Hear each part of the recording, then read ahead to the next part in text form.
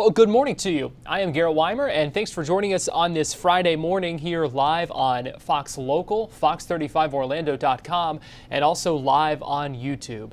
It is 8:34, almost 8:35. Around 8:30, we do expect the judge and the attorneys in the Suitcase murder trial to meet and start hashing out the jury instructions. That's part of the charge conference, part of something that needs to be done before the jury can start considering this case. So we are nearing the end of the Suitcase murder trial. And the big question heading into this day 6 now is, has the tide turned? I think that's the big question. I think there were a lot of questions about the prosecution and the case they put on initially. Then we saw the defense with a lot of testimony from Sarah Boone and from psychologists who evaluated her that certainly painted a more sympathetic picture of the defendant who was charged with second-degree murder.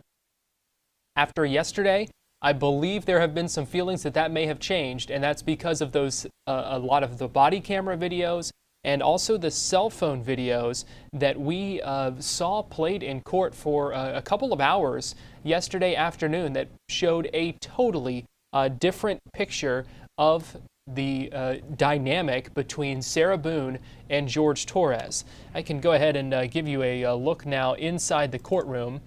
This is a live picture as it looks like Judge Kranick is at the bench there. You see the attorneys for the prosecutors from left to right. Will J. in the far left-hand corner and Dave Cacciatore sitting beside him. At the defendant's table, you see James Owens and then Tony Henderson on the right there. This is day 6 of what will be day 6 of testimony. There's 4 days of jury selection before that. So really, this is the 10th day that these attorneys and the judge and these members of the jury have been here for this Suitcase murder trial. And we have been with you every step of the way. So this morning, again, just to kind of reset where things are, they're going to go ahead and start working on those jury instructions.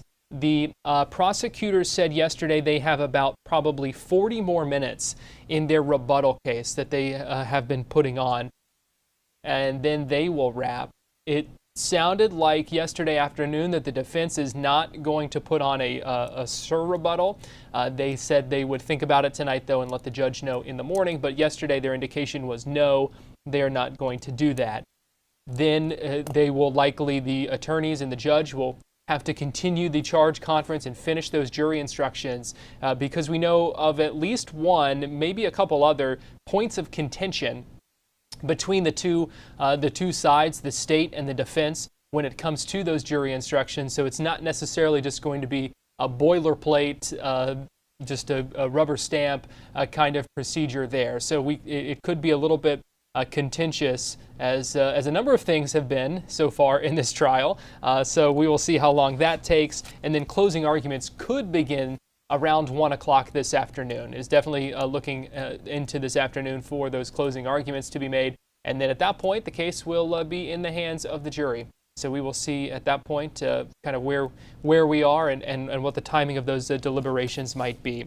So we talked about the contention and some of the issues. Those really came to a head yesterday with a lot of delays in the morning when the prosecution called for its rebuttal case a forensic psychiatrist who had evaluated Boone back on October 2nd, spent 2.5 hours with her at the jail. She did testify that she likely has diagnosed Sarah Boone with battered spouse syndrome, but that she doesn't think that has any sort of impact on the incident of what happened on February 23rd, 2020, the night that Jorge Torres died. That sparked a lot of objections. One of her answers made James Owens, the defense attorney, claim a discovery violation. There was a long hearing in the middle of the day with the jury outside of the room. So just a lot of issues that came up and cropped up yesterday morning, especially, that kind of pushed things a little bit further behind and really delayed that prosecution and really interrupted as well the prosecution's rebuttal case. But when it came to the afternoon and the prosecution was able to continue putting on that case with the body camera video and the cell phone video, that's when things really got interesting. And so I want to play for you a quick recap as Fox 35's Stephanie Buffamonte breaks down some of the highlights of those videos.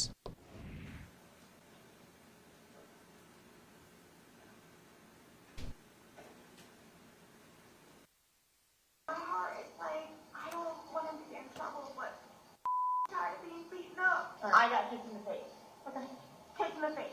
A day after the psychologist that evaluated accused killer Sarah Boone took the stand. It is your opinion that she was suffering from battered spouse syndrome at the time of that event? Yes, she had the patterns ingrained in her behavior. Saying she would diagnose Boone with post-traumatic stress disorder.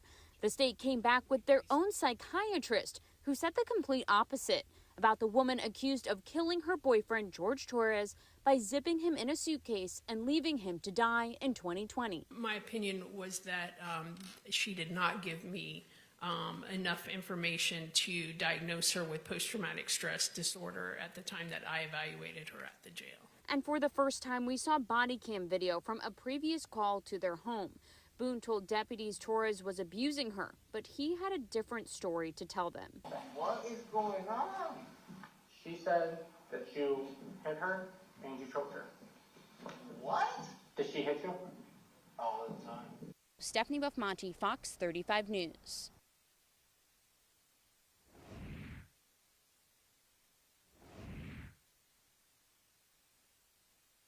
Well, there we go. We are still waiting on things to get going in court this morning. You see the attorneys in the courtroom, the judge in the courtroom, but nothing has begun just yet. Still waiting on things to get going as they work on finalizing those jury instructions. And while we're waiting, I do want to show you some more of those cell phone videos. So that kind of broke down some of the body camera video that we saw. But interesting to see the interaction. I want to play for you. This is the last video that the prosecution played yesterday afternoon, the last cell phone video before they kind of moved on. And I want to play it for you. It shows Jorge Torres and Sarah Boone sitting outside, I believe, and they are having a discussion of what sounds like how he is going to tell investigators the story he's going to tell them. And as Sarah kind of coaches him with what to tell them, this is about a previous case where Sarah was facing charges. I want to play this for you. It's about a little over 2 minutes, but it is very insightful and certainly a reason why the prosecution ended yesterday with this video. Take a watch.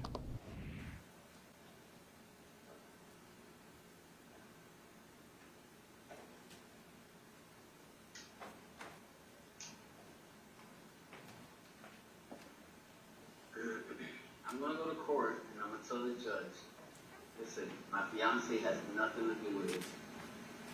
It's all my fault.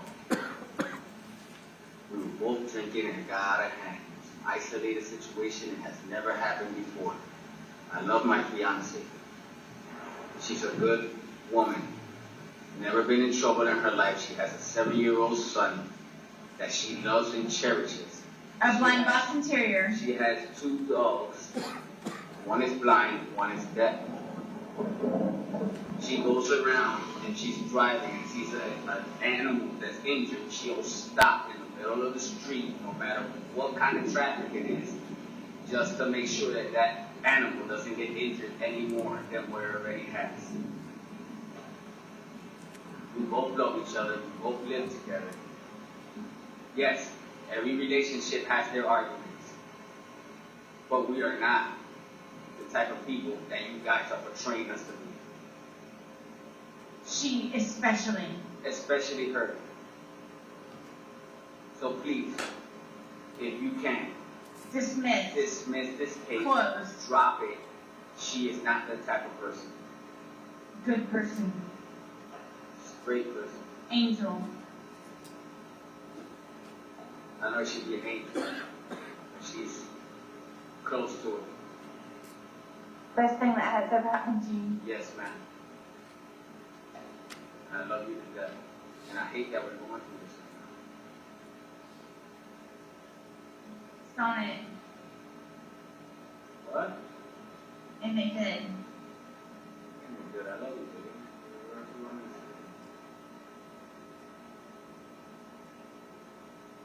God will prevail and will take us out of this situation. Love you.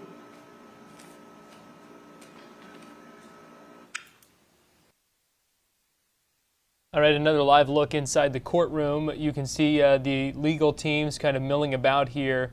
It looks like Judge Kranek looking through some notes, some paperwork there up on the bench.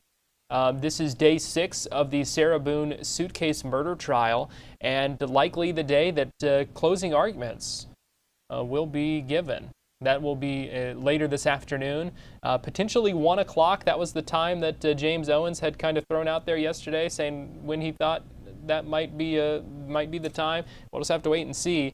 Going to kind of depend on how long it takes the attorneys to iron out the jury instructions and that kind of thing. And that's what we're waiting on now. That's what we expected to start around 8:30 for the attorneys and the judge to begin working on those things before the jury was called in. The jury was asked to return at 9 a.m. So we will see how long they kind of stick with this work before calling in the jury and finishing up the rebuttal case. While we are still waiting, I'm going to play another of the cell phone videos for you.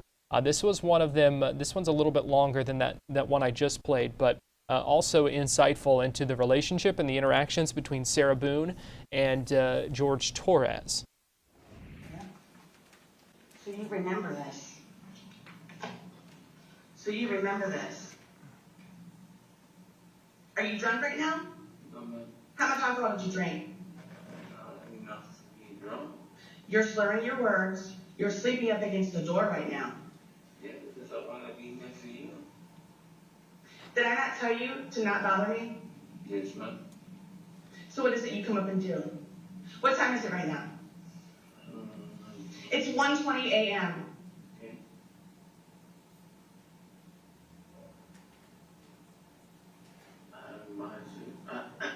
I haven't bothered you since then.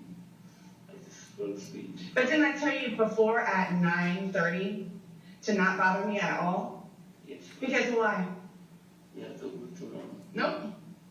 Because I've been up since 4 a.m. since yesterday when you with me. Yes, ma'am.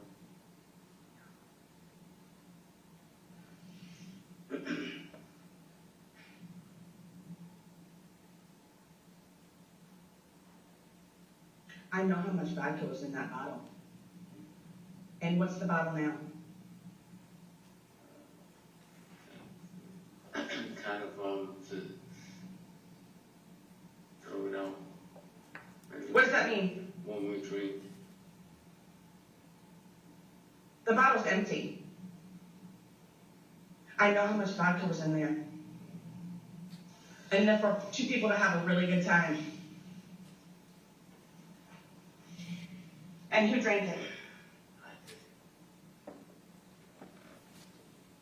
I want it to be documented that I'm leaving you, which means that you're getting out. You're getting out. You're getting out. Nobody's leaving nobody. Stop.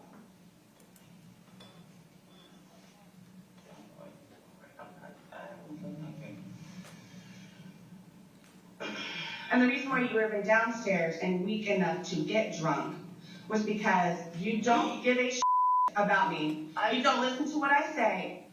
Special things that I keep on my front page of my phone so I remember to tell you about it because of how special and fun it is. I always bother you. I always bore you. You don't listen to me. Yesterday was my first day at work, remember?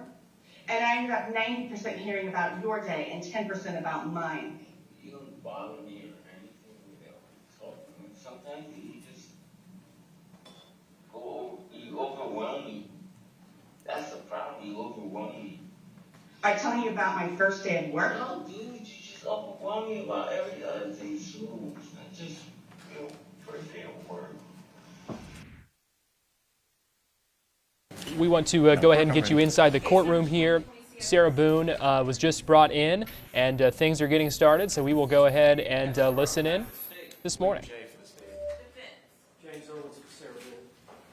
Tony Henderson for Sarah Boone. Kevin Becker, we have Sarah Boone. Ms. Boone, raise your right hand to be sworn, please. Do you swear or affirm that the testimony you should give shall be the truth, the whole truth, and nothing but the truth, so help you God? I do. Ma'am, good morning. Can you please state your full name and date of birth for the record for me? Sarah Sarah Boone, 10-10-7-7. Ms. Boone is seated at counsel's table wearing a light gray suit and a white blouse. She is in custody, however, will not be wearing any restraints. As such, we will continue to stand when our jury enters and exits. We're here for a charging conference. The court has reviewed, I believe, both parties' red lines as to the jury instructions, including, I believe, that was submitted last night, the defense's red line as to the jury instructions that were provided by the court.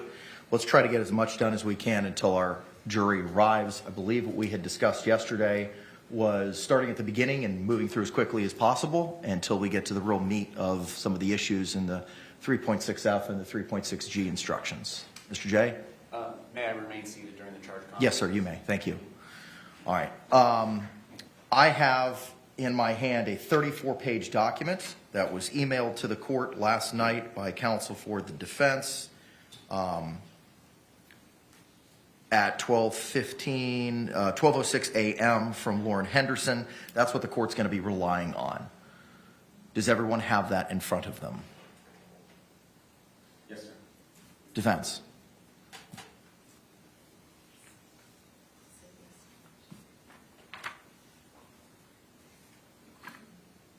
Basis, yes, Judge, I think. Okay. All right. Let's start on page 1 of 34.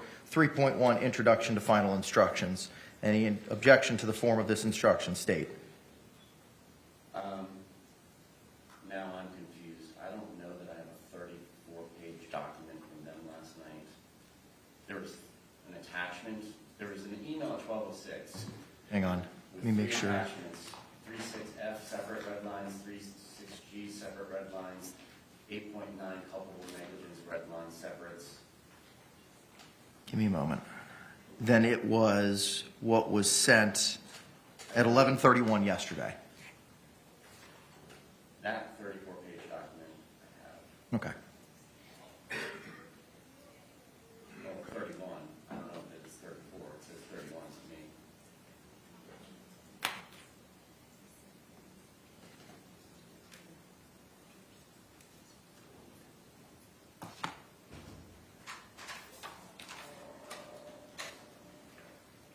I have it as 34.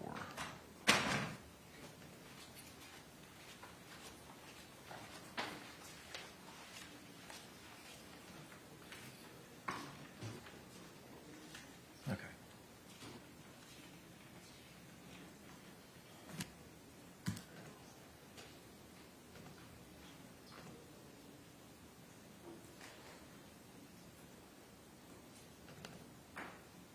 Excuse me, Judge. Yes, sir. Can I have Ms. Henderson explain how she sent the document? Fine by me.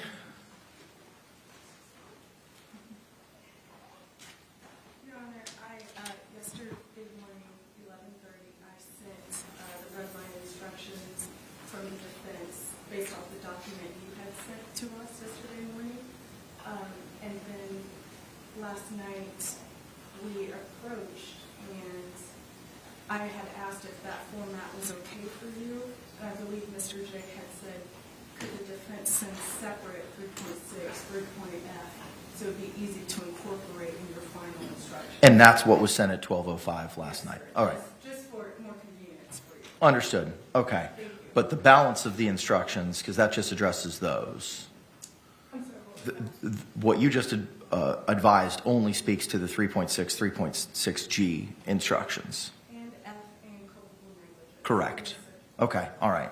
So I'm talking about the balance of the instructions that may or may not be at issue. Yes, sir. That was the balance of instructions that are not at issue. Those are what was sent in 11:30. Okay. All right. My confusion is the court has indicated they have a 34-page document. Yes, sir. I have a 31-page document that was emailed to us by Ms. Henderson at 11:32 in the morning. Are you looking at October 24 at 11:31 a.m.? Subject, defense proposed jury instructions in red line format? I'm sorry, Mr. No worries.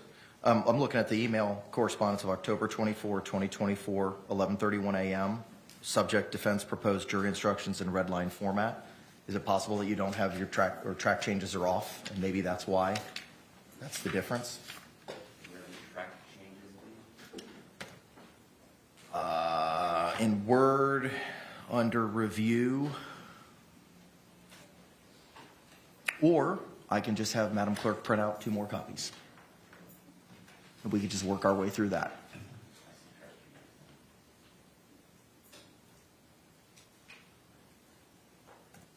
Quick track changes for everyone. It's still only 31 pages. Okay. I just forwarded it to Madam Clerk. I'm gonna have her print out 2 copies. That way we've got hard copies, so we seem to be all on the same page.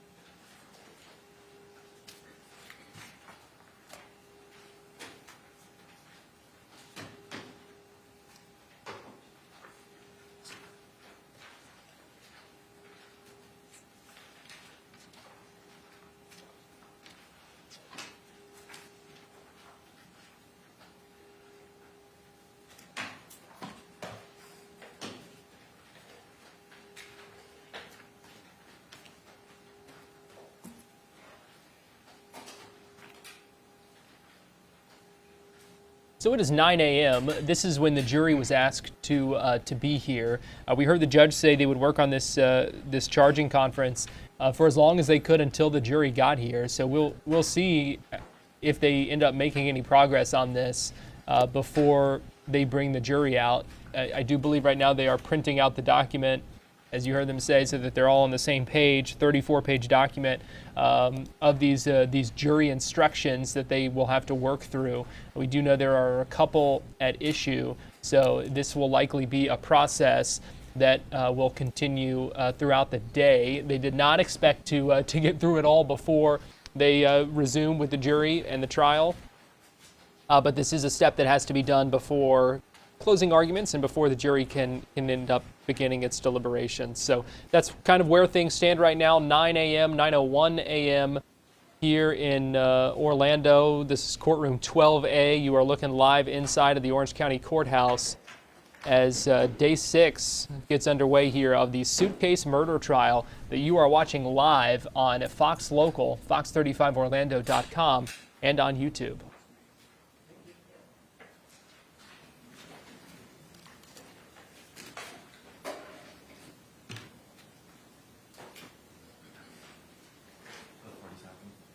All right, both parties have what was provided to the court yesterday, a 34-page document, which includes the defense's red line with regard to the proposed jury instructions. We'll start on page 1 of 34.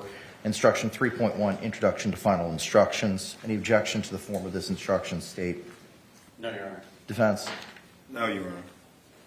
Moving to page 2 of 34, Instruction 3.2, Statement of the Charge. State? No objection. Defense? No objection.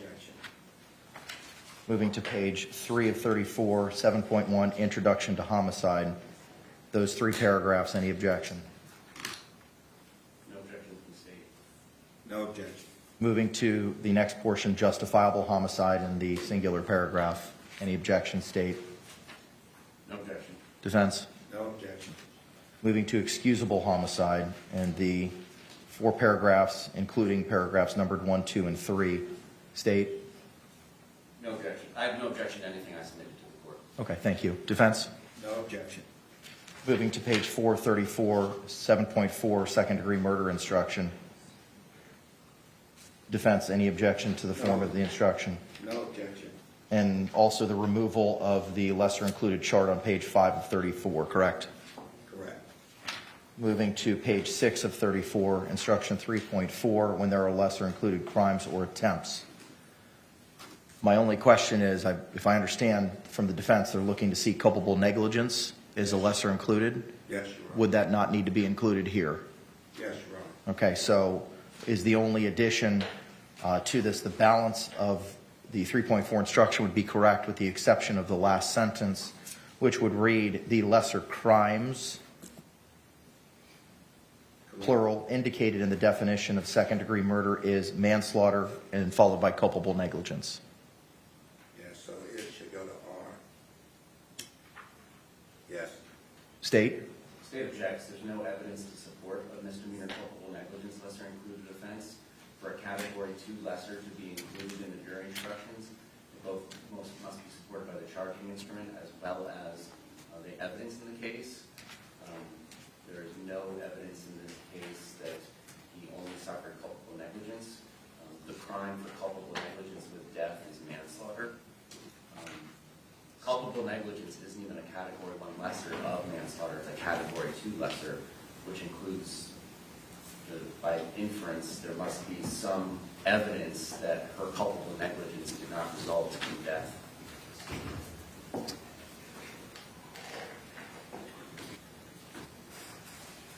What's your response to that?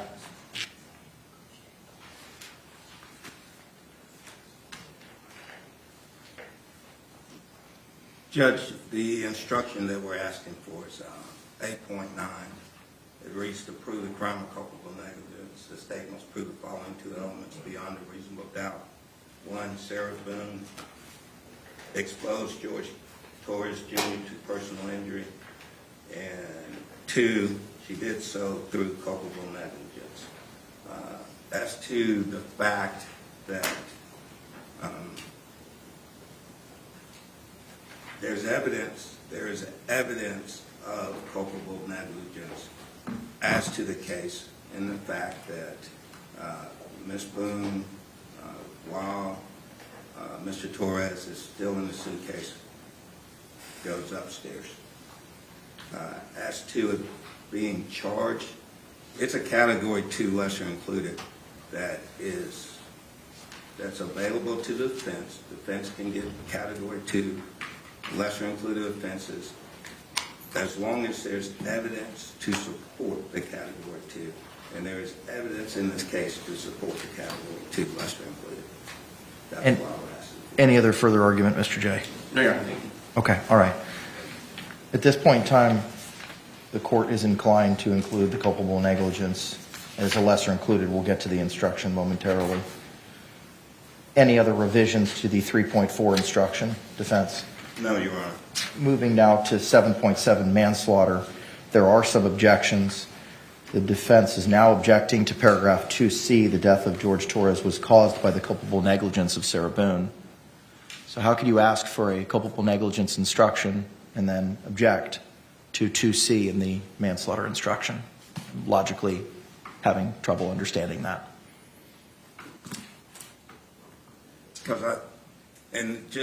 This is my argument, because I'm not arguing that there isn't evidence of it, because I just said there's evidence of culpable negligence. The difference is, and I think the burden is different from the state, because it's not alleged in their information. Does not the instruction say give 2A, 2B, and or 2C depending upon allegations and proof? Yes, the allegations would be the information. Okay. Any response, Mr. J? Judge, it's a Category 1 lesser. All the theories are included in that. The language does not need to be included in the charging instrument. And quite frankly, it's not inconsistent with the language in the charging instrument. She's accused of having a depraved mind when killing him, and what the evidence has also shown is that she was heavily intoxicated when she made this decision. That supports a conclusion for a trier of fact to reach that this was out of culpable negligence, and if they reject our argument that it was done knowingly and out of hatred, ill will, spite, etc. Any other argument, sir? No other argument. At this point in time, the court is going to overrule the defense's objection as to the objection to 2C in the manslaughter instruction, including the final two paragraphs of what the definition of culpable negligence is on the bottom of page 7 of 34. It seems like it's stipulated between the parties that 2B, Sarah Boone intentionally procured an act that caused the death of George Boone, should be George Torres, is not applicable. Is that correct, State? Is that correct, defense? Okay, thank you. And also, since 2B is not applicable, the to procure definition will not be provided. Any other questions regarding the 7.7 instruction? No, sir. No, Your Honor. No objection to what they suggest is the definition of culpable negligence as the court's individual. With regard to the Second lesser? The second lesser? Yeah, thank you. No objection to that proposed instruction. All right, very good. Thank you very much. What is the instruction number for the culpable negligence instruction? I think it's 8.9, isn't it? 8.9. Okay, thank you very much. Moving now to page 10 of 34, 3.6D, voluntary intoxication. Does this now need to address culpable negligence? Or is that only... No, yeah, we would request to add it, the culpable negligence, since it's going to be given. So it should read second-degree murder, comma, manslaughter, comma, or culpable negligence. You're talking in the last sentence, correct? Voluntary intoxication is not a defense to second-degree murder, manslaughter, or culpable negligence. Yes, correct? Your Honor. Thank you. Any objection, defense? No, I agree with that. Thank you. Do we want to take an attempt to address the 3.6F? I would suggest we do that later and see if we can just get not Just- 3.6 done. At this time, we're just going to make a note that we're going to bypass the 3.6F instruction and 3.6G instruction. That'll take us all the way to page 23 of 34, instruction 3.7, plea of not guilty, reasonable doubt, and burden of proof. Any objection to the form of this instruction? Defense.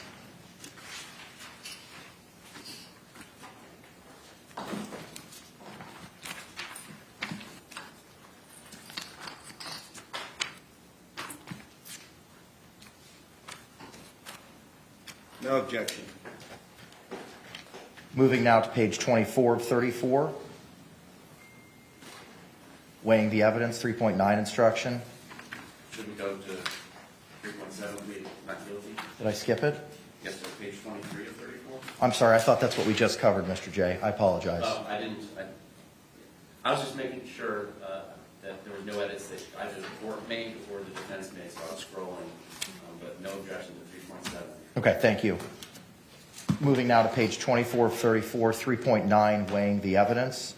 Looks like give as applicable paragraphs 6, 7, 9, and 10 have been struck.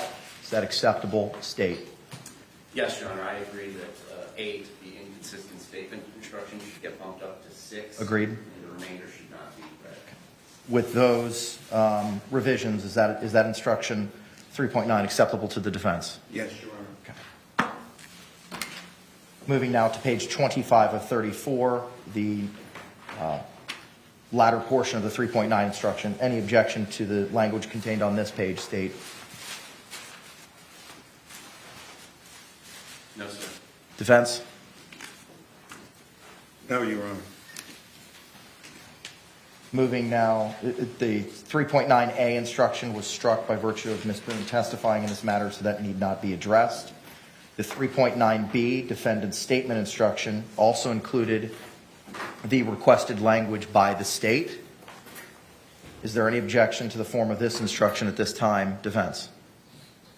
No, Your Honor. Okay, Ms. Boone, earlier this week, and I can't recall if it was yesterday or the day before, the state had filed a motion seeking to add additional language to this instruction. And I had read that language to you at that time. Do you want me to read it again to you this morning? Okay, so I'm going to read you the entire 3.9B instruction. 3.9B defendant's statements reads, a statement claimed to have been made by the defendant outside of court has been placed before you. Such a statement should always be considered with caution and be weighed with great care to make certain it was freely and voluntarily made. Therefore, you must determine from the evidence that the defendant's alleged statement was knowingly, voluntarily, and freely made. In making this determination, you should consider the total circumstances, including, but not limited to, 1, whether, when the defendant made the statement, she had been threatened in order to get her to make it, and 2, whether anyone had promised her anything in order to get him to make it. That should be revised to the feminine. Any objection? No, Your Honor. Defense? No, Your Honor. That is the form instruction created by the Florida Supreme Court, ma'am. What has been added is the next paragraph, which reads, law enforcement is not legally required to ask a suspect whether he or she wants to talk to law enforcement after Miranda warnings are read to a suspect. This is, however, one of the factors you may consider whether the defendant's statements were voluntarily made. Similar to other conversations we've had this past week, ma'am, I don't want to know about specifics of any conversations that you had with you and your attorneys, just simply whether or not those conversations have been had. Did you and your lawyers discuss the proposed language that I just read to you? Yes. Do you have any questions with regard to that proposed language? No. Are you in agreement with this additional language being added to this defense? Yes. All right, thank you. Or to this instruction, rather. Thank you. The last sentence read, if you conclude the defendant's out-of-court statement, was not freely and voluntarily made, you should disregard it. Any other clarifications to that instruction state? No, Your Honor, thank you. Defense? Judge, in looking at it, it says in the final part, consider whether the defendant's statements can we replace and put whether Sarah Boone's statements Where are we specifically, sir? in the state special that I have no objection to? It says, this is, however, one of the factors you may consider whether the defendant's statements, if we could have Sarah Boone's statements, were voluntarily made. The language used all throughout the instruction is the defendant. Yeah, I tend to agree with the state on that. Okay. Rule 3.10, or I'm sorry, instruction 3.10, rules for deliberation, page 28 of 34. Looks like the parties agree that paragraph 7 is not applicable. Yes, sir. I agree. All right, that would change paragraph 8 to 7. Any other revisions to 3.10? Defense? None from the defense. Moving to 3.11, cautionary instruction. Defense? No objection. The court then interlineated on page 30 the 2.7 closing argument form instruction. Any objection to that instruction, state? No, Your Honor. Defense? No, Your Honor. Moving now to 3.12 verdict instruction, page 31 of 34, state? No objection. Defense?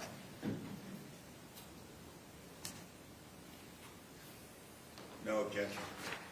Moving now to 32 of 34, instruction 3.13, submitting case to jury.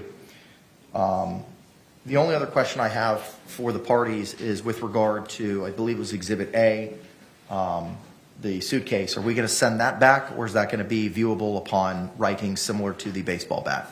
No reason that it can't be sent back. Okay, agreed? Agreed. Okay, all right.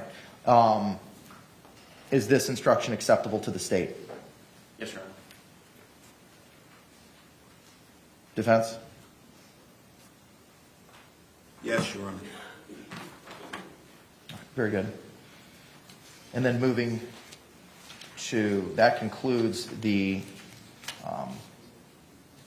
except for the 3.6F and 3.6G instruction, that includes the verdict or the instructions. I'll have Anita clean that up and send it to the parties so that we have a cleaner red line to work with.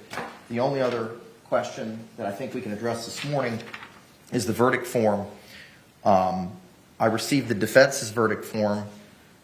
It looks like manslaughter is no longer being sought in the verdict form. Manslaughter was struck out and it was just culpable negligence. On the defense's part, yes. Right. Yes. Okay. So how do we want to address the verdict form then? Because if we're giving instructions on manslaughter, it certainly needs to be included in the verdict form. I understand, Judge, but the defense isn't requesting manslaughter, but if it's instructed, it has to be in the verdict. So the verdict form would read, we the jury find the defendant guilty of murder in the second degree as charged in the information. We the jury find the defendant guilty of the lesser included offense of manslaughter. We the jury find the defendant guilty of the lesser included offense of culpable negligence. We the jury find the defendant not guilty. Is that acceptable to the state? Yes, Your Honor. Is that acceptable to the defense? Yes, All right. Similarly, I'll have Ms. Barrios make those revisions and submit them to the parties as soon as possible. Anything else, state, we need to address before? Bruce, do we have everybody as of this time? Everybody's here? Thank you, sir. Other than the 3.6 instructions and the state's request for other instructions, which I think we'll have to table for now, Yes, sir. are we prepared to go ahead and bring in our jury at this time? Only thing I wanted to bring to the court and the defendant's attention was apparently yesterday at lunch there was some sort of domestic violence event out in the quad. A coworker indicated that without believing it was any particular jurors in this case, that he did see people with juror badges in and about the area. So I don't know if that warrants inquiry by anybody. Defense? I think it should be mentioned. I agree. Okay. I agree. Just to see, Sure.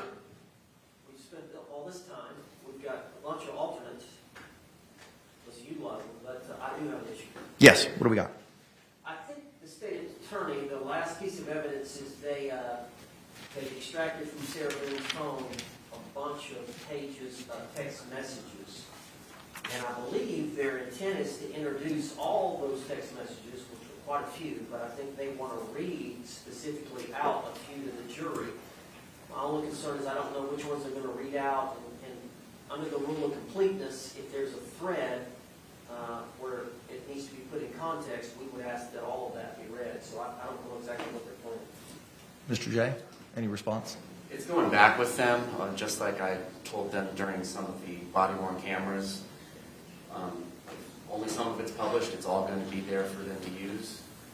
I do not intend on reading all 108 pages. I don't intend on trying to delineate what contextually is one conversation from the other.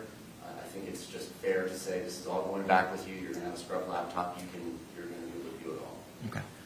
Mr. Owens, you can make any objections you deem necessary at the time, and we'll address it.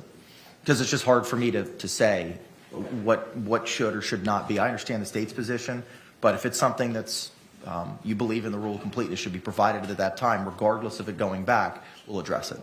It's going to be about 40 minutes worth of reading text messages. Are we going to have some people come in to read the messages? Again, I'm not sure how long it's going to take. I do not practice reading what I'm going to be reading in the mirror. Number two, no, I don't understand why a witness would be called. It's in evidence. The lawyers can now publish them. Okay. Anything further, Mr. Owens?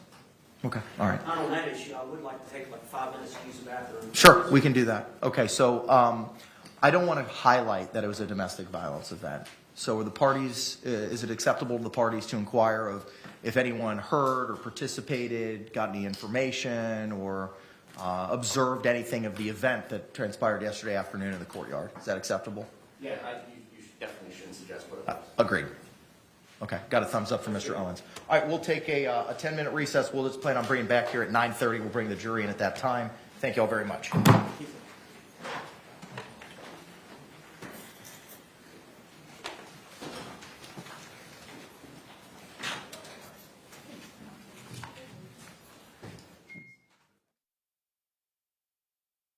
All right, so the charging conference is finished for now as they work through those jury instructions here on what is day 6 of the Suitcase murder trial. I am Garrett Weimer, and thanks for joining us here on Fox Local, Fox35Orlando.com, and also on YouTube.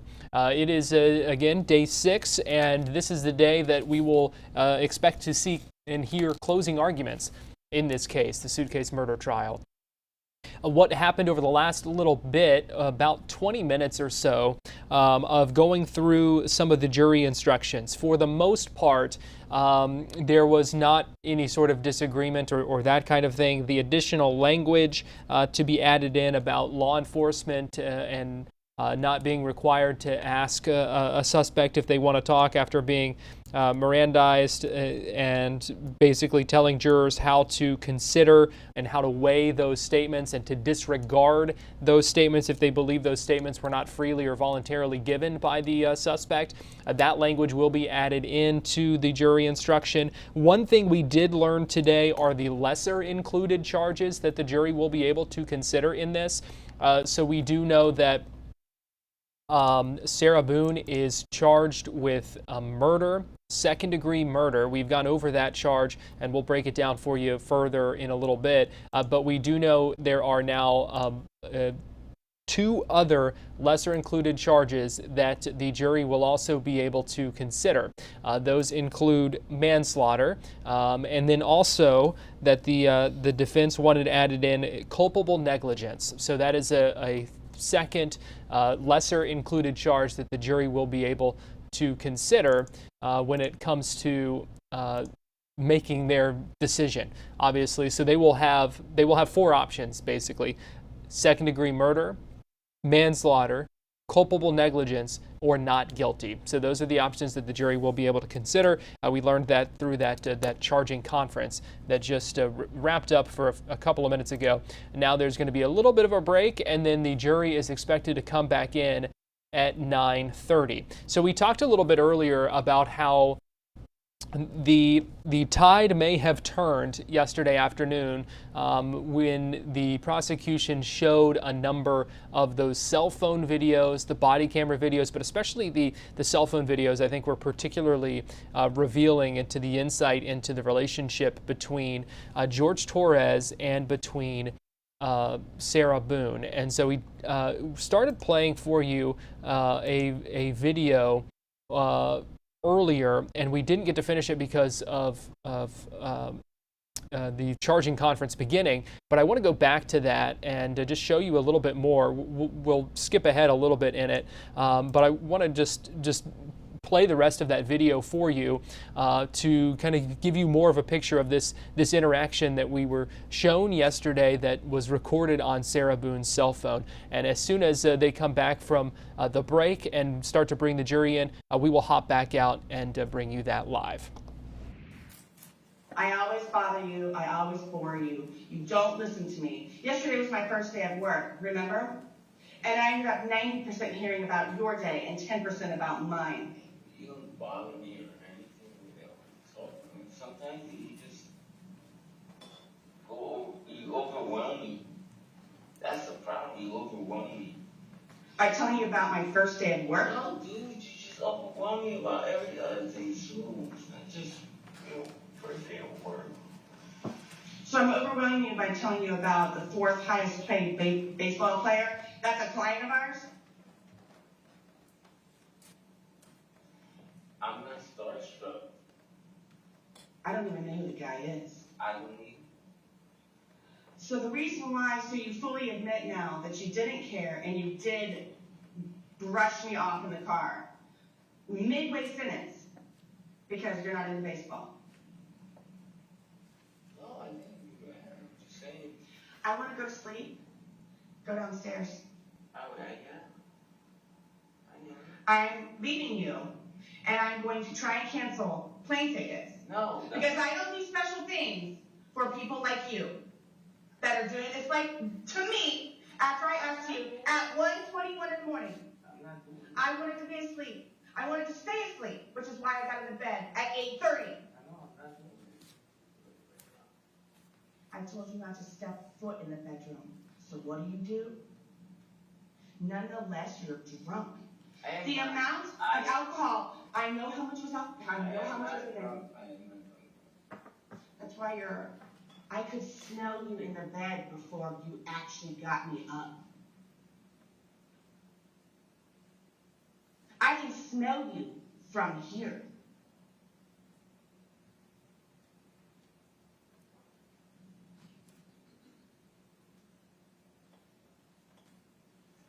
You're despicable. I'm not despicable. I'm not even doing anything. Leave me alone. Okay. You're not going to remember. Okay. Yeah, okay. Well, I'm not doing nothing right now. Get away from me. Get away from me.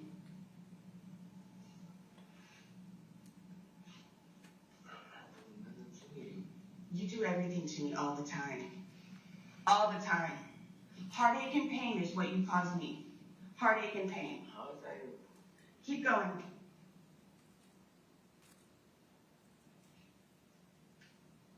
And I dare you. I dare you. I dare you. You get on your bike and go to work tomorrow. Don't look at me. Don't come close to me. Don't touch me. Do you understand? What do you mean?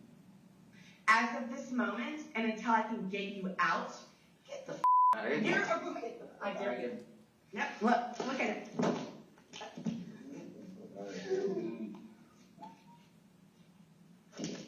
Look, get away from me. Get away from me. Get away from me. I'm gonna scream bloody murder. I'm gonna scream bloody murder. I will scream bloody murder. Get away from me. Dude, nobody's doing anything. I'm gonna hurt you. Nobody's doing anything. And you're filming it. Let me go.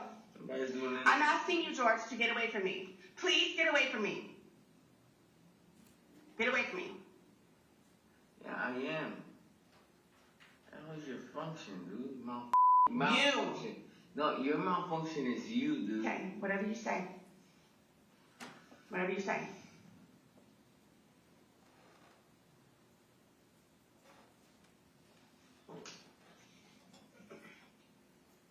Holy shit, the whole hallway just reeks of you up here. First it's now it's alcohol.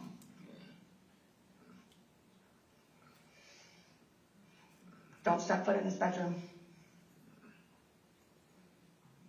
I can't even breathe. Like, it's disgusting. Like, it's disgusting.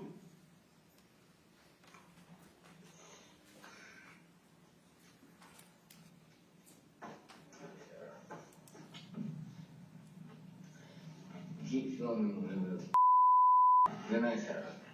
Love you. I don't love you. I don't like you. I don't want to be with you.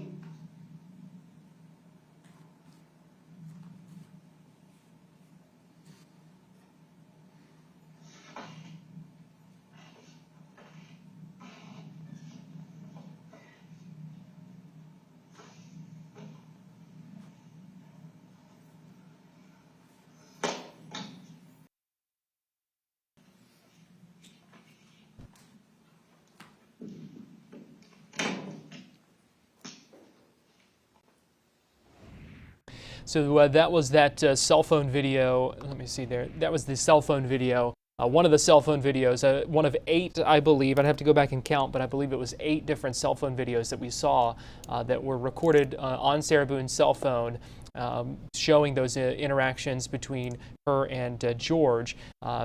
In a very different light than the way that we have seen Sarah in the courtroom, than we had seen her describe George as well. So it's going to be interesting to see how the jury kind of weighs that and how they consider seeing those videos as opposed to the way that George had been described before, and kind of where things go from here. So this is a live look right now inside the courtroom. We are still waiting. Their court is in recess at the moment. The jury expected to be brought in any minute now as we continue with this trial. The next step here is that we expect the prosecution to read out a lot of text messages. You heard James Owens, the defense attorney, asking several questions about that as far as how long it might take or whether they're calling a witness. It does not appear that they're going to call a witness to read those, but it sounds like Mr. J will be reading those. The Assistant State Attorney, Will J, will be reading those text messages. He estimates it could take about 40 minutes. Don't really know for sure. Could be longer, could be shorter, but a number of text messages that were extracted from Sarah Boone's cell phone, and you have to think that it will likely kind of continue this theme that the state kind of started building toward yesterday afternoon in its rebuttal case with the relationship between George and Sarah. So we'll just have to wait and see what those text messages are. Obviously, no indication of what they might be, but that is kind of my expectation. Is that it just kind of furthers this case that they are now building toward as they get ready to wrap up this case and send it to the jury. We did hear from the forensic psychiatrist yesterday as well, but the big things yesterday with the body camera, and then especially those cell phone videos. I've got another one while we've got a minute here that I can show you, and this one is a shorter one. And it shows Sarah Boone confronting George. It looks like he's asleep at the time. And well, I'll just go ahead and play this one for you. I understand. This is what happens when you're going upstairs to ask for where my car keys are. Because it takes you all the time. Where are my car keys? Where are my car keys?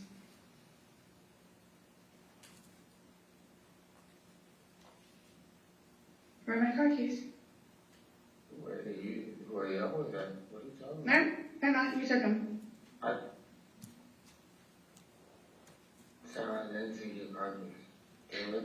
Where are my car keys? Where they at? All the time. What in the world are you talking about? They're in the... they're there with it. No, they're not. Sarah. They're at the... No, they're not. You took them. And watched you walk away with them. Why would I take your freaking car keys? Oh, you're not gonna curse now?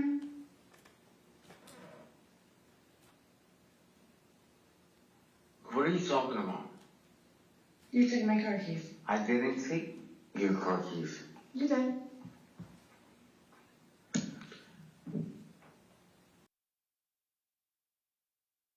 Another live look inside courtroom 12A here. It is 9:35 in the morning on this Friday. We are still waiting on the jury to come back in. These text messages that we expect Will J. to be reading here shortly are, as we understand it, kind of the last piece of their rebuttal case. And so when that is finished, they will arrest that. We have not heard any other indication. I know yesterday afternoon, James Owens said that he did not intend to give a SIR rebuttal. He said he would inform the court of that for sure in the morning after he thought of it. I did not hear any update on that this morning. So my understanding, or at least my expectation at this point, is that he will not do that, but we will wait and see. So then at that point, any other finalizing of the jury instructions that needs to be done will be done, and then closing arguments likely to begin this afternoon at some point, probably after that lunch break. So we'll just have to wait and see. And then it'll be in the hands of the jury, and at that point, all bets are off. You just never know how long it might take a jury to consider what they have to consider, and obviously a lot of nuances in this case, and then you also have to think about the things that they are considering. And here are their options, just to kind of break this down for you. They can find Sarah Boone guilty of second-degree murder. That is what she is charged with. They could find her guilty of manslaughter, which is a lesser charge. They could find her guilty of culpable negligence, which is actually a misdemeanor, or they could find her not guilty. So there are several options there. Let's go ahead and get you back inside the courtroom. Things getting ready here as day 6 gets ready to get underway when it comes to testimony. We do expect to hear those text messages read out here shortly after the jury comes back in. 2020 CF 2603, State of Florida versus Sarah Boone. Let me get appearances for counsel, starting with counsel for the state. Dave Castro on behalf of the state. William J. for the state. James Owens for Sarah Boone. Tony Henderson for Sarah Boone. Ms. Boone is still seated at counsel's table. Are we ready to go ahead and bring in our jury at this time? State. Yes, sir. Defense. Yes, sir. All right, let's stand and bring in our jury.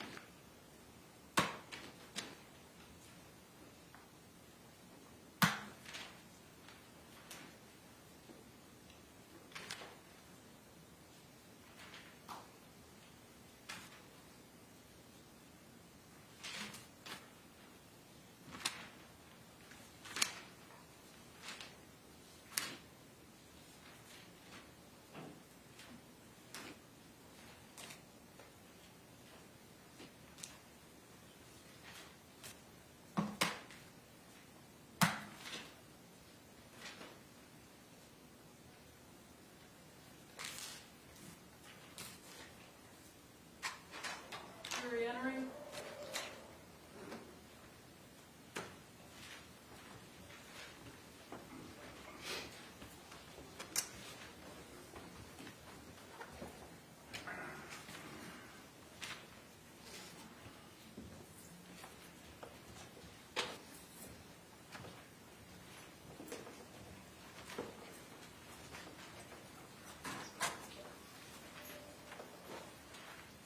State, do you recognize our jury? Yes, Your Honor.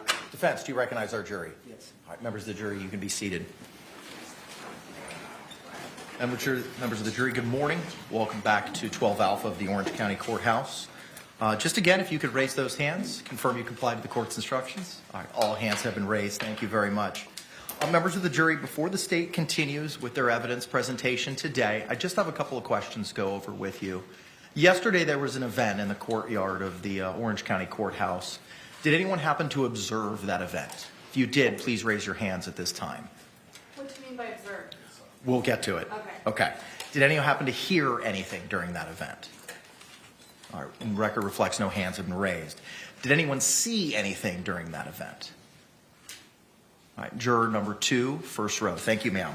Did anyone participate in that event? I can reflect no hands have been raised. Did anyone receive any writings or review any material from that event? I can reflect no one has raised their hands. Can the parties approach for a moment?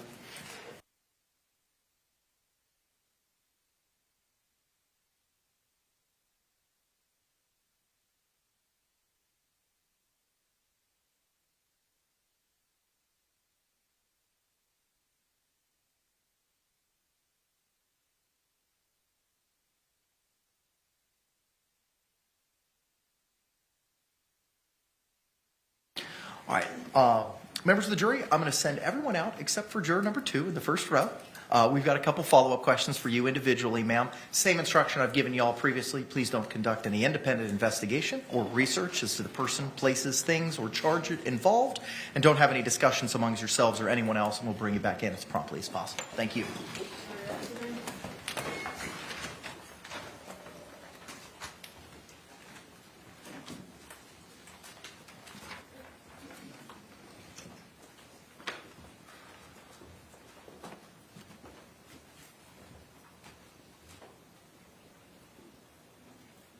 You all may be seated. Thank you.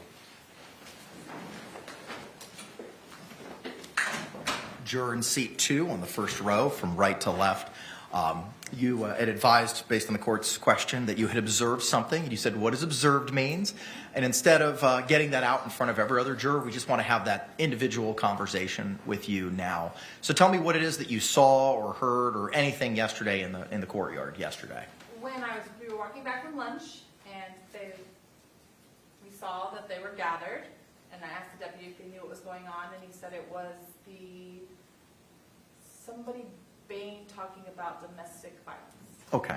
And you said we were walking. Who's we? Another juror. I don't want to say her name. Okay. All right. Is that a juror that was on our panel here? Yes. Okay. All right. Do you recall where they may have been seated?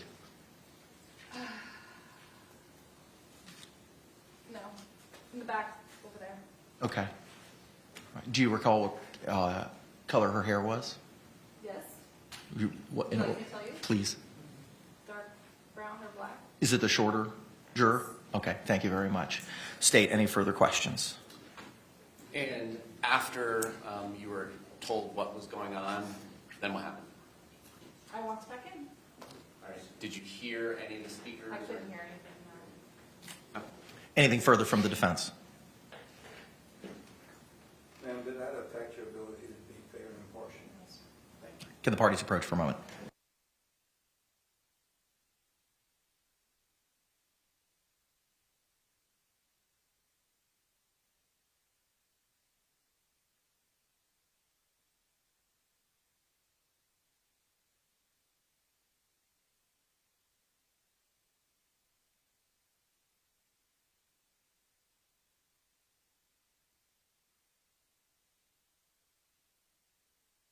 We appreciate you, ma'am. Thank you so much. We're going to go ahead and bring in the balance of the panel. You can just hang out where you're at, okay?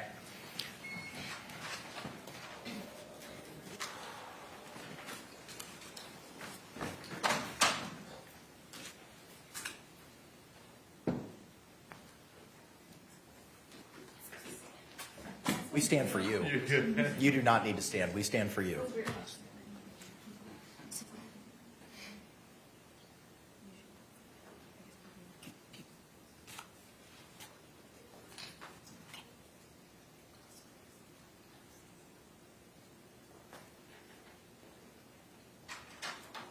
Jury entering.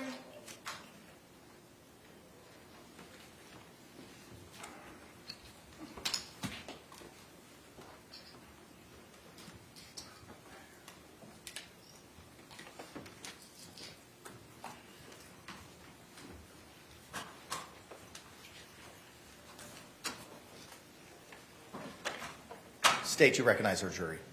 Yes, Your Honor. Defense, you recognize our jury. Yes. All right, y'all can be seated. Thank you. Again, members of the jury, if I could see those hands, you complied with the instructions during that really short break. Record reflect all hands have been raised. Thank you very much. Mr. J, you may proceed, sir. Permission to publish from States 21, which was previously marked as P for identification. You may proceed, sir.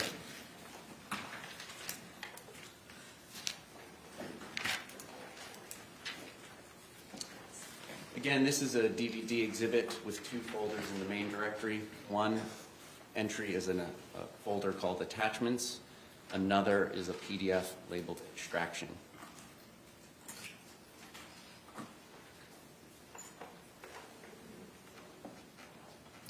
And for the record, it is 108 pages, and the entire document will go back to the jury, and there will be a laptop provided to them to utilize this exhibit. For purposes of publication, I'm going to go by page number and date unless something requires more specificity. And for to and from, I'm going to just use the name of the contact if one exists or the phone number if one doesn't. On page 1, creation time for notes, 7:49, asking Jorge or George not to be despicable to me, making more drink after he guzzled his and I shared mine.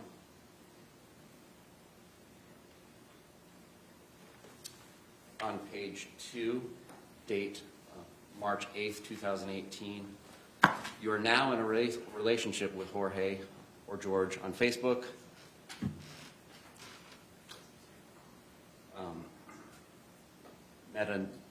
Metadata entry 100014, etc. for Jorge Torres to Sarah Boone, owner. Page 3, May 21st, 2019, from 407-716-8684 to Melissa. And he can still live here, correct? Or until I decide to finally get him out if he doesn't clean up his act after tomorrow.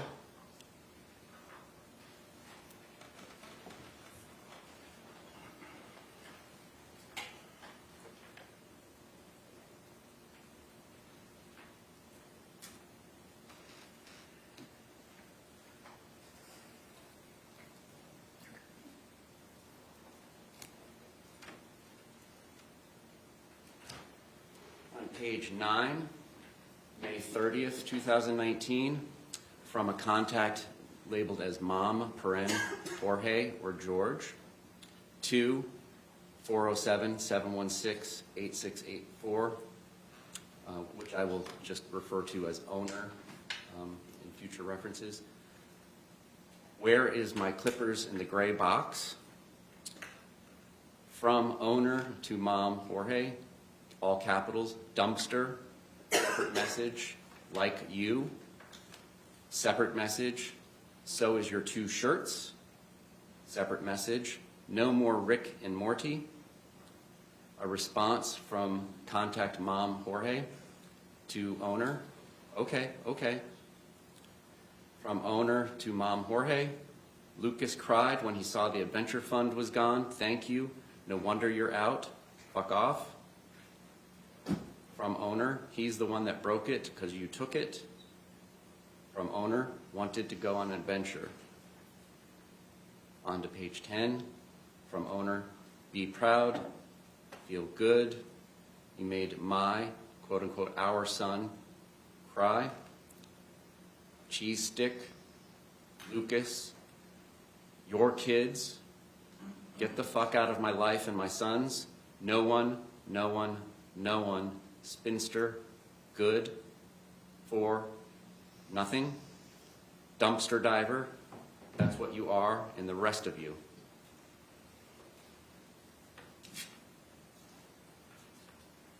Later on this same page, owner to Mom Jorge, get, all of you, mean, selfish, fuck all you, your firstborn is a joke. Going on to page 11, same date of May 30th, 2019, from owner to Mom Jorge, get the fuck out of my life. Lucas 2, bad influence. From Jorge to owner, I am, as you can see, go drink your life away. From owner to Mom Jorge, your kids are too. Yuck. Shucks, I only have one. Beaters, your 3 together. Yuck. Going on to page 12, from owner to mom Jorge, still dated 5/30/2019. Gross, and all the time, gross. Mom Jorge to owner, I love that guy, I love that guy. You're the one who kicked me out. Owner to Jorge, mom, finally, get your shot together and check me out in 2 to 3 months. Hope you're there.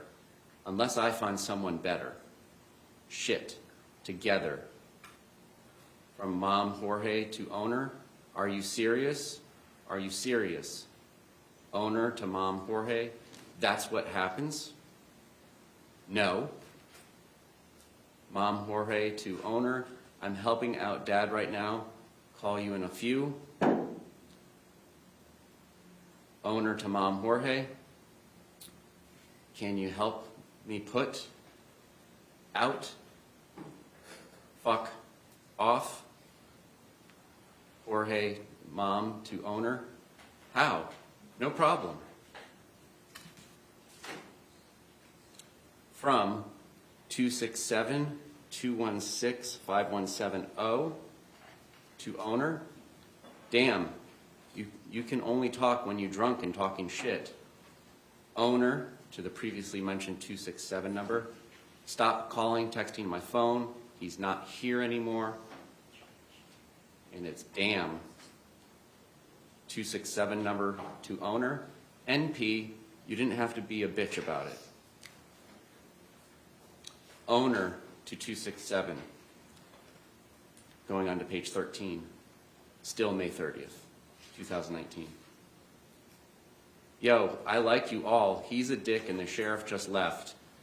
Sorry I couldn't text back. I'll always respect you all. You know that. He's not here anymore.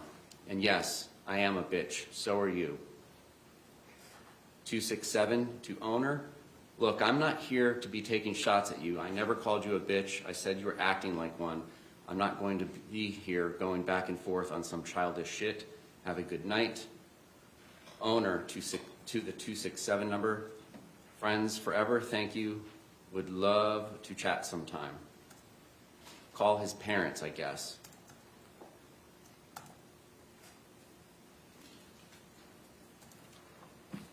Further down on page 13, now on to May 31st, 2019, from owner to mom Jorge. Tell Jorge to call me. I want my things he took. I have his birth certificate and propane certificate until then if he wants those back. And I have your quote-unquote art box. Mom Jorge to owner, stop being petty. I did not take anything that wasn't mine, I swear. Owner to mom Jorge, you're a liar. I never can believe you from all the other lies. You stop being petty and take shit like you always do. Another one bites the dust, Jorge.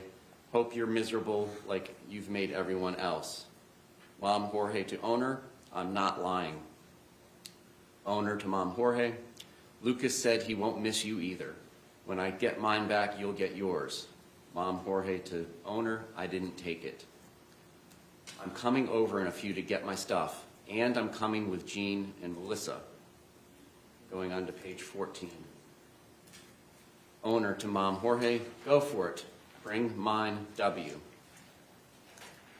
Mom Jorge to owner, I don't have anything of yours, that's why I'm coming with them so they can vary that.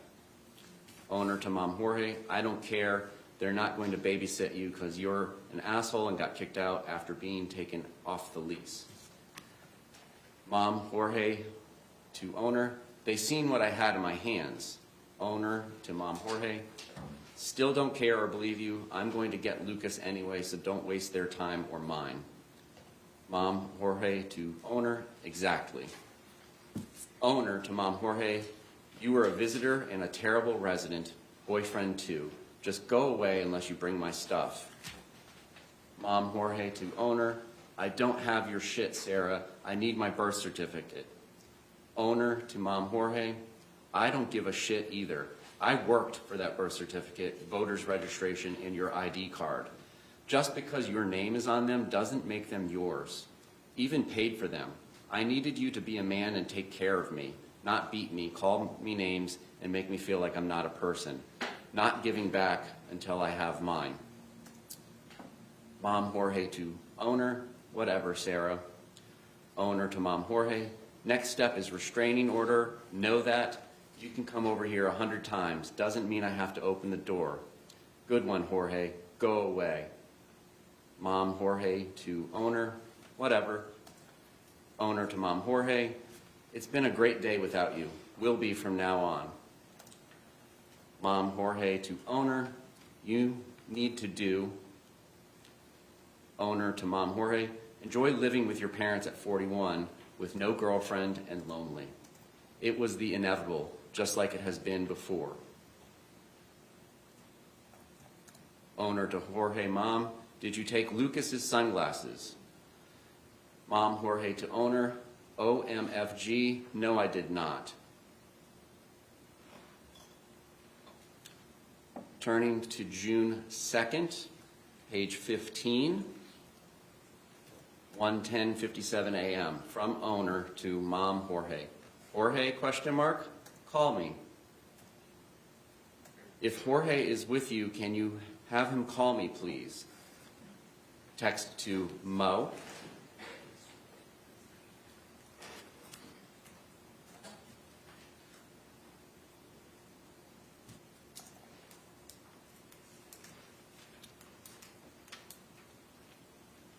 (1:18, 16 seconds on June 2nd. Owner to Mom Jorge. I beat you to the punch. Want to do the dartboard with me? Come. Owner to Mo.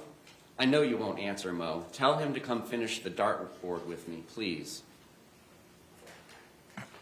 Owner to Mo. I miss him. Owner to Mom Jorge. Ask Jorge to call me, please, when he gets a minute. June 2nd, 7:43:40 a.m. Can you have Jorge call me, please, when he gets a chance if he's with you? 7:45 a.m. Owner to Mo. Going on to page 16, June 2nd, 2019, 10:50 a.m., 55 seconds. Owner to Mo. Hello. Can you please have Jorge call me? Willing to give back. Don't know if he's there or at parents. Really want to see him. Owner to Mom Jorge at 10:52, 16 a.m. Not pursuing after 12 o'clock. Ever again.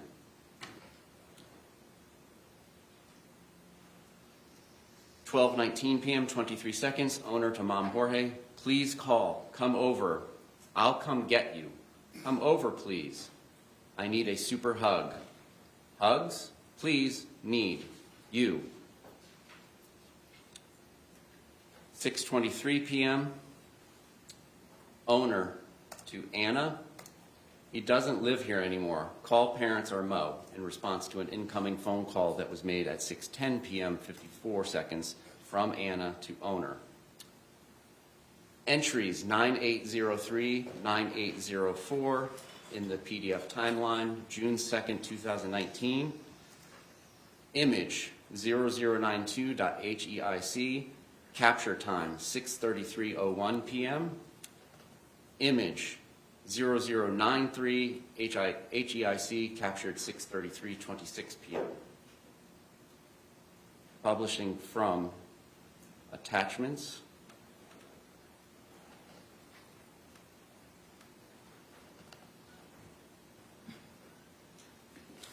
Image _0092 metadata showing 6/2/2019, 6:33 p.m.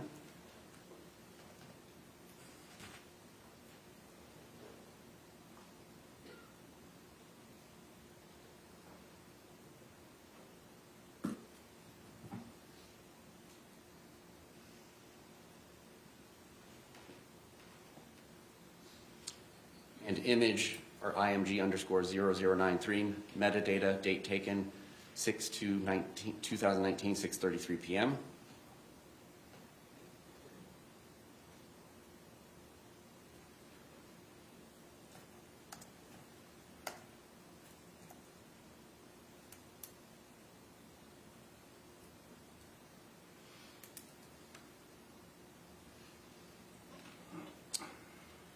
6:34 p.m., 51 seconds, June 2nd, 2019.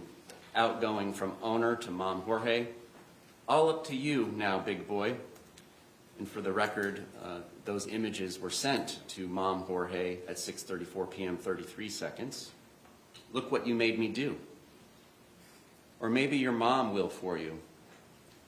Response from Mom Jorge to owner. Wow, that's really childish. Owner to Mom Jorge, but effective. Mom Jorge to owner. Yeah, I see what you are doing. Did Lucas leave? Owner to Mom Jorge. I'm watching shadows. Be gone for good. Minus birth certificate. Mom Jorge to owner. Okay, cool. Enjoy. Owner to Mom Jorge. Am. Nice. You're not. And nice was from Mom Jorge to owner. Going on to page 17. This is still June 2nd, 2019. Mom Jorge to owner. Yes, I am. You are not, though. Owner to Mom Jorge. To who? Your mom? Brothers? Not me. Mom Jorge to owner. To everyone. Owner to Mom Jorge, but me. Mom Jorge to owner. I love you. Owner to Mom Jorge. I'm going out at 8.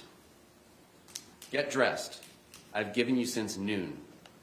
Peace out, Boy Scout. Mom Jorge to owner. I'm coming over with a handle. I was helping Pop all day cut grass. Owner to Mom Jorge. Yay, you. Getting in the shower, then out. Bye-bye. Mom Jorge to owner. Excuse me, can we approach the bench? Yes.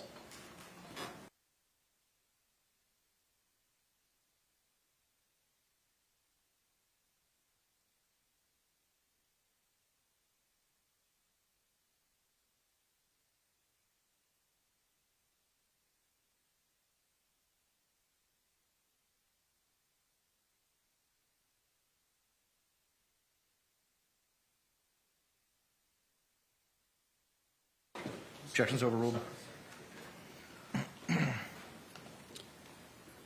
I'm already showered and dressed. Mom Jorge to owner.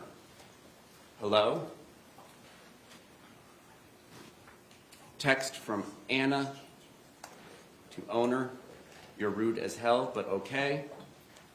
Owner to Anna. Your dad is a POS, but okay. At least you know and will stop calling. Owner to Anna. Futile.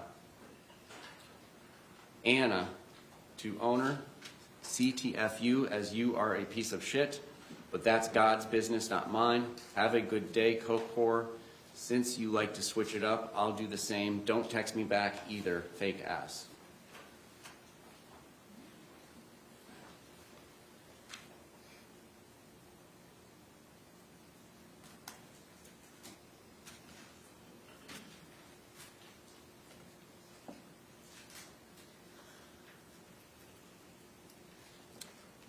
Page 20 of 108, June 9th, 2019, from owner to Philip. He's off the lease. The process has begun.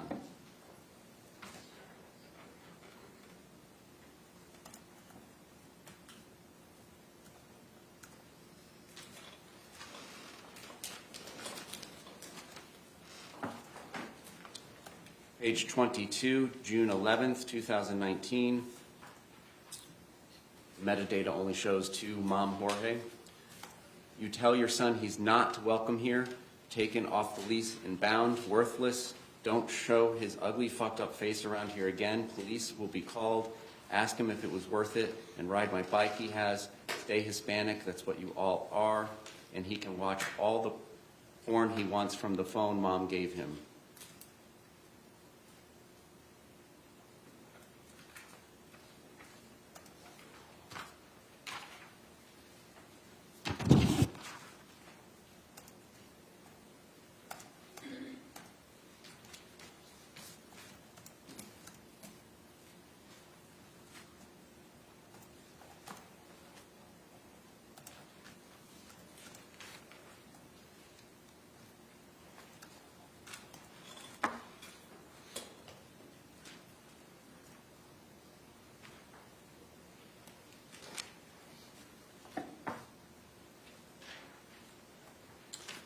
Page 26, June 14th, 2019, 11:38:56 p.m.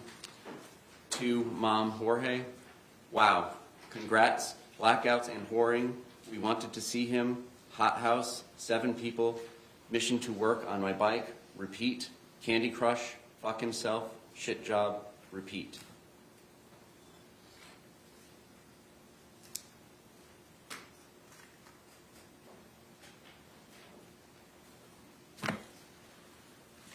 Same page, June 15th, 2019, 7:37 p.m., 48 seconds.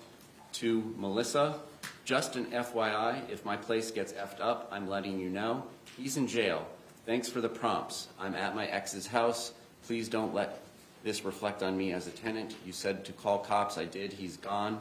We're both proud now. I consider you my friend. Melissa, why was he in your apartment?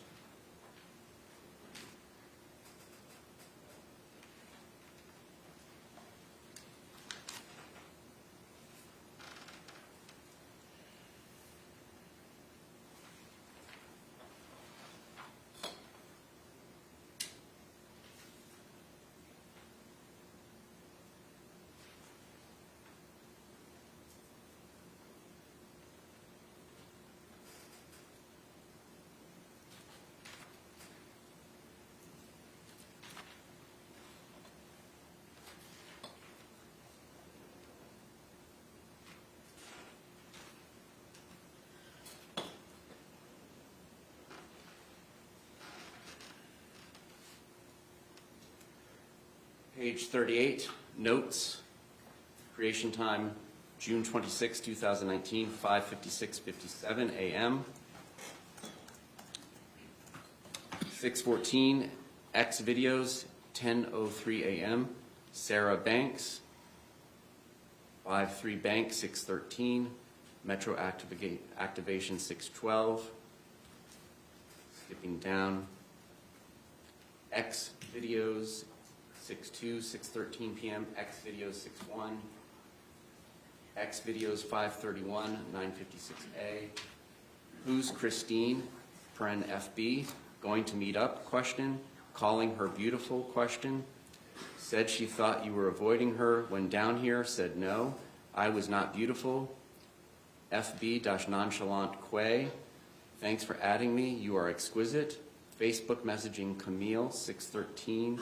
9:42, Facebook, or FB, Pamela Erickson sending pictures of yourself, telling her good morning, 7:14, 12:13 a.m.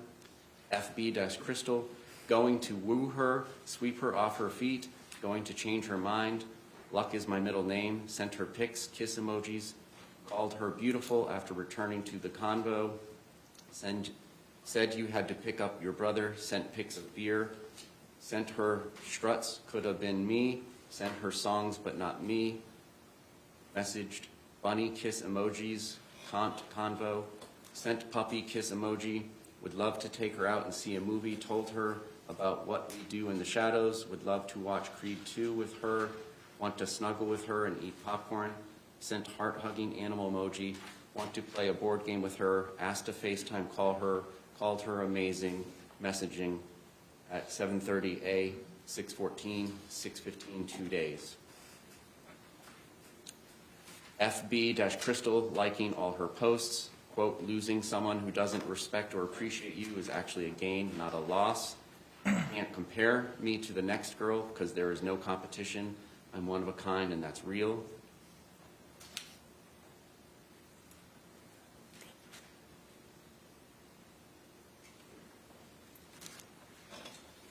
Continuing on to page 39, same note. I found everything on your phone, all your messenger texts, telling Christine you want to meet up with her when she's here, calling her beautiful, thanking nonchalant Quay for adding you and calling her exquisite, telling Pamela Erickson good morning and sending pictures at 12:38 a.m., messaging Camille, then the whole 2-day convo with Crystal, how dare you, and send pictures wearing my wedding ring. You are a cheating, lying scumbag. I will never trust you.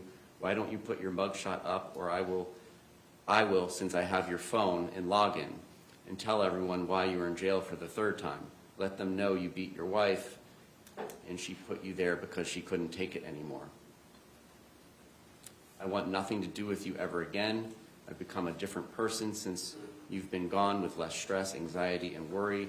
I feel safe, comfortable, happier with you not here or seeing you at all. I can say through I do have heartbreak after going through your phone. Thank you for always proving me right. I knew when you told me your mom gave you one that you'd be back to your slimy ways. You will never change. I hope it was all worth it, all of it, including losing my debit card for the third time to buy beer and cigarettes, which put you back where you belong. I know for a fact you were not worth any of it. I just can't believe after everything I've done for you, including all I did to get you out of jail, and you do this to me. This is cheating. Goes on to page 40, goes on to page 41, and ends with never truly yours.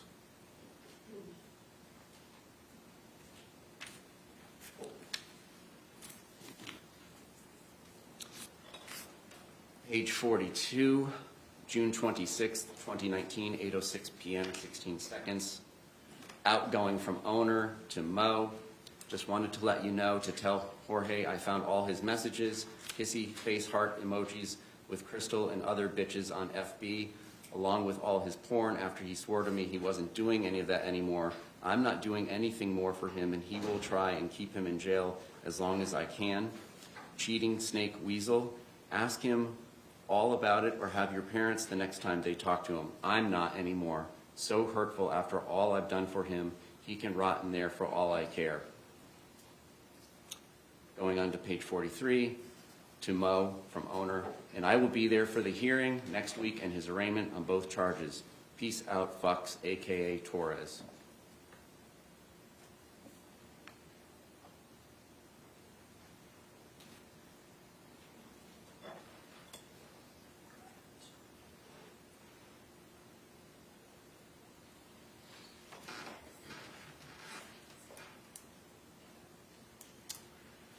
Same page 43, from owner to Mo, 6/26/2019, 9:59:14 p.m.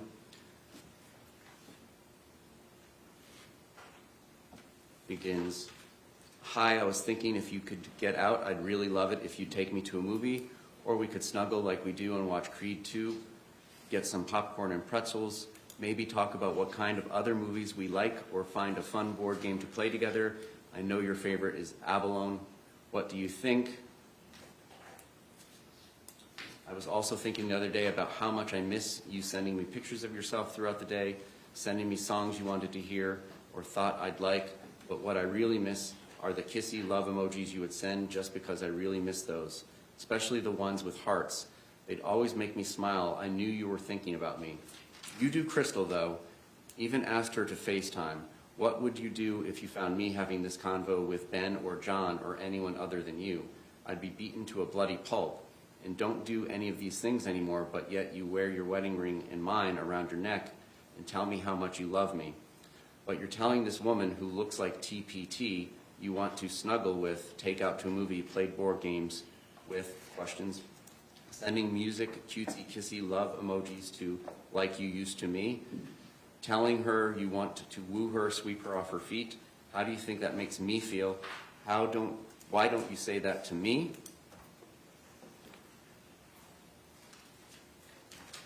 Going on through the rest of page 43, page 44, including on page 44, dirty cheat, enjoy your porn and jerking yourself off secretly so your parents don't see you and your ugly new girlfriends. I can't wait to finally be with a real man, Ben, who will and has taken care of me. Can't wait to see what he's like in bed. I already know he kisses.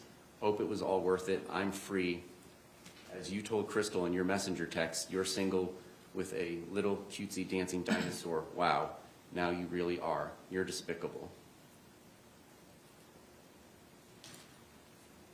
Next text is XOXO, from Mo to owner.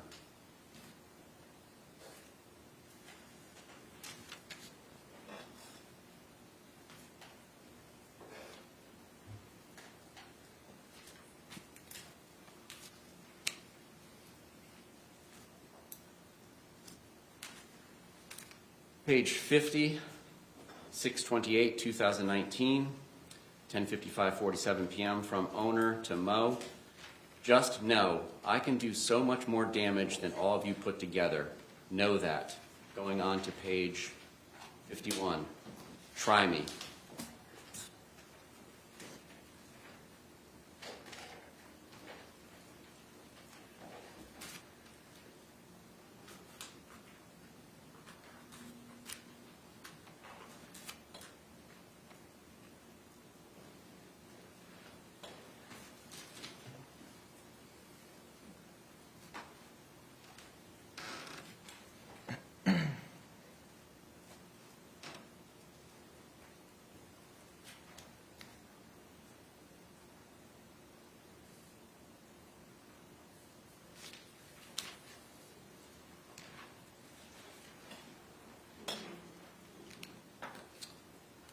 Page 72, July 20th, 2019, 11:34 p.m. From Janice to owner. No metadata, but from Janice. Sorry it's so late. I just read your text. He seemed fine when I saw him at your apartment this morning. He answered the door right away, but was quite bummed out that he overslept. But I was okay and told him, no problem, just get ready and come to work in about half an hour. Then I texted your phone and asked if he would rather work the afternoon shift and get some sleep, but he never answered, so I have no idea where he is or what he's doing. What happened last night, he had a black eye. He said it was new because I asked him and I told him to put makeup on it. He said he had that taken care of. Did you two get in it again? He acted like when I told him he had a black guy, at first he didn't know what I was talking about. I guess he kind of blacked out. You can call me back if you want.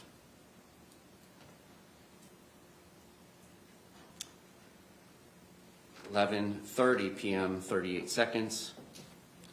From owner to mom, Jorge. Janice just called me looking for Jorge and she's pissed. Congrats.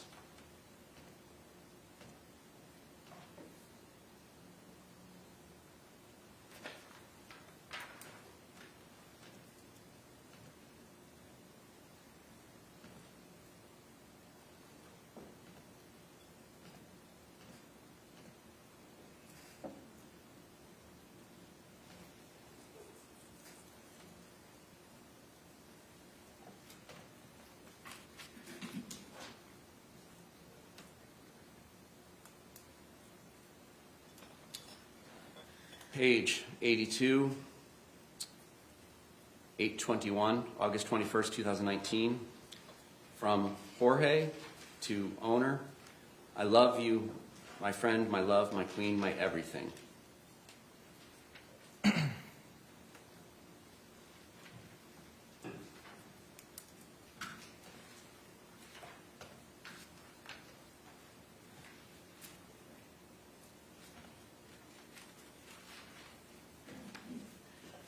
Your Honor, that concludes everything I'm going to publish to the jury on this exhibit. Okay. Judge, will we approach you? Yes.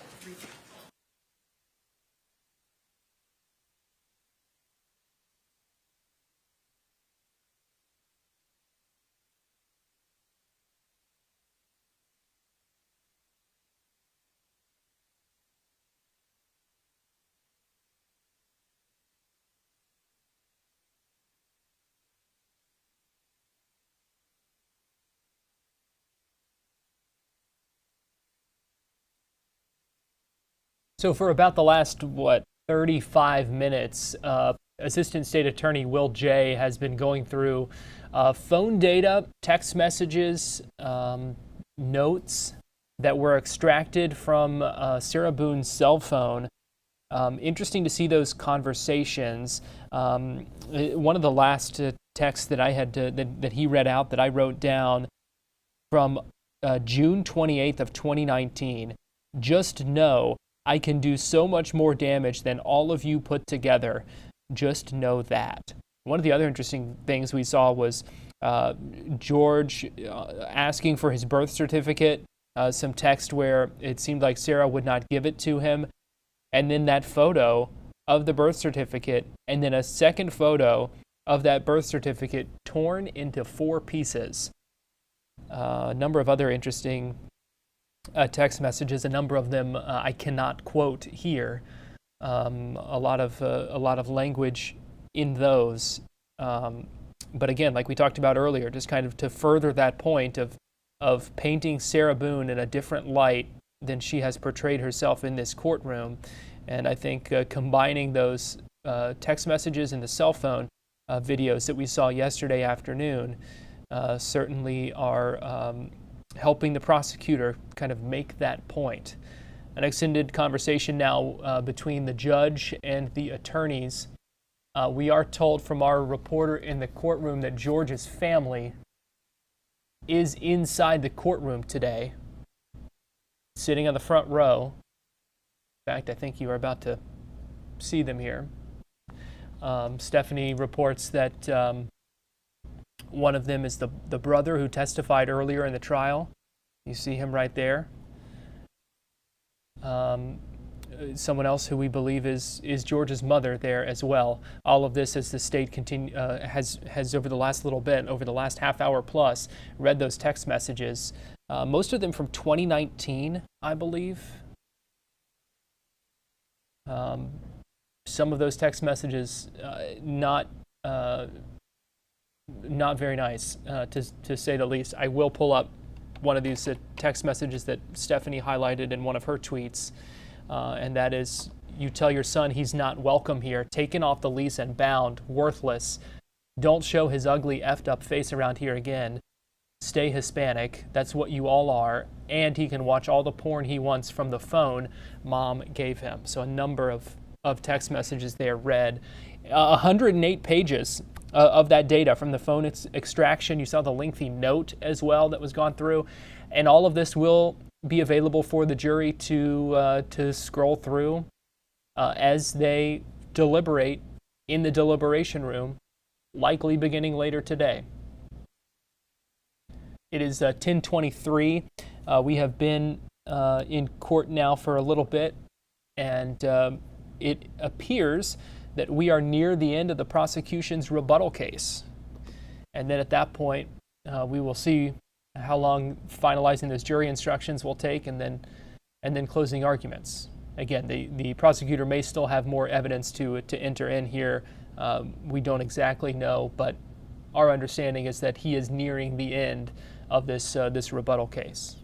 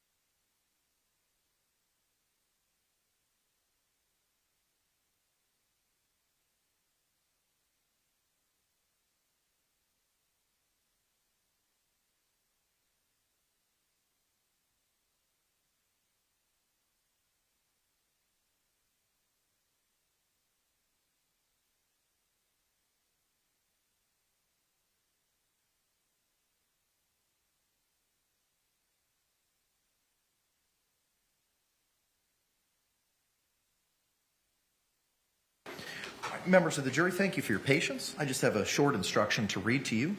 Members of the jury, the state showed you portions of what was entered into as State's Exhibit 21. It is not the entirety of State's Exhibit 21. The entirety of State's Exhibit 1 will go back to you into the deliberation room with a laptop for you to review all the exhibits and text messages and the total conversations over and above what was highlighted by the state. With that, State, do you have any other witnesses, evidence, or testimony to provide? Your Honor, at this time, the state rests its rebuttal case. Okay. Anything further from the defense?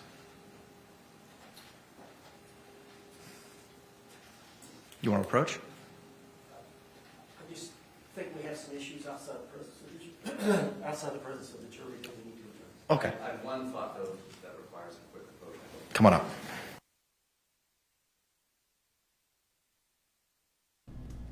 So the prosecution has rested its rebuttal case. The defense was asked if they are going to present anything else. I did not hear him say an answer, but he did say there were some things that they needed to consider outside the presence of the jury. So we'll see what happens here, but we are nearing the end of this trial. So then we will see what happens coming out of this sidebar. And then we will have more of that charging conference. I don't believe they finished the finalizing those jury instructions, but they were working through those and working through those pretty well so far, it seemed like. So we'll see how long that takes, and then I would expect lunch break after that, and then the closing arguments. So things moving along today on this day 6 of the Sarah Boone Suitcase murder trial. Just a little bit ago, again, those text messages. We saw some photos that were read, and let me see here if I can. We have this clip of the birth certificate, and I'm going to see here. I have to wait, give that a minute, and see if I can show you that photo. But just one of many of those 108 pages of data from the phone extraction that we saw read into the record just a little bit ago, as the pool camera here shows us Jorge Torres' family in the front row of the gallery, courtroom 12A in the Orange County Courthouse, where this trial has been going on. We know they have been there before. We know they were there the day that Sarah Boone testified. I'm not sure about necessarily some of the other days, but they have been there throughout this trial, and watching as Sarah Boone is charged with second-degree murder in the death of Jorge Torres. So certainly a lot for that family to be going through. It looks like that sidebar is wrapping up right now, and so we will see what's the next step is. All right, members of the jury, we're going to go ahead and excuse you for a couple minutes. I got some things I have to discuss with counsel outside of your presence. We'll bring you back in for additional instructions on where we think we're going to go after that. Similar instruction that I've given you over the last couple of days. Please do not conduct any independent research or investigation with regards to the persons, places, things, or charge involved in this case. And do not have any discussions amongst yourselves or anyone else about them. We'll bring you back in as promptly as possible. Thank you.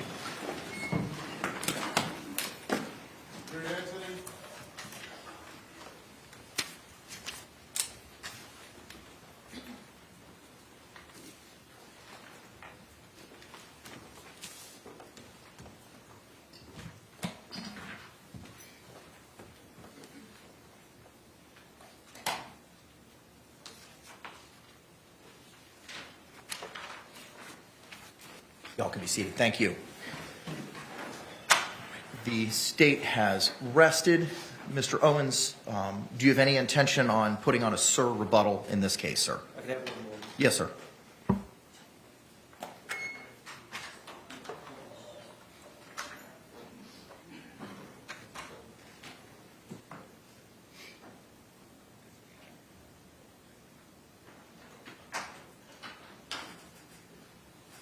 Judge, we do not intend to put on a SIR rebuttal for the defense. Okay, thank you. All right, Ms. Boone, I've got a couple of questions to go over with you, ma'am. You were previously sworn this morning.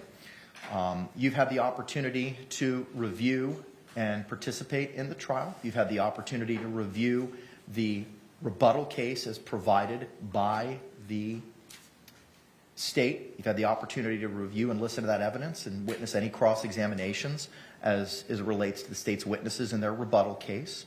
Are you satisfied with your attorney's representation of you in this matter? Definitely.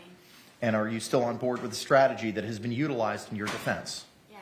Now, your lawyers yesterday told the court that they may want to put on a SIR rebuttal, which would be a limited rebuttal to the evidence presented by the state in their rebuttal, both yesterday and today.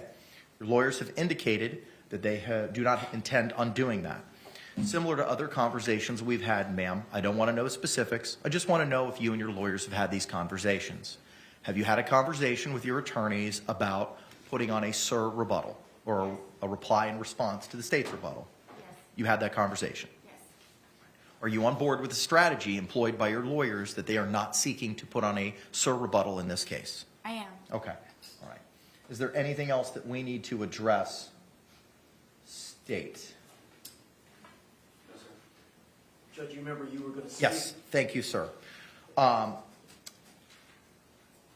Ms. Boone, at the conclusion of the state's presentation of State's Exhibit 21, Mr. Owens had approached and had advised the court of some objections, specifically with regard to the co-ownership or co-usage of the phone.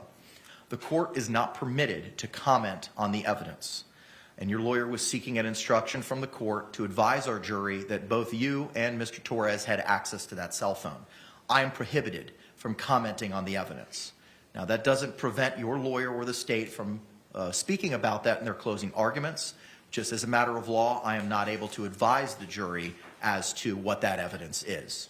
The second request pertained to the state moving from place to place through those 108 pages, moving from timestamp to timestamp. The state chose to present that evidence in that manner, which is why I gave that instruction to the jury that not the entirety of Exhibit 21 was provided to them as to what the state produced, and they'll have to have the opportunity to review that in its entirety when they go to deliberate. Do you have any questions about that so far? So far, no. Okay. The last portion, ma'am, pertained to the cadence or tone in which you and Mr. Torres communicated with each other. I have no knowledge as to how you and Mr. Torres communicated in text form as to what the tone was behind those words. Your lawyer advised me that there was an objection and you had some concerns as to the way Mr. J may have read those text messages to the jury. I found that the way that he read them was benign, in a flat tone, and did not exacerbate or excite any of the language that was in there. He had read them in as a monotone way as possible in presenting to the jury, and I didn't notice any changes in his cadence or heightening or lowering in the volume or tense or tone utilized in presenting that information to the jury. Do you have any other questions for me, ma'am? No. Anything else we need to address, Mr. Owens? No, sir. Anything else we need to address, state? No, sir. Okay. How would we like to proceed with the charging conference? Do we want to bring back on our jury? It is 10:33 and advise them this is when we think you want to come back because we're going to be addressing the law to provide to you, and that's something I need to do outside of your presence. How do we want to proceed at this time?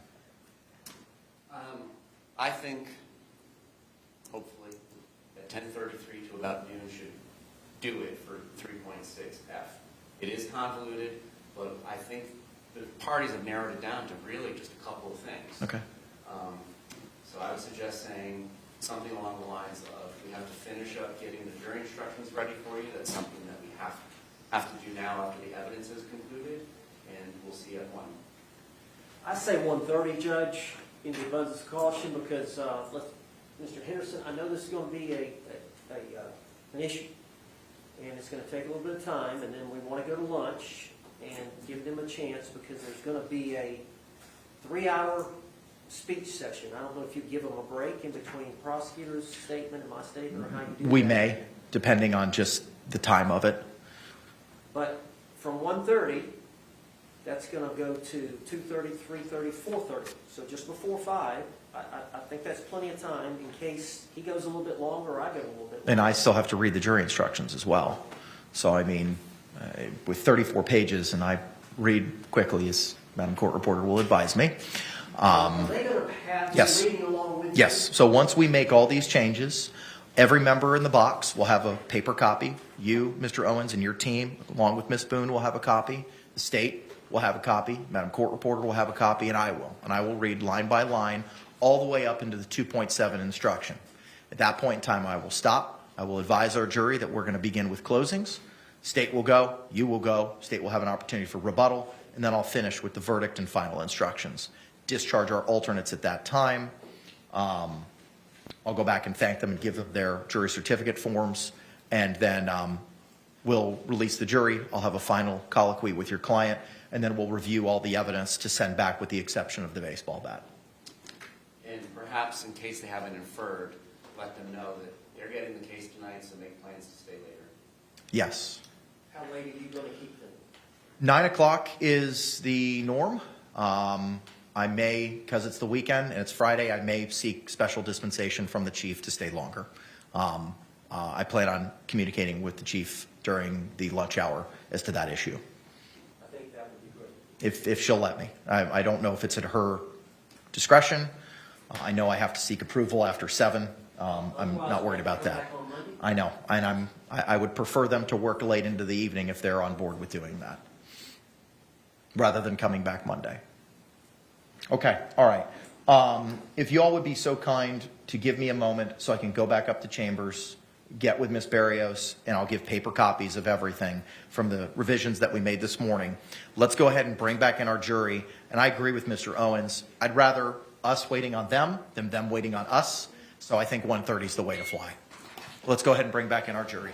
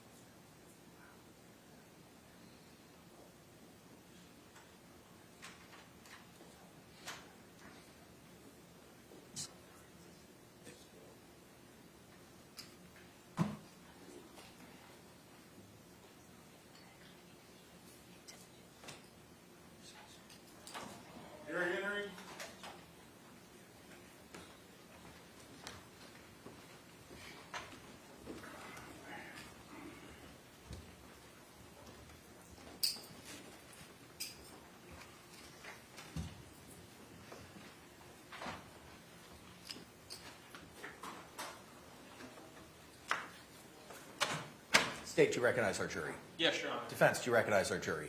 Yes, I do. All right, thank you. Y'all can be seated. Members of the jury number 2 in the back, he's ready. He gets it. All right, can you raise those hands one more time for me? All right, record reflect. Hands have been raised as compliance with regard to the court's instructions. Members of the jury, all the evidence and testimony sought to be provided by the state and the defense have been provided to us over the last week. At this point in time, the state and the defense and I need to discuss the law to be given to you in instructions. That's going to take a little bit of time. So we're going to go ahead and excuse you at this point in time for a longer lunch break than what you've had previously. And we're going to ask you to come back here at 1:30.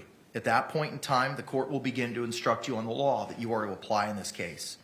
Then the parties will begin with their closing arguments. The state will go first, then the defense. Then the state will have the opportunity to rebut any of the defense's arguments. After hearing the closing arguments, the court will provide you final instructions before releasing you to deliberate in this matter. We may work past 9 o'clock tonight. We may go late into the evening. So if there are any plans or things that you need to reach out to, as we discussed last week during jury selection, that we could work till late as 9, and we may work later than that this evening. If there's anyone that has any concerns as to working that late, please raise your hands at this time. Court sees no hands. I would also ask of you, if you could, please reach out to any family members or friends to, one, advise them that you're on the jury and will be deliberating this evening. And if there's any accommodations or issues with minor children or family that need to be taken care of, I would ask you that you take care of that during our lunch break. And the emergency phone number, since they won't have phones? Yes, we will provide you. The court deputy will provide you the emergency phone number when we get back from lunch so that you can provide that during a break that we'll have this afternoon to any friends or family or loved ones if they need to get in contact with you. I will give you a similar instruction that I've given you over the last couple of days. I know you're probably tired of it, but I got to give it to you one more time. Jurors, you must not conduct any investigation on your own. This includes reading newspapers, watching television, or using a computer, cell phone, the internet, any electronic device, or any other means at all to get information related to this case or the people and places involved in this case. This applies whether you are in the courthouse, at home, or anywhere else. You must not visit places mentioned in the trial or use the internet to look at maps or pictures to see any place discussed during the trial. Jurors do not watch local news or read local newspapers. Jurors must not have discussions of any sort with friends, family members, or even your fellow jurors about the case or the people and places involved. So do not let anyone make comments to you or ask questions about the trial. I want to stress again that just as you must not talk about this case face-to-face, you must not talk about this case by using an electronic device. You must not you must not use phones, computers, or electronic devices to communicate.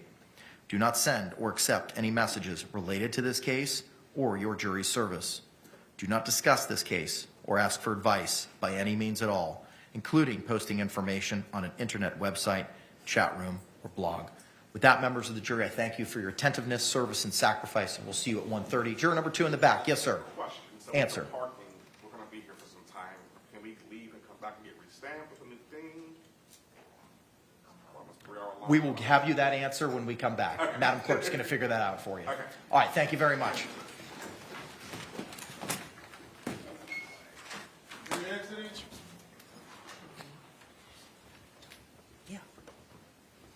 Jury leaving the courtroom now as the judge and attorneys get ready for that charging conference where they will continue to work through the jury instructions. Sounds like we still have the points of contention still ahead of us in that. The jury's going to come back at 1:30. Then we'll have closing arguments this afternoon. And you heard them say about deliberations, the preference to continue late into the evening tonight. So we will see how things go. You know what, rather than double speak, could you just tell me what it was? Say it for the record what it was. Judges approve that they are to go off campus or out of the courthouse garage, they can come back and get newsstand cards and everything. So they can leave this point during lunchtime. Okay. And I'll approve that. So, State, anything else we got to discuss other than the jury instructions? Defense. Okay, court's going to run upstairs, put the finishing touches on what we agreed to this morning. I'll bring back paper copies for everyone, and then we can continue the charging conference. At that time, court's going to be in a short recess. We'll be back as promptly as possible. Thank you. Thank you. So a short recess now as they finish things up before this charging conference. So unclear exactly how long this might be before they come back and kind of finalize those jury instructions. So we're going to go ahead and take a quick break here, but we will be right back after this.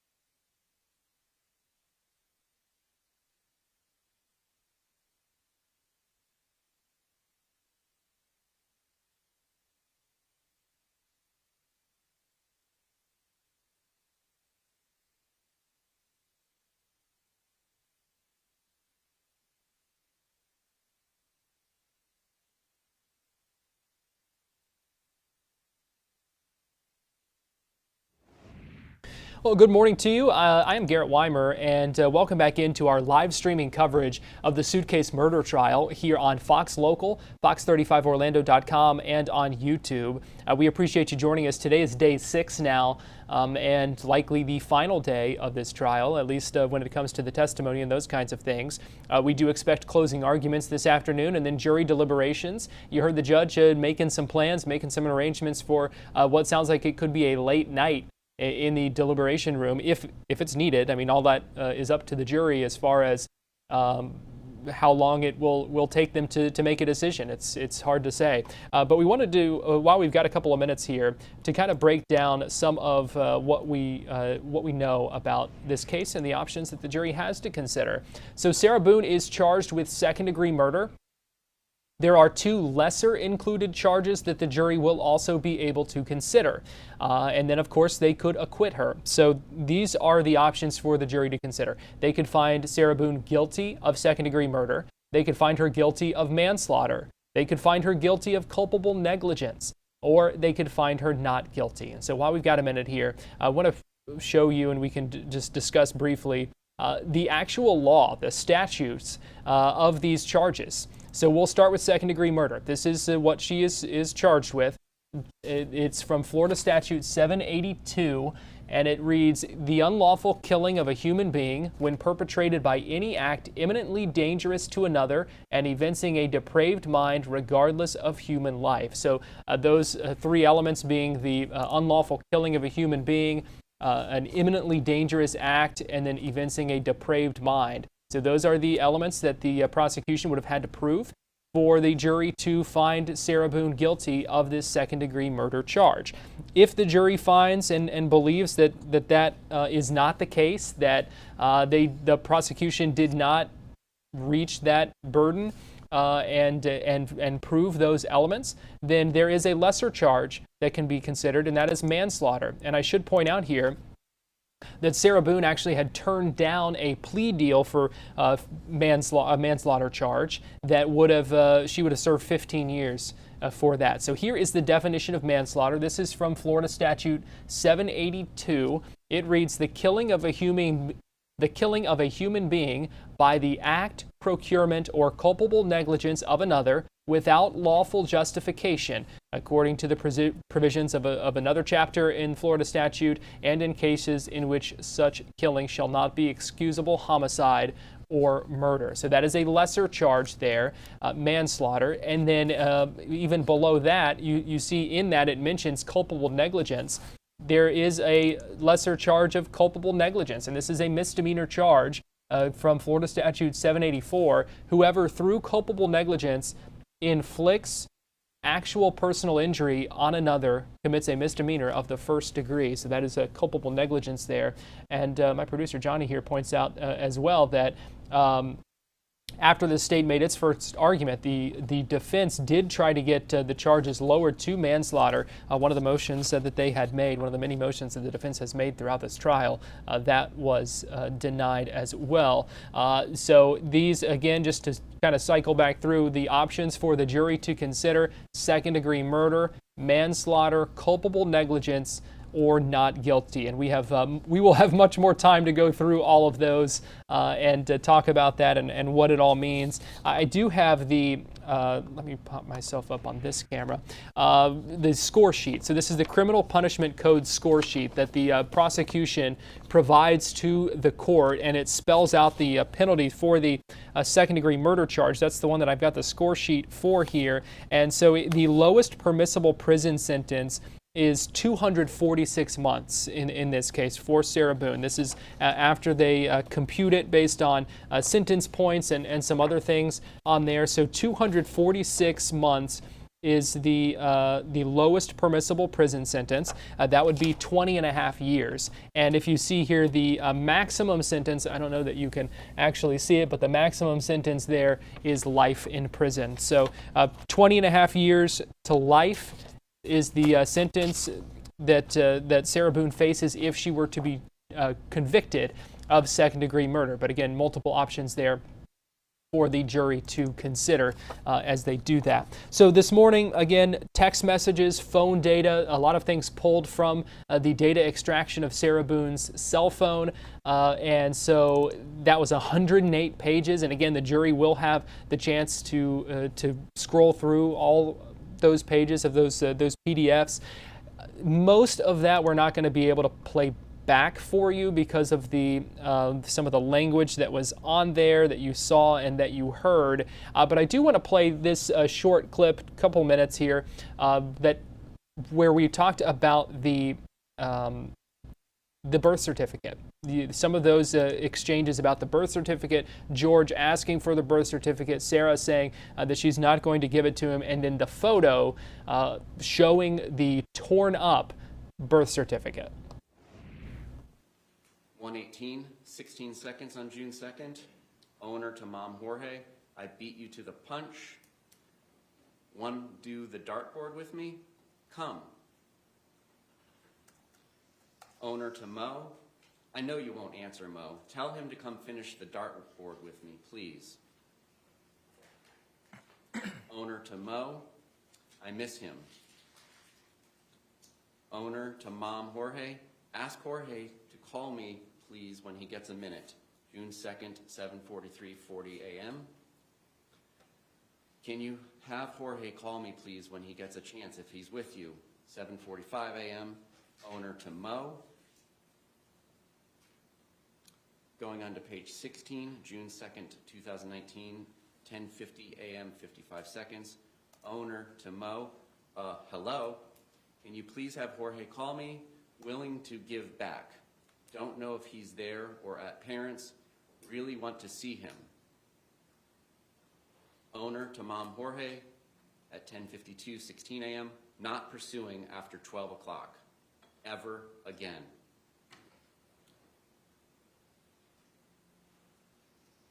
(12:19 p.m., 23 seconds. Owner to Mom Jorge.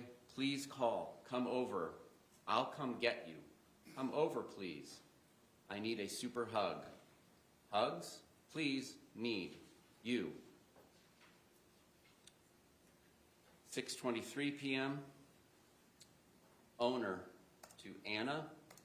He doesn't live here anymore. Call parents or Mo, in response to an incoming phone call that was made at 6:10 p.m., 54 seconds, from Anna to owner. Entries 9803, 9804 in the PDF timeline, June 2nd, 2019. Image 0092.heic, capture time 6:33:01 p.m. Image 0093 HEIC, captured 6:33:26 p.m. Publishing from attachments.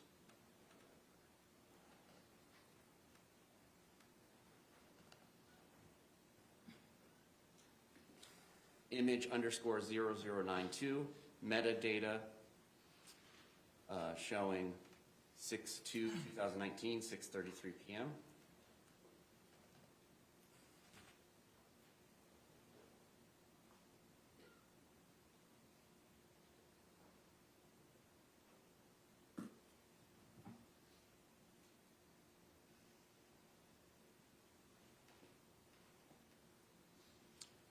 And image or IMG underscore 0093, metadata, date taken 6/2/2019, 6:33 p.m.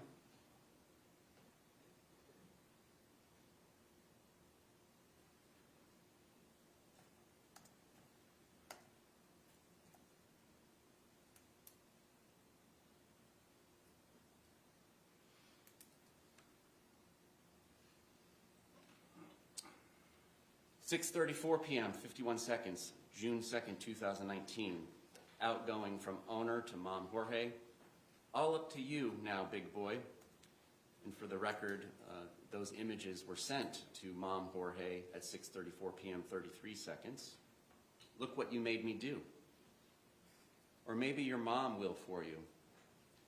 Response from Mom Jorge to owner. Wow, that's really childish. Owner to Mom Jorge, but effective. Mom Jorge to owner. Yeah, I see what you are doing. Did Lucas leave? Owner to Mom Jorge. I'm watching shadows. Be gone for good. Minus birth certificate. Mom Jorge to owner. Okay, cool. Enjoy. Owner to Mom Jorge. Am. Nice. You're not. And nice was from Mom Jorge to owner. Going on to page 17, this is still June 2nd, 2019. Mom Jorge to owner, yes I am. You are not though. Owner to Mom Jorge, to who? Your mom? Brothers? Not me. Mom Jorge to owner, to everyone. Owner to Mom Jorge, but me. Mom Jorge to owner, I love you. Owner to Mom Jorge, I'm going out at 8. Get dressed. I've given you since noon. Peace out, Boy Scout. Mom Jorge to owner, I'm coming over with a handle. I was helping Pop all day cut grass. Owner to Mom Jorge, yay you, getting in the shower then out. Bye-bye. All right, so those were some of those text messages that were read in court just a little bit ago. So we are coming up on 10:59 this morning here on this Friday morning, day 6 of the trial. We are still waiting on the judge to return. Let me see if I can pop this up so that you can see a live picture now also inside the courtroom at this hour as we near the top of the hour at 11 a.m. You see the shot of the Great Seal of the state of Florida inside courtroom 12A of the Orange County Courthouse. So the jury is slated to return at 1:30 p.m. And here at the top of the hour, I will do a little bit of a reset because we'll have some more folks joining us on our mainstream on Fox Local. But before we get to that point, I will show you, because if you're not watching us on Fox Local, you can find our streaming hub of content from the Suitcase murder trial on there right now. So if you scroll down, you can find where you can watch it live. You can find all of our on-demand clips there as well. So that is something you'll be able to find on Fox Local and on fox35orlando.com. A number of these clips from testimony, from body camera videos, from the cell phone videos. There's the testimony of the psychiatrist yesterday, exchanges between the judge and the attorneys. All of that you can find right now on Fox Local by going to downloading that app on your phone, download it on your smart TV. That's a great way to watch as well. So we are standing by, got about, let's see, a few more minutes until the judge likely comes back into the courtroom. But we do want to welcome you in if you are watching now on our main stream here on Fox Local. It is 11 a.m. The jury will come back at around 1:30. But we expect the judge and the attorneys to begin a charging conference, or I should say continue a charging conference any minute now, where they will discuss the jury instructions. This is a little bit of a more mundane part of the trial, but it is a very important part of the trial because this is the instructions that the judge reads to the jury when he charges them and lets them know this is the law that is to be considered and the things how to weigh evidence and testimony. It's everything the jury needs to know to be able to come to a decision in this case. So it's an important part of this trial. It's something that has to happen and always happens at the end of the presentation of evidence. And so that is what is being done, or is about to be done. They started on this morning, went through a couple of things, and then are going to continue with this now that the prosecution has rested its rebuttal case. So we are waiting on that to happen any minute now. So we appreciate you joining us here during this break. We do expect deliberations to begin later today after the closing arguments, which if those begin around 1:30, that'll likely take us to around 4:30. and then the judge will read those jury instructions. The judge has to read those jury instructions before that as well. And so we are looking at this evening as the jury begins its deliberations. And Judge Michael Kranick said a little bit ago that his preference is for them to continue late into tonight because it is the weekend. They wouldn't be coming back until Monday. And so that is a bit of a long gap to have there if you're just getting started with deliberations and then you have to wait until Monday to come back and continue those. So his preference, he said, would be to continue late into the evening tonight. So we will just have to wait and see. You never know how long it's going to take a jury to deliberate anyway. But his preference is to continue late into the evening tonight, and we will see if we end up with a verdict tonight.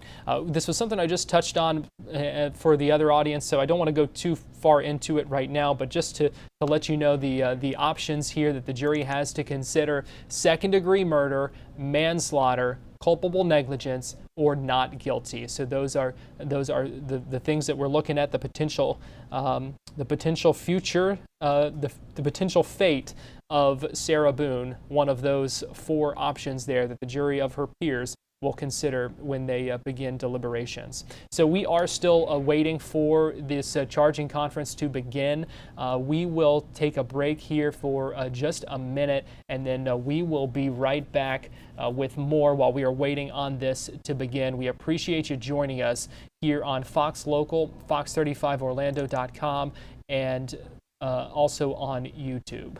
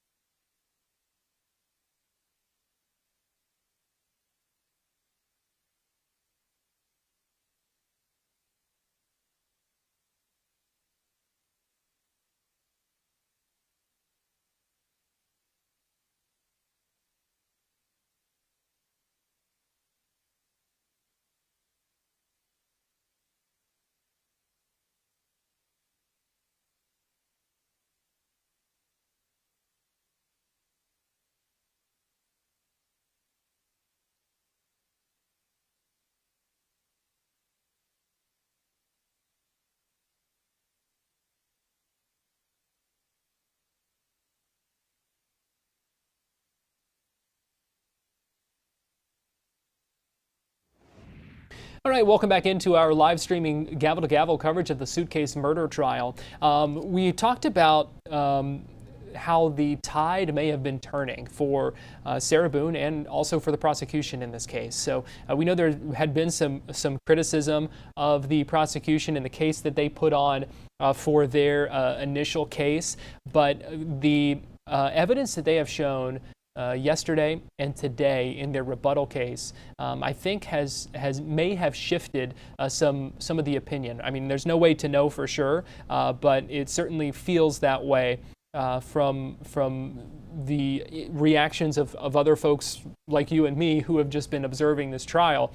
And part of what they've done, over the morning we have shown a number of the cell phone videos that were shown, and I think those go a really long way in showing the relationship between George and Sarah, the dynamics between them, some of the dysfunction between them, but also showing the way sometimes that Sarah would act toward George in a way that kind of pushes against the image and maybe even the narrative that was crafted throughout this trial by the defense as far as the relationship between Sarah and George.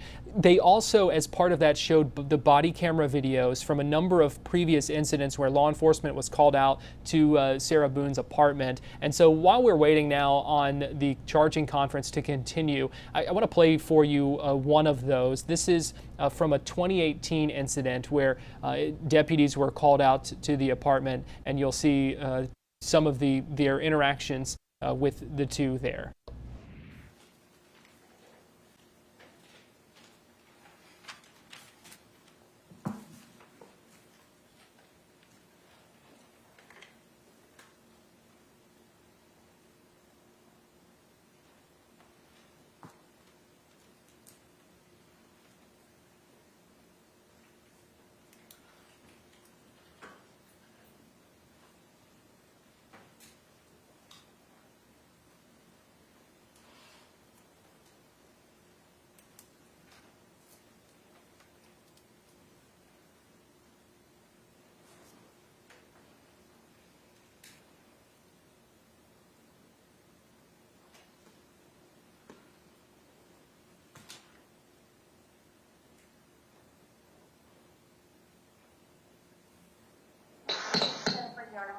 And he turned into a whole bunch of pardon me for saying that. No.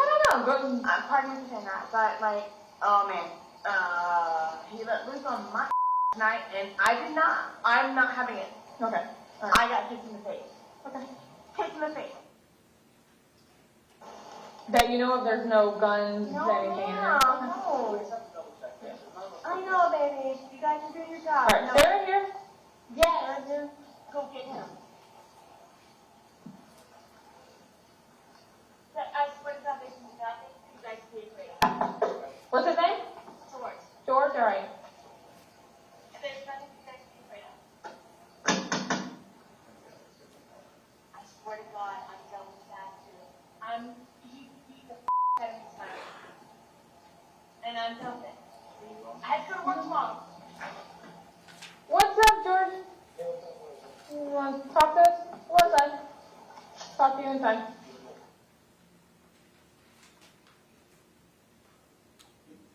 For the record, this is redacted.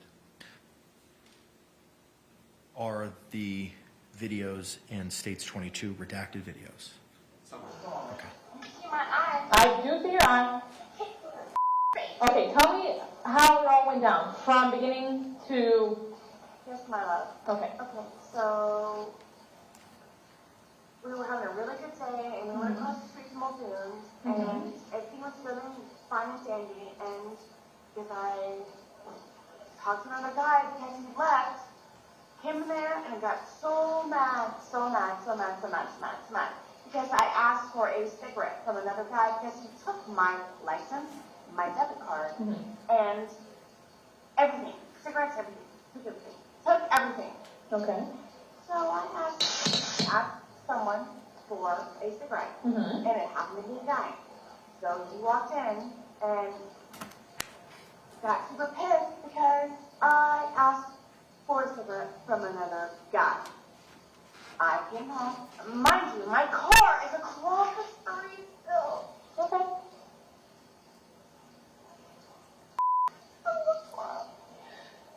So you get home, you go inside. Man, let loose.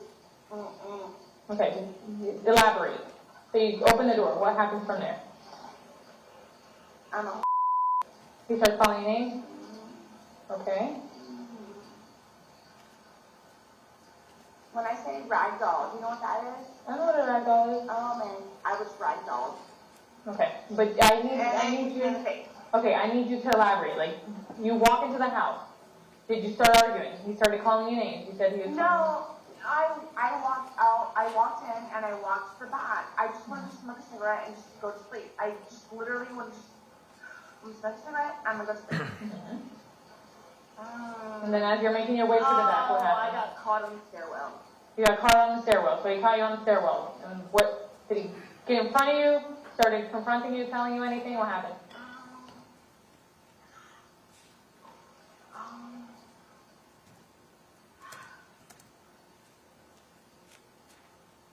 it was bad. Okay. Elaborate, Miss Sarah. I need you to tell me exactly what happened so I can help you. My heart is like, I don't want him to get in trouble, but I'm tired of being beaten up. Okay. I understand. I'm trying to help you out, but I know you are.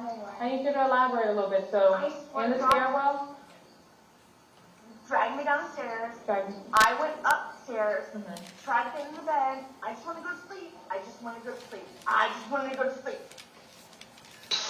I didn't make it to bed. I didn't make it to bed. He caught me in the upstairs. Like in the hallway?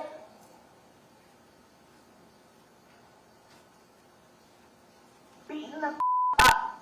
That's all I can say. Okay, what do you mean? Like, I see your eye. What, you said he kicked you in the eye. That's what I see it. That's what it is. Were you on the floor when he kicked you? Yes, ma'am. Okay, how did you get to the floor? Did he push you? Did he pull you? How? Normally what I do is, because he does it so often, I just go to the floor. I just go to the floor. So I'm pretty sure I don't really recollect. I went to the ground. I went to the ground.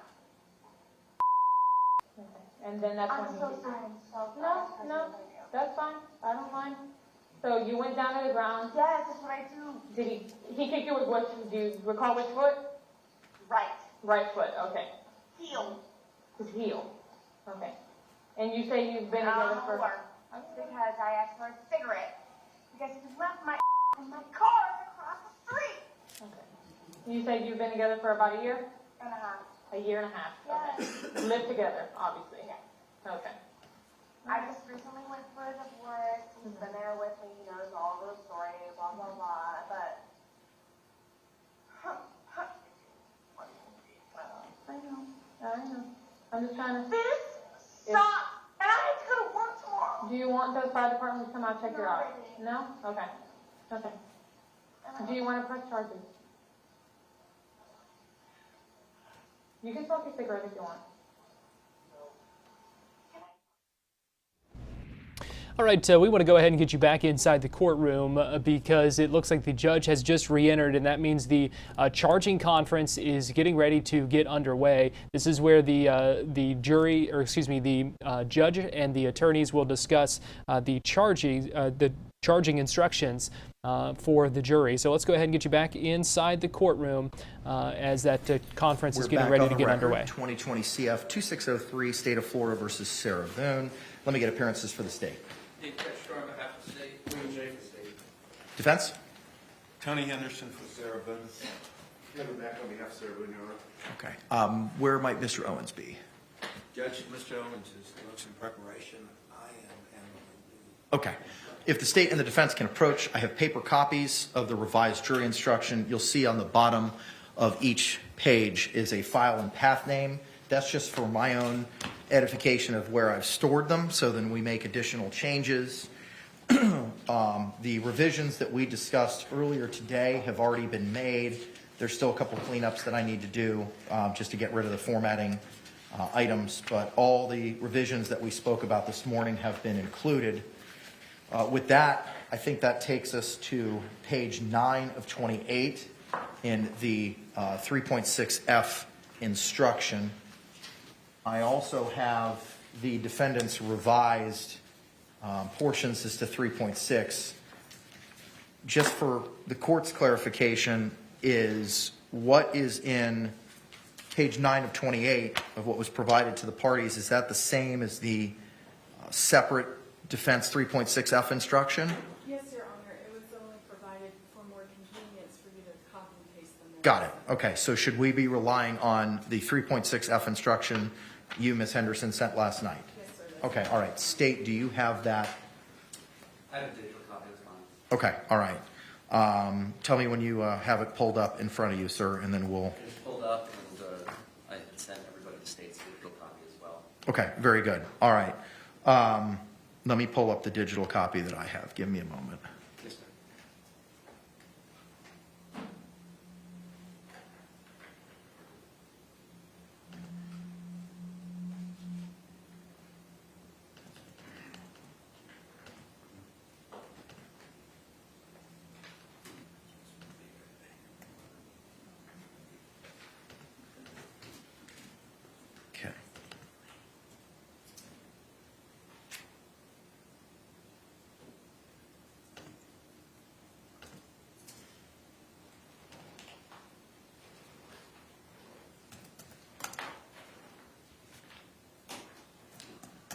All right, the court has the 3.6F instruction as provided by the defense.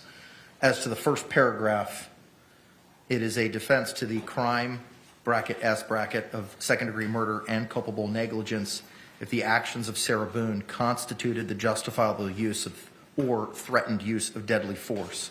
What say the state as to this instruction?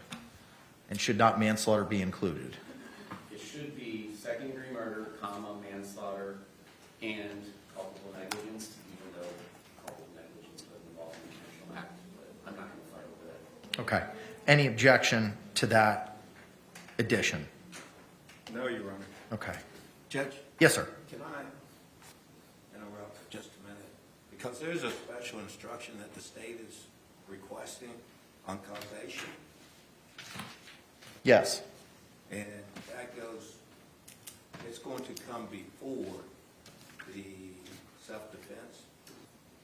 When it was used in the previous case that I cited, that I used it in 12 years ago, it's part of the instructions in second-degree murder. Yes, is where I would be requesting it. And this is just so that we're all on the same page. Forgive me.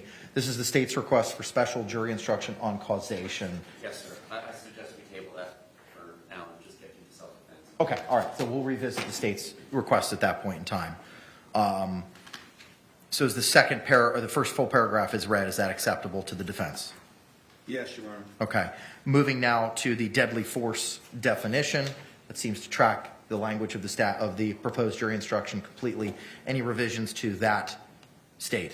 No, sir. Defense. It's your instruction, so I'm assuming you've got no quarrel with it. No, Your Honor. Moving to the next paragraph, I also believe that that's from the Form 3.6 instruction. State, any issue with the third full paragraph? So in my request, I struck through or threatening to use each time because the evidence doesn't support that. What the evidence supports is she did actually use force. It wasn't a threat of force. So I think it's unnecessary and confusing and not supported by the evidence to have that clause in each of the paragraphs where it's mentioned. Response, defense. Judge, I have no problem with that. I was just, when I put it in, I just was going on some statements that the state had made in different arguments. So, especially when I'm talking about aggravated assault. Okay. So just so that I'm clear, you've got no objection to the removal of that language. So the third paragraph would now read, Sarah Boone does not have the burden of proving that she was justified in using deadly force. Instead, for you to find Sarah Boone guilty, the state must prove beyond a reasonable doubt that Sarah Boone was not justified in using deadly force. Is that correct, state? Yes, sir. Is that correct, defense? Yes. All right, very good. Yes, sir. To make it quicker. And Mr. Henderson, you don't need to stand up every time, sir. I appreciate it. I'm sorry, but it's old. I get it. But it's how to have it. Judge, every time that comes up. You lose it? Yes. Understood. So then just let's go back to the title then. Can we revise the title to 3.6F, justifiable use of deadly force, and remove that bracketed or threatened use language? It should just be used. Okay, very good. All right. The next sentence, the law on the justifiable use of deadly force is as follows. Is that acceptable? State. Just the strike through or threatening. As I read it, yes. Yep. Is that acceptable defense? Yes, Your Honor. Moving now, Sarah Boone was justified in using deadly force if she reasonably believed that such force or threat of force was necessary to prevent A, imminent death or great bodily harm to herself. Is that acceptable to the state? It's acceptable. Just confirm that they don't want me. Yes, confirmed. Only what would be read would be A. That's correct. Okay, all right. Is that acceptable, state, with that understanding? Yes, sir. Okay. Moving now to the next portion. Sarah Boone had no duty to retreat before using deadly force. I mean, my review of the case law, and I don't recall which one it is that if you're in your own home, you don't have to retreat.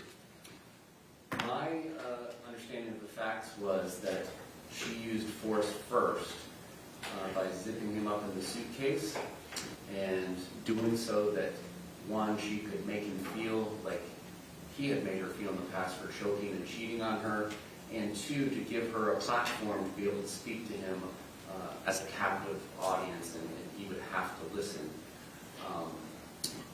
Because she took the actions of an initial aggressor, it is our position that there is a duty to retreat caused by the initial aggression, as that is addressed lower in the jury instructions. Response, defense. Judge, I have a different view of the evidence. I think what the evidence has said about the initial in the suitcase is that Mr. Torres was getting into the suitcase and positioning himself into the suitcase when Miss Boone came down. There was laughter between the two of them. The suitcase was zipped, and it was a consensual deal. It was a consensual thing. She didn't use any threat or use of force at that time to zip him in the suitcase. Furthermore, during the demonstration and when they were demonstrating the suitcase and the zipping ability, I know time has passed, but I hadn't seen anything different to keep someone in there who didn't want to be in there. If someone didn't want to be in there, it would be almost literally impossible to zip that suitcase because how much force it took to zip that suitcase. So the evidence doesn't support it. Doesn't support a duty to retreat? Correct. Because what they're saying, going back even before we had stand your ground, just going back to the Castle Doctrine, there was never a duty to retreat from your home. So then if I understand your argument, you are not seeking to have this included then? I am seeking... Because if you're saying she had no duty to retreat, that's correct. This talks about... hang on, let me just reread it. Okay, so I think I follow your argument. Okay. What I'm saying is that it should be no duty to retreat, that Sarah Boone had no duty to retreat. That's what we're requesting. I believe the state's objecting to that and saying that it is a dispute, so they want the next paragraph as to the court. But there is nothing that showed at that time, because the state's arguing that she forcefully put him in the suitcase. Response. That's a strongman argument. That is not the state's argument. We know what the evidence in this case is. The evidence that she provided was he got into that suitcase by himself and they were playing hide and seek, and he was inside but not completely hidden. The lid was flapping over him. She came over and zipped it shut, to whether it's 100% or near 100% shut, and it was all in fun and jest at first. But he did indicate, and we saw it on the video, image IMG_1062, Sarah, I can't breathe, Sarah, I can't breathe. He was being held against his will in that suitcase. That there is no requirement that she initially forced him into it or not. It's no different than two people wrestling and play fighting, and one person has another person in a headlock, and then there comes a point in time where I'm tapping out. Jorge Torres was tapping out, and that's on video, and it's in her testimony. It's uncontroverted. There is sufficient evidence for there to be a dispute as to whether or not she was the initial aggressor, and whether that generates a duty to retreat. And quite frankly, it's undisputed evidence because it's uniquely only her testimony coupled with the video. She restrained him in that suitcase on purpose and intentionally. And if you look at the elements of aggravated assault in our proposed jury instruction, that is exactly what was going on. She intended for him to feel fearful of an inability to breathe, to make it feel like he had made her feel when he had choked her. An aggravated assault is defined as follows: Sarah Boone intentionally and unlawfully threatened, either by word or act, to do violence to George Torres. She would not let him out. She would not release the headlock when he indicated he could not breathe. At the time, Sarah Boone appeared to have the ability to carry out the threat. Well, the video evidence is res ipsa loquitur. He could not get out on his own. He could not get out on his own at 11:12 in the first movie. He could not get out on his own at 11:23 in the second movie. And quite frankly, he couldn't get out at 11:03 during the still photo as well. Element 3. The act of Sarah Boone created in the mind of Jorge Torres a well-founded fear that violence was about to take place. Absolutely. Sarah, I can't breathe. Babe, I can't fucking breathe. Sarah, shh, go fuck yourself. The assault was made with a deadly weapon, element 4. An object not designed to inflict bodily harm may nevertheless be a deadly weapon if it is used or threatened to be used in a manner likely to cause death or great bodily harm. Well, ladies and gentlemen, it did cause death, so that's not undisputed. So it's our position that she was the initial aggressor based on her testimony that we received in court, and that is going to put into play a duty to retreat, and that the parties can then argue about that. Anything further, Mr. Henderson? Yes, Judge. I want to clarify this because what the initial thing in getting into the suitcase, the act is zipping the suitcase up. That act of zipping the suitcase up was not done forcefully. The testimony was he agreed. He was in the suitcase. He was the one who got into the suitcase to begin with. He agreed. The suitcase was zipped up, and there was no argument at that time. All right, and just by the demonstration that they gave, you could see somebody to get in that suitcase or not get out of it at that time wanted to be in that suitcase. And there's nothing to dispute what she says, that he agreed, she zipped the suitcase, and they both laughed and thought it was funny. Now, the next thing that the state goes to is an omission. It is not an act. It is an omission at that point in time where she's saying, when they say, oh, he can't breathe, well, she doesn't go, let him out. So they're saying, so they're trying to make that an act when it is not, when she just did not let him out. It's different. And what we're talking about is just the duty to retreat at this time. We're not even talking about the other parts as the thing, but as to the duty to retreat, she's in her home. And at that point in time, when that act took place, she had no duty to retreat. Here's what the form instruction says. If it is undisputed by the parties that the defendant had no duty to retreat, give the following sentence. Defendant had no duty to retreat before using or threatening to use deadly force. Instruction goes on to read, if the parties dispute whether the defendant had a duty to retreat, give the following paragraph. It sounds like both of y'all, are disputing whether or not there's a duty to retreat. Yeah. So I think I have to, based on what the Florida Supreme Court's instruction to me is to give that second paragraph. State, anything further? No, thank you. Defense, anything further? Just note the objection, but I understand the court's ruling. Okay, all right. So the language in the red line from the defense as to Sarah Boone had no duty to retreat before using deadly force will be removed, and I will add in the state's proposed language which tracks the form instruction. Is there any objection? Do you want me to read that to you, Mr. Henderson? No, I'll read it real quick, Judge. Okay. And I just want to make sure we're all on the same page. That's the state's proposed revisions to the 3.6F on the top of page 2 of 7. Yes. I'd ask if the court would read it. Sure. Okay. If Sarah Boone was not committing any crime other than the alleged second-degree murder or manslaughter for... Okay, I will add that. Thank you.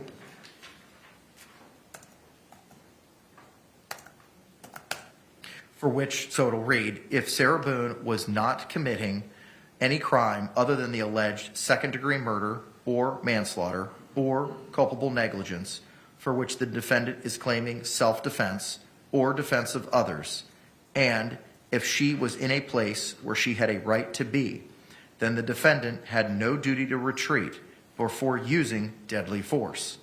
On the other hand, 1, if at the time Sarah Boone used deadly force, she was committing an aggravated assault, or if at the time Sarah Boone used deadly force, she was not in a place where she had a right to be, then the defendant had a duty to retreat. The duty to retreat means the defendant had the legal obligation to use every reasonable means to avoid any danger before using deadly force. The law does not require the defendant to retreat if she was placed in imminent danger of death or great bodily harm or imminent danger of the commission of, parentheses, applicable forcible felony, end parentheses, against herself, and it would have increased her own danger to retreat, or if retreat would have been futile. But if the defendant had a duty to retreat, and if she could have safely retreated but did not do so, then her use of deadly force was not justifiable. I do have a question as to the applicable forcible felony portion of that. I believe they were waiving B. That's for her, for the A and B that we already previously discussed, not for the... That is correct. So then that sentence would be revised to, the law does not require the defendant to retreat if she was placed in imminent danger of death or great bodily harm, and it would have increased her own danger to retreat.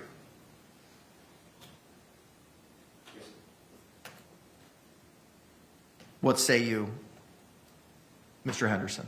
Judge, I enter objection as to the instruction.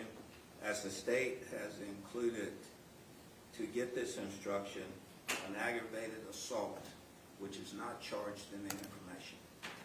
State response. Judge, I'm happy to hop into that one as well. Okay.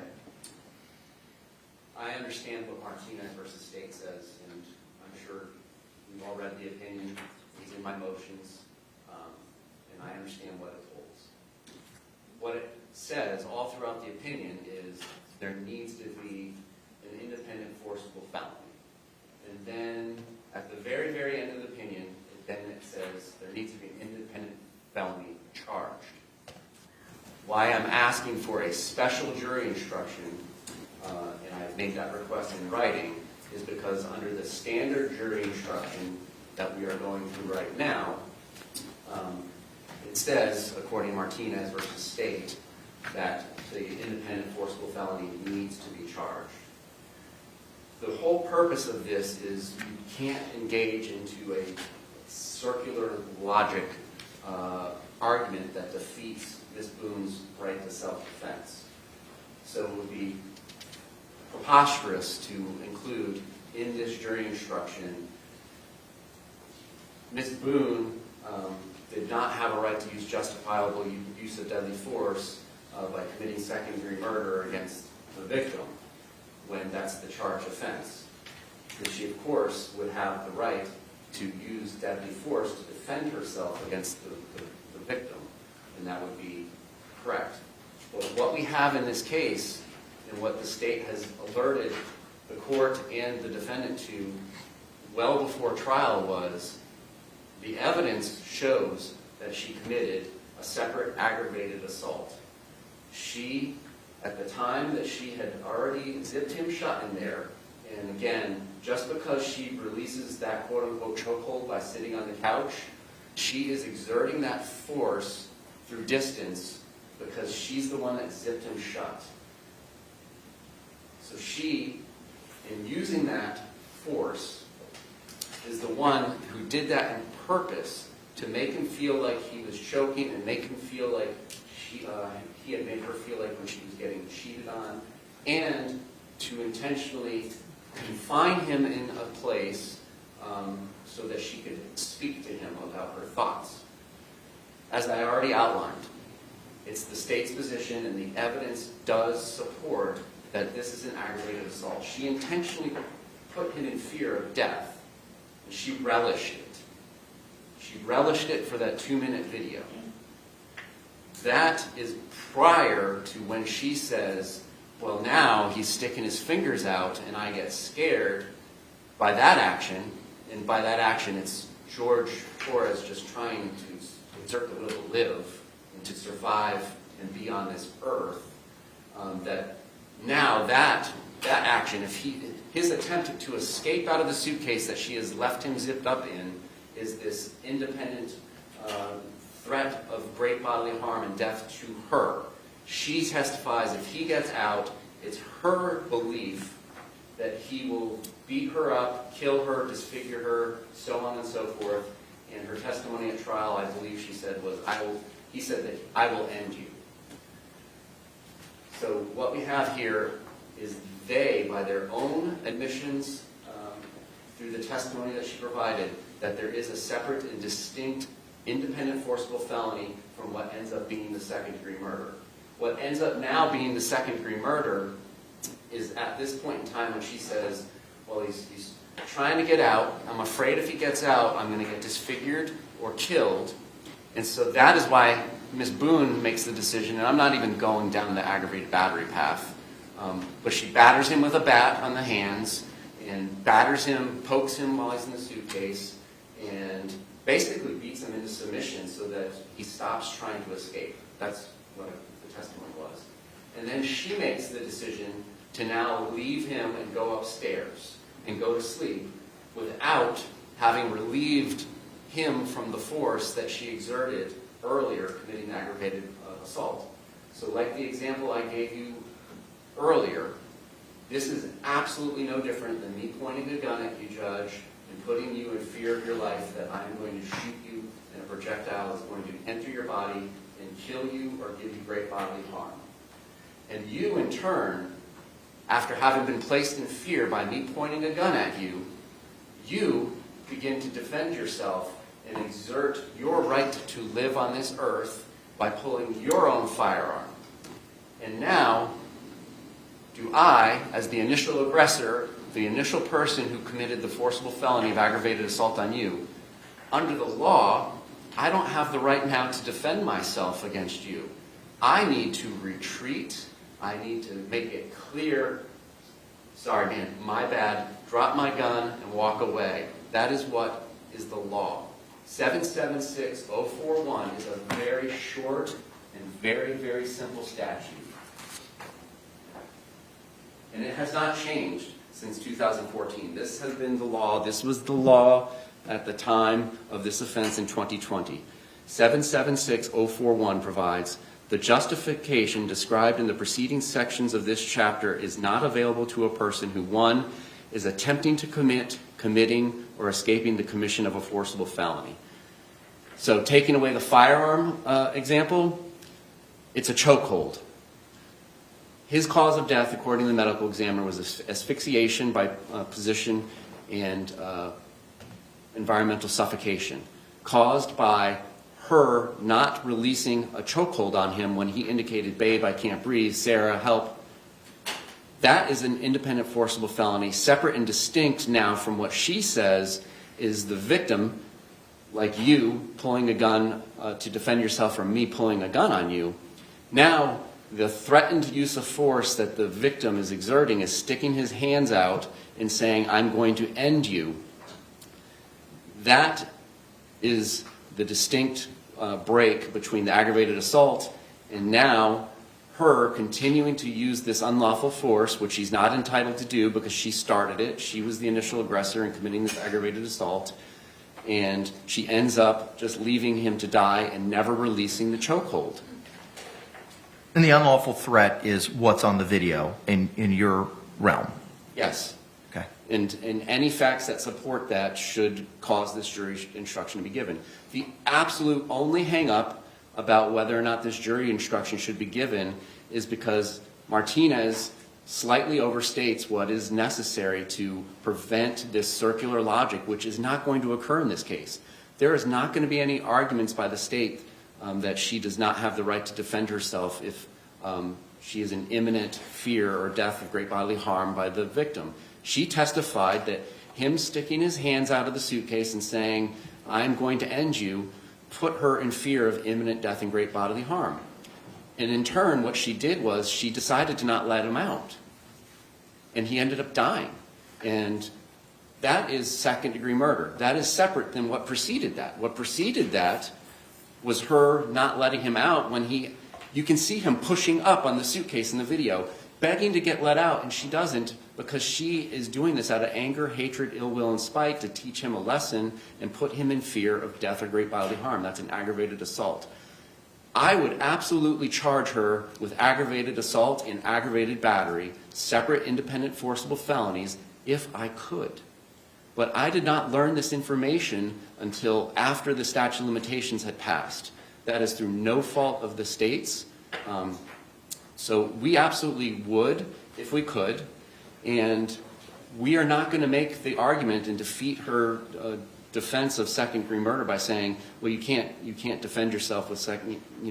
I understand what they're getting at in Martinez. That's not this case, though.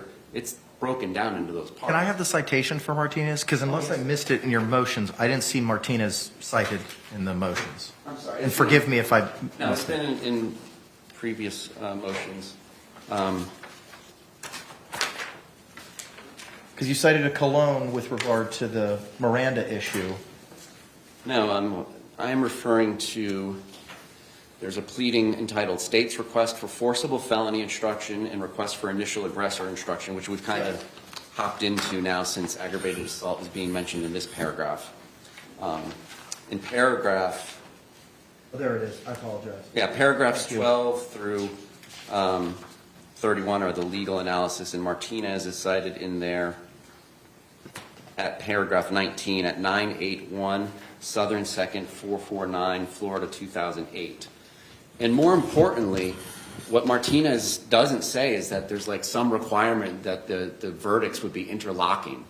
Like there's no requirement that second-degree murder be count 1 and aggravated assault be count 2, and then if they return a not guilty verdict on aggravated assault, then there has to be a not guilty verdict on the second-degree murder. That's not the case because there's so many different prongs to the self-defense instructions. So it's not required to be charged for some reason of an interlocking verdict. And the whole spirit of that opinion is that it is to make sure that we do not defeat her self-defense argument that she's entitled to make about why she committed second-degree murder. All we're saying is you're not entitled to defend yourself in that manner if you committed an aggravated assault to start this. And that's what the facts show. It's a little complicated, and there's another special jury instruction related to this force by distance. It's like tying somebody to some train tracks and walking away. I mean, are you still choking the person? No, but are they restrained in a manner that if a train comes, they will die? Yes. So the special circumstances of this case and the facts are going to warrant, in the state's estimation, the forcible felony paragraph, and then that language being placed into this initial paragraph that we're talking about.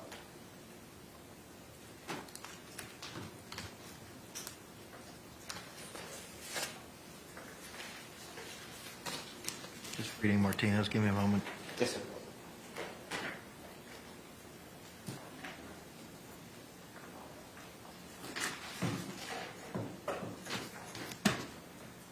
And then just for the record, the 3 prongs for a special jury instruction, which I cited in a couple of my other pleadings.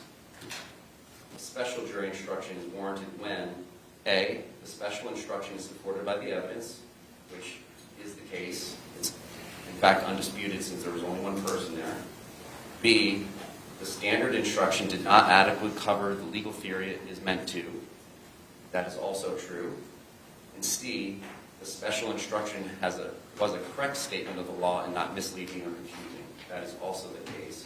Stevens, S-T-E-P-H-E-N-S versus State, 787 Southern 2nd, 747, and I mistakenly put 657, I imagine. I think it's 755 is the pinpoint. Yeah, 2001. Yeah, I reviewed that already. Thank you. Response. Response is clear, Judge. They're trying to make exceptions for the law. That doesn't work here. Simply this. What the requirement is under Martinez to get the aggressor is this. It's only applicable and only in cases where the defendant was charged with either an independent forcible felony, that's Martinez, or B, felony murder. That's a different case. and Martinez, they have not charged an independent forcible felony. So it doesn't apply. It tells us right there. That's the standard jury instruction. For him to come back here and say, well, really, Judge, they overstated Martinez. Martinez is still good law. It has not been changed. That's the rule. That's the requirement. But this is relying, Martinez's opinion states, indeed, consistent with this case law in 2006, we approved an amendment to the self-defense jury instruction to specifically provide that the forcible felony instruction should be given, quote, only if the defendant is charged with more than one forcible felony. That doesn't seem to be what the new instruction says, unless I'm missing something.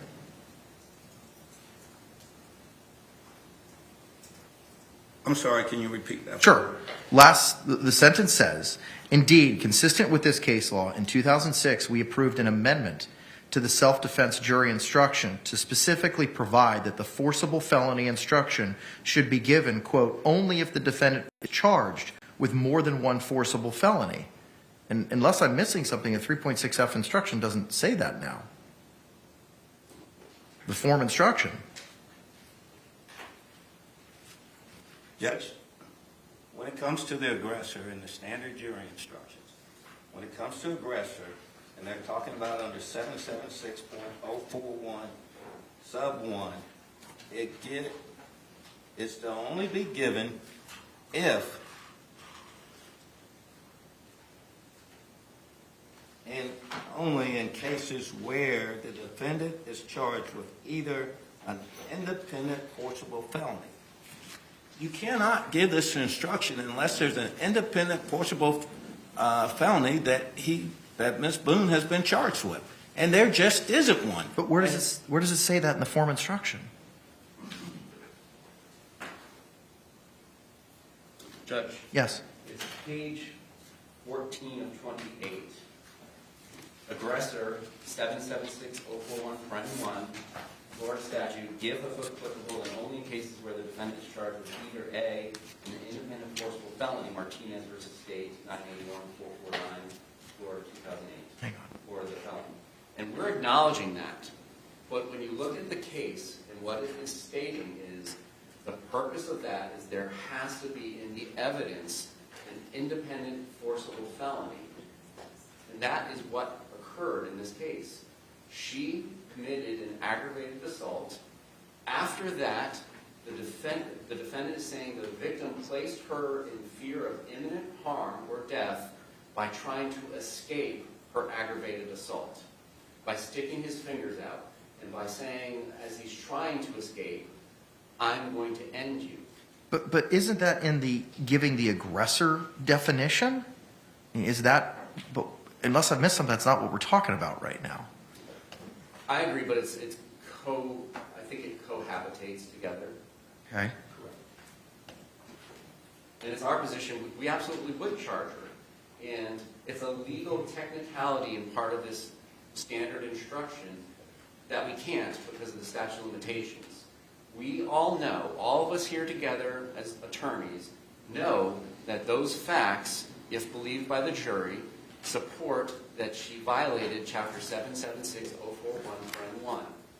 She should not be able to get away with murder because of a statute of limitations technicality that was through no fault of the state's own. The purpose and spirit of Martinez is to make sure that we're not up there arguing, ladies and gentlemen of the jury, she had no right to defend herself from an imminent threat of harm by killing somebody. That's not what we're going to say. We understand that. What we are going to say is, ladies and gentlemen of the jury, she had no right to leave him in that suitcase out of fear of great bodily harm or imminent death because she committed an aggravated assault to put him in that predicament. That's the evidence in the case. That's the arguments that's going to be made. That's why we're making a special instruction request based on the unique facts and circumstances of this particular case.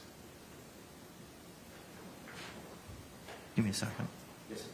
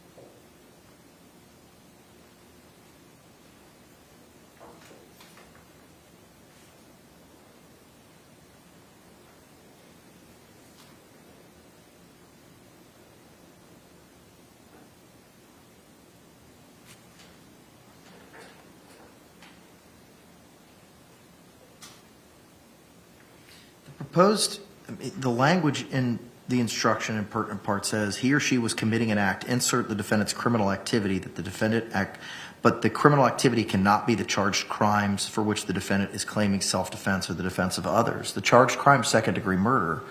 So I'm struggling with understanding as the other crime is, because I'm not hearing any argument as to the applicability of aggravated assault. Judge, because, and I didn't make any argument about aggravated assault applying because they can't get over the first hurdle. The first hurdle is it has to be charged. It's not charged. That's what the case law says. I mean, this is pretty clear to me unless I'm looking at it wrong when it says this is not to be given if there isn't an independent forcible felony charge. Any other response, State? Just that it defeats the purpose of the statute and is manifestly unjust when it is a legal technicality of no import. There is no interlocking verdict required. If we were able to charge aggravated assault, there's no requirement that they both be found guilty. They could go ahead and hear this instruction and find her not guilty of aggravated assault and still convict her of second-degree murder because of all the plethora of permutations we have in this instruction. But in Martinez, the underlying charge was attempted murder and aggravated battery, both of which were charged, and we don't have that here. But it's still going to the one act, and of those facts, we are talking about separate, clearly distinct facts here that support there's an aggravated assault that separately gets committed first, and then in response to the victim responding to that aggravated assault, she leaves him in the chokehold to die because if she lets him out, it's her belief she's going to face death or great bodily harm because she committed a forcible felony against him. This is purely a legal technicality. The entire opinion on Martinez, until the very last paragraph, uses this language.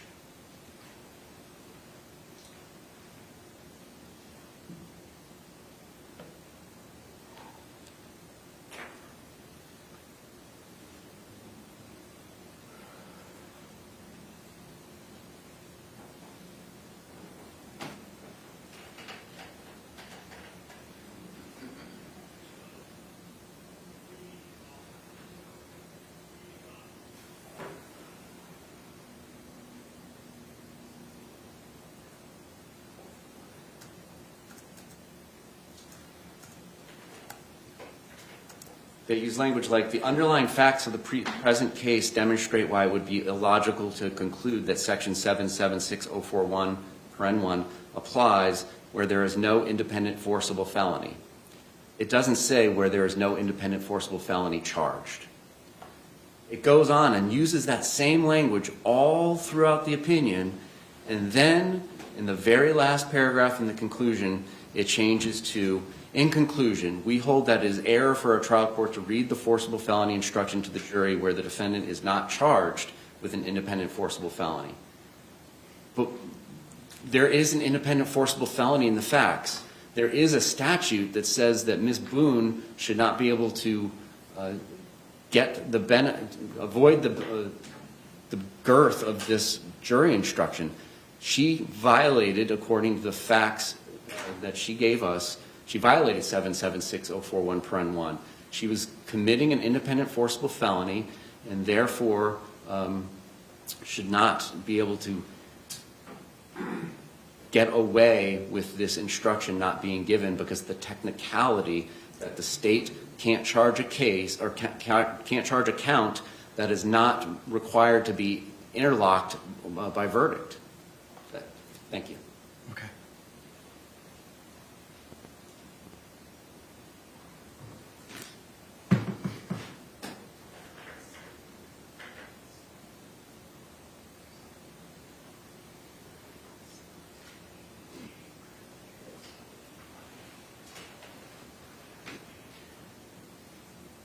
Footnote 4 provides, explanation in the Martinez opinion as to certain circumstances and whether or not in that hypothetical that the Supreme Court gave, whether the robbery is a separate and independent forcible felony and the forcible felony instruction is applicable. But the conclusion seems to state that it has to be charged, that it is an error for the trial court to read the forcible felony instruction to the jury where the defendant is not charged with the independent forcible felony.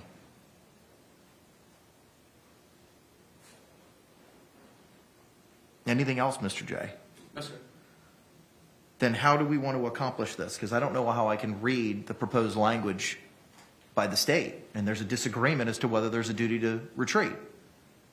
It's not undisputed. It is, in fact, disputed. Well, their complaint is in the sentence, on the other hand, if at the time Sarah Boone used deadly force, she was, then I just think we strike through committing an aggravated assault. We go to if at the time Sarah Boone used the deadly force. Okay.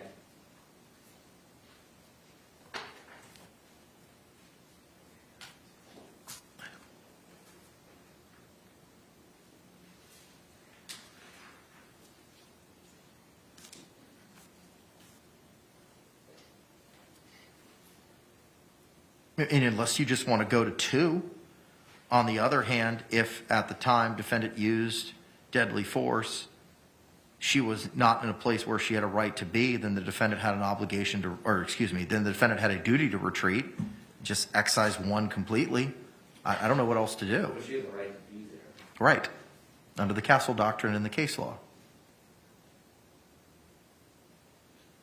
Okay, then I think we go with the first paragraph and then we just deal with the initial aggressor at the end, which is kind of the exception to that. So Okay, so then Sarah Boone had no duty to retreat before using deadly force.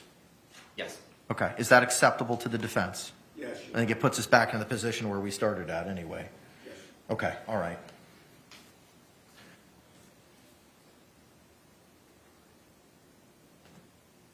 I just object for the record in case some assistant attorney general wants to potentially cross-appeal something. Objection noted.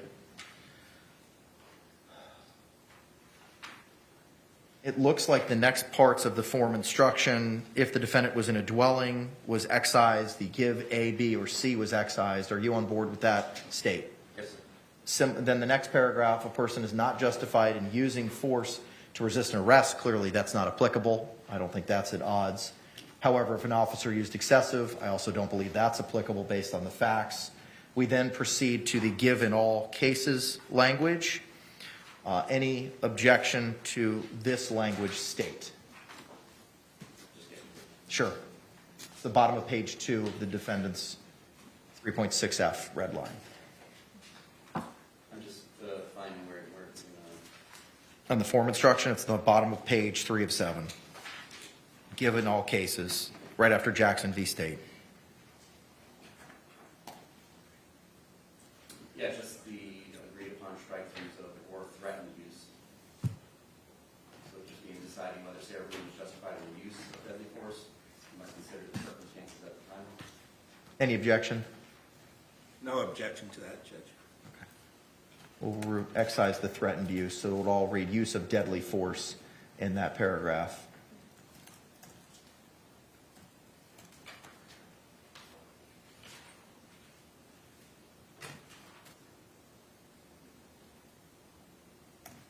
All right. Now we have a proposed instruction, I believe from the defense regarding battered spouse. We table the battered spouse proposed instruction since both parties have that? Sure. Moving now to the presumption of fear, that's been struck out by both parties and agreed to. Moving to the exceptions of presumption of fear, that's been struck out by both parties and not necessary. That takes us to a person who unlawfully by force enters or attempts to enter, that's not applicable. Definition of dwelling is not applicable. Residence and vehicle are not applicable. That takes us now to the aggressor language. No additional arguments as to why the facts show she was the initial aggressor, and thankfully for the state, there's no requirement under this provision that there be an independent enforceable felony. Okay. Looks like we have a disagreement between the parties as to the application of the aggressor instruction. It's struck out on the defense's side and not in the state side. What say you, Mr. Henderson?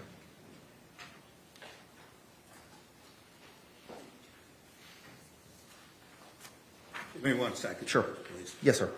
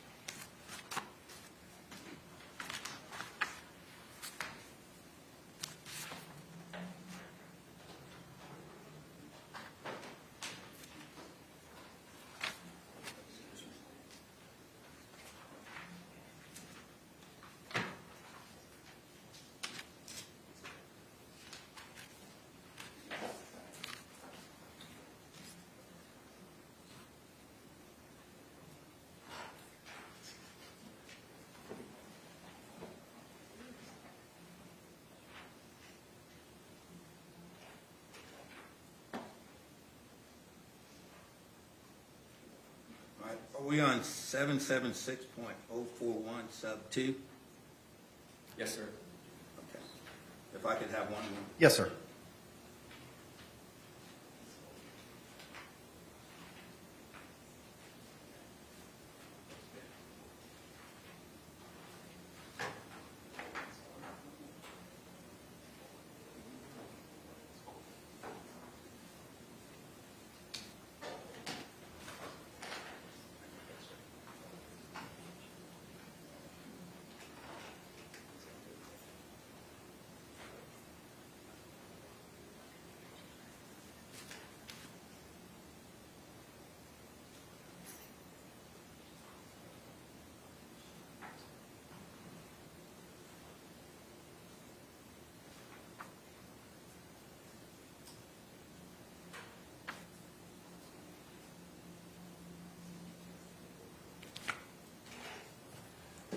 Judge, my argument would be that the only evidence, well, the evidence from Sarah Boone stated that she did not do anything forcefully wise until after Mr. Torres had made verbal threats and was coming out of the suitcase.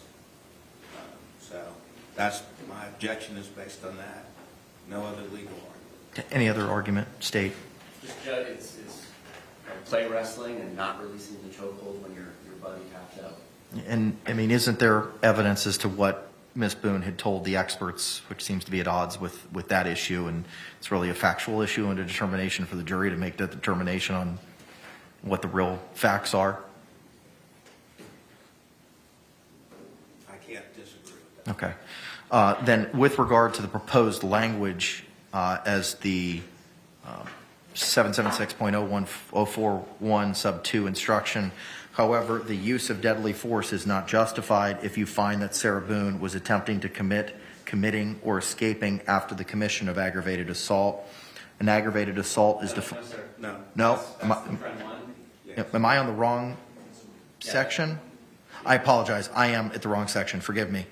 So it is the, however, With my strike throughs, it's however the use of deadly force is not justified if you find that Sarah Boone used force to initially provoke the threatened use of force against herself unless, 1, the threat of force asserted towards the defendant was so great that she reasonably believed that she was in imminent danger of death or great bodily harm and had exhausted every reasonable means to escape the danger other than using deadly force on George, that's spelled incorrectly, Torres, or 2, in good faith, Sarah Boone withdrew from physical contact with George Torres as clearly indicated to George Torres that she wanted to withdraw and stop the use of deadly force, but George Torres continued or resumed threatened use of force.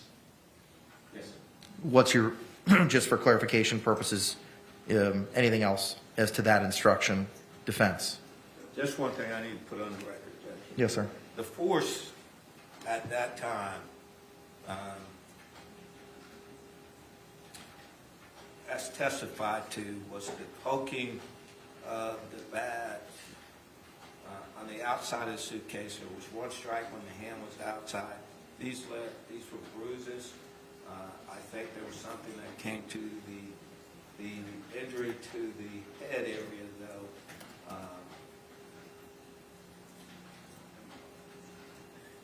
The injury to the head could be serious, but in this instruction, it's talking about deadly force. And none of those, as to the testimony from the medical examiner, none of those injuries caused the death. But the continued restraint on him that she did not undo is the force that we're talking about. It's just like in the cases that I cited in my special state's request for special jury instruction regarding withdrawing from physical contact. Batteries don't need to be skin to skin. You can commit a battery on somebody while driving your car and striking their car. A false imprisonment does not mean you have to choke somebody. You can falsely imprison somebody by barricading them into a room with a grocery cart. She unlawfully exerted that force and did not withdraw from using that force when her wrestling partner, so to speak, tapped out.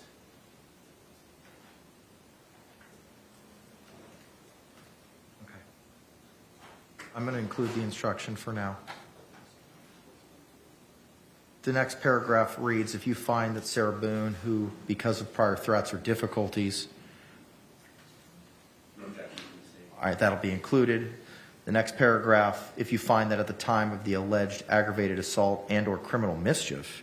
Yeah, there just needs to be secondary murder, manslaughter, or culpable negligence, and we don't object. There were specific acts put in evidence. Any objection to changing the beginning of that sentence, defense, if you find that at the time of the alleged murder in the second degree, manslaughter, culpable negligence, Sarah Boone knew that Jorge Torres had committed an act? Yes. Okay, thank you. And then we requested the strike through at the end or threatened to use. Agreed. Give me a moment.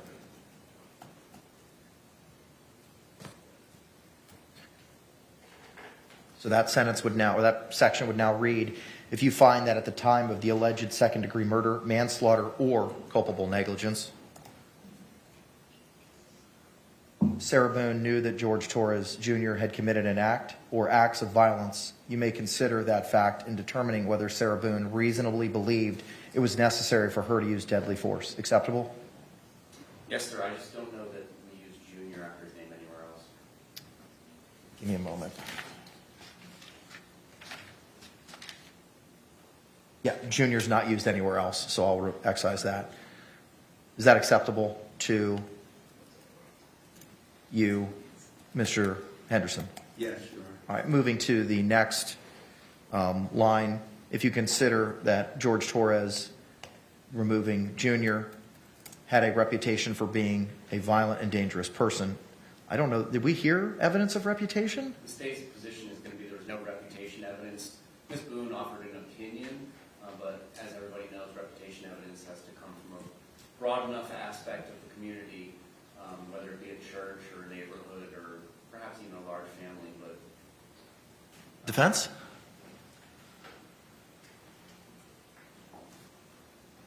I'm rethinking that, Judge. No worries, take your time.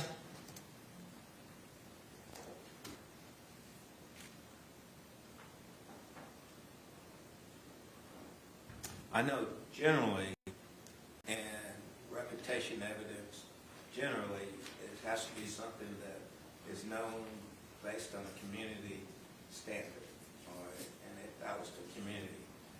I know the only thing that I can relate to is the fact that individually, she experienced certain things that could build that reputation, but that's on her. I think there's evidence, though, from people, at least that they knew about it or were told about it. Most of that was stopped. but I could go to at least the one situation on a text message that was introduced earlier today that talked about him beating his former wife or ex-wife. How is that reputation? Yeah, it sounds like that's a specific instance based on that text message. Correct. I agree. Okay, so in agreeing, we're going to excise the reputation section, correct? Okay, thank you. The court will excise that.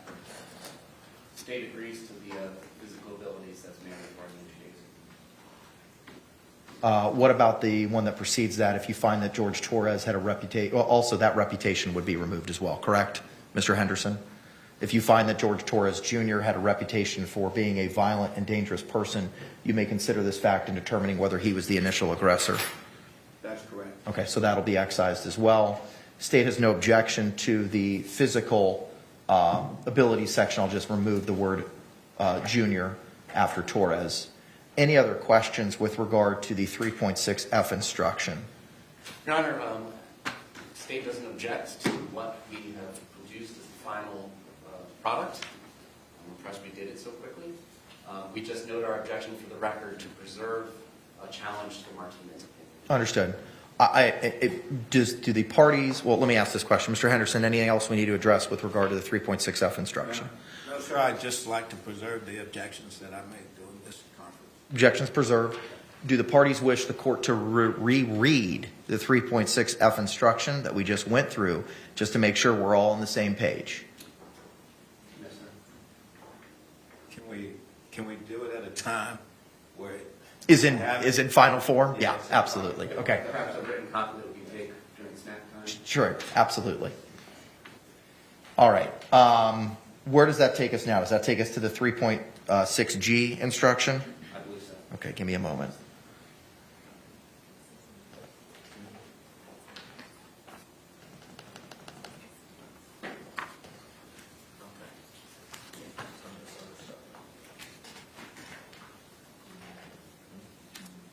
I have the state's proposed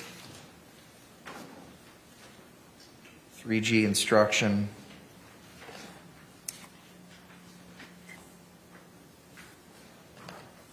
I have the form instruction from the Supreme Court.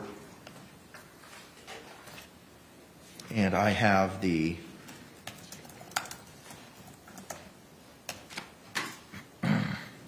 defense's proposed revisions.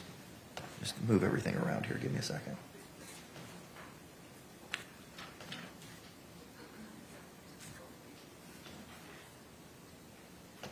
Okay.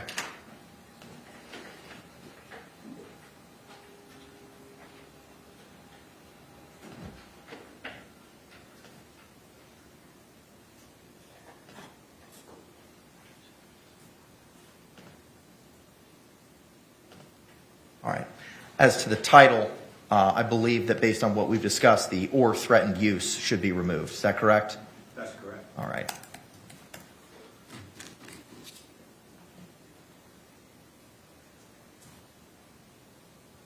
As to the first sentence, it is a defense to the crimes of second-degree murder and culpable negligence if the actions of Sarah Boone constituted the justifiable use of threatened use,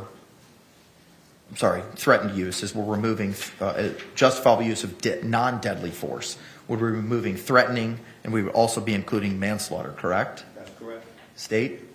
Yes, sir. It is a defense to the crime of second-degree murder, manslaughter, in Oxford, or culpable negligence if the actions of Sarah Boone constituted the justifiable use of non-deadly force. I, too, am a big fan of the Oxford comma. So the defense would, or the instruction would now read, it is a defense to the crimes of second-degree murder, manslaughter, and culpable negligence if the actions of Sarah Boone constituted the justifiable use of non-deadly force. Acceptable, state? Yes, sir. Acceptable, defense? Yes, sure. Definition of non-deadly force is not at issue. Next paragraph. Sarah Boone does not have the burden of proving that she was justified in using non-deadly force. Instead, for you to find Sarah Boone guilty, the state must prove beyond a reasonable doubt that Sarah Boone was not justified in using non-deadly force. Acceptable, state? Yes, sir. Defense? Yes, sure. The law on justifiable use of non-deadly force is as follows. Sarah Boone was justified in using non-deadly force against Jorge Torres, excising Jr., and had no duty to retreat if she reasonably believed that such conduct was necessary to defend herself against A, Jorge Torres, excising Jr., imminent use of unlawful force. Is that instruction acceptable? Yes, sir. I don't know if you mean to include the A if we're not using the B. I would just suggest you make one sentence. Any objection? No objection. Okay. Any other issues with the instruction as read so far? State. No, sir. Thank you. Defense. None, Your Honor. Okay.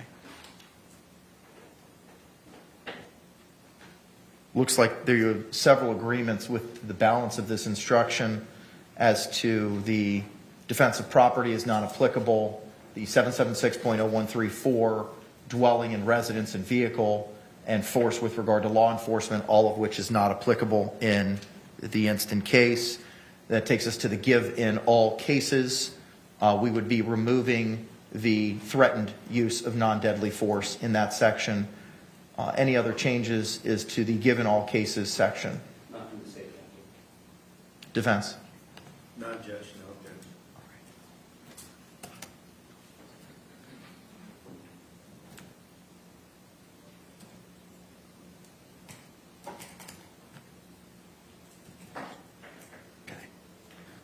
Let's table the proposed instruction on the battered spouse for the moment.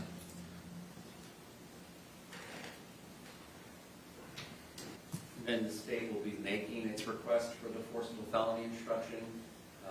Under Martinez. Yes, and we understand the court's ruling, and we're sending a strongly worded disagreement to the court Supreme Court.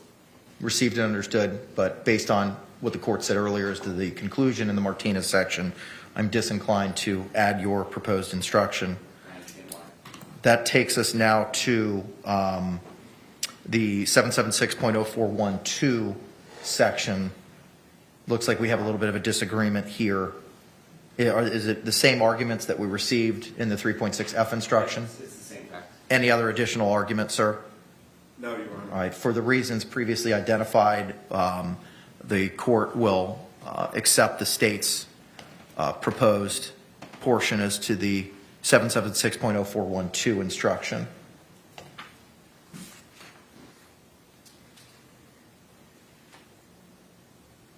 Then it takes us to the prior threats. Same requests and objections as in 3.6F from the state, sir. For the end of the instruction. I agree that it should track what the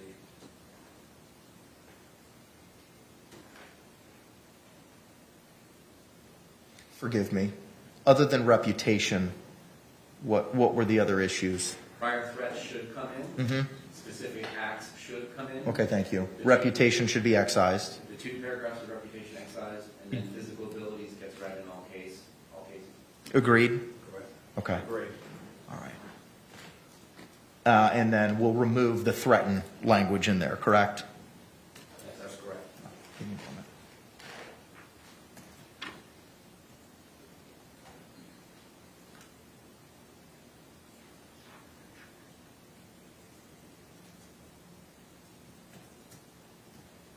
Okay.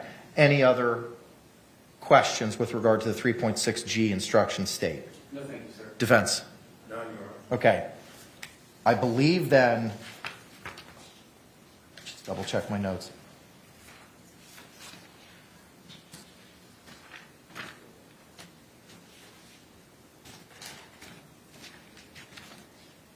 I believe then that addresses those issues based on what we did not discuss this morning in the charging conference. And I think that now takes us to the state's requests and the defense's request for special instructions. Can we do the battered spouse one first, the conflicting requests? Yes.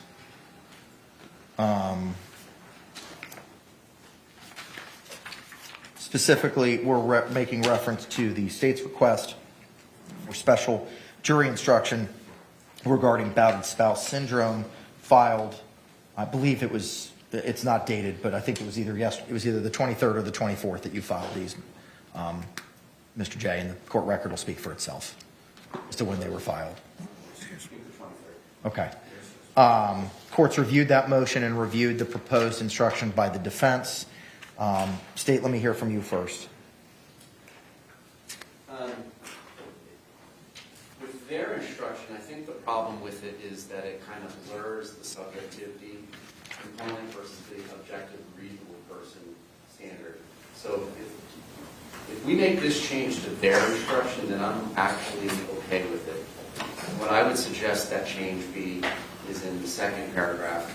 If you find the evidence that Sarah Boone suffers from battered spouse syndrome credible, you may consider this evidence to assist you in determining whether a person in Sarah Boone's circumstances would reasonably believe that such force was necessary to defend herself against the imminent use of unlawful force by the victim, no junior. I don't know if it's necessary with the date. That makes it clear, because that's what the case law says. The case law makes it very clear it's about the objective component. I agree with you. And then I would just ask for my last sentence, which is like other witnesses, you may believe or disbelieve all or any part of the testimony regarding battered spouse. Let's say the defense. And if necessary, I can read. Yes, could you do that? So it looks like there's no, first of all, just so the record's very clear, Stevens v. State identifies the special instruction circumstances. Special instruction is supported by the evidence in this case. Yes, absolutely. The standard instruction did not adequately cover the legal theory it is meant to. There is no standard instruction on battered spouse over and above what's included in the self-defense instruction. The special instruction was a correct statement of law and not misleading or confusing. We're addressing that third prong of Stevens at this time. The proposed instruction would read, you have heard evidence that Sarah Boone suffers from battered spouse syndrome. If you find the evidence that Sarah Boone suffers from battered spouse syndrome credible, you may consider this evidence to assist you in determining whether a person in Sarah Boone's circumstances would reasonably believe that such force was necessary to defend herself against the imminent use of unlawful force by Jorge Torres. It would then go on to read, like other witnesses, you may believe or disbelieve all or any part of the testimony regarding battered spouse syndrome. Agreeable. Okay. Appreciate y'all working together on that. Give me a moment to finalize this.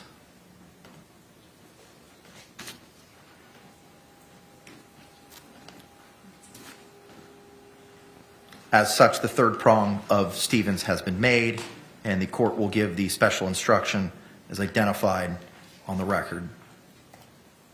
Now, the only question I also have is, do we want this as its own instruction, or do we want this included where it currently is in the 3.6F and 3.6G instruction? State. I would suggest it be 3.65, right after the two instructions about use of force. I agree with that. Okay. Do we want to label it or just have it as special instruction and then read it? Do we want to have the title special instruction on battered spouse? I welcome. I'm fine with just saying battered spouse syndrome. That's fine. Okay, so it'll be special instruction on battered spouse syndrome. Is that acceptable? Yes, sir. Is that acceptable? Yes, sir. All right, thank you.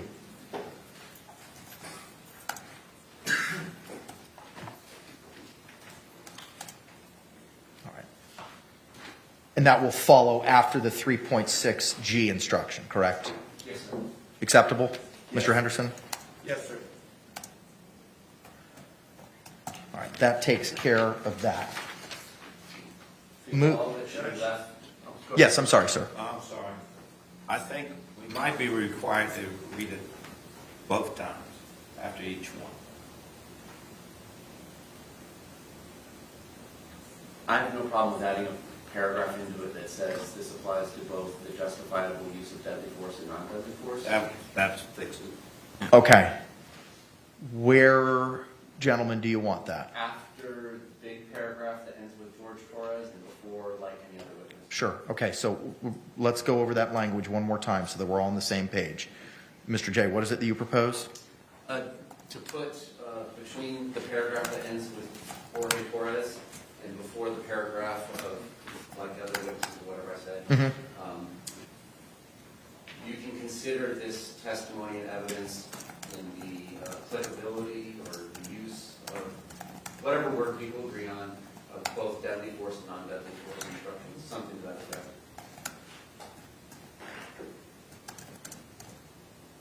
If that's too convoluted, I'm fine with it just being repeated. I tell you what, I'd rather just repeat it. I think so. That gets way complicated. I'd rather just repeat it under 3.6F and 3.6G. Agreed. Okay. Does that work with you, Mr. Henderson? Yes, sir. All right, thank you, sir. All right. Okay. Moving now to the state's request for special instruction regarding withdrawing from physical contact, filed October 23, 2024. The court has reviewed it. I guess the first question is, what say? Is there proposed language? Trying to see if I'd actually put that in there. I don't know that I see it, Mr. J. Oh, paragraph 15. Physical contact includes any restraint on Jorge Torres, apostrophe, movement. And this would be after the initial aggressor portion in the 3.6F and 3.6G, correct? Yes, sir. Okay. What say you, Mr. Henderson? If I can have one. Yes, of course.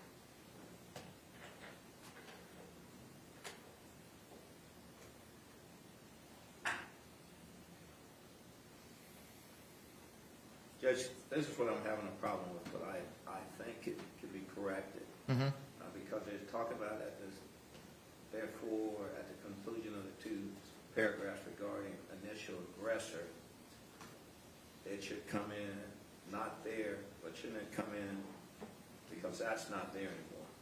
Initially provoked. Yeah, in the 3.6F instruction, references to initial aggressor have been removed. Yes.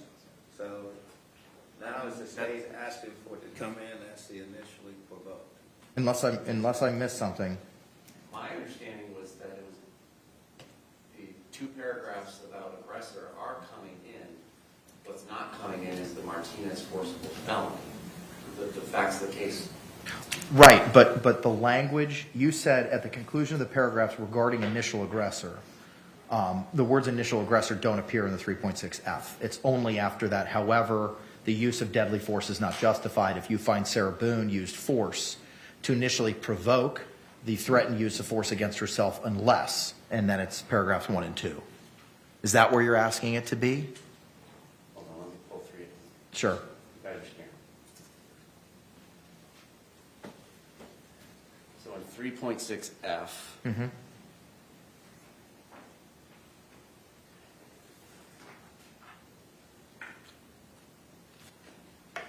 should be, however, the use of deadly force is not justified if you find that Sarah Boone used force to initially provoke Correct. the That's what I threatened have. use of force against herself unless, parens 1 and 2. Correct.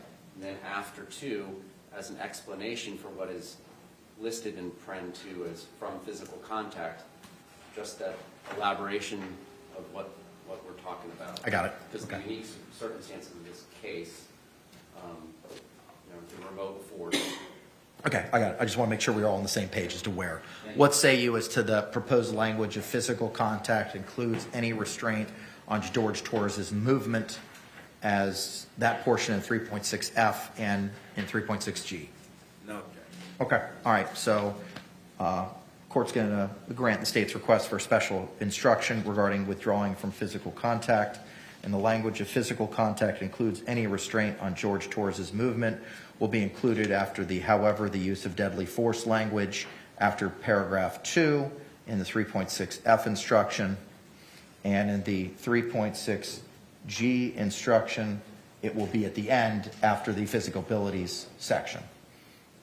Also, it's George is spelled incorrectly. That will be remedied.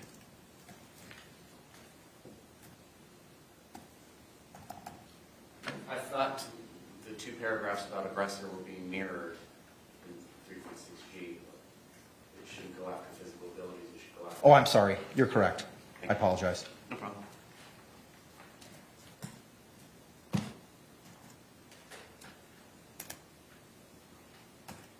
Okay, got it.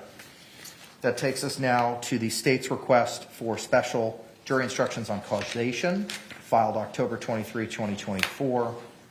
I have reviewed it and the proposed instruction on paragraph 3 therein. Judge, the reason we're bringing this up is just during the cross-examination of Dr. Z, or Zadovich, we poked the bear a little bit about his cardiovascular condition. My memory of the testimony was that she's emphatic that that was not the cause of his death.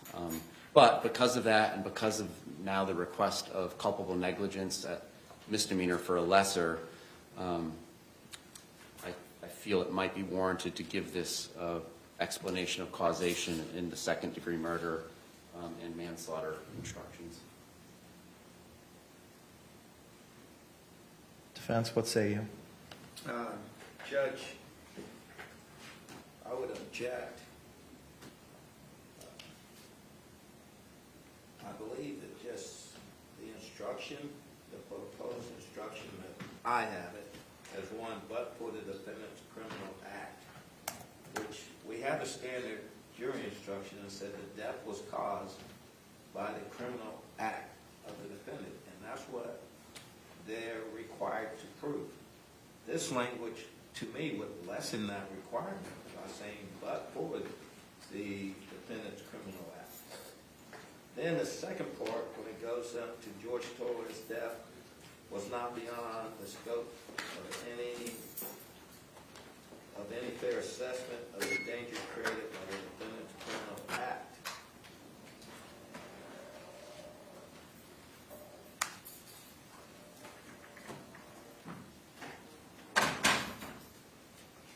I think that's covered, Judge, in the fact that the state does not have to prove that Ms. Boone had the intent to kill George Torres. So that makes it confusing to me when the standard instruction basically simplifies it, in my mind, and it keeps them right where they're supposed to be with that instruction. They don't have to prove that she had the intent. Then, as to the third part, I'll withdraw my request for that. Okay. If heart disease gets brought up in closing, All right, fine. So withdrawn. Court takes no action on the state's request for special jury instruction on causation. That leaves us now with the state's request for forcible felony instruction and request for initial aggressor instruction. That's already been addressed, has it not? I was just treating it as a special jury instruction for my argument. Understood. All right, are there any other instructions sought by the state at this time? I believe we have concluded this exercise. Defense. No other ones. All right, here's what I'm going to do. I'm going to take all this upstairs. I'm going to re-review it. I'm going to merge it all into one document, and I will send it to all the parties. Let's plan on being back here at 1:30, and we'll address any other concerns of the jury instructions at that point in time. State, anything else we need to address? 125. Well, let's make it 1:20. All right, thank you. All right, defense. Nothing else. All right, we'll see you all at 1:20. Thank you.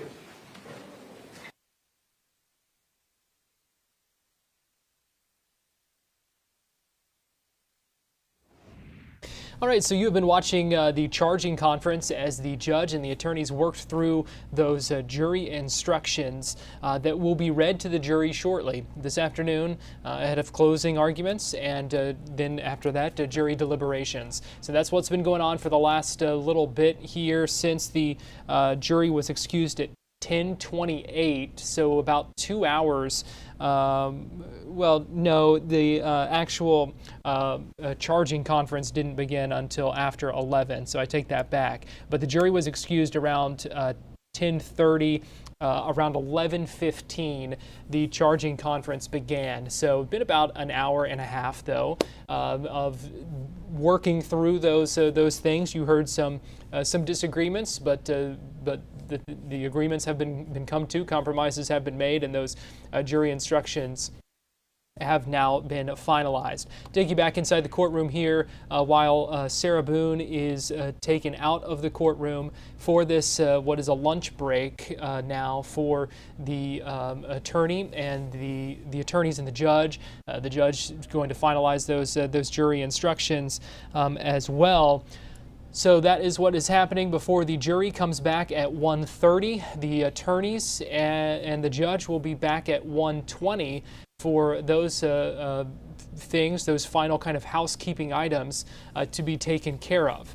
You see Sarah Boone now, she knows the drill, lifting up her arms as the chain is put around her.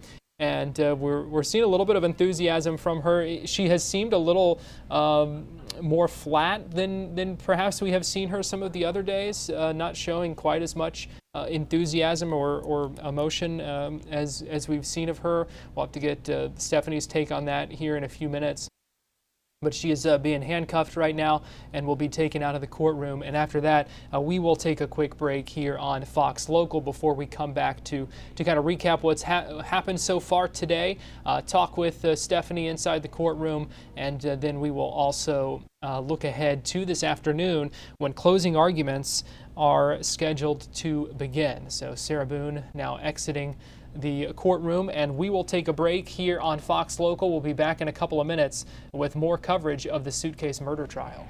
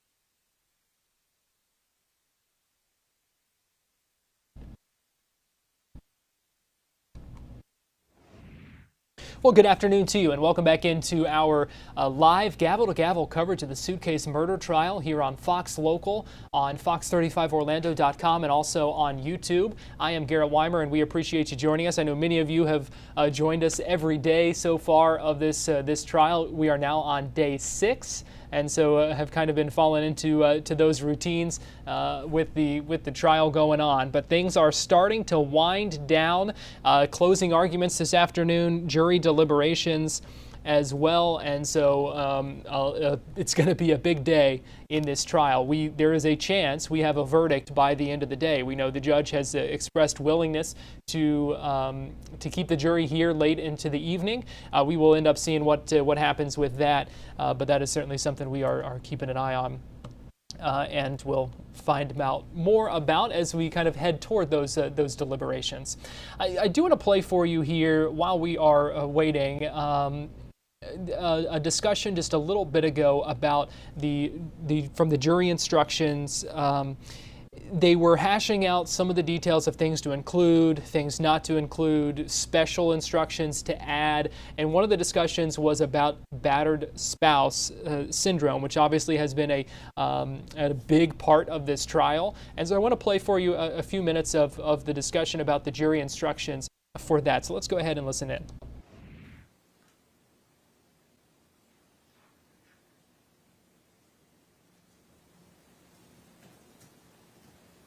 Okay.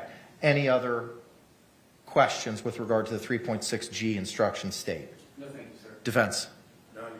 Okay. I believe then, just double check my notes.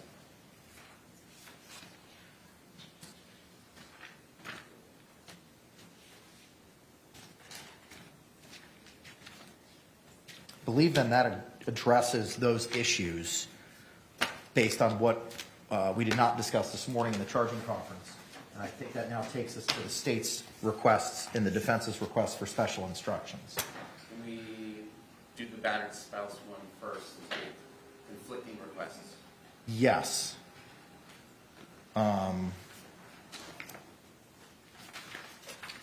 Specifically, we're making reference to the state's request for special jury instruction regarding battered spouse syndrome, filed, I believe it's not dated, but I think it was either the 23rd or the 24th that you filed these, Mr. J, and the court record will speak for itself as to when they were filed. Okay. Courts reviewed that motion and reviewed the proposed instruction by the defense. State, let me hear from you first. With their instruction, I think the problem with it is that it kind of blurs the subjectivity component versus the objective reasonable person standard. So if we make this change to their instruction, then I'm actually okay with it. What I would suggest that change be is in the second paragraph.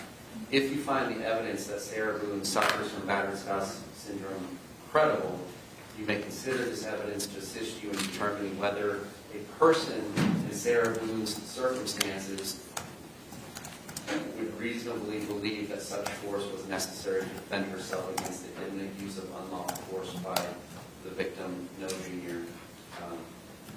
I don't know if it's necessary with the date.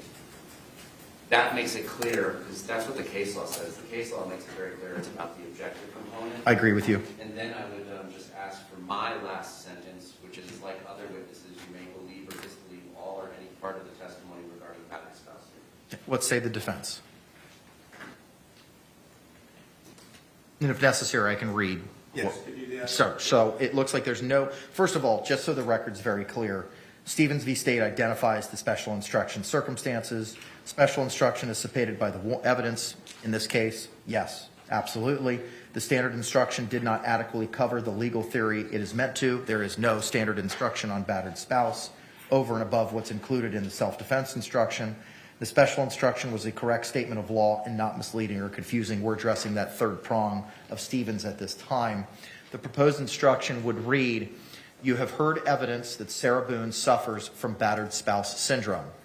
If you find the evidence that Sarah Boone suffers from battered spouse syndrome credible, you may consider this evidence to assist you in determining whether a person in Sarah Boone's circumstances would reasonably believe that such force was necessary to defend herself against the imminent use of unlawful force by Jorge Torres. It would then go on to read, like other witnesses, you may believe or disbelieve all or any part of the testimony regarding battered spouse syndrome. Agreeable. Okay. Appreciate y'all working together on that. Give me a moment to finalize this.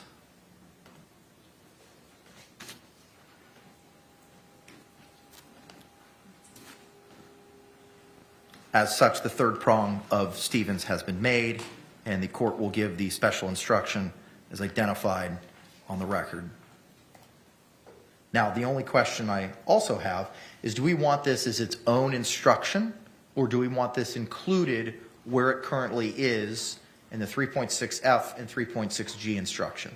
State. I would suggest it be 3.65, right after the two instructions about use of force. I agree with that. Okay. Do we want to label it or just have it as special instruction and then read it? Do we want to have the title special instruction on battered spouse? I welcome. I'm fine with it just saying battered spouse syndrome. That's fine. Okay, so it'll be special instruction on battered spouse syndrome. Is that acceptable? Yes, sir. Is that acceptable? Yes, sir. All right, thank you.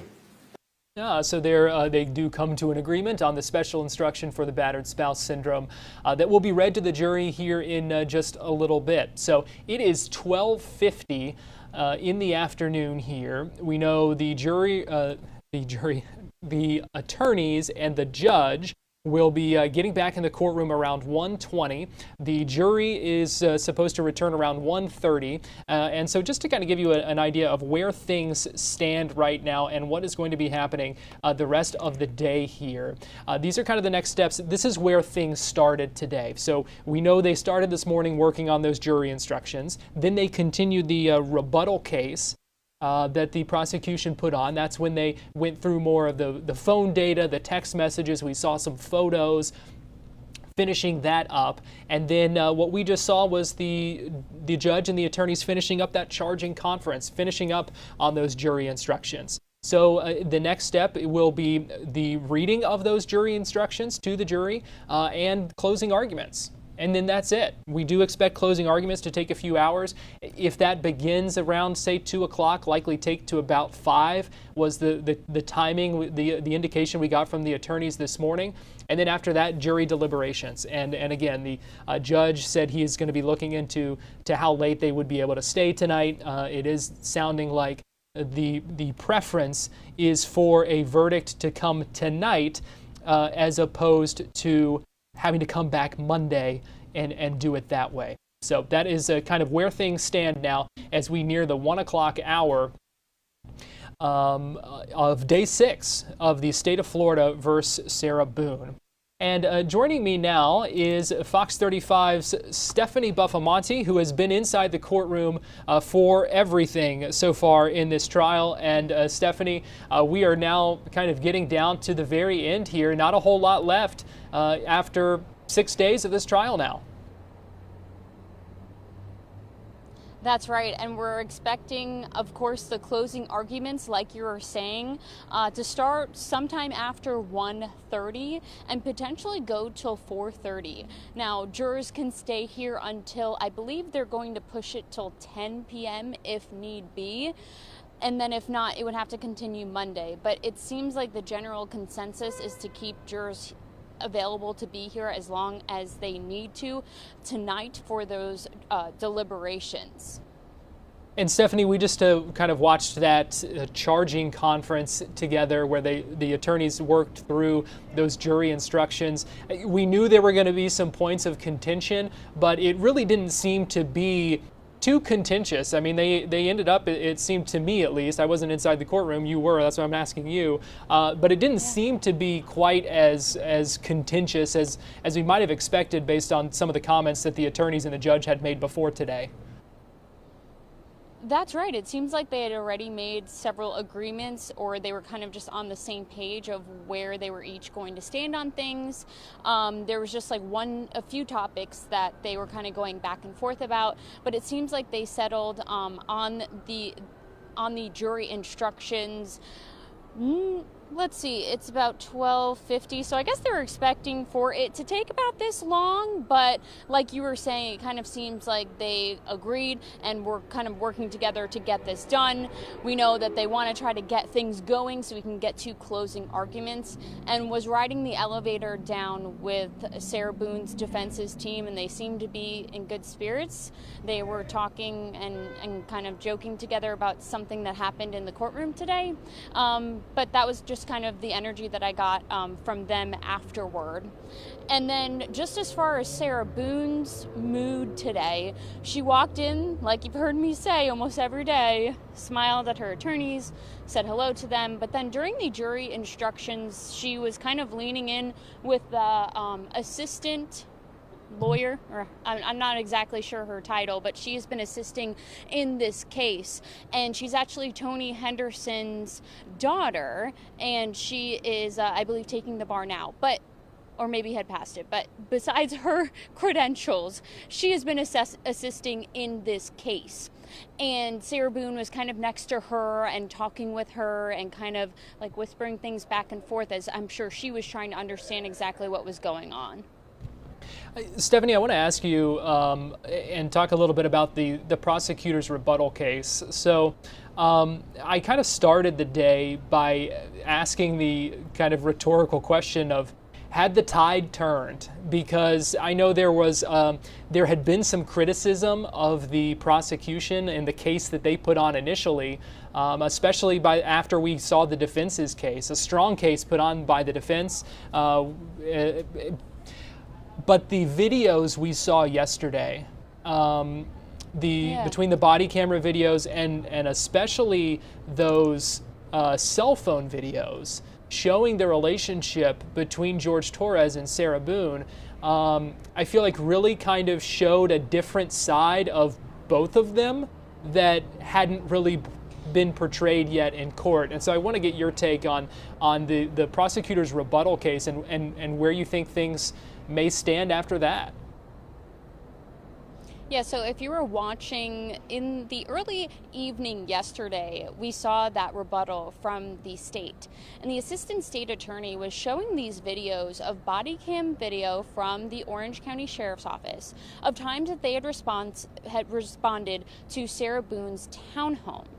And it seemed like Sarah Boone had been the one who had been calling them out. She would get there, the deputies would ask her what happened, she would say that Jorge Torres had hurt her. But we also heard from Jorge Torres for the first time through these videos. And he had said multiple times in different videos that Sarah Boone also hurt him, that she hit him, and that she was the initial aggressor there, that she would hit him first, is actually something that he said to one of the deputies who responded. I believe that call was from 2019, so this crime happened in 2020, so this was shortly before that. And you can even hear in one of the videos Jorge Torres crying to a deputy and saying, "She's the one that hits me and I get locked up." Then there's this cell phone video that came from Sarah Boone's phone. And you see this other side to Sarah and George's relationship that we really haven't seen before. It's almost as if you're a fly on the wall. And you see the relationship. There are times it's pretty clear that they're both drunk. Sarah yelling at George. There was one part that stuck out to me. They were getting in an argument because Sarah was trying to sleep, and then George had apparently come up and tried to go to the bedroom, and she had said something to the effect of, "I told you not to bother me, you weren't allowed to sleep in the room tonight," or whatever it was. And then George and her were just going back and forth, but the end of the conversation was George saying, "All right, Sarah, whatever, good night. Love you." And she had said back, "I don't love you, I don't even like you, I don't want to be with you." And there had been kind of that rhetoric we heard kind of multiple times in different cell phone videos. Another one that stuck out to me was there was some kind of charge, I believe, for a domestic battery charge against George, I believe, and potentially Sarah. We would have to get more information about what the specific cell phone video date was. But You can see in this cell phone video Jorge Torres saying, I'm going to go to the judge and tell them this was all my fault. This wasn't my fiance's fault. And at one point she says, tell them that I'm a good person. And Jorge says, yes, a great person. And she goes, yeah, tell them I'm an angel. And she's kind of coaching him in this conversation. And we had heard in her testimony earlier that Jorge Torres was the aggressor. He was the one that was violent toward her. He was the one that was controlling toward her. But in these cell phone videos, you can see her put Jorge down in multiple different ways, just in the way she spoke with him. Yeah, it was a very interesting kind of dynamic, I think, to see. That video you're talking about there, I think, was the one, the very last one that they played, I believe, and it really struck me too. Not to kind of take this too far, but it almost had the vibe of a hostage video kind of thing, where it's like they are practicing this, and she's trying to get him to say these things that she wants him to say. She was coaching him. Yeah, she was clearly coaching him, telling him what to say to a judge, and trying to get him to tell this judge that she didn't do anything wrong. Yeah, I think yesterday in the courtroom, as these videos were playing, Sarah didn't really have much of a reaction. There was one comment that she made to a deputy that was something that I wouldn't say on TV. It was just inappropriate. But at that comment, you could see her shake her head. I'm sitting behind her, so I couldn't see exactly what her face looked like, but you could see her shaking her head at that comment, that she made that comment to a deputy. But other than that, she kind of wasn't really reacting to the videos. That's something we haven't really seen from her, big facial reactions to the evidence that's been presented. I did see the jurors again laser focused, taking notes, especially during some of those conversations with Jorge and Sarah, where they're just quickly taking notes, trying to, I guess, take down the conversation and write down what they were saying in those videos. Yeah, I saw you tweet that you say it seemed like they were taking probably more notes at that point than you've really seen them do in many other parts of the trial. Yeah, they were really just taking notes after notes, even flipping the pages of the notebook. So you could really see them focus there. Today, in fact, another part where, not as much as yesterday, but we saw jurors taking a lot of notes, is when these text messages were being read. And they were text messages between Sarah, or the person who owned Sarah's phone, but we're assuming Sarah in some of these conversations, and then George's mom's phone. And at times it's George and Sarah speaking in these text messages, and then at other times it's Sarah and George's mom. And I have a couple of them written down if you'd like to hear. Yeah, go ahead. Hold on. Okay, here we go. So this was a text from someone named Janice to Sarah Boone. What happened last night? He had a black eye, and earlier in the conversation she'd been talking about Jorge. But what happened last night? He had a black eye and said it was new. Did you two get in it again? Then there was another text, quote, from Sarah's phone to George's mom's phone, saying, quote, "You tell your son he's not welcome here. Taken off the lease and bound. Worthless. Don't show his ugly, effed up face around here again." And this is a quote I'm reading. "Stay Hispanic. That's what you all are. And he can watch all the porn he wants from the phone mom gave him." And then they go to talk in another text about this birth certificate that she had of his. And this says, quote, "Tell George to call me. I want my things he took. I have his birth certificate and another certificate. Until then, basically she was saying, until then, I'm going to keep those." And then there's a picture that is shown that was a photo that was sent from her phone of a ripped up government document, which we can only assume is the birth certificate. It certainly looks like it. Yeah, really interesting to see all those text messages this morning, kind of continuing that. And his family was there too. Yeah, That's a good point. They were sitting front row in the gallery as all of this is going on. Yeah. I could see his mom at times. She's just like watching and like has her head rested on her hand, and her brother just kind of like straight-faced looking at what's happening inside the courtroom, and that is the brother that had testified earlier in the week. But when I saw the family the other day in the halls of the courthouse, it just seems like they were beat. I mean, this has got to be a lot for them to go through right now, I'm sure. as they're in the courtroom and all of this evidence is being presented, autopsy photos and body cam video and moments where he took his last breath. So you can imagine just how hard that is on someone's family. Yeah, a lot for sure. Well, Fox 35 Stephanie Buffamonte, we appreciate you joining us again here this afternoon, and appreciate all your reporting from inside and outside of the courtroom this week. Thank you, Garrett. And we are going to take a quick break here, but we will be right back with more coverage as we get ready. We've got another 15 minutes until the court is expected to resume, but we will be right back with more after this.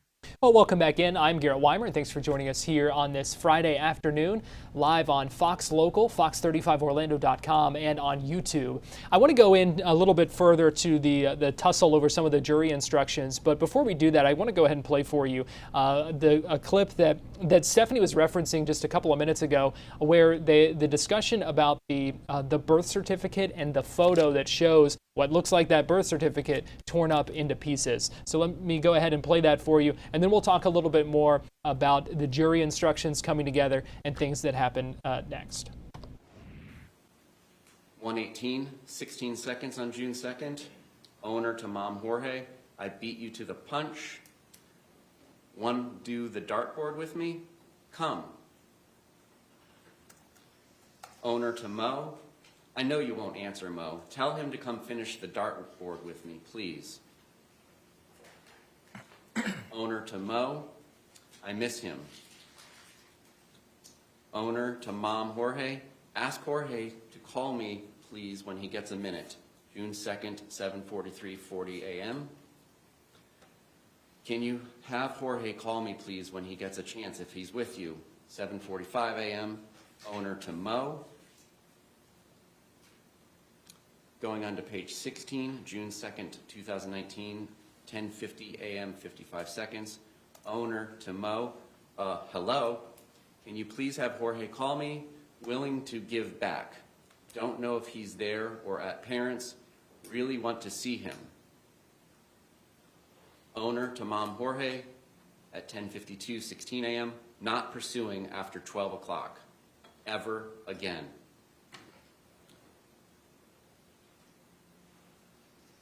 (12:19 p.m. 23 seconds). Owner to Mom Jorge. Please call. Come over. I'll come get you. Come over, please. I need a super hug. Hugs? Please. Need. You. 6:23 p.m. Owner to Anna. He doesn't live here anymore. Call parents or Mo, in response to an incoming phone call that was made at 6:10 p.m. 54 seconds from Anna to owner. Entries 9803, 9804 in the PDF timeline, June 2nd, 2019. Image 0092.heic, capture time 6:33:01 p.m. Image 0093 HEIC, captured 6:33:26 p.m. Publishing from attachments.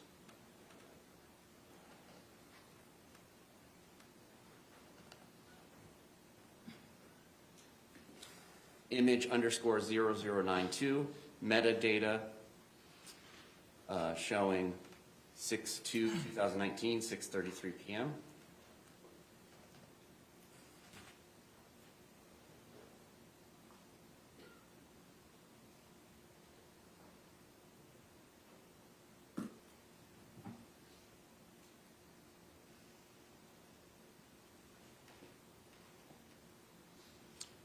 And image or IMG underscore 0093, metadata, date taken 6/2/2019, 6:33 p.m.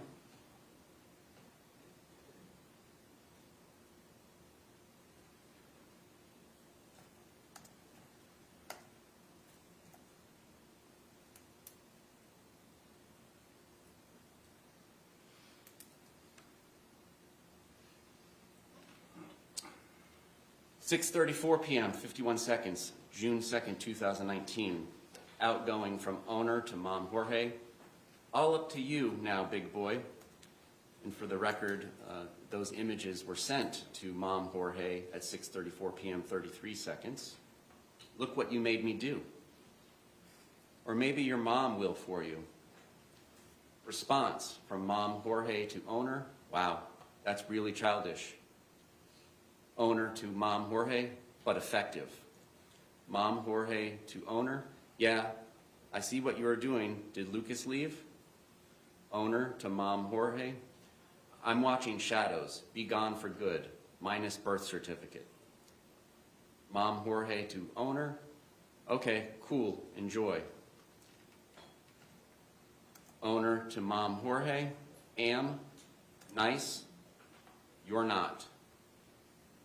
And nice was from Mom Jorge to owner. Going on to page 17, this is still June 2nd, 2019. Mom Jorge to owner, yes I am. You are not though.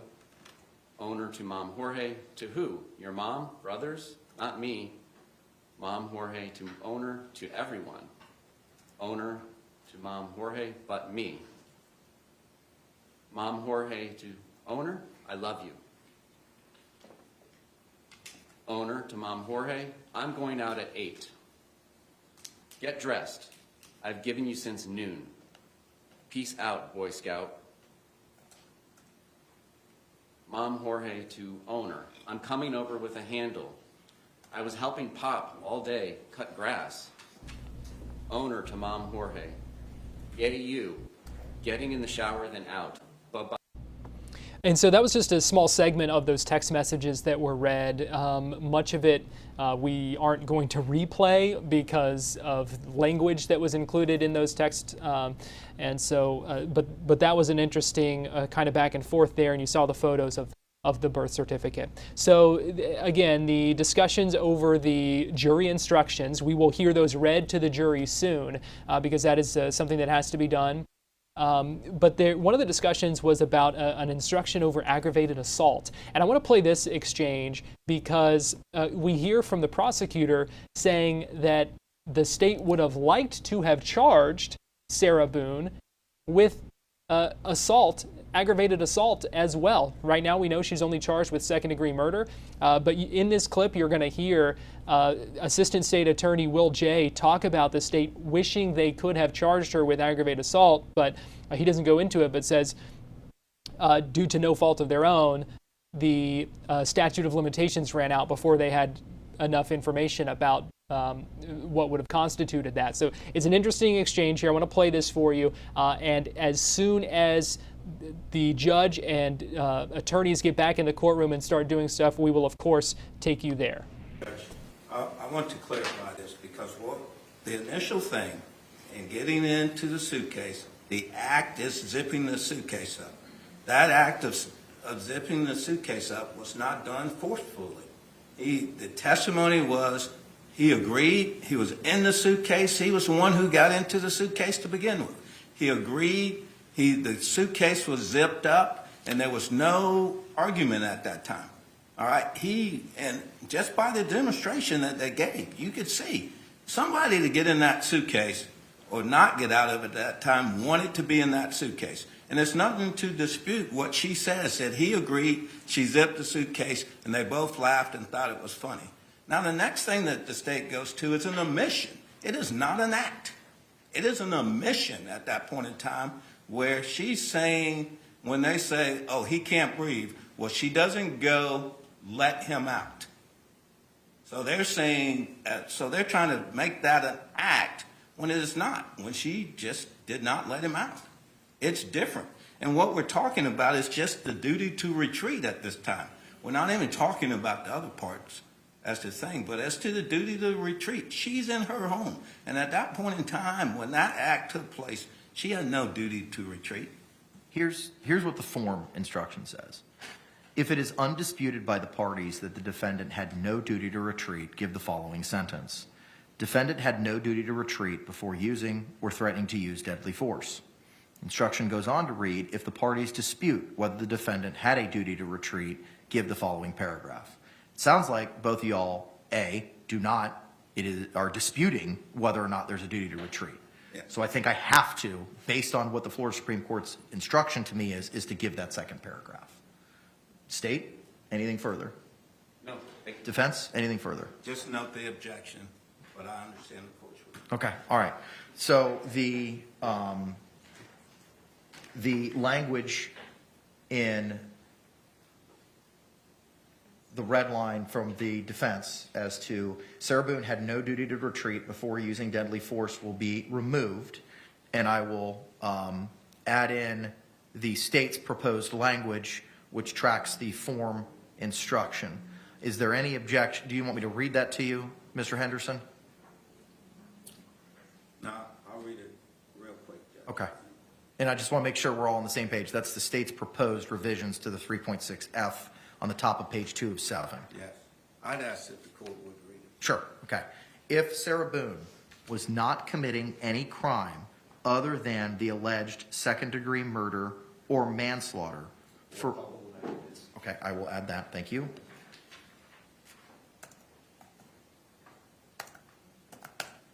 For which, so it'll read, if Sarah Boone was not committing any crime other than the alleged second-degree murder or manslaughter or culpable negligence for which the defendant is claiming self-defense or defense of others, and if she was in a place where she had a right to be, then the defendant had no duty to retreat before using deadly force.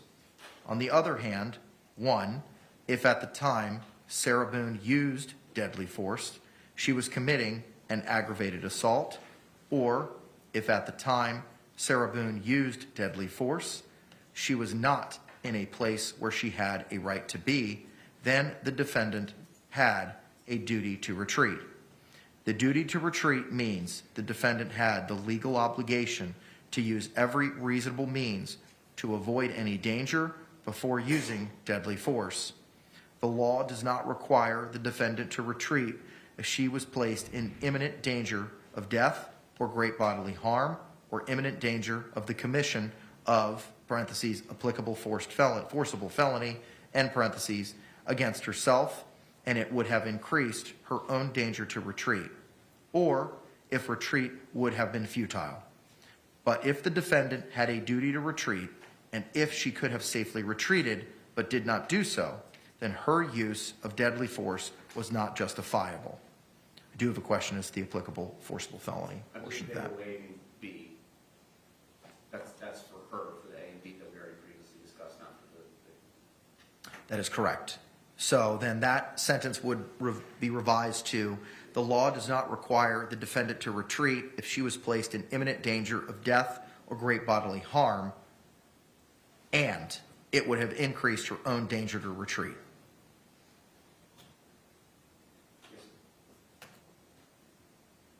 What say you, Mr. Henderson? Judge, I enter objection as to the instruction. As the state has included, to get this instruction, an aggravated assault, which is not charged in the information. State response. Judge, I'm happy to hop into that one as well. Okay. I understand what Martinez versus State says, and I'm sure we've all read the opinion. It's in my motions, and I understand what it holds. What it says all throughout the opinion is there needs to be an independent forcible felony. And then at the very, very end of the opinion, then it says there needs to be an independent felony charged. Why I'm asking for a special jury instruction, and I've made that request in writing, is because under the standard jury instruction that we are going through right now, it says, according to Martinez versus State, that the independent forcible felony needs to be charged. The whole purpose of this is you can't engage into a circular logic argument that defeats Ms. Boone's right to self-defense. So it would be preposterous to include in this jury instruction, Ms. Boone did not have a right to use justifiable use of deadly force by committing second-degree murder against the victim when that's the charged offense. And she, of course, would have the right to use deadly force to defend herself against the victim, and that would be correct. But what we have in this case, and what the state has alerted the court and the defendant to well before trial, was the evidence shows that she committed a separate aggravated assault. She, at the time that she had already zipped him shut in there, and again, just because she releases that quote-unquote chokehold by sitting on the couch, she is exerting that force through distance because she's the one that zipped him shut. So she, in using that force, is the one who did that on purpose to make him feel like he was choking and make him feel like he had made her feel like when she was getting cheated on, and to intentionally confine him in a place so that she could speak to him about her thoughts. As I already outlined, it's the state's position, and the evidence does support that this is an aggravated assault. She intentionally put him in fear of death, and she relished it. She relished it for that 2-minute video. That is prior to when she says, well, now he's sticking his fingers out and I get scared by that action. And by that action, it's Jorge Torres just trying to exert the will to live and to survive and be on this earth. That now that action, if his attempt to escape out of the suitcase that she has left him zipped up in, is this independent threat of great bodily harm and death to her. She testifies if he gets out, it's her belief that he will beat her up, kill her, disfigure her, so on and so forth, And her testimony at trial, I believe she said was, he said that I will end you. So what we have here is they, by their own admissions, through the testimony that she provided, that there is a separate and distinct independent forcible felony from what ends up being the second-degree murder.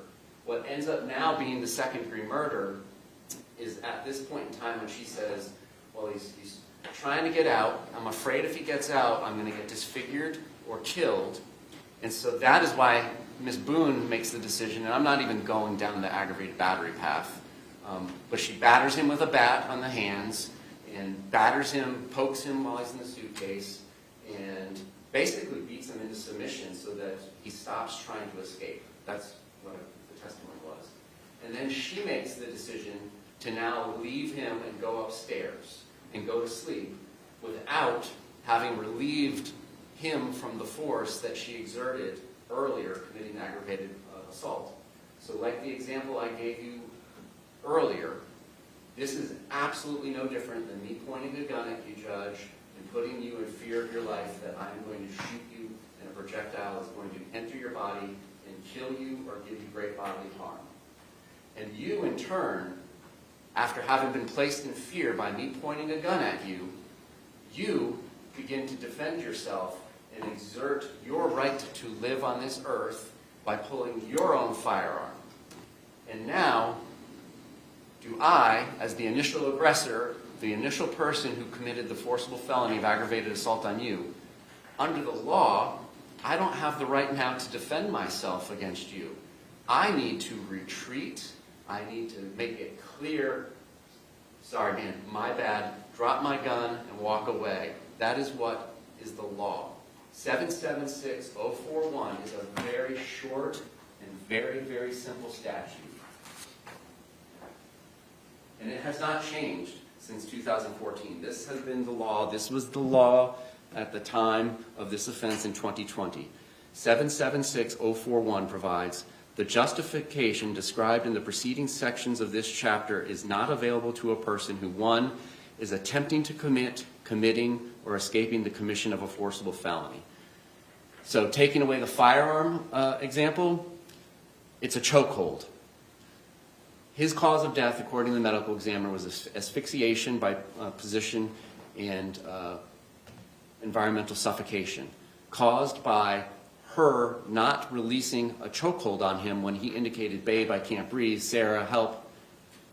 That is an independent forcible felony, separate and distinct now from what she says is the victim, like you, pulling a gun to defend yourself from me pulling a gun on you.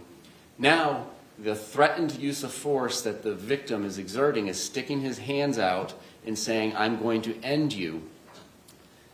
That is the distinct break between the aggravated assault and now her continuing to use this unlawful force, which she's not entitled to do because she started it. She was the initial aggressor in committing this aggravated assault. And she ends up just leaving him to die and never releasing the chokehold.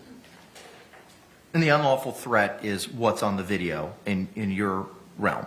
Yes. Okay. And any facts that support that should cause this jury instruction to be given.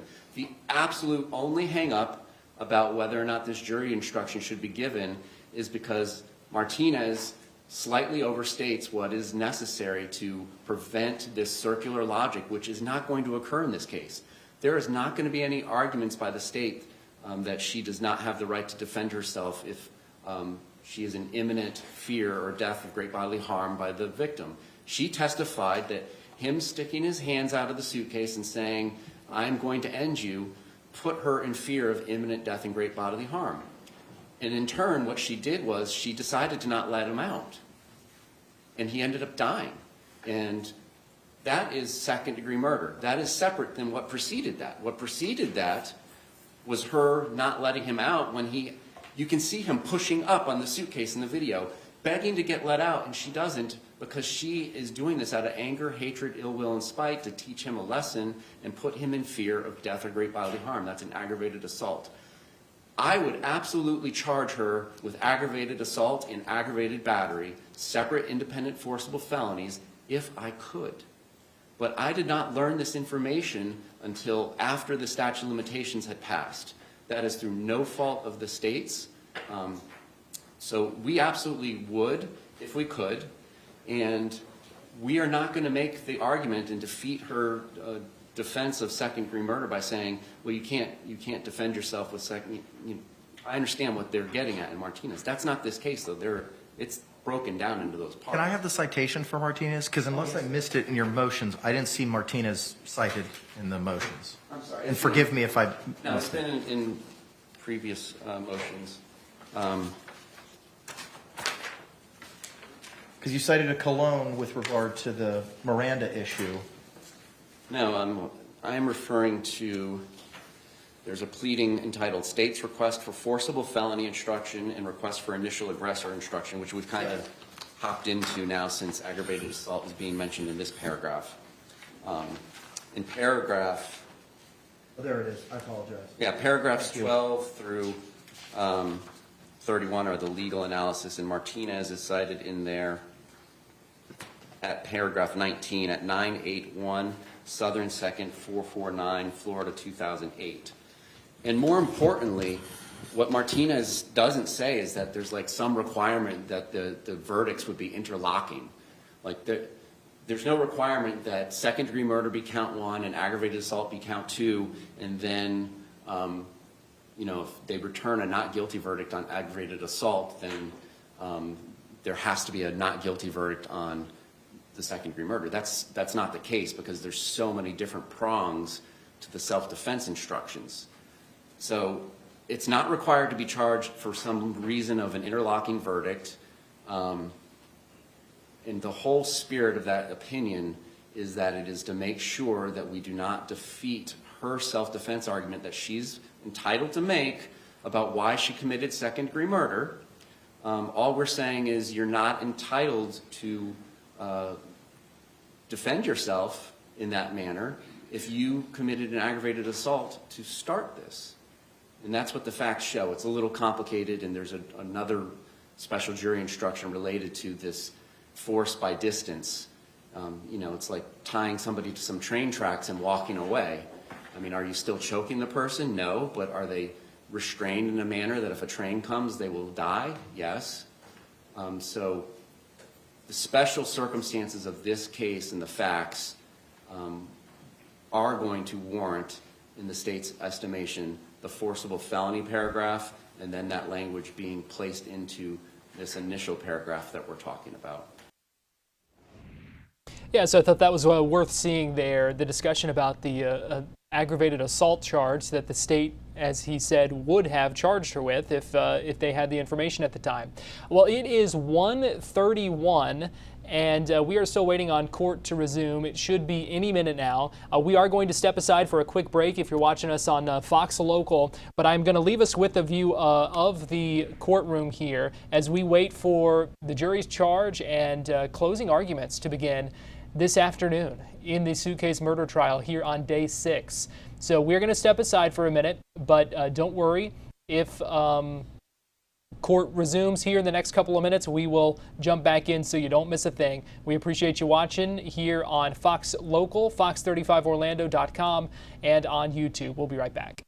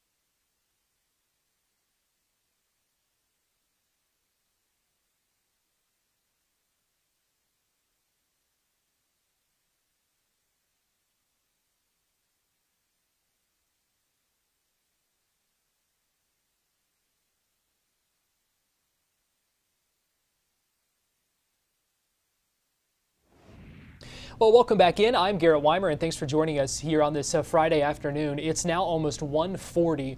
It's about 20 minutes later than the attorneys said they wanted to be back in the courtroom, and about 10 minutes after the jury was asked to be back as well. So I'm not really sure what is going on. We had the shot of the seal up from the pool camera, so no update yet. Nothing has started. You're not missing anything. We won't let you miss anything. But just want to kind of quickly discuss where things stand at this hour and what is coming up next. So this is where we started today with the need to finalize those jury instructions at the charging conference. So that is what we started with, maybe half an hour of that this morning before the prosecution finished up its rebuttal case by showing those text messages and some photos and reading all that into the record this morning. Then we had the charging conference that wrapped up a little bit ago after about an hour and a half at that point. So about 2 total hours for the charging conference to finalize those jury instructions. Next, we will have closing arguments and the jury charge, of course, where the judge will read the jury those instructions. Closing arguments likely going to be about 3 hours is what is expected for that in total. So that will take us probably to about 5 o'clock by the time, well, this was the initial timing as well. So maybe a little later, we'll just have to see, because we are now running a little bit behind what was initially thought heading into today. But the jury deliberations will come up after that. And so when the jury begins to deliberate, and we expect them to deliberate into the evening, they will have a number of options to consider. Here's what they can consider.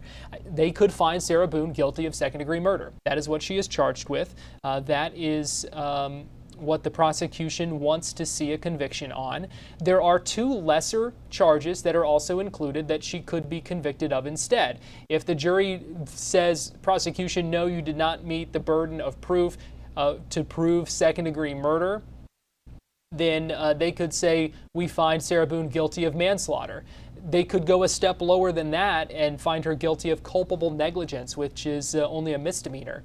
Then they also could acquit her and find her not guilty of any charges. So that will be up to the jury of her peers as to what they will decide on that. So just to kind of break this down a little bit further, this is the charge that she is charged with, second-degree murder from Florida state law. This is a quote from the law, not the entire thing, but the relevant portion here, talking about the unlawful killing of a human being when perpetrated by any act imminently dangerous to another and evincing a depraved mind regardless of human life. So that is second-degree murder. It is not first-degree murder. It doesn't require that premeditation or anything like that. So it is a lower bar than first-degree murder. But those are the elements: the unlawful killing of a human being, perpetrated by an act imminently dangerous to another, and then that depraved mind being the third element of that. So again, if the jury finds that the prosecution did not prove those elements, they could find her guilty of a lesser charge, which the first option being manslaughter. And that is the killing of a human being by the act, procurement, or culpable negligence of another without lawful justification. And then it kind of goes into some of the other provisions of that. So that is the manslaughter charge that could also be, that the jury could also convict Sarah Boone on. They could also find culpable negligence, which is actually mentioned as an element of that manslaughter charge. And this is culpable negligence. This is what it says in the Florida statute about that, about inflicting actual personal injury on another through culpable negligence. So that is a first-degree misdemeanor, so a step below even the manslaughter charge and that kind of thing. So we will just have to see. And again, the jury could end up acquitting Sarah Boone. We will just have to wait and see. It will be up to the 6 members of that jury that go into that deliberation room. We know there have been 6 jurors and 8 alternate jurors who were selected for this. It will be 6 members of the jury who end up deliberating, and so we will see what they end up deciding. There is a real chance we have a verdict by the end of the day today. Makes things a little tricky with it being on a Friday. I know that's one reason the judge mentioned this morning wanting to stay late into the evening rather than coming back on Monday. And so if it's going to be possible to have a verdict tonight, I think that is going to be the preference for many of the parties, if not all of the parties, to have that done by today, if possible, instead of having to deliberate today, then take a break, and then come back on Monday and continue those deliberations. So it is 1:45 now. Still no movement in the courtroom from our shot here that we are looking at. So while we are waiting, I know it's been a couple of days since Sarah Boone testified, and so I want to play for you again some of her testimony as she did take the stand in her own defense. She was actually the first witness to be called by the defense, and that was because they had to, basically, to prove the battered spouse syndrome. That was something they had to establish the elements of before the judge would say, yes, you have shown that there was an overt act that allows you to use this battered spouse syndrome and claim self-defense as you try to defend Sarah Boone. So she was the first defense witness to take the stand, and we heard from her for much of the day on what I believe that was Wednesday. I think my days are right. No, that would have been Tuesday. So she was on the stand for much of the day, much of the afternoon, the entire afternoon that day. And so I want to play for you, while we are waiting on trial to begin, some of her testimony from the stand when she took the stand to in her own defense, talking about battered spouse syndrome, her relationship with George, and what happened on that night of February 23rd, 2020. I would consider us a couple. At some point, he asked me to marry him. Okay. But y'all did have times where he left and went to live with his parents. Yes. Is that fair? Yes. And there were times where there was an understanding that y'all were going to break up. Multiple times. Okay. All right. So, again, on again, off again. Yes. This was actually before we had our apartment. That was, I guess, our dating phase. Okay. So y'all were together for 3.5 years. Is that fair? Mm-hmm. Yes. And y'all had actually agreed to marry? He had asked me, yes, a couple of times to marry him, and one time I agreed to yes. Okay. Ms. Boone, you know, those bruises that we saw of him, they look pretty deep.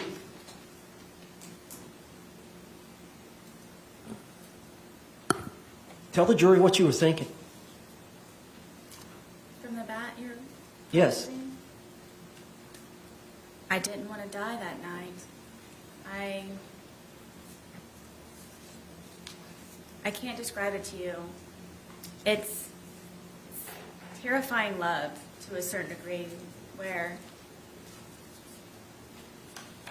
my plan was to show him the next day, and just I wanted him to be better and treat me nicer and be the person that he was when I originally met him. And I knew that was in him still. I knew that it could be found, and I just couldn't figure out what it was that I was doing wrong in order for it to not be back to where that was. And I was tired of living in fear and just sick all the time of figuring out how I can entertain him so I don't die, and continue a relationship with my son and try to live a normal life. That wasn't a normal life for me.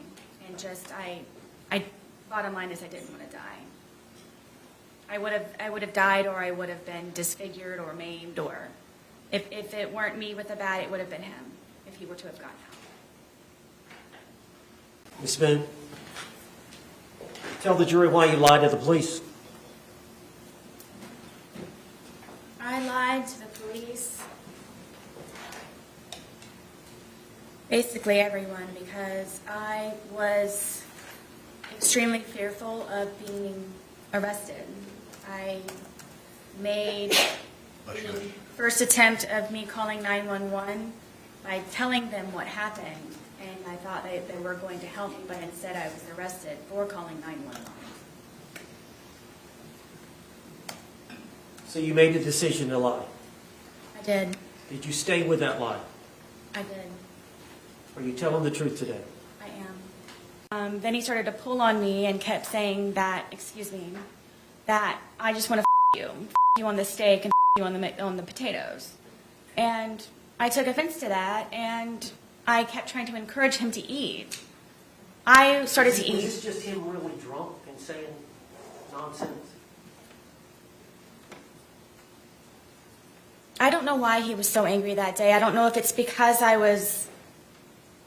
got steak. I don't know. Most of the time I don't know the reason why. I couldn't take it anymore. Obviously, I was not going to be able to eat, so I started to crawl off of the bed to leave, just the bedroom.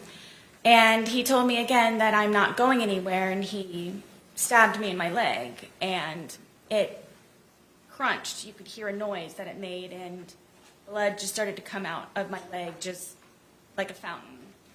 So I got off of the bed. He's starting to freak out, and grabbed me a towel.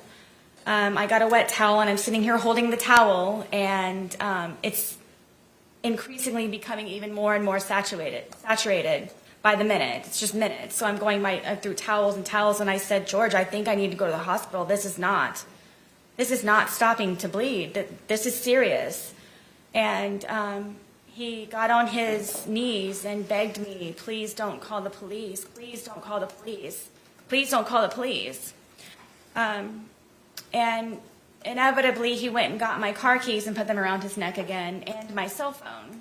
So I was not able to call anyone, and I wasn't able to leave in my car. So I figured I would just go downstairs, and I'm just going to go downstairs. And I had propped my foot up on the glass table that we had, and blood is just everywhere. Blood is everywhere.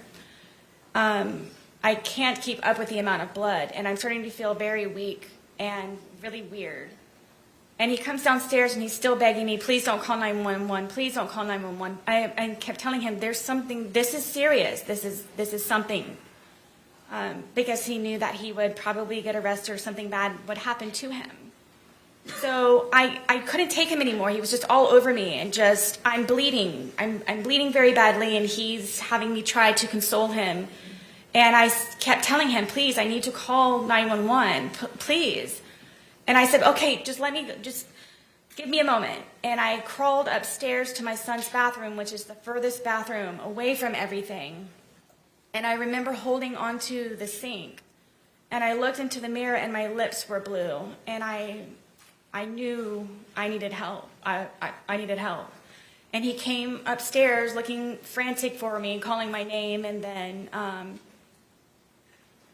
I turned to him and I said, please, I'm going to die. I've lost a lot of blood. There's something wrong. My lips are blue. Please, please, we don't have to call an ambulance. If you could just take me, I'll drive whatever I can do, please, to go to the hospital for this. And he said that before anything happens, I had to concoct a story in order for him to not be arrested or be in trouble when we did inevitably get to the hospital. So I'm sitting there with this blood-soaked towel with blue lips, trying to come up with a story of what I can tell them when I go down there so he's not in trouble, and telling him that it's okay. And I came up with the story of that we were sword fighting silly after drinking with our steak knives, and he accidentally punctured my leg. And from there... How did you get to the hospital? Originally, he told me to drive, and because of the amount of alcohol that he drank, and I couldn't. So he got into the driver's seat and drove me, and the entire time he's barking at me to make sure that I get the story straight. We're sword fighting, okay? We were drunk, Did you go being to silly. Yes. All right, and did you get treated there?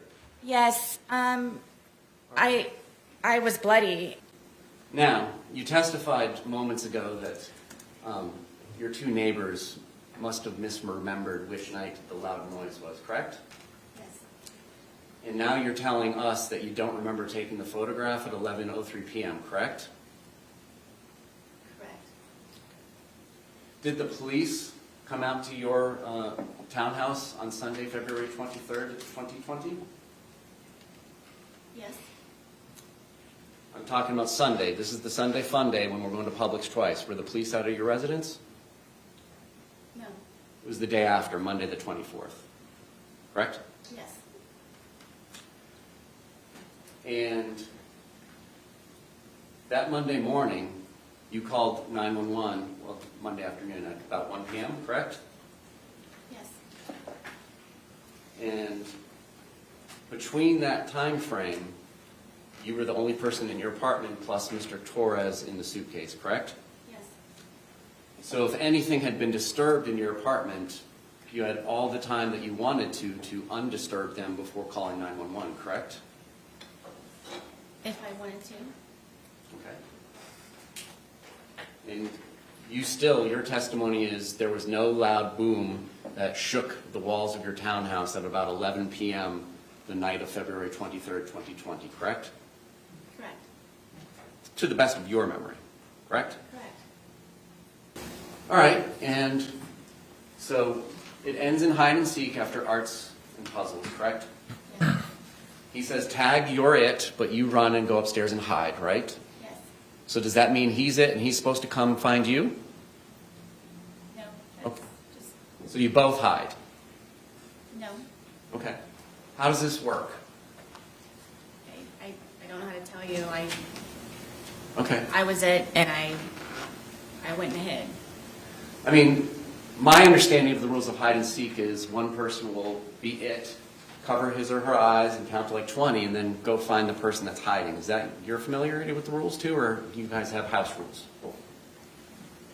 I understand how the Okay. game of hide and seek So works. explain to me, what was your expectation? You go up to the shower. Were you expecting him to come find you? I was. Okay. And after a while, he did not come find you. Yes. And that's when you return downstairs. Correct.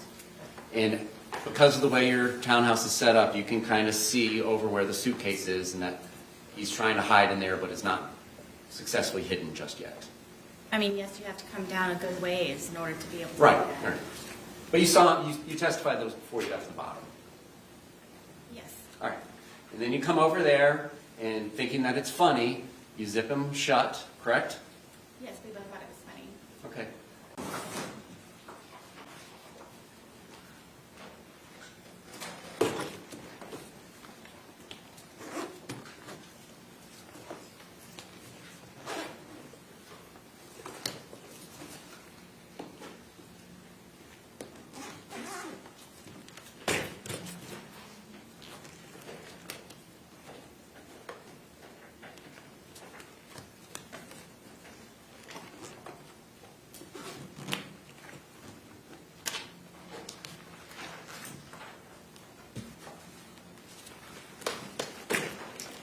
All right.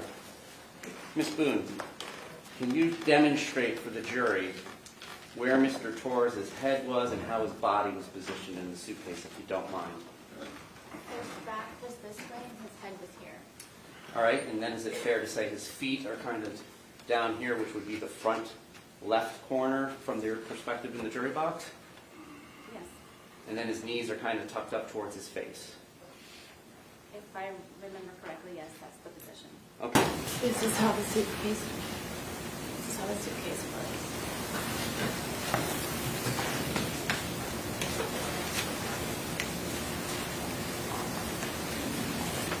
This was up here. This was not this hard either. So this was like here. Okay. Right here.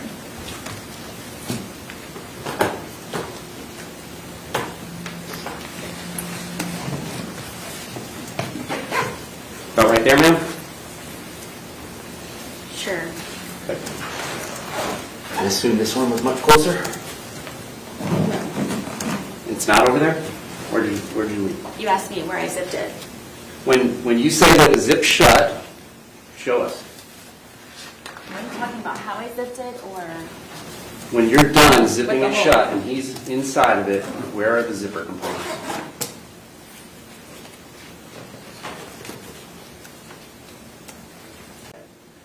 Did you ever hit him with the bat while he was outside of the suitcase?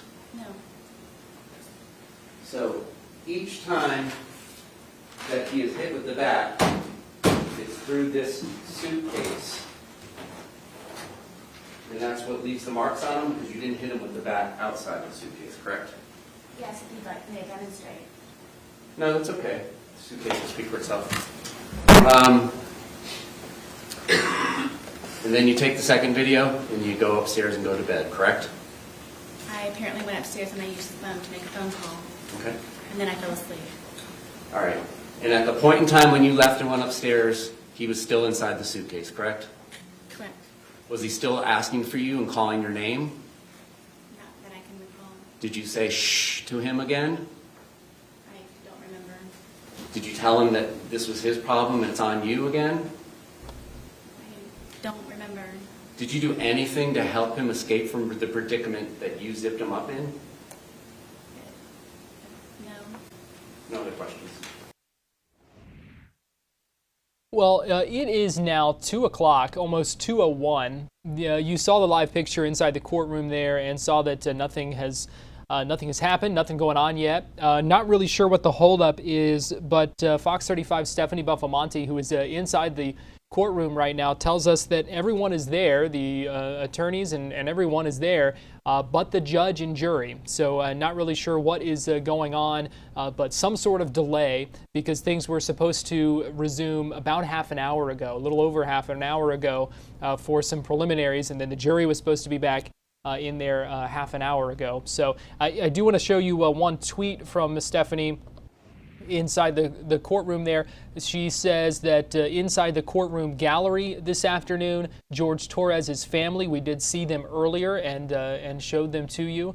The two homicide investigators who interrogated Sarah Boone. Now, they had previously been asked not to be in the courtroom when they were there while they were still subject to recall, meaning they could have still been called as a witness. Now that the evidence portion is over, everything has been presented, there will be no more witnesses called, sequestration would be over, they are fine to be in the courtroom now. Also, the crime scene investigator on the scene in 2020 after George was found dead in the suitcase. So sounds like another full gallery inside that courtroom 12A in the Orange County Courthouse this afternoon as we wait for closing arguments coming up in just a little bit. And we do expect those to be soon. We expect that to take several hours as well before jury deliberations can begin later today. So we are going to take another quick break here on Fox Local, but we will jump back in as soon as things begin in the courtroom, which we expect to be any minute now. So we're going to step aside. I'll leave you with this live picture inside the courtroom while we wait, and then if things happen while we're in break, we will jump back in as soon as that happens. So keep it right here on Fox Local, fox35orlando.com, and on YouTube. We have still a big day ahead of us here on this day 6 of the Suitcase murder trial.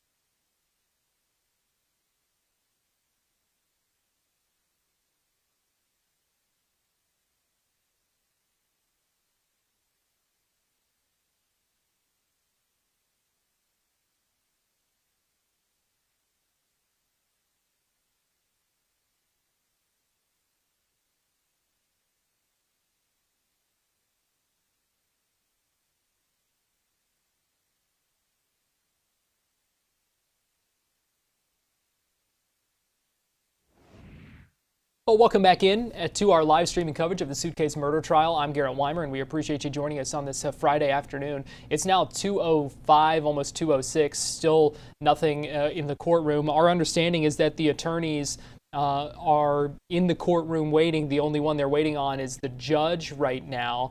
So we're not really sure what the holdup is, trying to get some sort of indication as to what's going on. But we are still waiting on the closing arguments to happen this afternoon in the trial. Now, over the last little bit this morning, after the jury was let go from, they were let go at what, 10:30, I think it was, and then the attorneys and the judge had their charging conference where they went over jury instructions. I want to play another segment of that for you, where the prosecution found a sticking point in one of the jury instructions and said that Sarah shouldn't get away with murder because of a technicality, and this was what they had to say about that.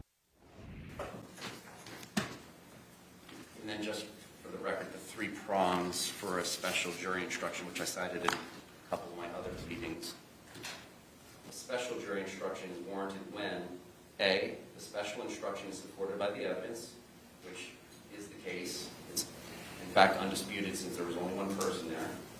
B, the standard instruction did not adequately cover the legal theory it is meant to. That is also true.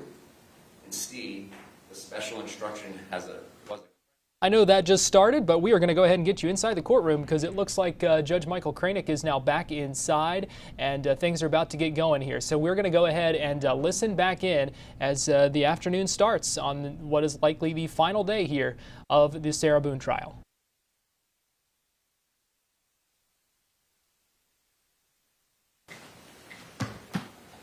We're back on the record. Case number 2020 CF 2603, State of Florida versus Sarah Boone. Limited appearances for the state, please. Dave Ketchcore on behalf of the state. Will J for the state. Defense. James Owens for Ms. Boone. Tony Henderson for Sarah Boone. Coming back over there. Sarah Boone. Ms. Boone is seated at counsel's table wearing the same clothing from this morning. I apologize for my lateness. I realized that there were some typos after I'd sent this to print and needed to take them all apart to fix it. So thank you for your patience as we work through that. State. We noticed that in the non-deadly force, Page 12. there was a couple strike-throughs with the use. I saw. However, there was also a mistake with leaving a paragraph about reputation in at the very end of the 3.6G, and that should have been a mirror of the relative physical capabilities of the parties. I do see that.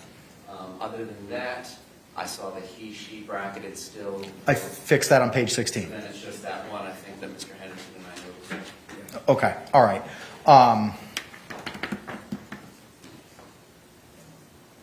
I can have Madam Clerk start fixing them here. Yeah, I think we should proceed and get going if we can. But they will have nothing in their hands. All right. Well, That's the issue. all right. Let's face that one. Sorry.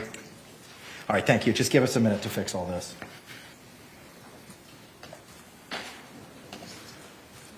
Yes, be fabulous.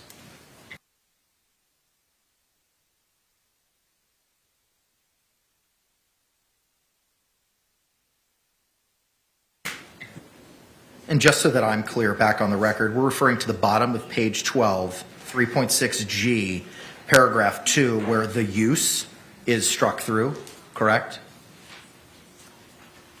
Yes, sir. And then we're referring to the top of page 13 as to that 2 lines as to reputation. Is that correct? Yes, sir. That should be physical capabilities paragraph or sentence. Let me pull back up to 3.6G instruction.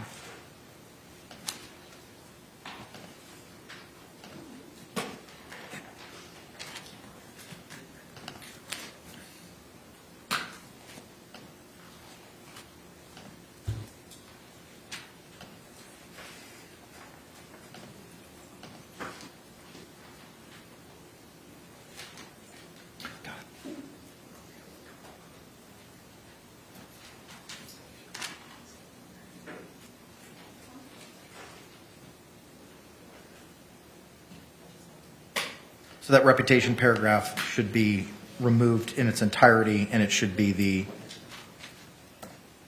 In considering the issue of self-defense, you may take into account the relative physical abilities and capacities of Sarah Boone and George Torres. There it is. Thank you. Take it out. 10, 12, and 13. Thank you.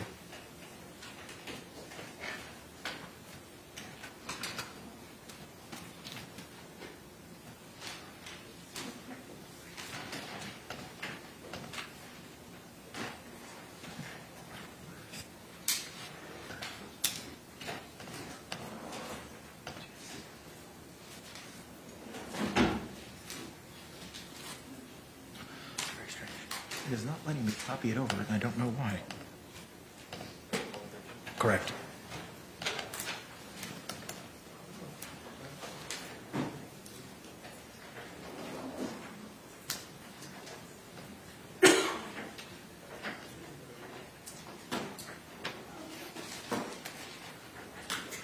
Was there anything else other than that? If you find Jorge Torres had a reputation for being a violent and dangerous person, you may consider this fact in determining whether he was the initial aggressor. Anything else that needs to be added to the jury instructions from the state side of the ledger? Well, the reputation should be deleted. Correct. I agree with you. Yes. I'm sorry.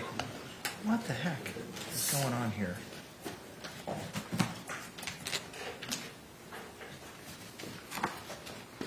No reputation, Judge? That's correct.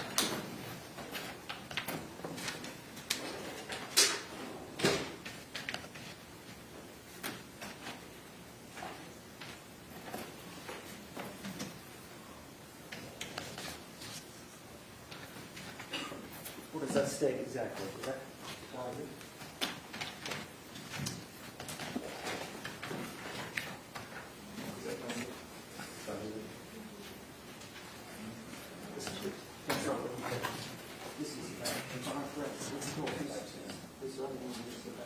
Mr. J, was there another line that we had added to the end of that?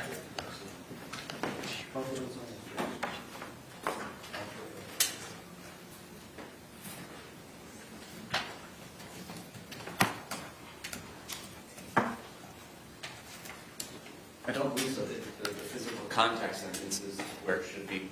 Okay. Maybe that's what I was maybe that's what I was thinking of. So the sentence should read, in considering the issue of self-defense, you may take into account the relative physical capabilities and capacities of Sarah Boone and Jorge Torres. Is that correct? Yes, sir. All right, thank you. F.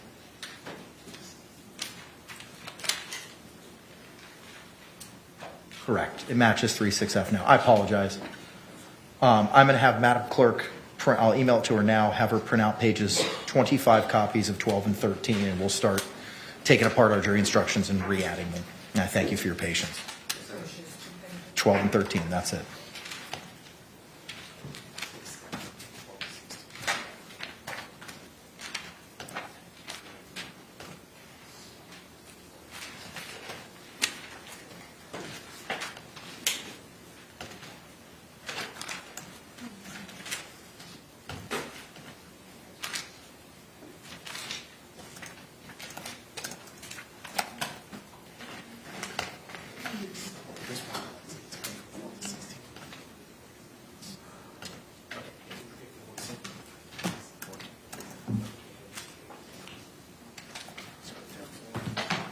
Mr. J, are you going to be utilizing the verdict form in closing?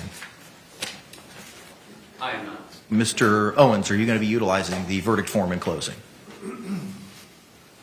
I may. Where's is it going to be at your bench? Yeah. I'll ask you for it if I need it. Very good, sir. Thank you. Judge, and when you get a chance. No, go ahead, sir. I can multitask. I know there's a mic here. I know there's a mic right here. I will confirm with court admin that microphone is on. I believe it is. They turned it on during openings. I'll confirm now. And then, Judge, last time I used this fingerprint table as my podium. That's fine.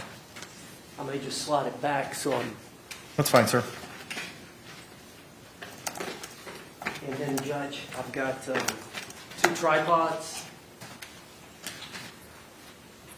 And I've got some demonstrative aids. One is this, it was originally a quote by Dr. Michael Brannon. Judge, objection. Okay. May proceed.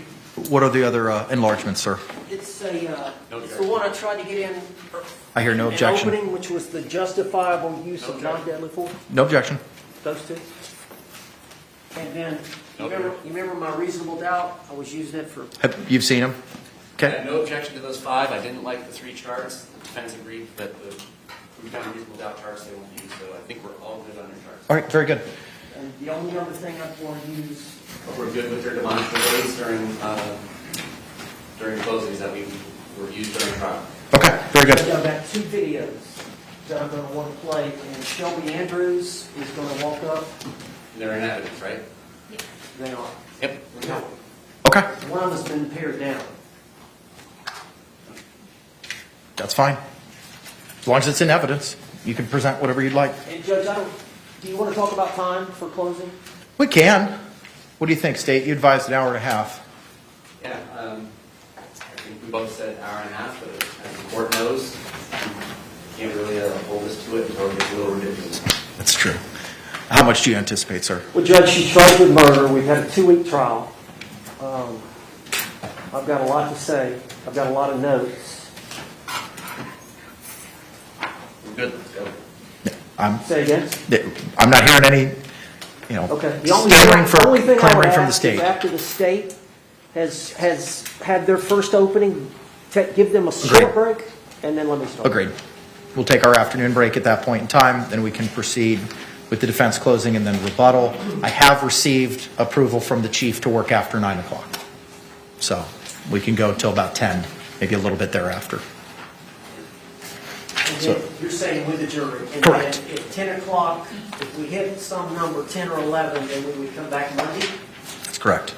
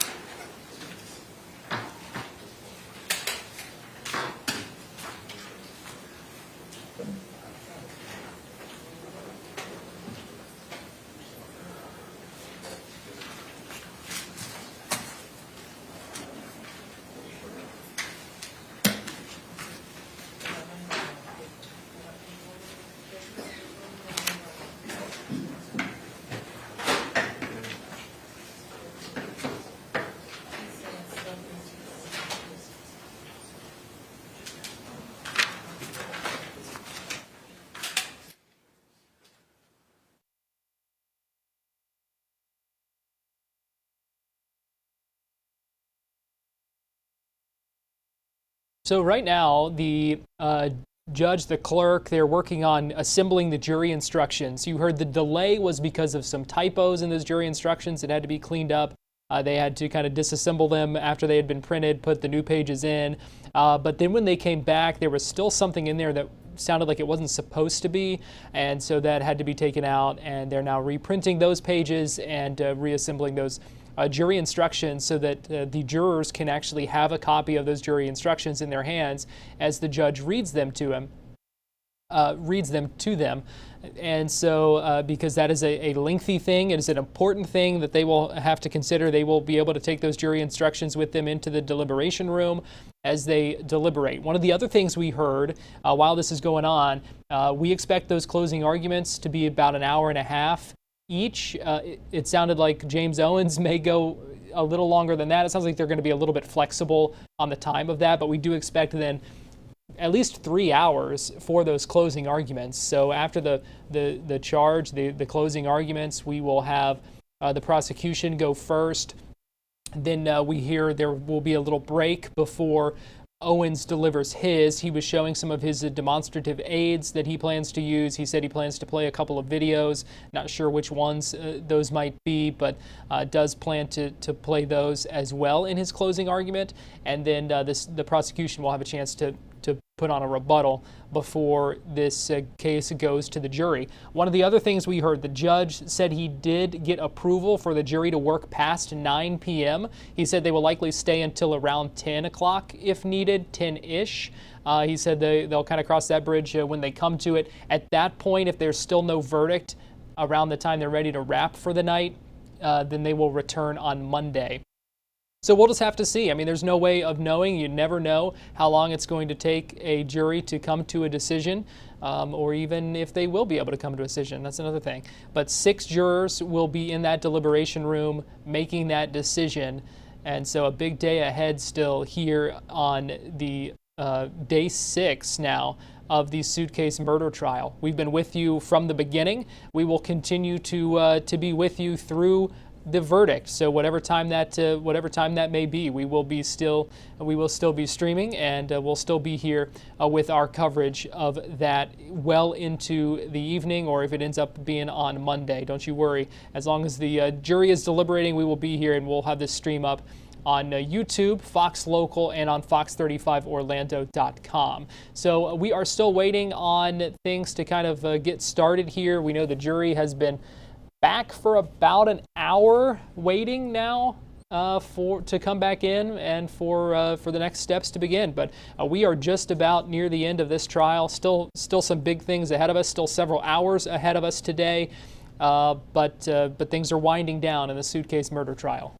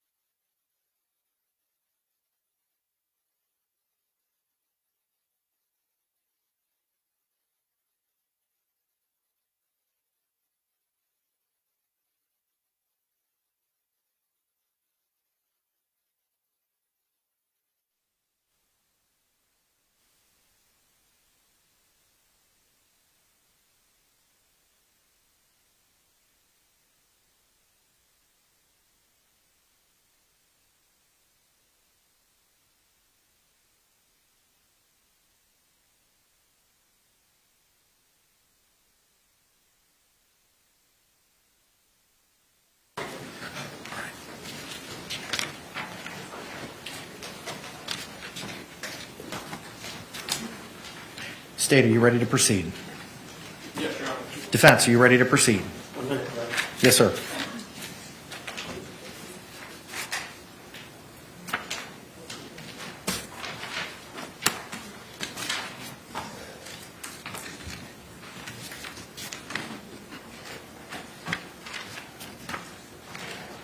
We're ready, Judge.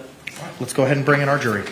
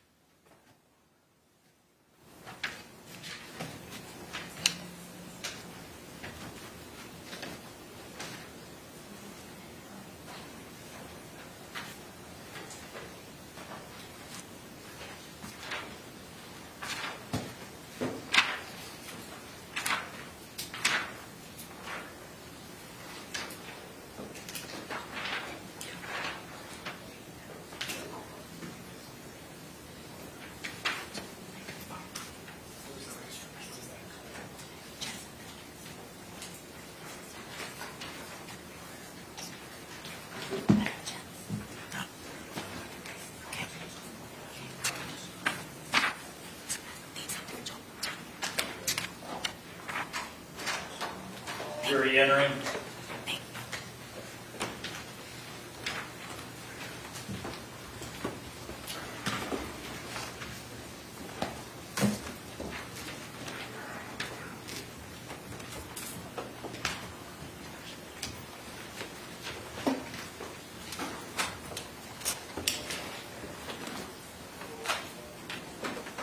State, do you recognize our jury?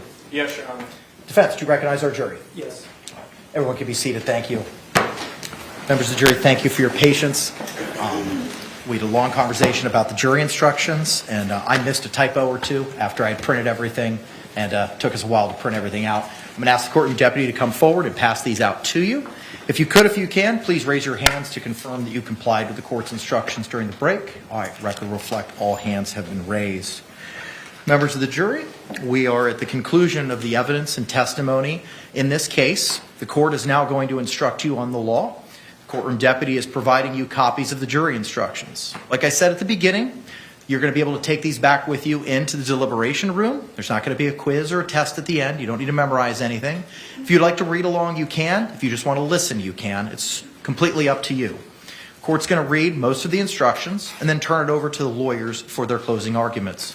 The state will go first, as they have the burden. Then the defense will go. And then the state will have the opportunity to rebut. Then I will conclude the instructions and release you for your deliberations. After the state's closing, we're going to take our afternoon recess.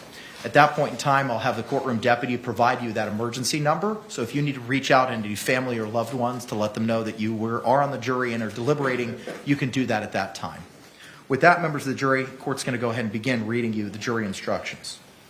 Instruction 3.1, Introduction to Final Instructions. Members of the jury, I thank you for your attention during this trial. Please pay attention to the instructions I am about to give to you. 3.2, Statement of the Charge. Sarah Boone, the defendant in this case, has been accused of the crime of second-degree murder. 7.1, Introduction to Homicide. Sarah Boone is accused of second-degree murder. Murder in the second degree includes the lesser crime of manslaughter, both of which are unlawful. However, a killing that was excusable or that was committed by the justifiable use of deadly force is lawful.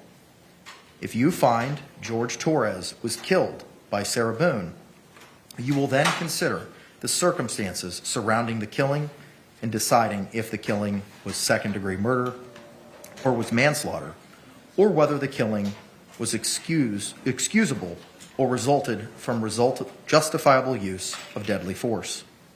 Justifiable homicide. The killing of a human being is justifiable homicide and lawful if necessarily done while resisting an attempt to murder or commit a felony upon the defendant, or to commit a felony in any dwelling house in which the defendant was at the time of the killing. Excusable homicide. The killing of a human being is excusable and therefore lawful under any one of the following three circumstances. 1. When the killing is committed by accident and misfortune in doing any lawful act by lawful means with usual, ordinary caution and without any unlawful intent. Or 2. When the killing occurs by accident and misfortune in the heat of passion upon any sudden and sufficient provocation.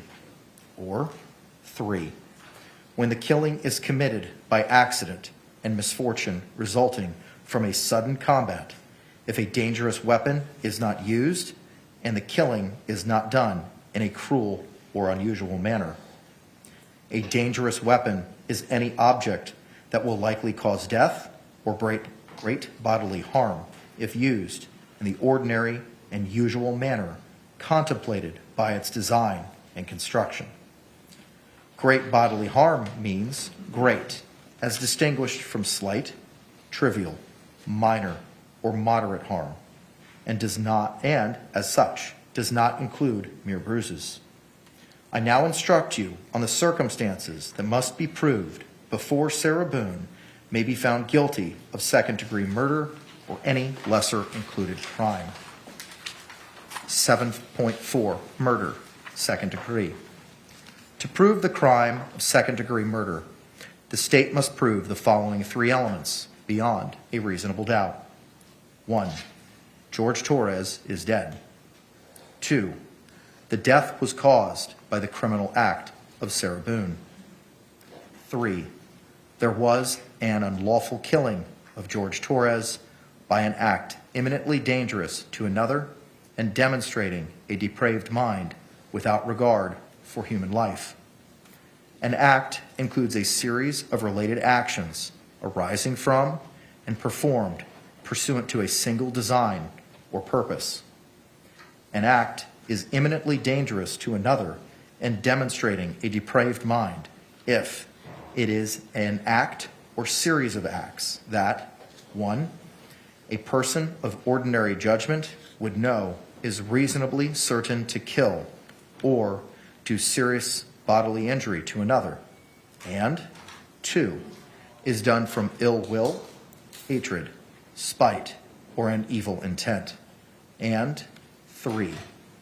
Is of such a nature that the act itself indicates an indifference to human life.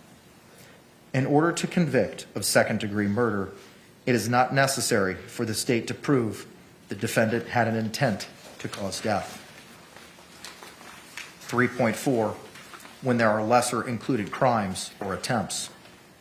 In considering the evidence, you should consider the possibility that although the evidence may not convince you that the defendant committed the main crime of which she is charged, there may be evidence that she committed other acts that would constitute a lesser included crime or crimes. Therefore, if you decide that the main accusation has not been proved beyond a reasonable doubt, you will next need to decide if the defendant is guilty of any lesser included crime. The lesser crimes indicated in the definition of second-degree murder is manslaughter, culpable negligence. 7.7. Manslaughter. To prove the crime of manslaughter, the state must prove the following two elements beyond a reasonable doubt. 1. George Torres is dead. 2A. Sarah Boone intentionally committed an act or acts that caused the death of George Torres. B. The death of George Torres was caused by the culpable negligence of Sarah Boone. Yes? I apologize. Or, thank you for that clarification. Sarah Boone I'll reread those for you. 2A.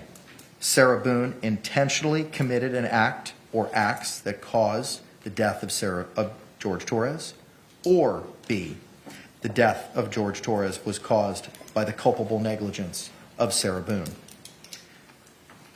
Every person has a duty to act reasonably towards others. If there is a violation of that duty without any conscious intent to harm, that violation is negligence. The defendant cannot be guilty of manslaughter by committing a merely negligent act, or if the killing was either justifiable or excusable homicide, as I have previously instructed you. In order to convict of manslaughter by act, it is not necessary for the state to prove that the defendant had an intent to cause death, only an intent to commit an act that was not merely negligent, justified, or excusable, and which caused death. I will now define culpable negligence for you. As I have said, every person has a duty to act reasonably towards others. If there is a violation of that duty without any conscious intention to harm, that violation is negligence. But culpable negligence is more than a failure to use ordinary care towards others. In order for negligence to be culpable, it must be gross and flagrant. Capable negligence is a course of conduct showing reckless disregard of human life or of the safety of persons exposed to its dangerous effects, or such an entire want of care as to raise a presumption of a conscious indifference to consequences, or which shows wantonness or recklessness, or a grossly careless disregard for the safety and welfare of the public, or such an indifference to the rights of others as is equivalent to an intentional violation of such rights. The negligent act or omission must have been committed with an utter disregard for the safety of others. Culpable negligence is consciously doing an act or following a course of conduct that the defendant must have known, or reasonably should have known, was likely to cause death or great bodily injury. 8.9. Culpable negligence. To prove the crime of culpable negligence, the state must prove the following two elements beyond a reasonable doubt. 1. Sarah Boone exposed George Torres Jr. to a personal injury. 2. She did so through culpable negligence. Actual injury is not required. I will now define culpable negligence for you. Each of us has a duty to act reasonably towards others. If there is a violation of that duty without any conscious intent to harm, that violation is negligence. But culpable negligence is more than a failure to use ordinary care for others. In order for negligence to be culpable, it must be gross and flagrant. Culpable negligence is a course of conduct showing reckless disregard for human life, or for the safety of persons exposed to its dangerous effects, or such an entire want of care as to raise a presumption of a conscious indifference to consequences, or which shows wantonness or recklessness, or a grossly careless disregard for the safety and welfare of the public, or shows such indifference to the rights of others as is equivalent to an intentional violation of such rights. 3.6D, as in Delta, voluntary intoxication. Voluntary intoxication resulting from the use of alcohol is not a defense to a crime. Evidence of a defendant's voluntary intoxication may not be taken into consideration to show that she lacked the specific intent to commit any crime. A person is voluntarily intoxicated if he or she knowingly consumed a substance that he or she knew or should have known could cause intoxication. Voluntary intoxication is not a defense to second-degree murder, manslaughter, or culpable negligence. 3.6F, as in Foxtrot, justifiable use of deadly force. It is a defense to the crimes of second-degree murder, manslaughter, and culpable negligence if the actions of Sarah Boone constituted the justifiable use or threatened use of deadly force. Deadly force means force likely to cause death or great bodily harm. Great bodily harm means great, as distinguished from slight, trivial, minor, or moderate harm. Sarah Boone does not have the burden of proving that she was justified in using deadly force. Instead, for you to find Sarah Boone guilty, the state must prove beyond a reasonable doubt that Sarah Boone was not justified in using deadly force. The law on the justifiable use, deadly force, is as follows. Sarah Boone was justified in using deadly force if she reasonably believed that such force... As the judge continues to read those jury instructions, this is a look at the family of Jorge Torres in the front row of the gallery inside the courtroom. Sarah Boone had no duty to retreat before using deadly force. In deciding whether Sarah Boone was justified in the use of deadly force, you must consider the circumstances at the time the force or threat of force was used.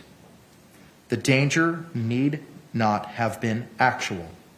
However, to justify the use of deadly force, the appearance of imminent danger must have been so real that Sarah Boone actually believed the use of deadly force was necessary. Moreover, to justify the use of deadly force, a reasonably cautious and prudent person under the same circumstances would have believed the use of deadly force was necessary. However, the use of deadly force is not justified if you find that Sarah Boone used force to initially provoke the threatened use of force against herself, unless 1. The threat of force asserted towards the defendant was so great that she reasonably believed that she was in imminent danger of death or great bodily harm. Please silence your cell phones. And had it exhausted every... Out. Whoever phone is on, get out right now.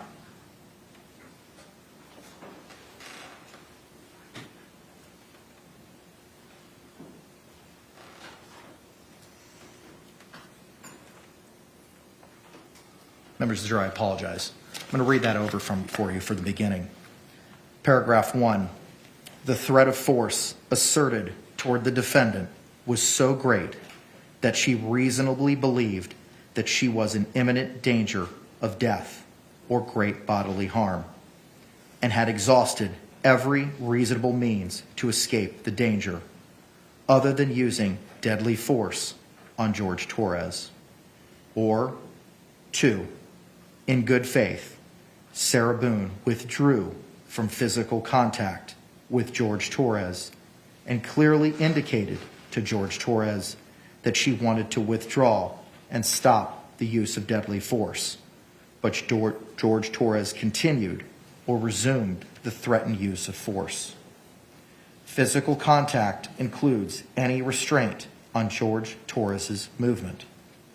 If you find that Sarah Boone, who because of prior threats or difficulties with Jorge Torres Jr., had reasonable grounds to believe that she was in danger of death or great bodily harm at the hands of Jorge Torres, you may consider this fact in determining whether the actions of Sarah Boone were those of a reasonable person. If you find that at the time of the alleged second-degree murder, manslaughter, or culpable negligence, Sarah Boone knew that Jorge Torres had committed an act or acts of violence, you may consider that fact in determining whether Sarah Boone reasonably believed it was necessary for her to use deadly force. In considering the issue of self-defense, you may take into account the relative physical abilities and capacities of Sarah Boone and Jorge Torres. Judge, I'm missing page 10 and 11. I am too. Okay. We will remedy that. Thank you, sir. Is it just your copy, Mr. Owens? Anybody else missing 10 and 11?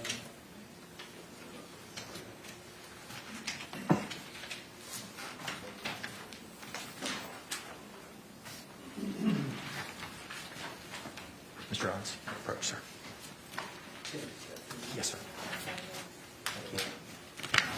We'll bring it to you, sir.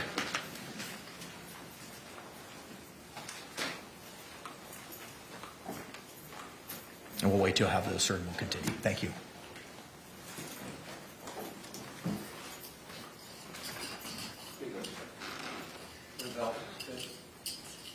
Thank you. Record reflect all thumbs were up. Page 11, special instruction on battered spouse syndrome. You have heard evidence that Sarah Boone suffers from battered spouse syndrome. If you find the evidence that Sarah Boone suffers from battered spouse syndrome credible, you may consider this evidence to assist you in determining whether a person in Sarah Boone's circumstances would reasonably believe that such force was necessary to defend herself against the imminent use of unlawful force by Jorge Torres. Like other witnesses, you may believe or disbelieve all or any part of the testimony regarding battered spouse syndrome. 3.6G, justifiable use of non-deadly force. It is a defense to the crimes of second-degree murder, manslaughter, and culpable negligence if the actions of Sarah Boone constituted the justifiable use non-deadly force. Non-deadly force means force not likely to cause death or great bodily harm. Great bodily harm means great, as distinguished from slight, trivial, minor, or moderate harm. Sarah Boone does not have the burden of proving that she was justified in using non-deadly force. Instead, for you to find Sarah Boone guilty, the state must prove beyond a reasonable doubt that Sarah Boone was not justified in using non-deadly force. The law on the justifiable use of non-deadly is as follows. Sarah Boone was justified in using non-deadly force against Jorge Torres and had no duty to retreat if she reasonably believed that such conduct was necessary to defend herself against Jorge Torres' imminent use of unlawful force.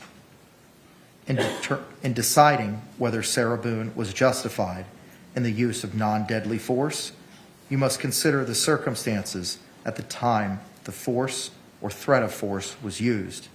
The danger need not have been actual.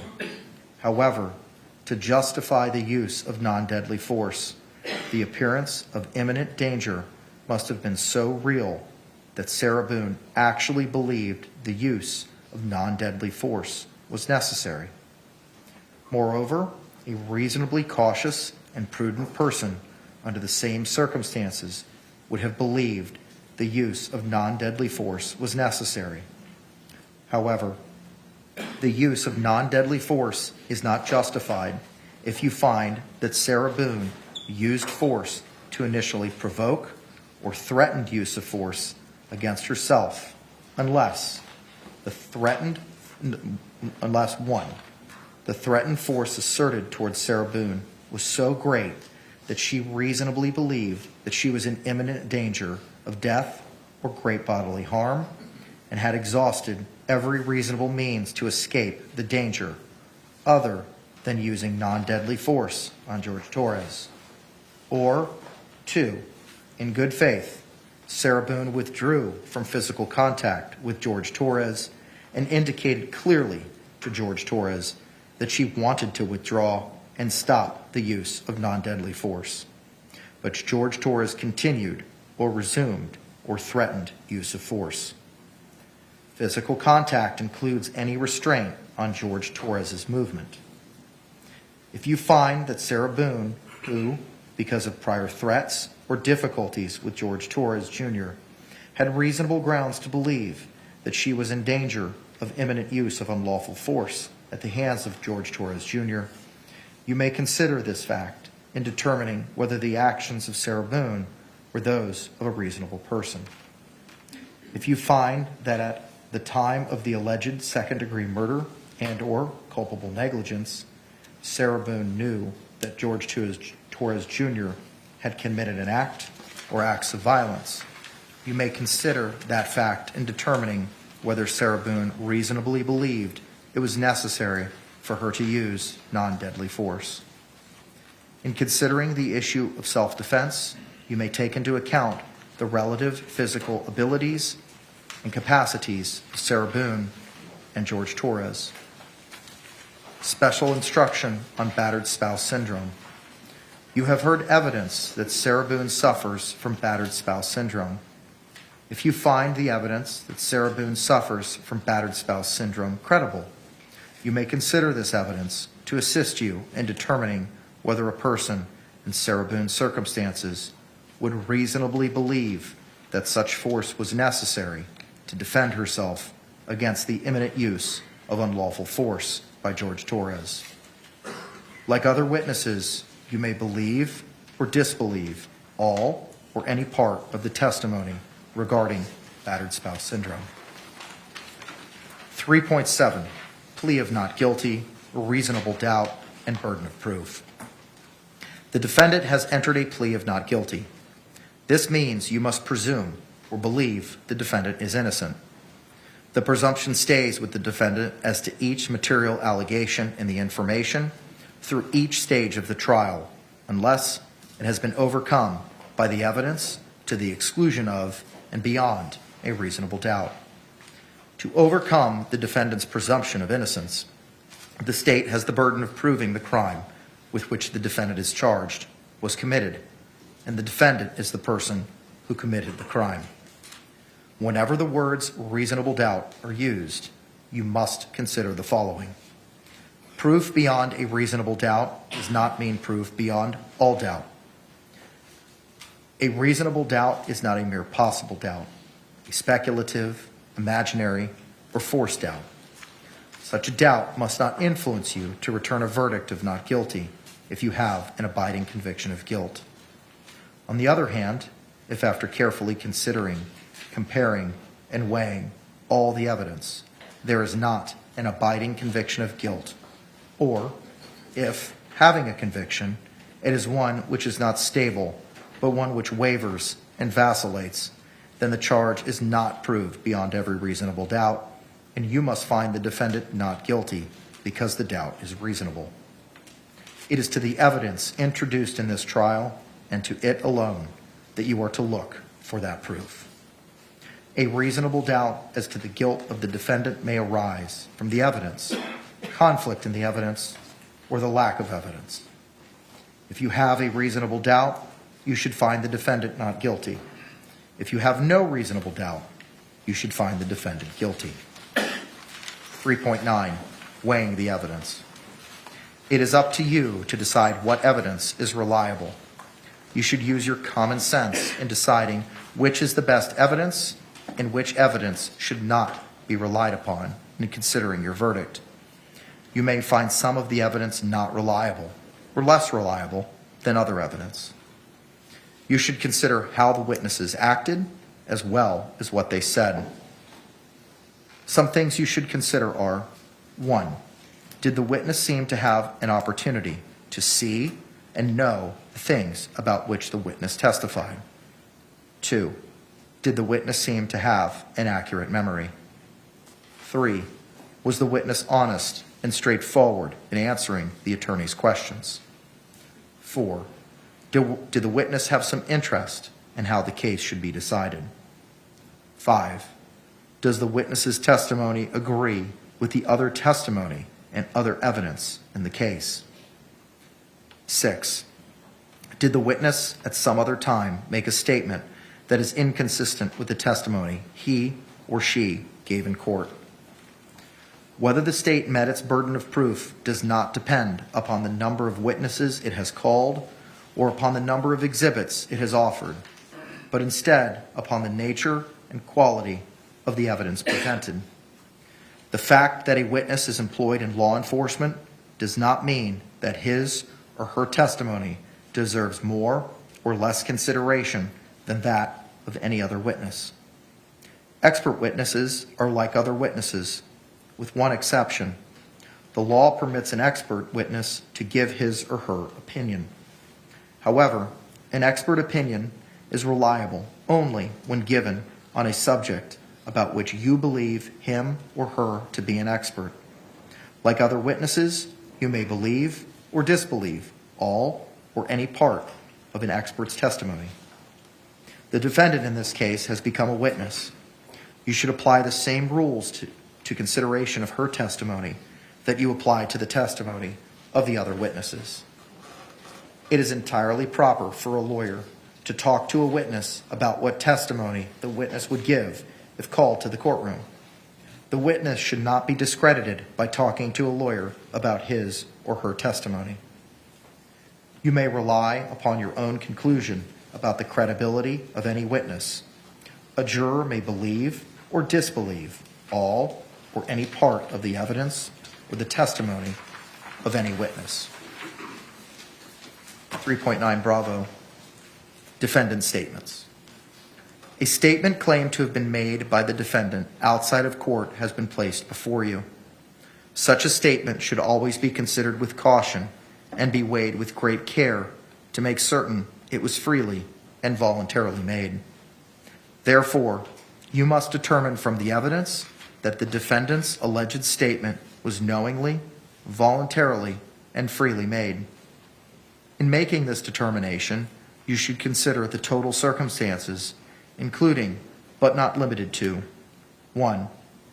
Whether, when the defendant made the statement, she had been threatened in order to get her to make it, and 2.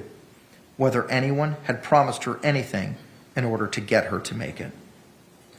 Law enforcement is not legally required to ask a suspect whether he or she wants to talk to law enforcement after Miranda warnings are read to a suspect. This is, however, one of the factors you may consider whether the defendant's statements were voluntarily made. If you conclude the defendant's out-of-court statement was not freely and voluntarily made, you should disregard it. 3.10 Rules for deliberation. These are some general rules that apply to your discussion. You must follow these rules in order to return a lawful verdict.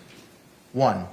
You must follow the law as it is set out in these instructions. If you fail to follow the law, your verdict will be a miscarriage of justice. There is no reason for failing to follow the law in this matter. All of us are depending upon you to make a wise and legal decision in this matter. 2. This case must be decided only upon the evidence that you have heard from the testimony of the witnesses and have seen in the form of exhibits and evidence in these instructions. 3. This case must not be decided for or against anyone because you feel sorry for anyone or are angry at anyone. 4. Remember, the lawyers are not on trial. Your feelings about them should not influence your decision in this case. 5. Your duty is to determine if the defendant has been proven guilty or not in accord with the law. It is the judge's job to determine a proper sentence if the defendant is found guilty. 6. Whatever verdict you render must be unanimous. That is, each juror must agree to the same verdict. 7. Your verdict should not be influenced by feelings of prejudice, bias, or sympathy. Your verdict must be based on the evidence and on the law contained in these instructions. 3.11 Cautionary instruction. Deciding a verdict is exclusively your job. I cannot participate in that decision in any way. Please disregard anything I may have said or done that made you think I preferred one verdict over another. 2.7 Closing argument. Both the state and the defendant have now rested their case. The attorneys now will present their final arguments. Please remember that what the attorneys say is not evidence or your instruction on the law. However, do listen closely to their arguments. They are intended to aid you in understanding the case. Each side will have equal time, but the state is entitled to divide this time between an opening argument and a rebuttal argument after the defense has given its closing argument. With that, state, you may proceed.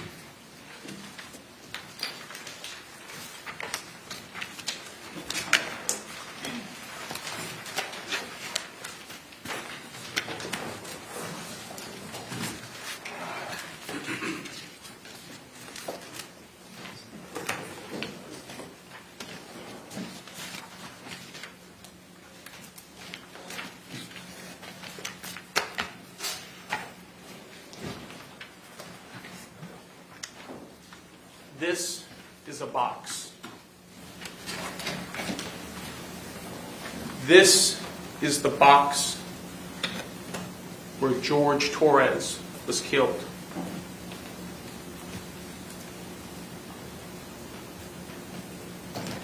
It's a small box,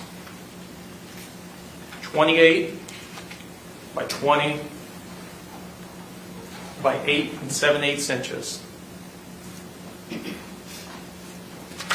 Jorge Torres was zipped up in this box. Jorge Torres took his last panicked breaths in this box. The medical examiner explained to us that with each breath Jorge Torres took in, there was less oxygen in this box.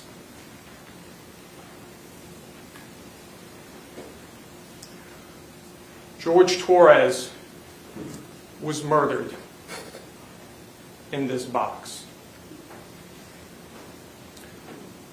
Ladies and gentlemen, on behalf of myself, my trial partner, we thank you for your time and attention in this most important of trials. We now have the law from the judge in this case. This is what our duty is to follow. And let's have a discussion regarding that law that we've just been read and given.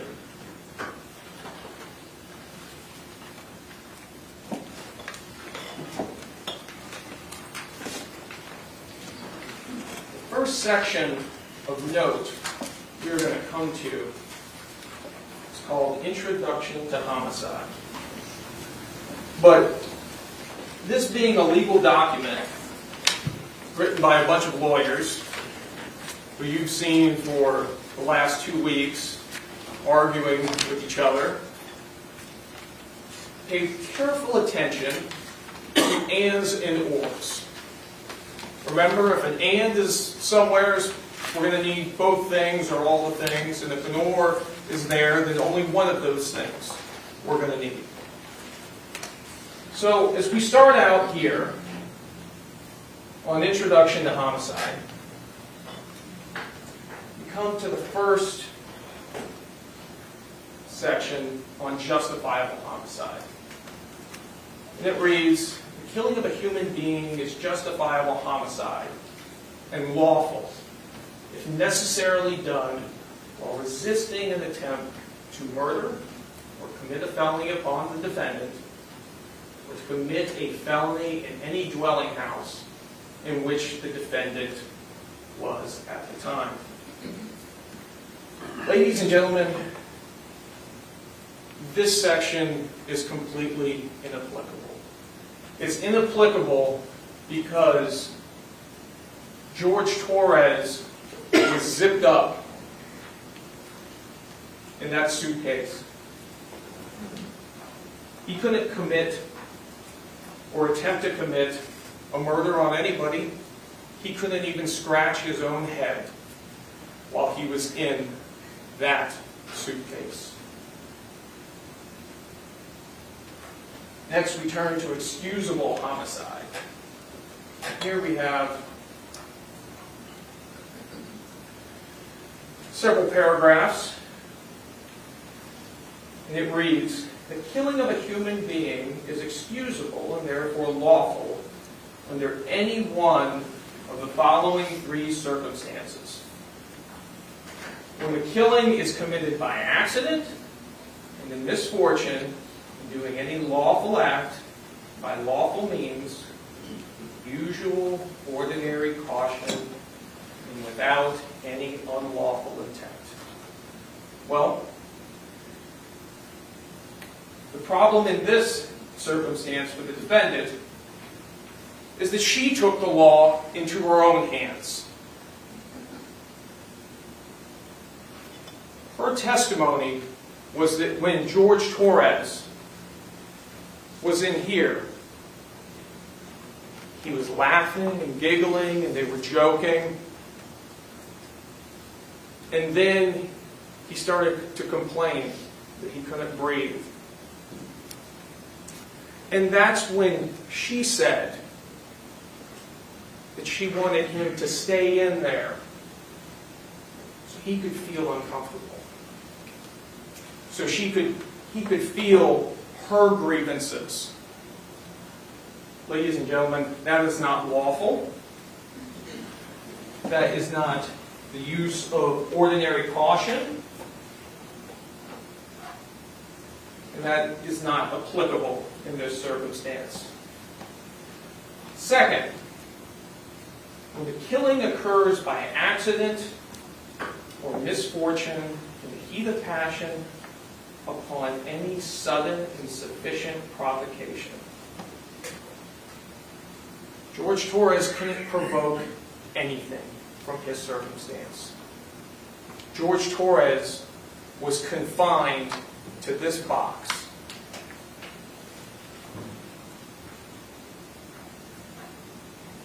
Next, when the killing is committed by accident and misfortune resulting from a sudden combat, a dangerous weapon is not used, and the killing is not done in a cruel and unusual manner.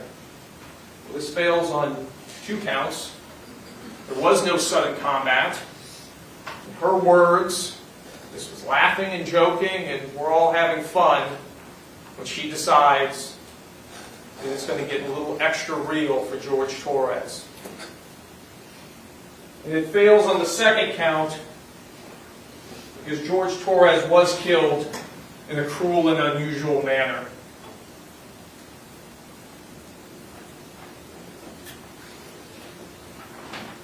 Next we turn to our main charge of 2nd degree murder. And the law informs us that to prove the crime of 2nd degree murder, the state must prove the following 3 elements beyond a reasonable doubt. I think it's important to stop right here. This sentence right here is telling us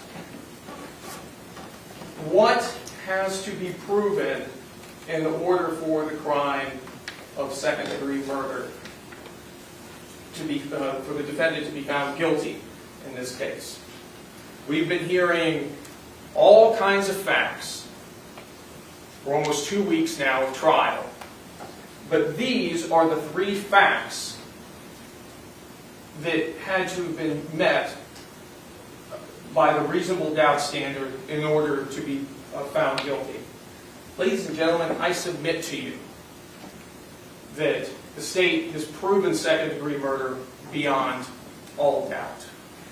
And the proof of that guilt is overwhelming.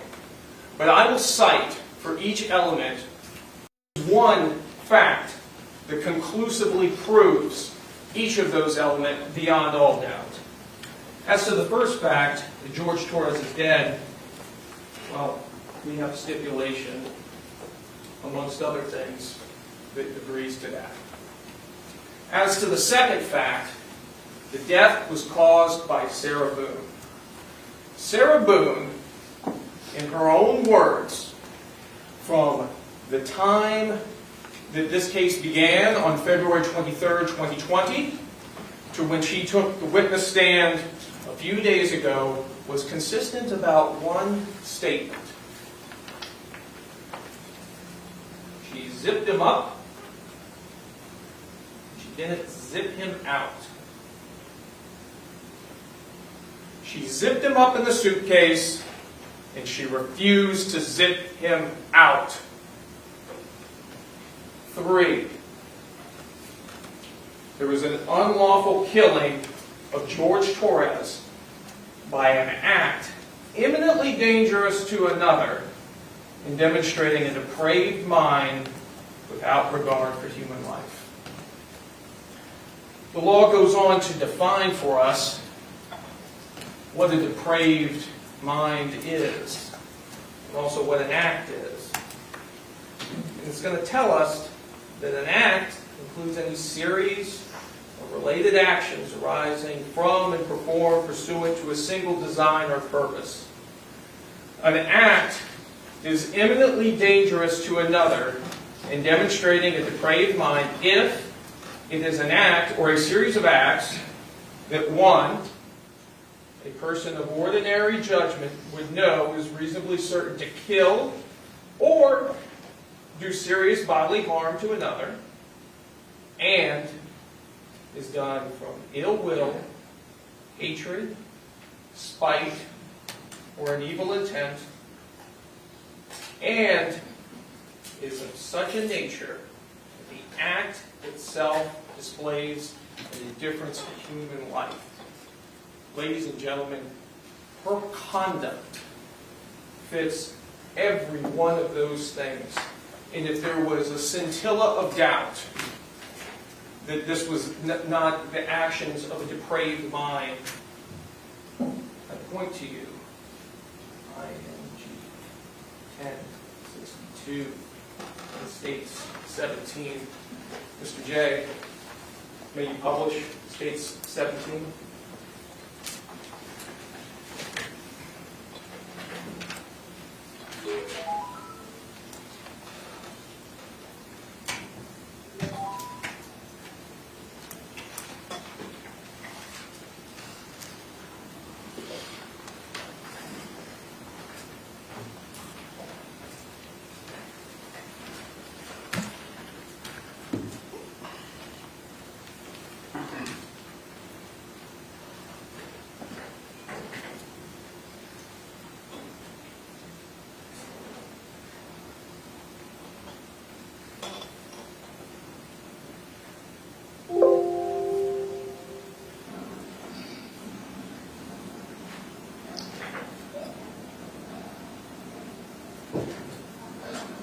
Shallow.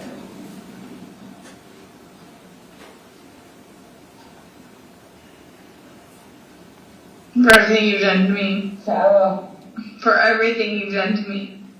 Shallow. Fuck you. Shallow. Fuck you. Shallow. Stupid. Shallow. That's my name. Don't wear it out. I can't fucking breathe, babe. Seriously. Yeah, that's when you do and choke me. Cheryl.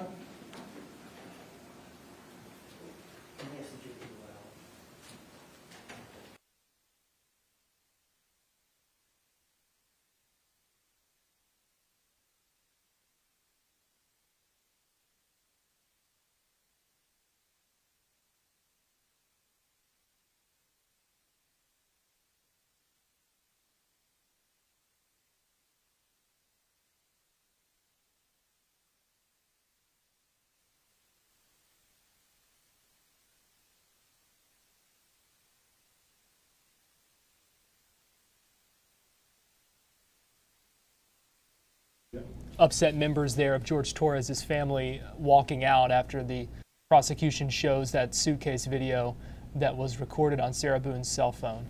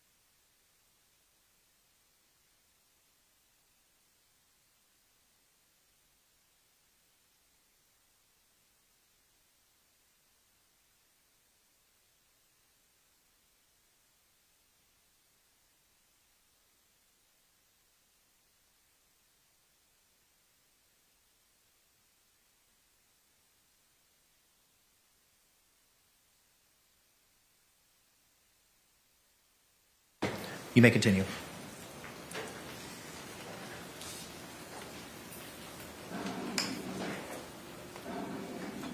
Sarah.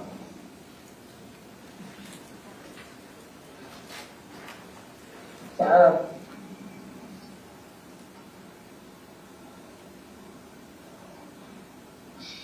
Sarah, I can't breathe it.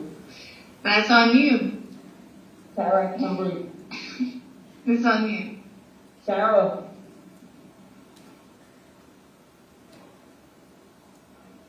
Real or ransom? Now you want to give it for it extra. Because I got this. Sarah. Real or ransom?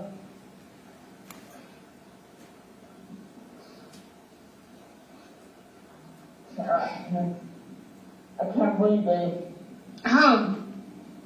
That's what I feel like when you cheat on me. Sarah. Fuck you. I can't breathe, Sarah. Yeah. You should probably shut the fuck up. Sarah.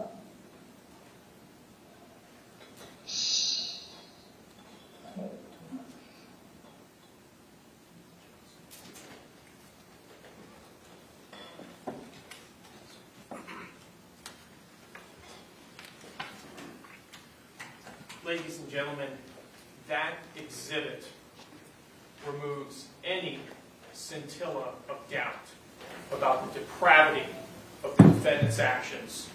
But we know from the evidence that this was not the first time she had considered killing Jorge Torres. We know from the evidence that on January 13, 2020, approximately 1 month prior to Jorge Torres' murder, the defendant had a text message conversation. Please do something with yourself, Sarah. God bless you. And bless you and all of you too. I'll get rid of him. Then I'll be better. Torres. But ladies and gentlemen, in this case, the law actually specifically tells us that the intent to cause death is not necessary. In order to convict of second-degree murder, it is not necessary for the state to prove the defendant had an intent to cause death.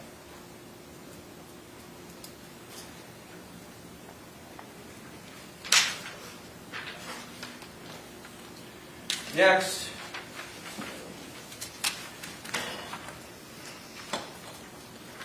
we turn. I'm going to bypass the lesser included offenses because though she is guilty of those offenses as well, the law instructs us that she is to be convicted of for the highest offense in which the evidence supports, which is second-degree murder in this case. So turning our attention towards voluntary intoxication. If there was any question about the fact that Sarah imbibed alcohol on the night that Jorge Torres was murdered, and that maybe somehow that would excuse the conduct or be some type of defense for the conduct. Well, this tells us that that's not the case. Voluntary intoxication resulting from the use of alcohol is not a defense to a crime. Evidence of a defendant's voluntary intoxication may not be taken into consideration to show that she lacked the specific intent to commit any crime.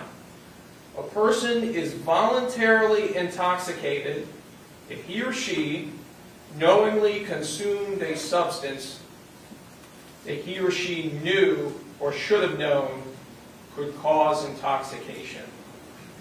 Voluntary intoxication is not a defense to second-degree murder, manslaughter, or culpable negligence. Ladies and gentlemen, there's ample evidence of the defendant's intoxication from watching her on the public surveillance, buying the bottles of wine with Jorge Torres, to her admissions to drinking, to her voice that we heard on the video while she was torturing Jorge Torres.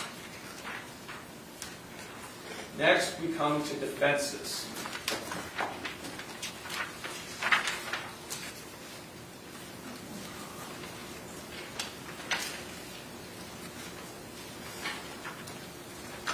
First, we come to the justifiable use of deadly force. It tells us it is a defense to the crimes of second-degree murder, manslaughter, and culpable negligence if the actions of Sarah Boone were justifiable use or threatened use of deadly force. Sarah Boone does not have the burden of proving that she was justified in using deadly force. Instead, for you to find Sarah Boone guilty, the state must prove beyond a reasonable doubt that Sarah Boone was not justified in using deadly force. The law on the justifiable use of deadly force is as follows. Sarah Boone was justified in using deadly force if she reasonably believed that such force or threat of force was necessary to prevent the imminent death or great bodily harm to herself. Sarah Boone had no duty to retreat. Ladies and gentlemen, in a few moments, Mr. Owens will rise, and he is going to show you this.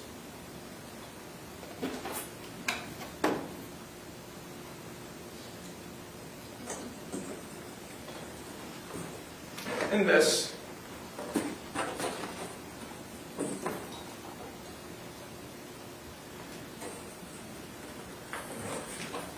And this.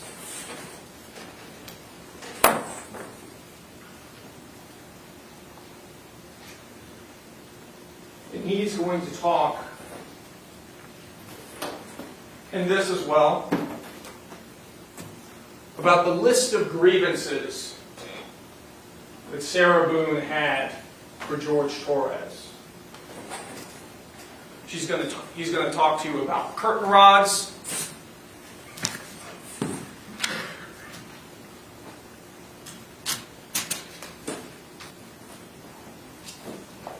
He's going to talk to you about black eyes.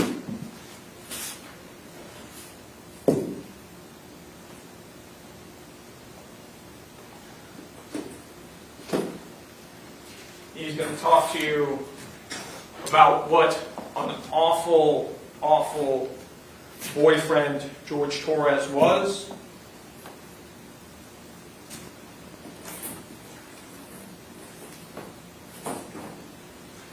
And ladies and gentlemen,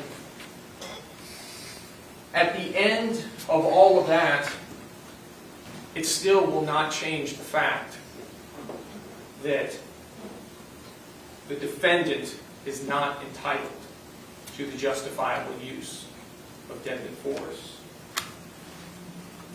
Because as we continue to read this instruction, it tells us in deciding whether Sarah Boone was justified in using the use of deadly force, you must consider the circumstances at the time the force or the threat of force was used.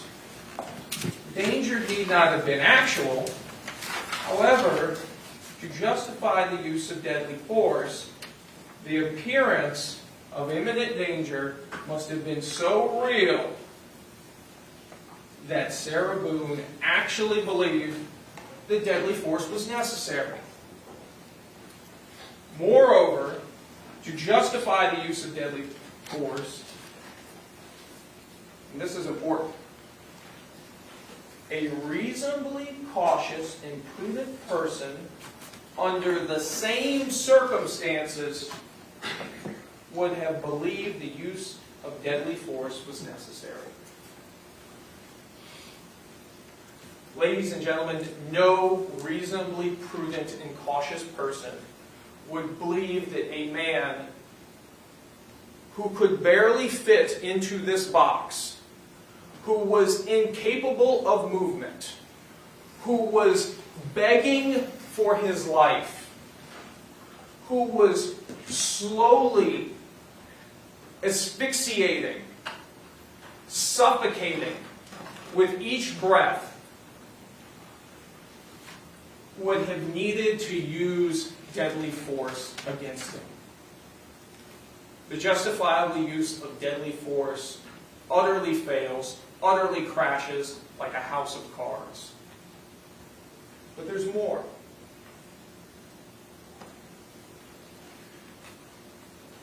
However, the use of deadly force is not justified if you find that Sarah Boone used force to initially provoke the threatened use of force against herself. Let's stop there before we consider the next two paragraphs. Some of the most critical testimony in this trial is her testimony on the stand. It was a great day. We were doing puzzles and artwork, dancing with the dogs, listening to music. Tag, you're it. Hide and go seek time. George gets into the suitcase. She comes and zips him up. They were still laughing about it. We're still laughing after he's zipped up in the suitcase. And then that's when George had the temerity to ask, Jorge Torres had the temerity to ask to be unzipped from the suitcase. And that's when Sarah Boone decided he needed to suffer. She was the initial aggressor, ladies and gentlemen.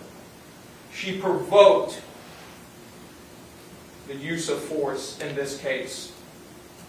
In her own words, we were laughing and playing right before he wanted to be let out because he couldn't breathe.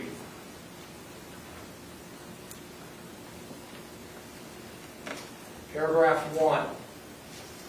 The threat of force asserted toward the defendant was so great that she reasonably believed that she was in imminent danger of death or great bodily harm and had exhausted every reasonable means to escape the danger other than using deadly force on Jorge Torres. He couldn't exert anything, ladies and gentlemen. Jorge Torres couldn't even exert his arm out of the suitcase. How on earth could he have exerted a force so great to justify his... Judge, I object. Approach.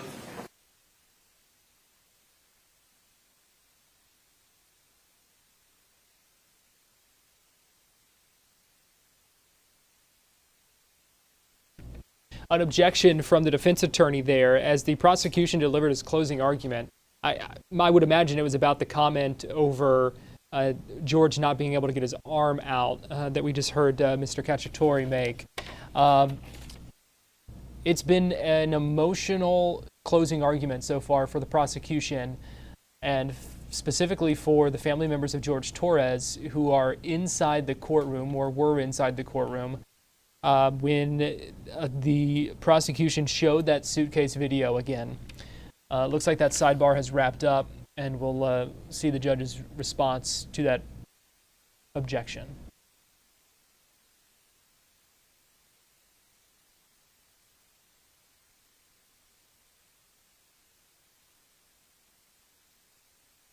Objection overruled. This is of no help to the defendant. Second paragraph. In good faith, Sarah Boone withdrew from physical contact with George Torres and clearly indicated to George Torres that she wanted to withdraw and stop the use of deadly force, but George Torres continued or resumed threatened use of deadly force. Ladies and gentlemen, George Torres never got a chance to do anything. George Torres never was able to mount any aggression towards the defendant. Therefore, this paragraph is inapplicable. And the law tells us as well that physical contact in this case includes any restraint on George Torres's movements. The law also tells us, again, you find that Sarah Boone, because of prior threats or difficulties with George Torres, had reasonable grounds to believe that she was in danger of great bodily harm, of death or great bodily harm at the hands of George Torres, you may consider this fact in determining whether the actions of Sarah Boone were reasonable. Now, we're going to get to battered spouse syndrome in a moment. But again, I submit to you, this will be the opportunity for the defense to air grievances in regards to George Torres. But again, those grievances will not change the law, and they will not change the fact that the justifiable use of deadly force fails as a defense for the defendant.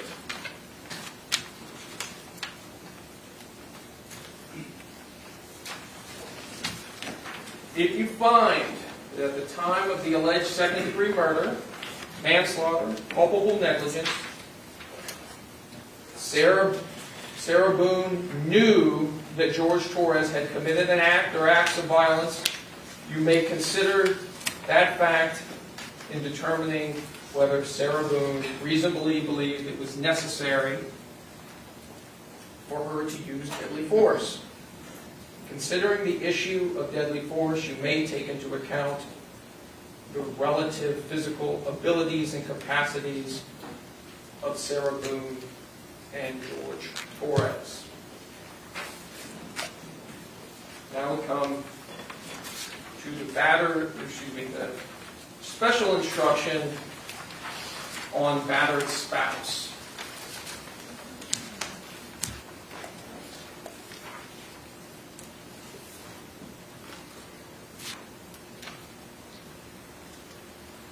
You have heard evidence that Sarah Boone suffers from battered spouse syndrome. If you find Sarah Boone suffered from battered spouse syndrome credible, you may consider this evidence to assist you in determining whether, in Sarah Boone's circumstances, would reasonably believe that such force was necessary to defend herself against the imminent use of unlawful force by George Torres. Like other witnesses, you may believe or disbelieve all or any part of the testimony in regards to battered spouse.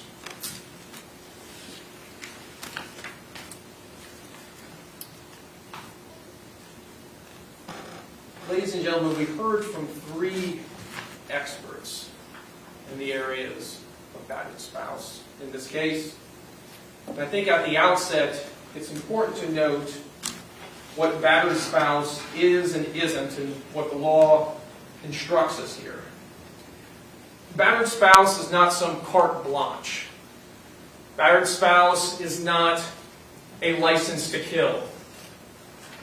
The fact that Jorge Torres at points mistreated Sarah Boone, did things that were worthy enough to get him arrested, to get restraining orders placed upon him, doesn't mean that she walks around with an ace in her pocket when it comes to Jorge Torres. It doesn't mean that because he did these awful, bad things, that now, through the rest of time, she's a battered spouse and she just has the right to kill him, or to make him suffer, or to punish him, or to make him feel uncomfortable, or decide that he needs to be confined to a box. No. What the battered spouse syndrome instruction does, it talks about the imminency of fear. And when we heard about that testimony, we heard about it from Dr. Harper, and we heard about it from Dr. Brannon for the defense. And some of the testimony was a little difficult to understand at points, but there was one point in Dr. Brannon's testimony that was very critical. Dr. Brannon talked about rule-outs. He talked about the fact that when emotions and emotional reactions are involved, like trauma and trauma-based disorders, other possibilities have to be ruled out before we can even ascribe those actions to battered spouse syndrome. Other possibilities, according to Dr. Brannon, include alcohol abuse. Dr. Harper should have listened to Dr. Brannon's testimony, because Dr. Brannon completely undercut Dr. Harper's testimony. Dr. Harper relied heavily on the words of the defendant, who was abusing alcohol at the time of these events. And then you heard from the expert for the state, Tanya Warner. And her opinion was much more straightforward. Remember, Dr. Brannon did not render an opinion as to whether or not she suffered from battered spouse. Dr. Warner said affirmatively, yes, I believe she did suffer from battered spouse syndrome. But she also applied what Dr. Brannon was talking about. Other possibilities have to be ruled out as the trigger for a behavior, for an event. So, in Dr. Warner's estimation, the fact that at the time of this incident, they were laughing and joking and carrying on, meant that the trigger was not domestic violence or some threat. In the defendant's own words, the trigger was him wanting to get out and her being reminded of the bad things that he had done to her. That's not imminence of fear. That's a reminder of bad things a person has done. And again, even if you were to believe that she was battered spouse triggered at the time of this event, it still does not save the day. Because all the battered spouse trigger law tells us is that it goes to that imminency requirement. It doesn't say there's no imminency requirement. It doesn't say that, look, if you're suffering from battered spouse and you're triggered by battered spouse, then, hey, there's no more imminency requirement, do as you wish. It just gives the ladies and gentlemen of the jury another thing to consider in determining whether or not that threat was imminent.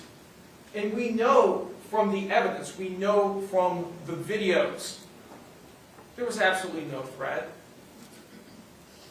And we know there was no threat because Jorge Torres never got out of that box. He was never got out of that box until sometime on the early afternoon of February 24th. Mr. J, can you please publish from stage 21?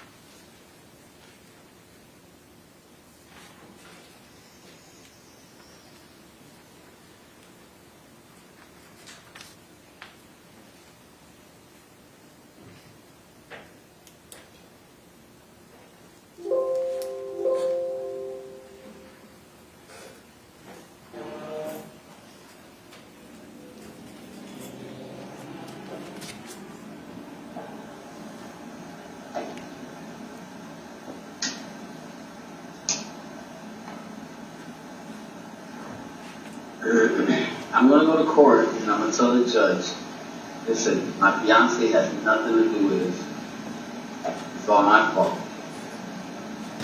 We were both drinking and got out of hand. It's an isolated situation. It has never happened before. I love my fiance. She's a good woman.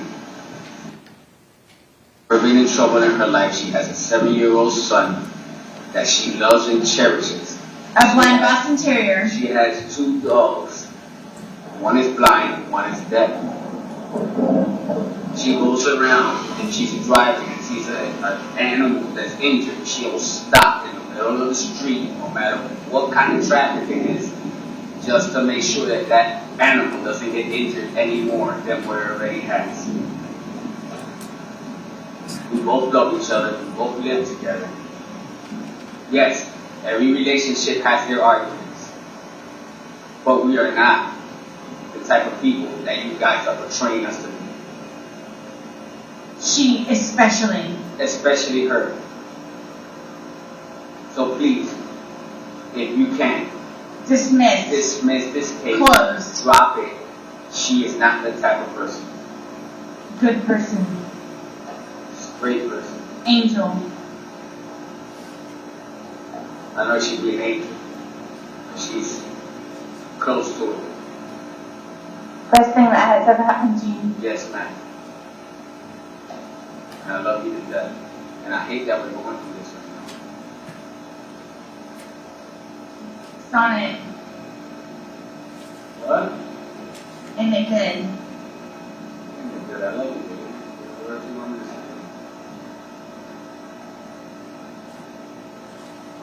God will prevail and will take us out of this situation. Love you.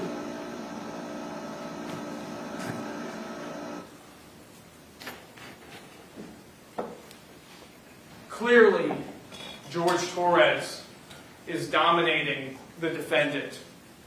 Clearly, George Torres is the one telling the defendant what to do. Clearly, George Torres is the one calling the shots at 4748 France Lane. Ladies and gentlemen, are we so sure that George Torres wasn't the person suffering from battered spouse syndrome?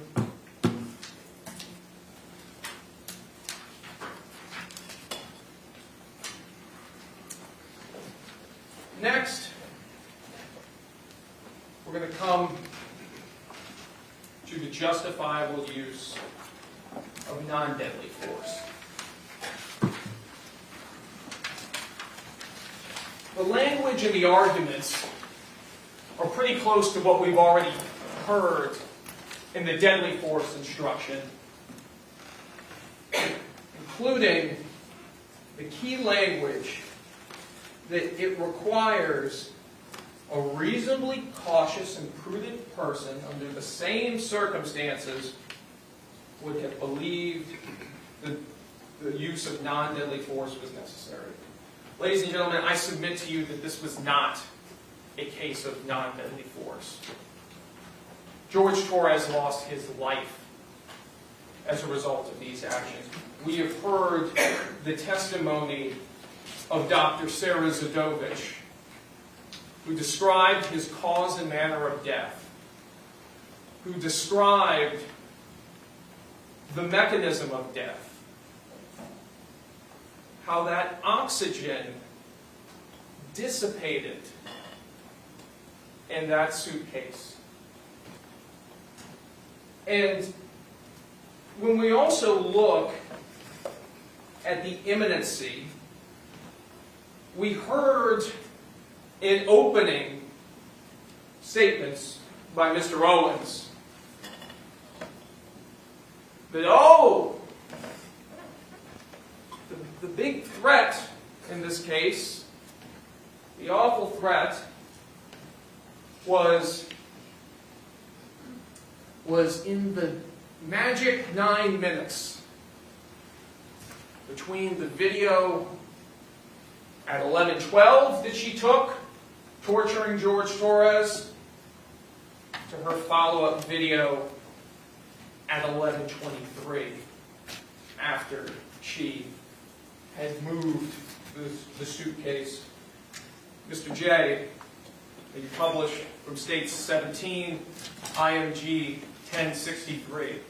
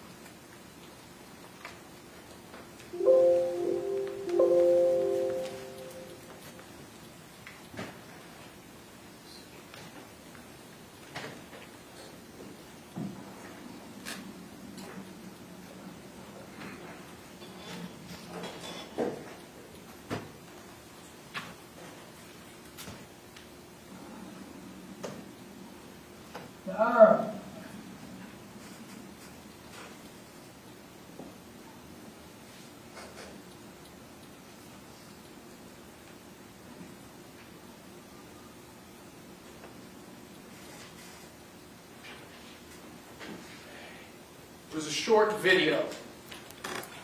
Well, what's one of the things that we notice by this point? You can hear how loud George's voice is on the 11:12 video. But now, roughly 11 minutes later from the time that started, you see that the makeshift coffin that he's in has been moved. and his voice now is softer. The life is draining from Jorge Torres, and it's evident in that video. And that, ladies and gentlemen, is evidence that there was no threat in the magic 9 minutes that was not recorded. There was only Jorge Torres in this box, slowly being killed.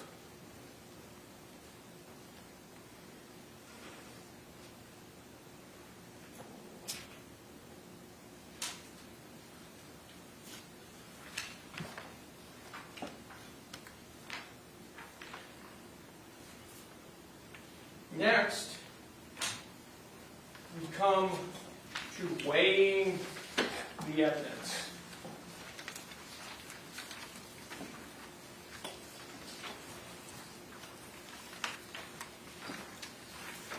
This instruction tells us it is up to you to decide what evidence is reliable. You should use your common sense in deciding which is the best evidence and which evidence should not be relied upon in considering your verdict. You may find some of the evidence not reliable or less reliable than other evidence. You should consider how the witness acted as well as what they said. Some things you should consider.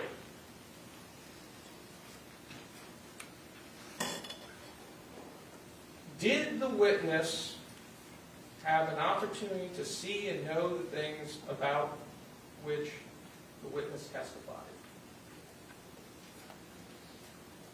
In focusing on the defendant, absolutely. 2 people walked through the front door on the evening of February 23rd, 2020 at 4748 France Court. Jorge Torres and Sarah Boone. But only Sarah Boone ever walked out of that front door alive.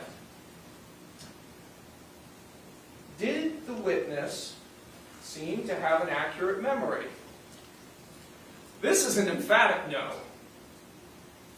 And the litany of her intoxication in versions of events is evidence of that. Was the witness honest and straightforward in answering the attorney's questions? I would submit to you she wasn't. 4, did the witness have some interest in how the case should be decided? Clearly.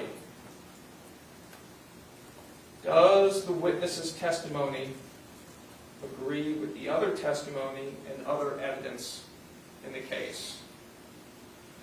And I would say largely no. Because on the issue of whether or not Jorge Torres could have threatened her the way she says that he did, the answer is clearly no, and we know that from the forensic data. We know that from the items itself. Did the witness at some other time make a statement that is inconsistent with the testimony he or she gave in court? In regards to the defendant, it's almost more appropriate to ask about the time she did make a consistent statement. You listen to her version of events on the 911 call, on the body cameras, on her first interviews with law enforcement, and then you hear her in her next interviewed the next day with Detective Copsell and Detective Lowen, and more details come out. Things change. First, she was never intoxicated. Then she was intoxicated. Then there's just the whole fact of she omits the fact of, oh yeah, he was actually trying to attack me. Oh yeah, I was in fear for my life. When she said at every turn, no, it was just a great day. We were having fun. Oh my God, I can't believe this. We were doing good. The only stress we had was about jobs. And now, 4.5 years after the fact, it's time to come up with a new story. But ladies and gentlemen, I submit to you that the truth does not change. The facts do not change. The videos do not change. And on any version of events that the defendant has given, they all add up to the fact that there is absolutely no doubt that she is guilty of murder.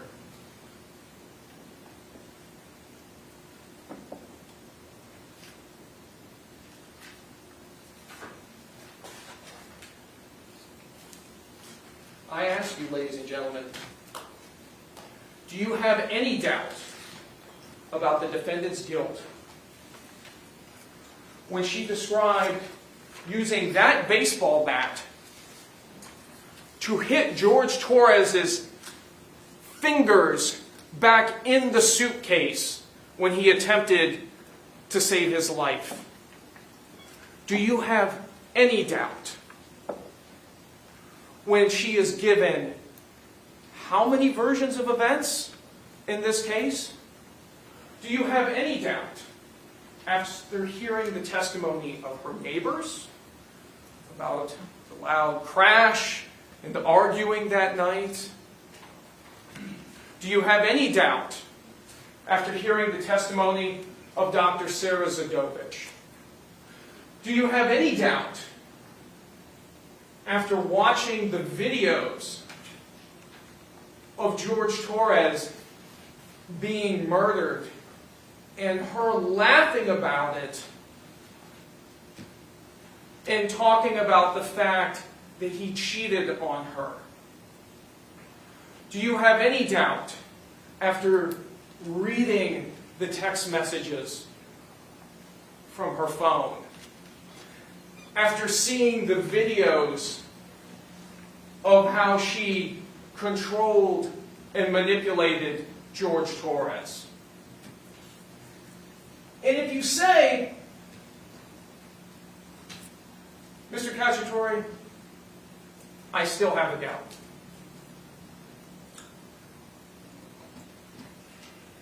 well then the law asks you, is that doubt to an element?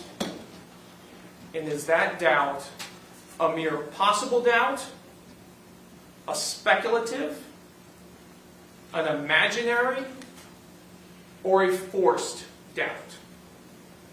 I submit to you the idea that she had to do this because she was a battered spouse is an imaginary doubt. It's a doubt born from the imagination of Sarah Boone. It is not a reasonable doubt. But if you find yourself back in that deliberation room and you are just trying to think of some way in which the defendant is not guilty, just searching, struggling for that way, that also is not a reasonable doubt, ladies and gentlemen. That is a forced doubt. Ladies and gentlemen, I'm confident that when you read the entirety of those jury instructions, and apply the law to the facts that came out in this case, that you are going to come back with the only lawful verdict, which is guilty as charged, second-degree murder. Thank you.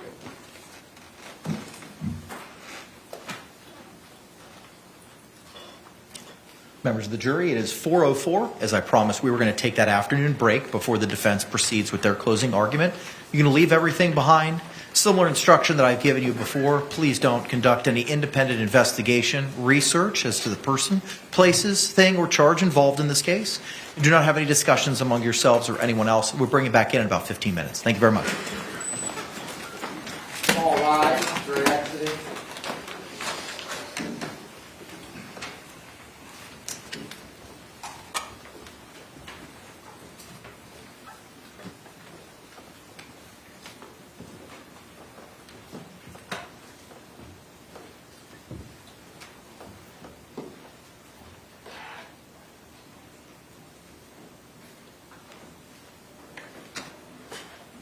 Y'all may be seated. Thank you.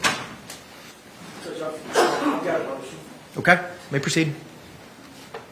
Sarah Boone's entitled to a fair trial. I think that right has been compromised here today.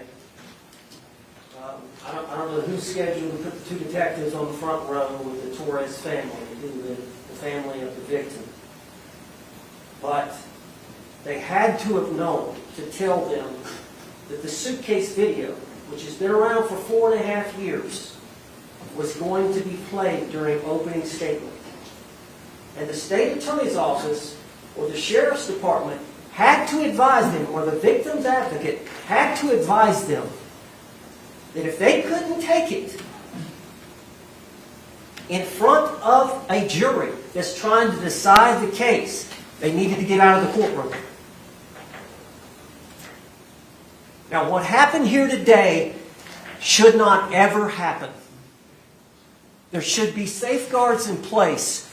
There's no room for this after 2 weeks of murder trial for something like that to happen. One of the Torres members of the family audibly, during the 2-minute Suitcase video, expressed some kind of emotional reaction. I look back, he or she were bent over in agony, physical pain. The physical pain followed the audible announcement. You can't unring that bell.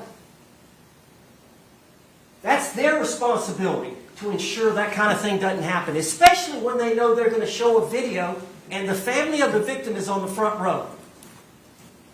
I've never heard of such. I asked for a mistrial. Response. I've never heard of such a request. The victim's family has a right to be here. They were advised as to what will be used during closing arguments.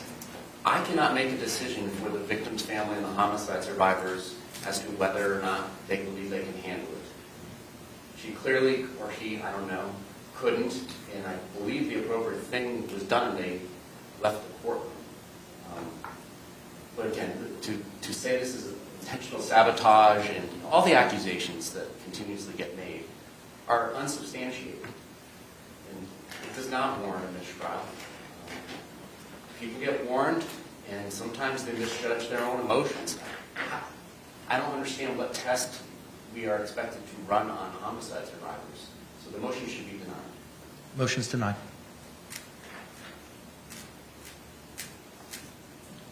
Jury's going to be back in about 13 minutes, counsel. So we'll reconvene at that point in time. Could the state put the Suitcase back in the water? Yeah, can we clean the well from the state's materials, please? Thank you.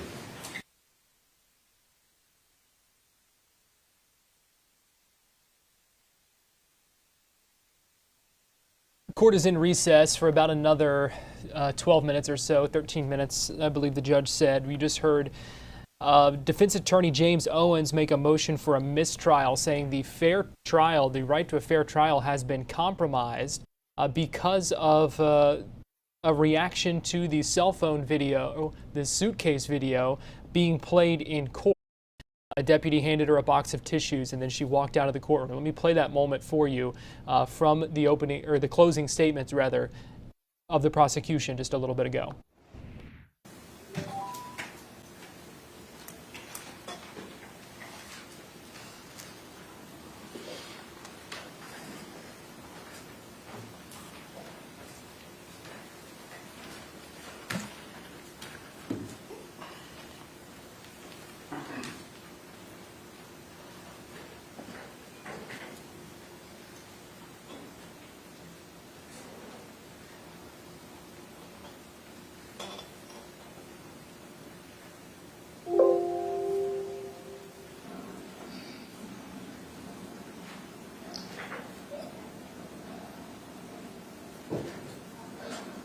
Shallow.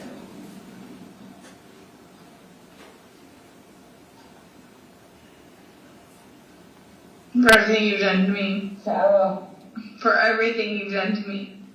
Shallow. You. Shallow. You. Shallow. Stupid. Shallow. That's my name. Don't wear it out.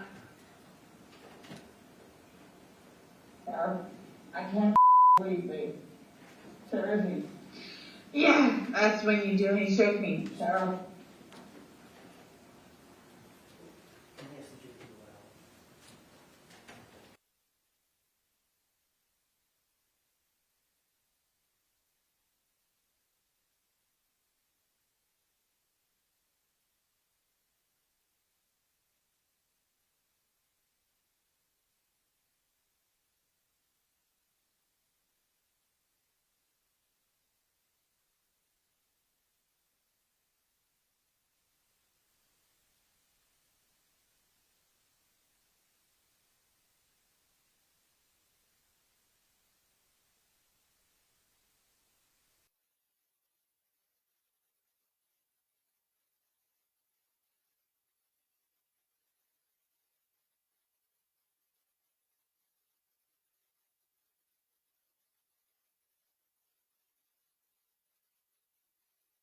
There you saw Sarah Boone writing some sort of note, ended up passing that to a member of her legal team as the family of Jorge Torres was walked out of the courtroom after that video was shown. After they left, the prosecution continued to play that video as part of their closing statements. Well, we're going to take a quick break here on our live stream, but we will be right back with more coverage of the Suitcase murder trial here in just a minute.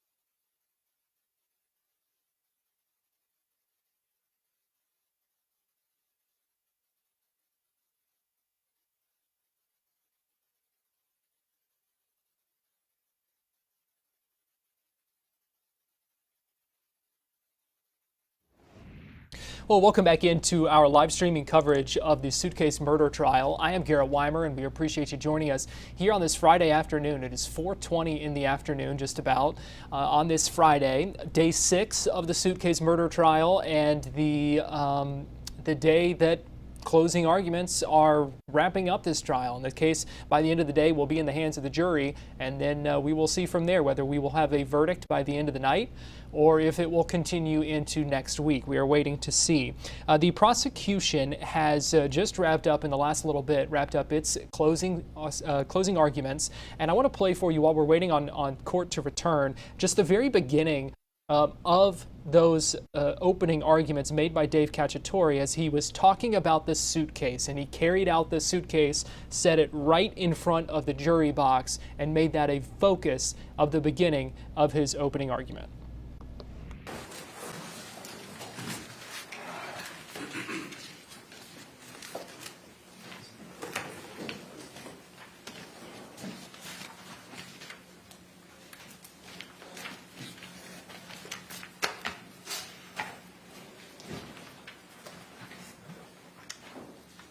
This is a box.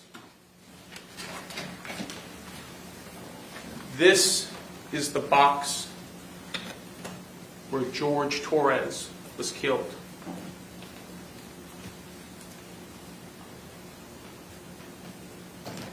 It's a small box, 28 by 20 by 8 7/8 inches. Jorge Torres was zipped up in this box. Jorge Torres took his last panicked breaths in this box. The medical examiner explained to us that with each breath Jorge Torres took in, there was less oxygen in this box.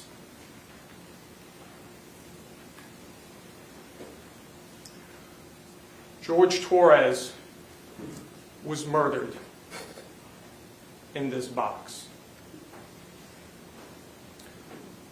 Ladies and gentlemen, on behalf of myself, my trial partner, we thank you for your time and attention in this most important of trials. We now have the law from the judge in this case. This is what our duty is to follow. So that was the very beginning of his hour-long closing argument there, where he took jurors through the jury instructions. So I've got the jury instructions here, 22 pages, took them through and showed the elements. We'll go into more of that later. It looks like court is getting ready to resume, and we will have the defense closing arguments here in just a moment. So let's go ahead and get you back inside the courtroom as the judge gets ready to bring the jury back in.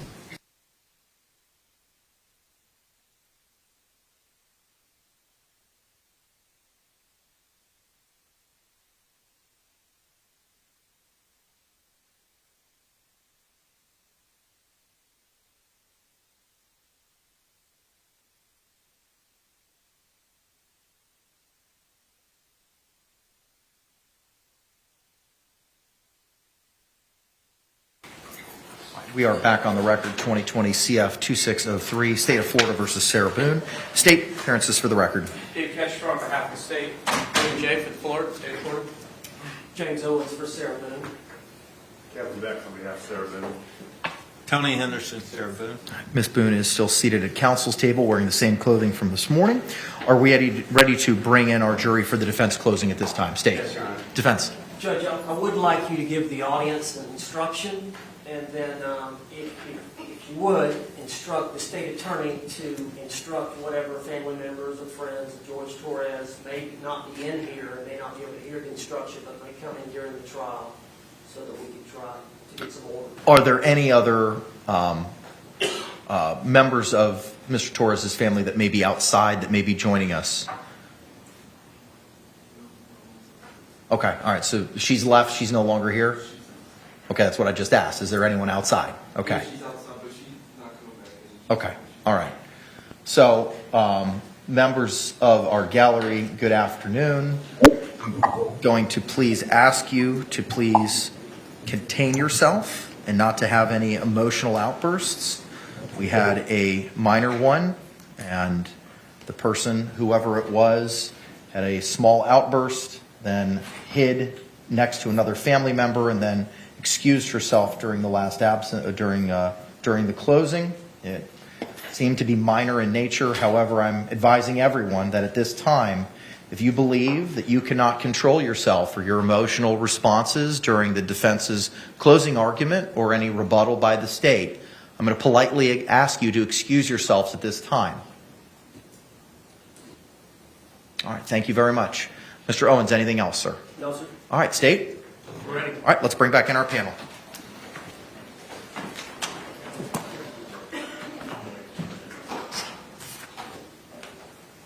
They're making their selections. Okay, thank you. All can be seated. They're making their dinner selections. We'll just give them a couple minutes to do that. Thank you.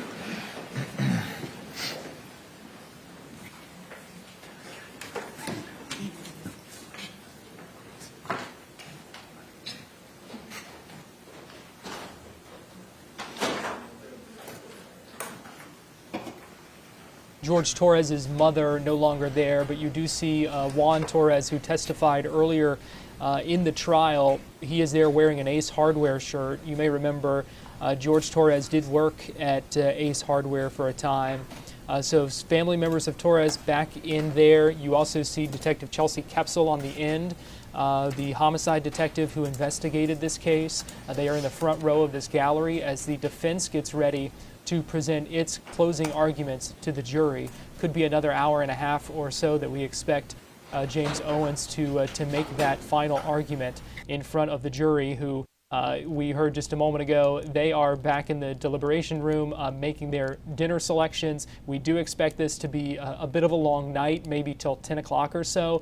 If there is not a verdict by then, they will likely come back on Monday, is the indication we got from the judge a little bit ago. So it sounds like we are in for the long haul here as we are waiting for the defense to present its closing argument in front of the judge. Now, James Owens, just a few moments ago before this break, made a motion for a mistrial, saying that the fair trial had been compromised because of that, as the judge said, minor outburst that he just talked about a minute ago in admonishing folks in the gallery to make sure they keep things to themselves and don't have any such outbursts. That motion for a mistrial was denied, but Owens passionately made the point that he said there's no room for this after a 2-week trial, and you can't unring that bell, saying it's hard to tell what the jury may have thought of that, and there's really no way to walk that back once they experience that. Well, we are coming up on 5 o'clock. We are at the bottom of the hour now, but we've got about a half an hour away from 5. If you're watching us on Fox Local, our main stream on Fox Local, you will see Fox 35 News at 5 coming up on that stream. So if you want to keep watching our trial coverage, our live streaming trial coverage, then make sure you switch to the second stream just below it on Fox Local. Now, if you're watching us on fox35orlando.com/watch or on YouTube, our coverage will continue all throughout the evening, uninterrupted, until we either have a verdict or until the jury goes home for the weekend. So keep it right here. Much more coverage to come. We are waiting on the jury to come back in, and as soon as they do, we will have closing arguments from the defense on this day 6 of the Suitcase murder trial.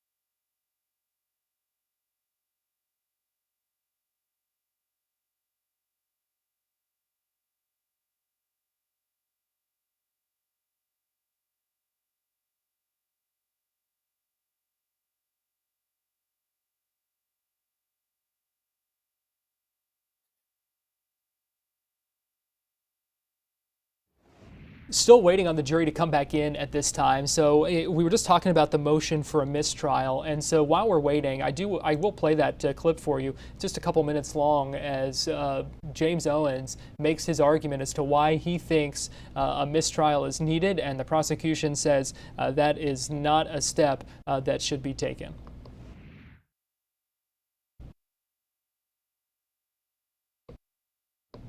Sarah Boone's entitled to a fair trial. I think that right's been compromised here today. I don't know who scheduled to put the two detectives on the front row with the Torres family, the family of the victim. But they had to have known to tell them that the Suitcase video, which has been around for 4.5 years, was going to be played during opening statement. And the state attorney's office or the sheriff's department had to advise them, or the victim's advocate had to advise them, that if they couldn't take it in front of a jury that's trying to decide the case, they needed to get out of the courtroom. Now, what happened here today should not ever happen. There should be safeguards in place. There's no room for this after 2 weeks of murder trial for something like that to happen.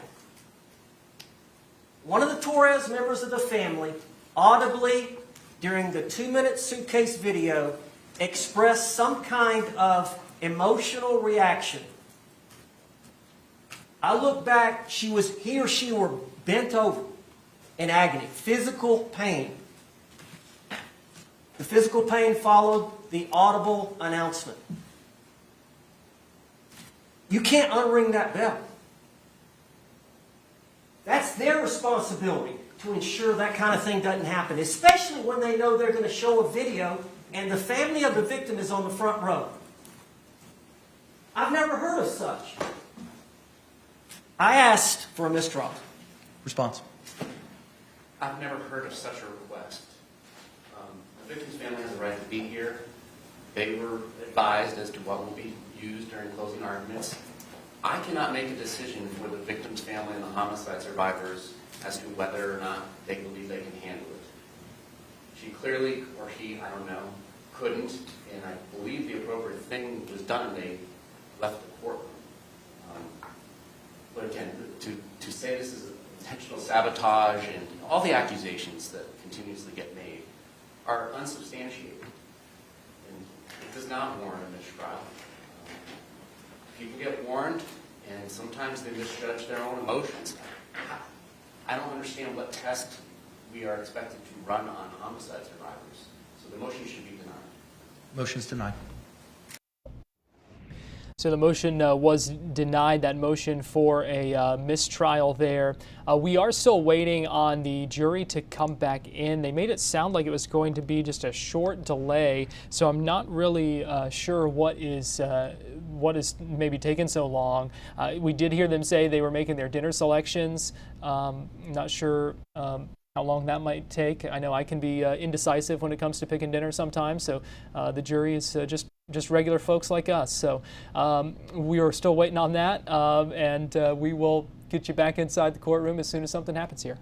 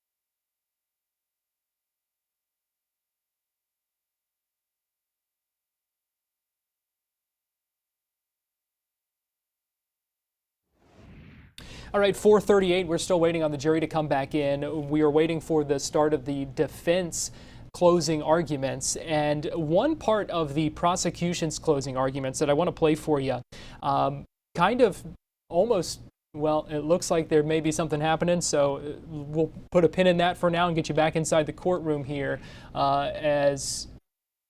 Let's listen in. I'm not sure what's happening. It looks like James Owens maybe stepping up. Okay. I was just, I don't know if that is allowed by the court or... Anything? Been allowed since I started practicing in 1997. If you want to split up your closing between the two of y'all, that's fine by me. Well, I intended on doing the closing, but when I finish, Mr. Henderson wants to say something.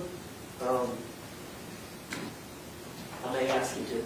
I've never seen it done that way. I've understood the sandwich can be broken. I've never, ever seen a single closing argument split by another attorney. If it's a discretionary issue, I'll leave it up to you, sir, on what you want to do and how you want to present your closing.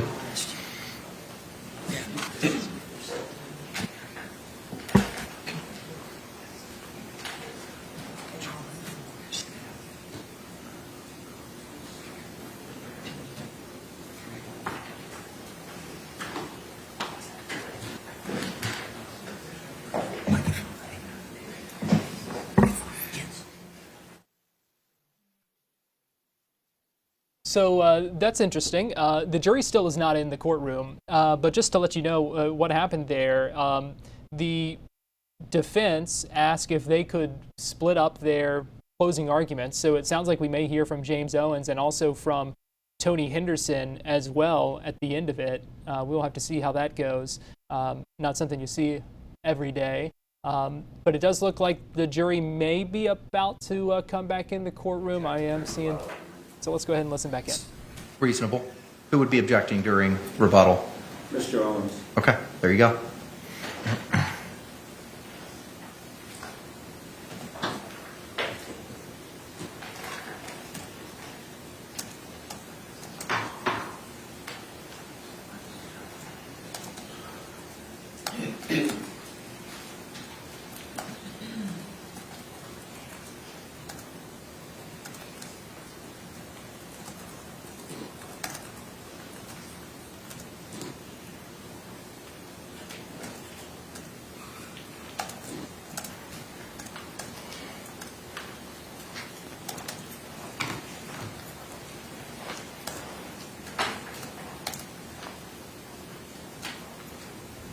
All right, so the jury's still not in the courtroom, and so I'm going to go ahead and play for you that clip that I set up a minute ago as we wait for the defense to give their closing statements.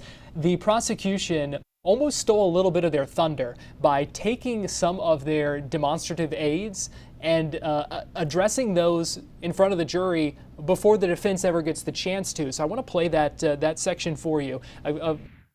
Obviously, if we need to get you back inside the courtroom, we will, but I want to play that clip for you now. Ladies and gentlemen, in a few moments, Mr. Owens will rise, and he is going to show you this.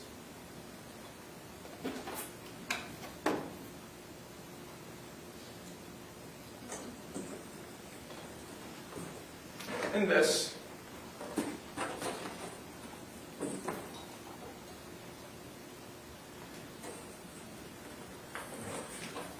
And this.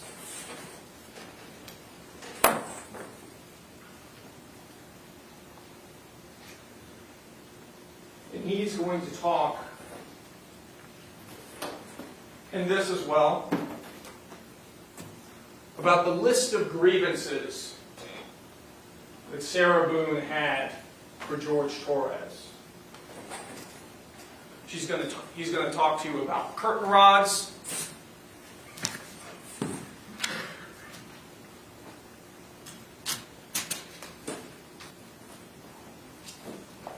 He's going to talk to you about black eyes.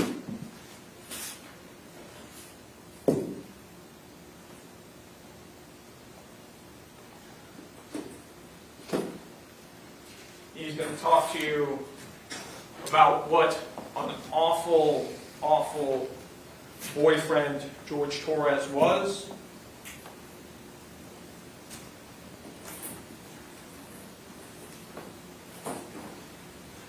And ladies and gentlemen, at the end of all of that, it still will not change the fact that the defendant is not entitled to the justifiable use of deadly force.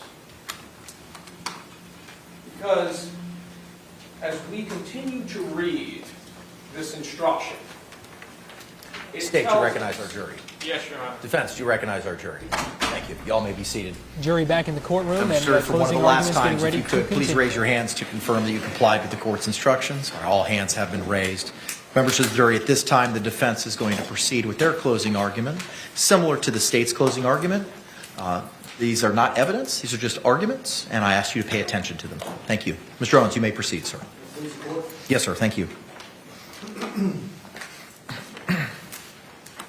Ladies and gentlemen, good afternoon.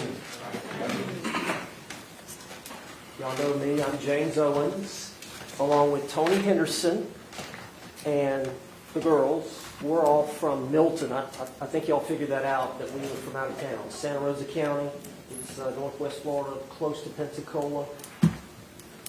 And my buddy Kevin Beck, he's a longtime friend, he's from New Mexico. The team, the defense team, is here, and we're here to represent Miss Sarah Boone. And we feel confident that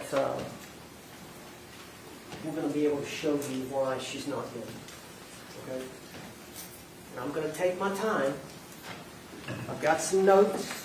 I'm not the most organized person in the world. I've got some exhibits that we're going to show you. And then we got a couple of videos at the end, okay? And we're going to try our best to help you make the right decision, okay? But yeah, Milton's a small town. Objection. Providence. Overruled. See how small it is. 7 miles away is another small town called Pace. In between that is a Walmart. It's a very small town. We didn't know what to expect coming down here to Orlando. Judge, I'm allowed to. I'll give you a little bit more for intro, but then we need to get into it. I'm going to get into it, but I wanted to say, it's a small town, good people. We've been down here 3 weeks. We didn't know what to expect. We've been surprised. From Objection. Improper argument. Mr. Owens, approach.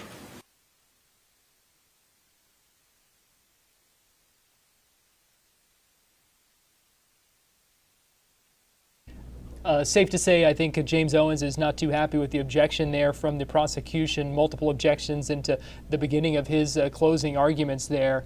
And as you heard him say, he is going to, he's got a lot to cover, so it sounds like this will be a bit of a lengthy closing argument, and we'll see where things go from here.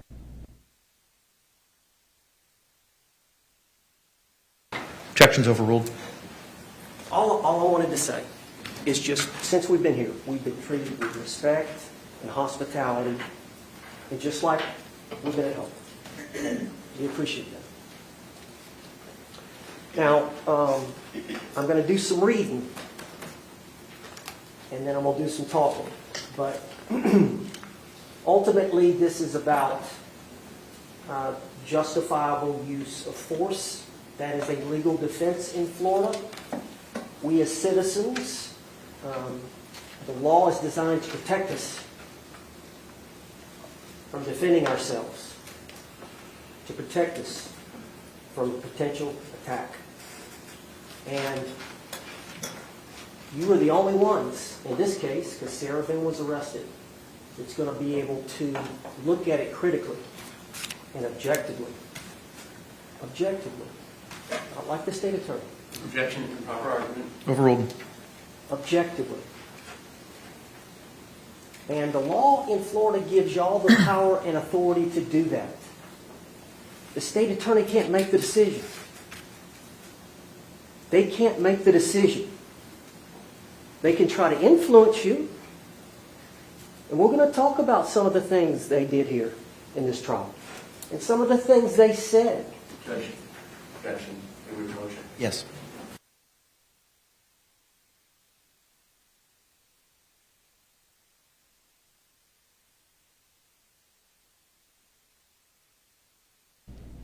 More objections there from the prosecution as James Owens continues his closing statement here in the trial. Seems to already be frustrated by those multiple objections coming from the prosecutor's table. You see Sarah Boone chatting there at the defendant's table with another member of the legal team there.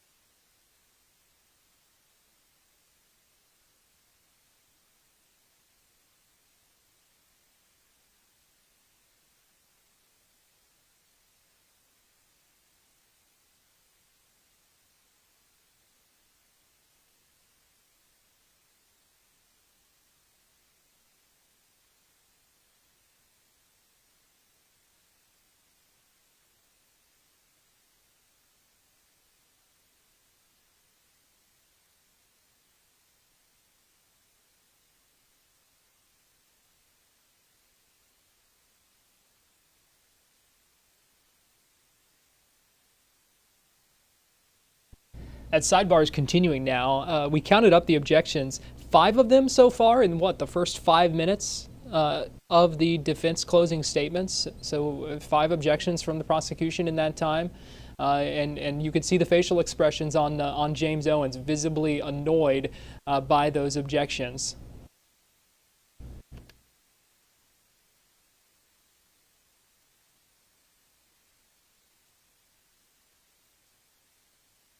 You may proceed.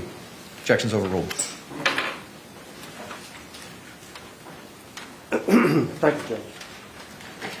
They've got their side, their position, we've got our side. So we're going to talk about that. But, and we're going to talk about justifiable use of deadly force and non-deadly force. But either way, however you rule, it still justifies her behavior. And the result is not good. Now, I don't believe there's anybody. Objection. Proper argument. Overruled. Objection to reproach. Yes.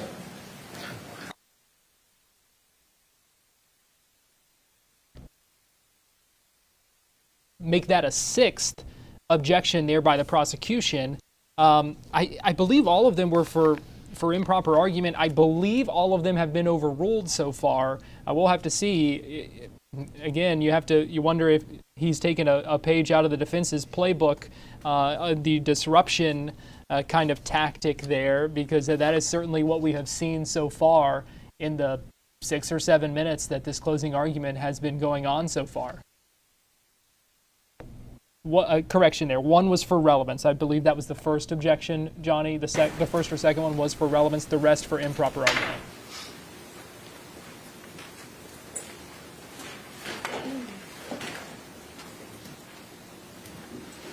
I think you will find from considering the evidence in this case that there is no doubt that Sarah Boone is a victim. That Sarah Boone has been traumatized.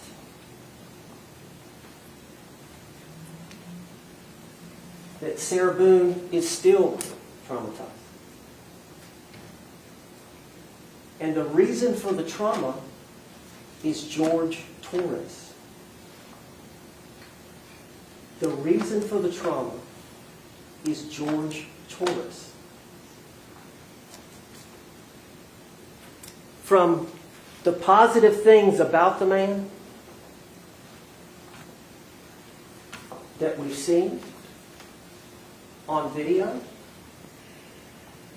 to the positive things Sarah Boone has testified about,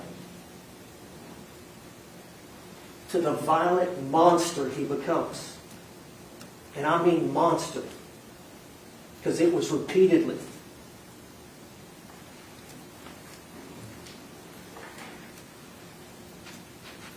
And what happens the next day?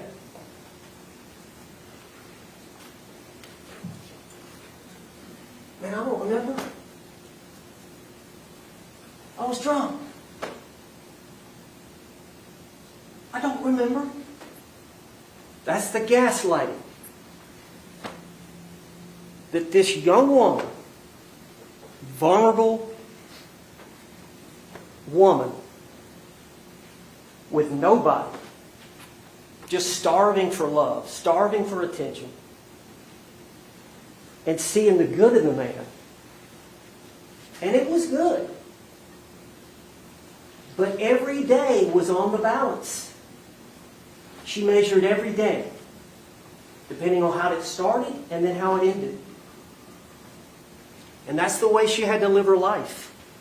Day in and day out. Day in and day out. Dr. Harper and Dr. Brandon talked about trauma.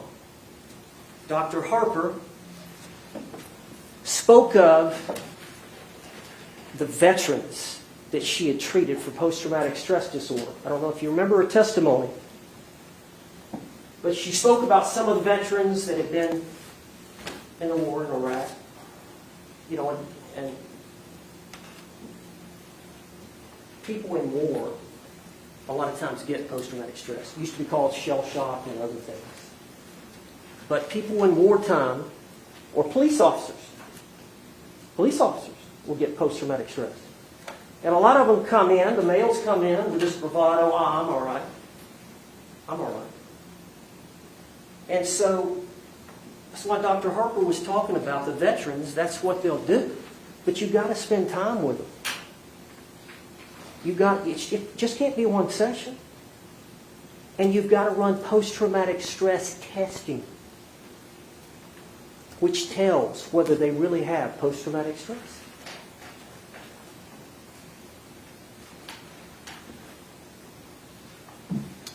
And we all probably have experienced some trauma. All of us have lost some loved ones. And it's awful. You're in shock. You can't believe it. It's disbelief. You don't sleep for days. And eventually, you have to go back to work. You take a week off. Life has to go on. Life has to go on. You go back to work. Kids are in school. You get a little time. Right? Time heals. Right? These veterans that come back from a deployment, they get back, they get some semblance of normalcy. They may or may not get some treatment, but time helps. Time heals. Everybody, it helps. Just time. Overcoming a divorce, overcoming a death, whatever trauma. Sarah Boone had no break. No break.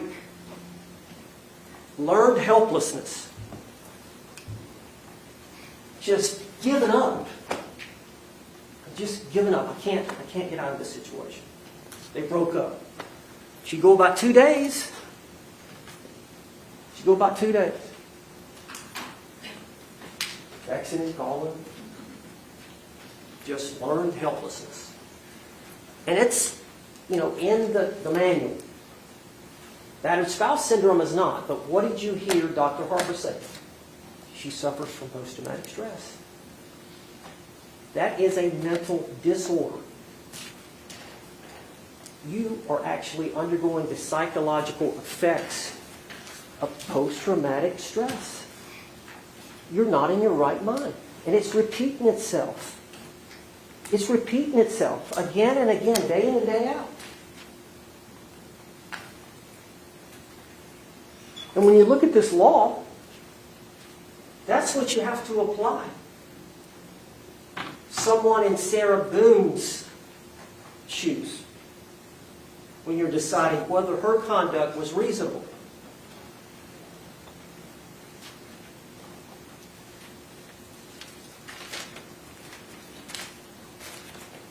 bunch of notes.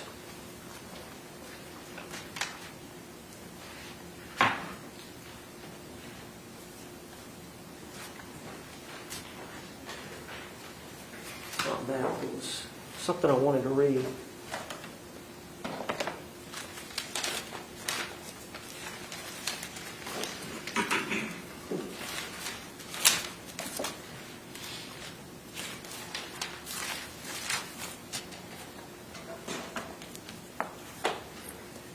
Where'd that put it?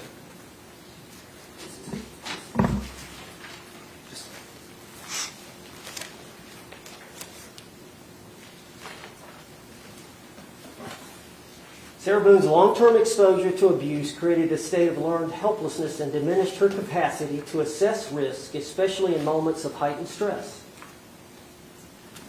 The cyclical nature of this violence, the tension building, the battering, the contrition phases, caused Sarah to be trapped psychologically in that relationship.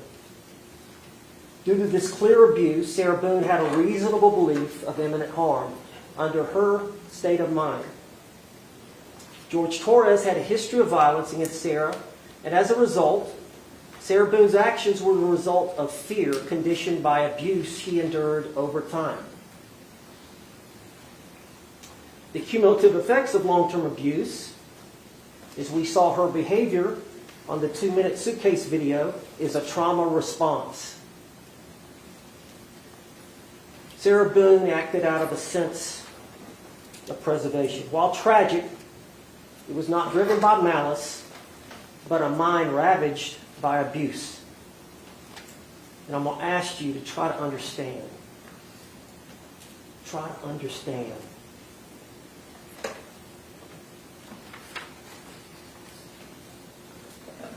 Sarah Boone being emotionally and psychologically broken, whose actions may have been misguided attempts at survival but not murder. Imminent danger, her response reacted to that belief. It's somebody suffering from the long-term psychological effects of domestic violence. Who spent a lot of time? Dr. Brandon, you remember him. He was the first expert on trauma.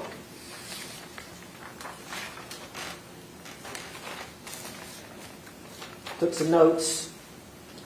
Kevin Beck, you remember, did the direct examination of Dr. Brandon. He was from down in Miami, I think.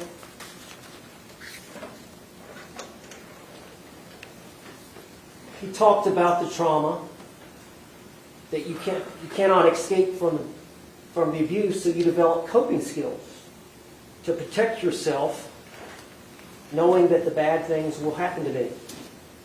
It changes your behavior, not only your behavior, but your thinking. Your subjective thinking about fear and what to do. And if you remember, Dr. Brandon said it's all about that person's perception. Okay? A lot of times they will self-medicate with alcohol or drugs. A lot of times they suffer from anxiety. Basically, he said the trauma ends up being terror because you do not know what to expect. You do not know what is going to happen that night. It may be a great night. You may drink, and both of you have a great time. He falls asleep, passes out, you fall asleep, passes out. But it may turn, depending on his mood, I don't know if you can tell, she would try to placate him.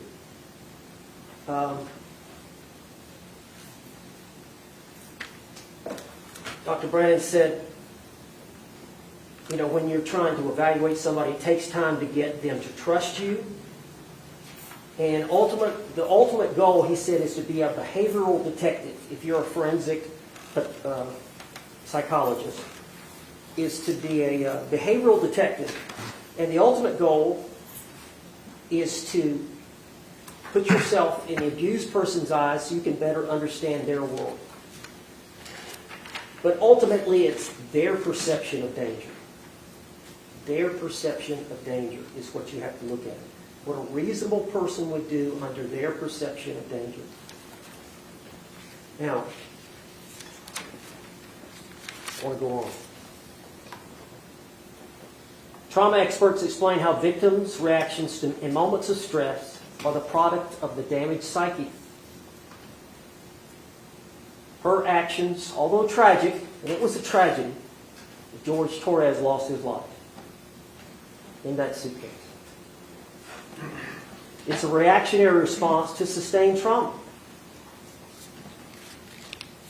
It's as if Sarah was acting out of a deeply ingrained fear and helplessness developed over the years. So it's a desperate need for survival, but battered women do things to keep the peace from time to time.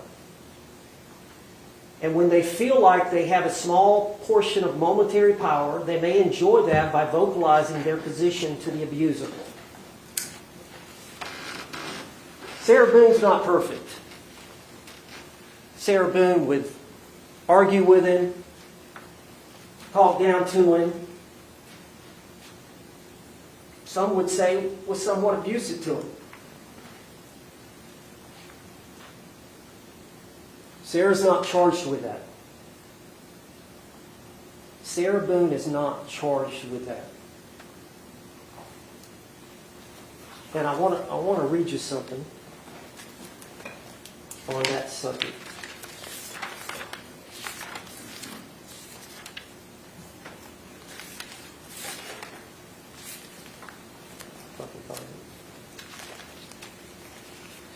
Essentially,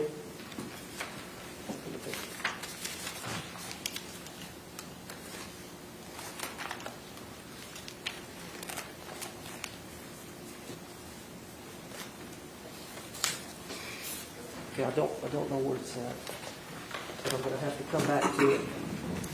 But essentially what it said was,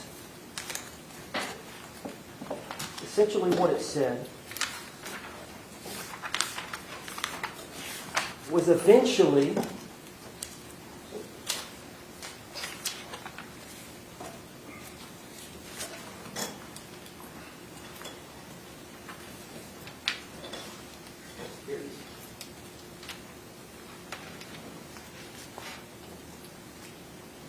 been a 2-week trial. I got a bunch of notes.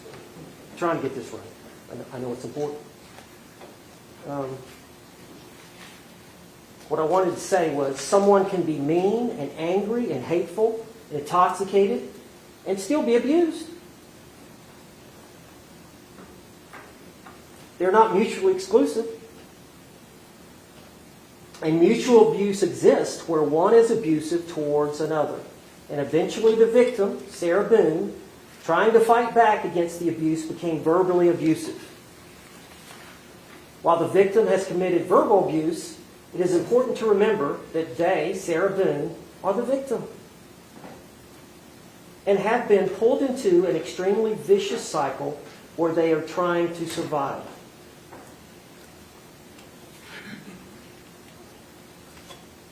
Sarah Boone intentionally left Jorge Torres in the suitcase. What's the act of a battered spouse syndrome woman? She went up to her room, she fell asleep, or passed out. These actions are disconnected.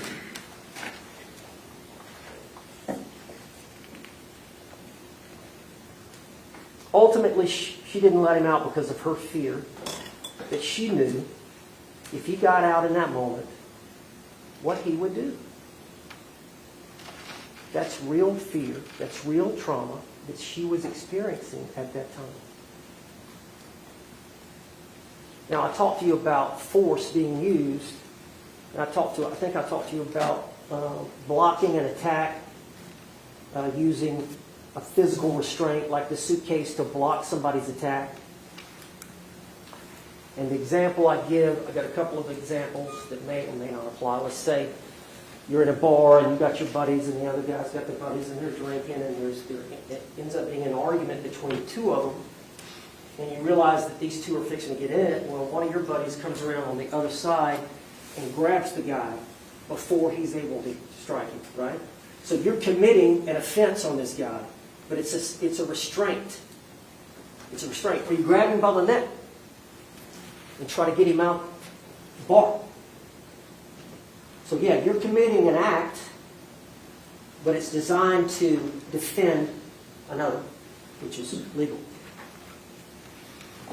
Or let's say you have a situation where you have a police officer and he's on patrol.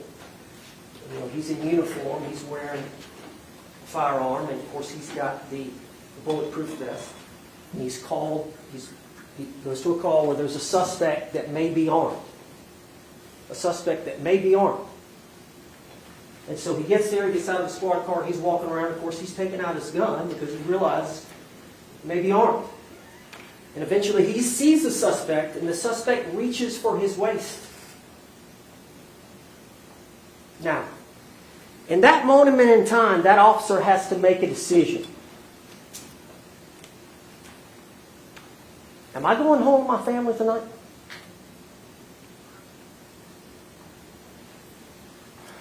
And I asked Dr. Werner about this Vaseline thing that it's called fear response or fight or flight.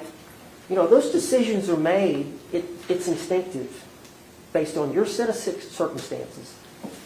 She instinctively reacted to her unique set of circumstances to save her life or save herself from another one of these.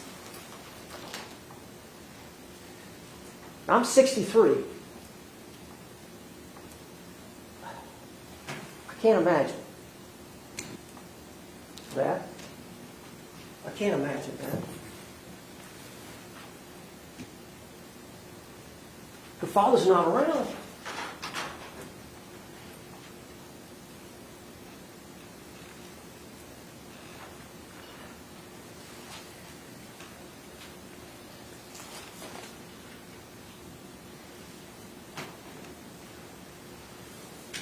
I need to talk about the case a little bit. And if you'll remember, I'll get back to it. If you'll remember, that's what place it is.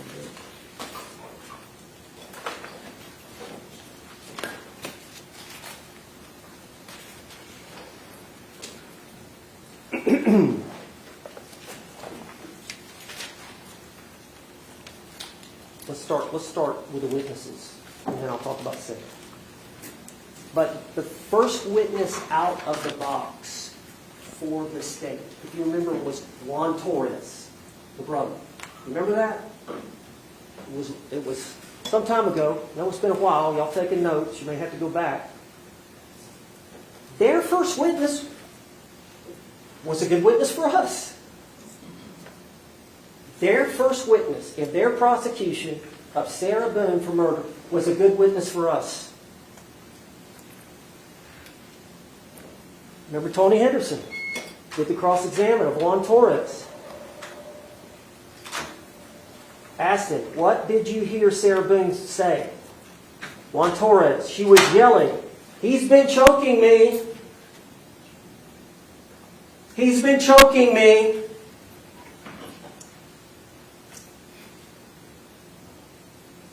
Mr. Henderson said, did that surprise you?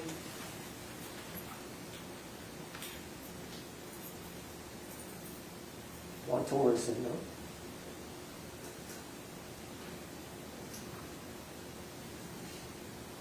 That family knew what was going on.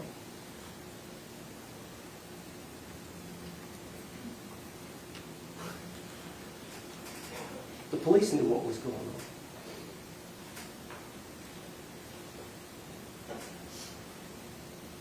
The neighbors knew what was going on. Pearl Walker came in here, 80-something years old, in a wheelchair. Kevin Beck called her up.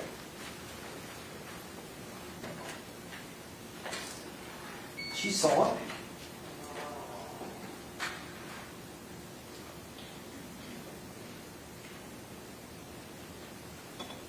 Is there any doubt? Is there any doubt? I tell you why there's no doubt. In cross-examination, I got Dr. Warner to even admit. Did you hear it? Yes? Okay, Mr. Owens. she suffers from battered spouse syndrome. Wouldn't admit it on direct. Well, maybe I don't really know. I hadn't had enough time to really see her. You hadn't seen the pictures? You hadn't seen the 2-minute video? You've seen her one time earlier this month. One time. And she's going to start testifying about stuff she's never said before until she showed up in court? About, well, based on what she told me, I don't think she was in imminent fear? Come on. This is a courtroom. This is a courtroom. Good thing y'all are here. We thank you.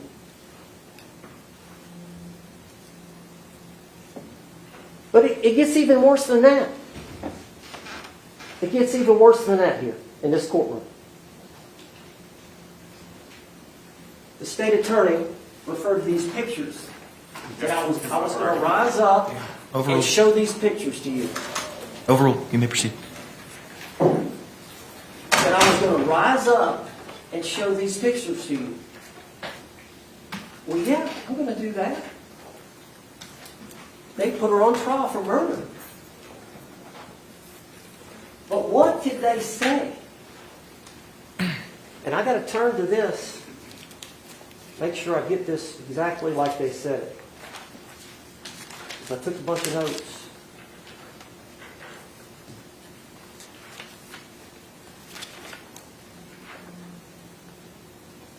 Let me make sure I got this quote.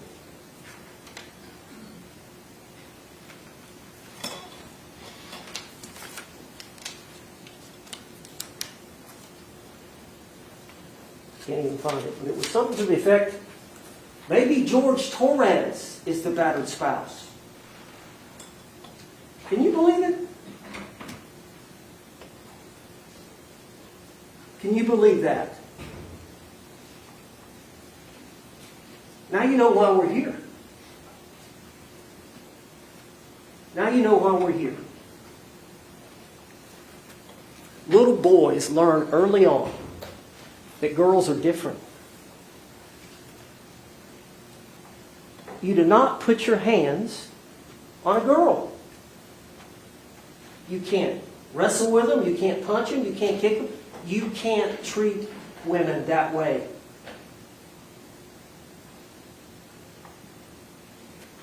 When you become adults, I don't care what she does to you. I don't care what she says to you.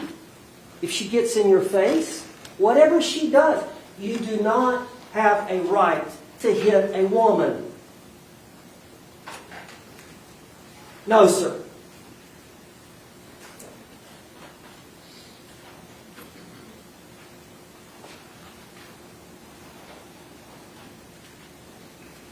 What has the state attorney tried to do? Objection. Upper argument. Sustained.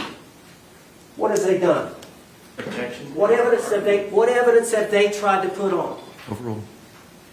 What evidence have they tried to paint Sarah as? What evidence?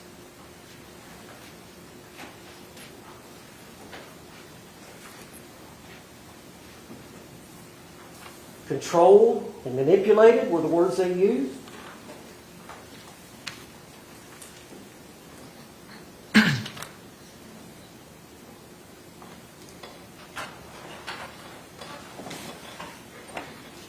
You know, this ain't the 1900s. This is 2024.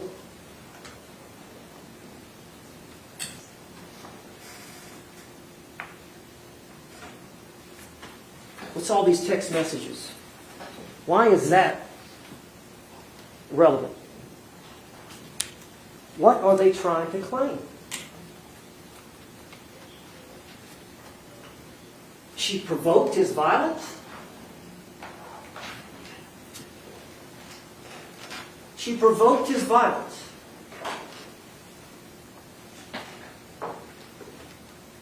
Isn't that what they've done here in this trial? Upper argument. Sustained.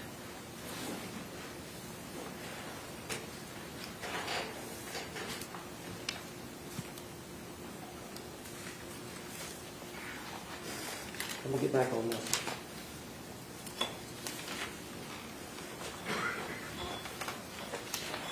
Abraham Marino. I don't know if you remember him. Abraham Marino changed his statement. They took a statement from Abraham Marino in which Sarah stated, I don't know if you remember, but it was when the police were all there. I think they got the tape out, and some neighbors were coming around, and there were 2 or 3 neighbors sitting around. He said Sarah came out and stated it was an accident. Okay? Well, then,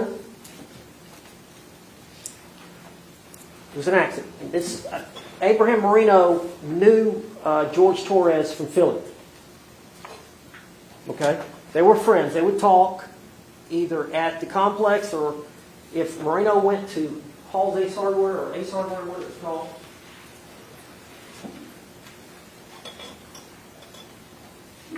The state attorney notifies. Judge, I'm going to object to reading from things that are not in evidence. Approach.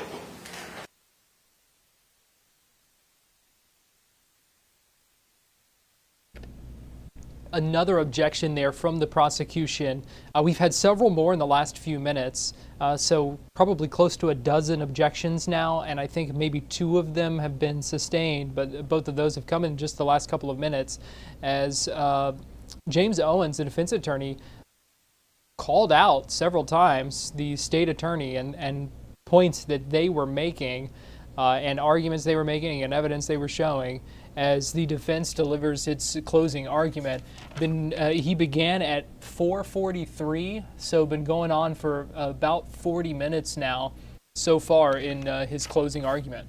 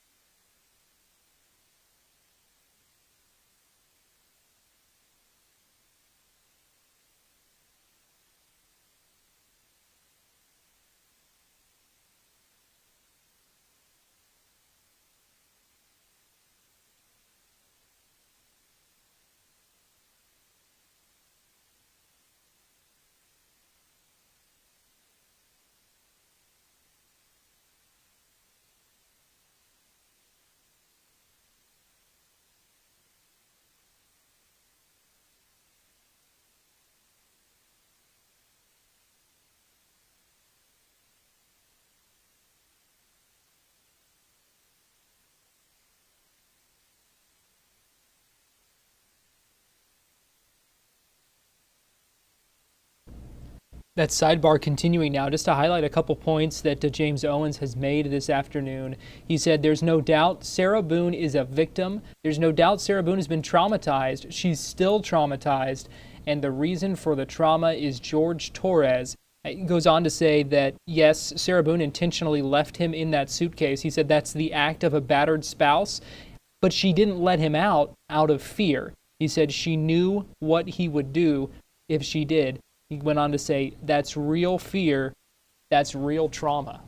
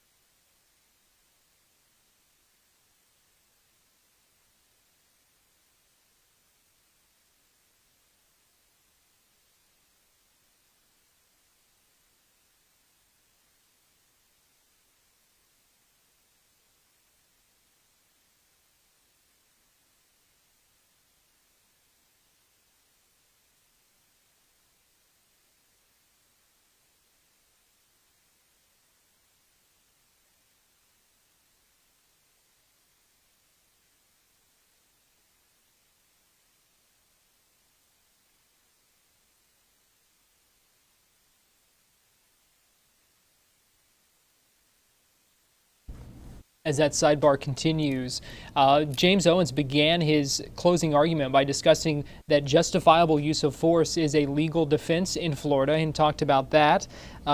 He said what happened is what. He said it was a tragedy, but a reactionary response to sustained trauma. He said and he also pointed out Boone's response in the video, what some may see as taunting in that video, the cell phone video, saying that they may enjoy a moment of power. Marino says, all I heard Sarah say that afternoon was it was an accident. Then he came in here today, or this week, and said, no, she said I was teaching him a lesson, things got out of hand, and then I fell asleep. 4.5 years later, we know he's friends with the Torres. We heard it here. Now, I want to talk to you about the two boys that live right next door. You remember Vincent Battaglia and Brandon Motes. Remember those guys? And you remember it came out in the testimony, this event happened on February 23rd of 2020. But it came out in the testimony that Sarah had said, Jorge Torres, the night before, February 22nd of 2020, grabbed me by my hair and pulled me down the stairs in my apartment from top to bottom, which is consistent with what they were saying happened, remember? But they got their dates wrong. And remember Mr. Henderson called Deputy Copsel, or Detective Copsel up in our case, and she had to say, yeah, I didn't take their two statements until the 27th. February the 27th, remember? So they're remembering back, and they both had similar stories. Of course, they had time to talk by then, the 27th. I think the only recorded interviews they got the night of this event, February 23rd, was from Sarah Boone and her ex-husband, Brian Boone, right? So they came back following up on the 27th. That's when they got a statement from Brandon Motes and Vincent Battaglia. And at that time, they said, yeah, we heard that sound. You remember Sarah testifying? No, that was the night before. I complained about that, and I think one of them had testified. Yes, she had said something about being drugged down the night before. It may have been, can't remember now who it was. One of them. And, it looked like that there may be some implication that Sarah got him in the suitcase and pushed him down the stairs. But I think we didn't hear anything more of that. Remember? And then this photograph, which we introduced, which shows the bottom of the stairs. As you can see, there's Lucas's bookshelf right here. This is where Sarah Boone stored Lucas's stuff. And you can see it's not disturbed at all.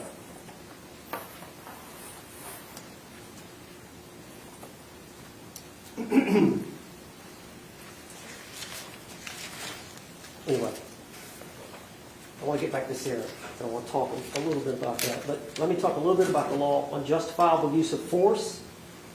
Is legal and lawful if you reasonably believe, I think we all probably already understand it by now, you reasonably believe it was necessary to prevent imminent threat to harm. The law is crucial, ensuring that individuals can safeguard themselves in potentially dangerous situations.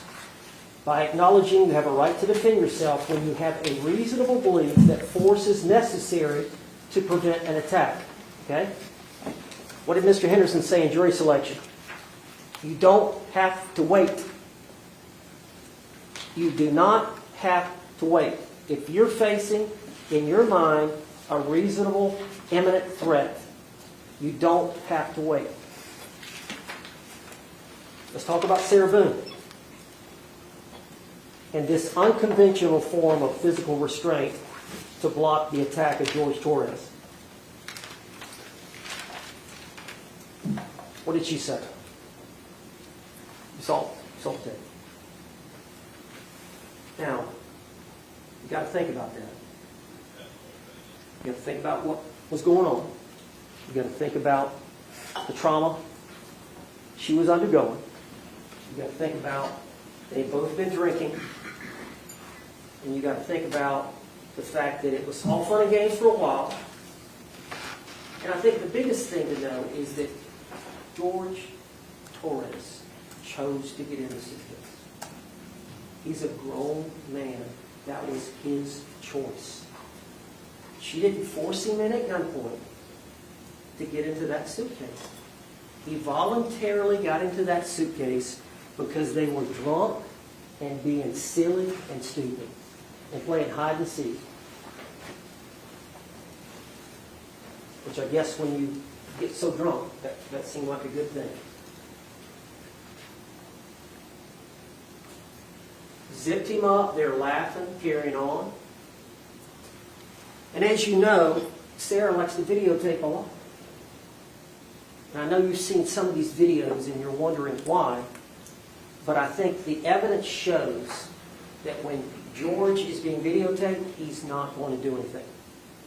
If you think about that. When George is being videotaped, that's like her power. You know, Dr. Harper said that Sarah's words are her power. Sarah's words are her power. Physically,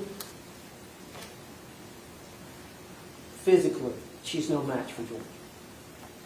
Physically, she's no match. But that's her power, with her words. When she gets a chance,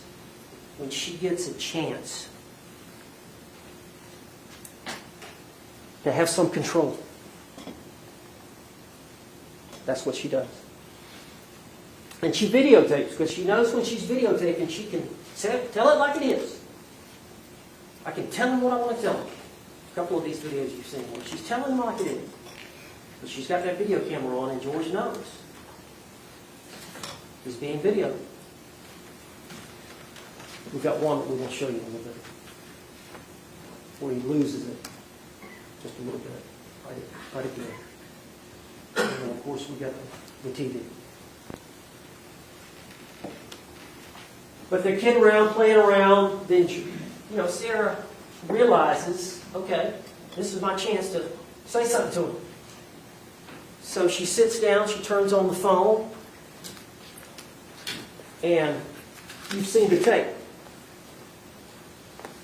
You've seen the tape.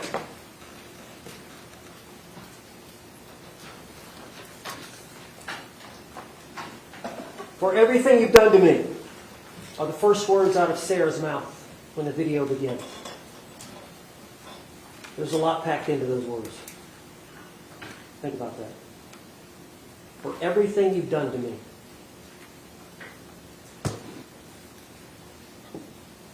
This is how it feels when you choke me. Now that's in direct response and the result of the abuse that she has suffered at the hands of Jorge Torres. She wants him, for that moment, to feel how she feels.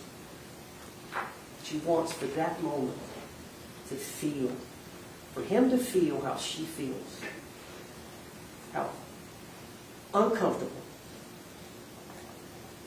lack of control that she feels when George is violent with her.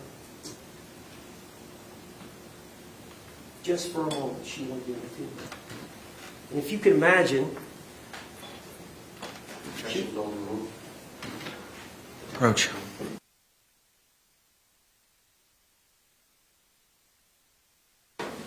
I think from the evidence, you can determine she was crazy about it. She was crazy about that. And I don't know if, of course it's a syndrome, but she felt like she couldn't do without it. And let's say she videotapes him, and then it's turned off. And there's a 9-minute gap, 11-minute gap, whatever it is. I said 11, they're saying 9, but I think if you count 2 of the others, then it's 9. But there's 9 minutes that we don't have video. But what did Sarah say? Now, if you remember when you listen on that video, George is talking in a normal voice. He's not stressed. Of course, if you're talking, you can breathe. She had said she had some air. And of course, she doesn't realize the situation, that it's going to end the way it ends. So she has no appreciation of that. It's a canvas.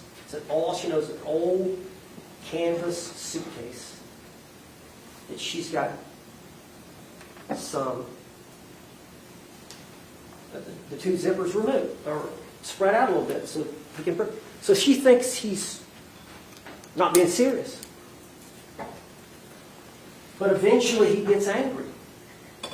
She gets angry, he gets angry. He says words to her, and then his hand starts to come out of the suitcase. She also said his tone changed. And I know everybody's got a cadence with their spouse or boyfriend, girlfriend, but you know what I'm talking about. We've got a way of talking to people. We've got a way, your wife, your husband, you know each other. You know when they come in from work, what kind of mood they're in. Just by a couple of things, the way you can just sense it, right? Well, especially somebody as hypervigilant as Sarah and as hypervigilant as a battered spouse woman would realize that he can flip the switch at any time. When I get out of here, I'm going to end you. And he realizes he's getting out. He got his hand out. At that moment in time, in Sarah's mind, that's an imminent threat. So she's got a justifiable right to use force. What did she do? She went over there and grabbed it. She lifted it up. She tried to get his hand back in, remember? She tried to get his hand to go back in.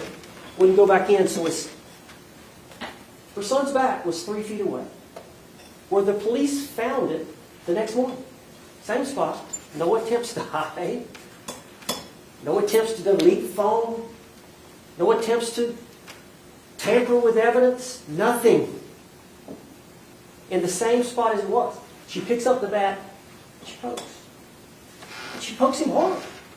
Trying to get him to stop trying to get out. And eventually he does. And you've seen the blunt force injuries. And you saw some of the circular injuries where you can tell there's a poking. I think it's right around here. And she poked him several times. You remember the pathologist said, I think, maybe 5, 6, or 7 times. She pokes him. And he's got some scratches. I don't know if they'll let you look at it, but on the back of that suitcase, it's got some bars, some metal bars that are inside the lining. There's some lining. And it's for support when you walk in it.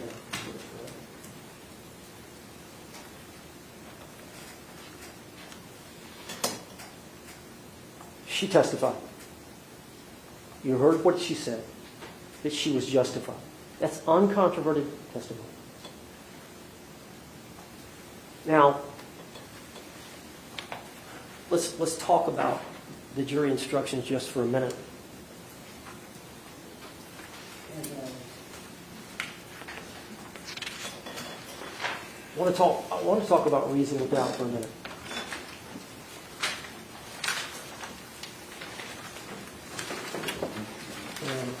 Can't find the page, but I've got a book. I've got a book to use it.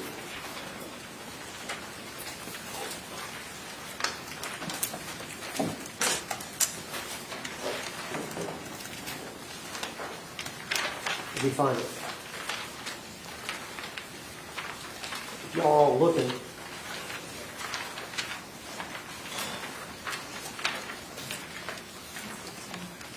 I think it's on page 15 of 22. And we're going to talk about reasonable doubt in a minute, but if you look at those bottom 3 short paragraphs, it is the evidence introduced in this trial and it alone that you're to look for the evidence or look for that proof. A reasonable doubt as to the guilt of the defendant may arise from the evidence itself, a conflict in the evidence, or lack of evidence. But here's the main thing. And, obviously, I represent her. And I'm trying my best to show you honestly and fairly the doubt in this case. And 5 reasonable doubts, 17 reasonable doubts, 25 reasonable doubts. You have to have 1 reasonable doubt. I'm trying to show you throughout the evidence that each one of you can have a different reasonable doubt. Difference, but 1 reasonable doubt about the state's case, and your verdict is not guilty, according to law. Proof beyond a reasonable doubt does not mean proof beyond all doubt. A reasonable doubt is not a mere possible doubt, speculative doubt, or imaginary or forced doubt. Such a doubt must not influence you to return a verdict of not guilty if you have an abiding conviction of guilt. And this is a deeply held belief. You know, reasonable doubt is the highest standard we recognize in litigation. You know, car wreck or something like that is preponderance of the evidence standard, 51%, you're entitled. Abiding conviction, that's a deeply held belief that you must have if you're thinking about something. That's a firm belief. That's a level of certainty that you would have. That's what you got to have as a juror. I've got to be certain of her guilt. If, on the other hand, if after carefully considering, comparing, and weighing all the evidence, which we want you to do, there is not an abiding conviction of guilt. So I'm not certain. I'm not certain of her guilt.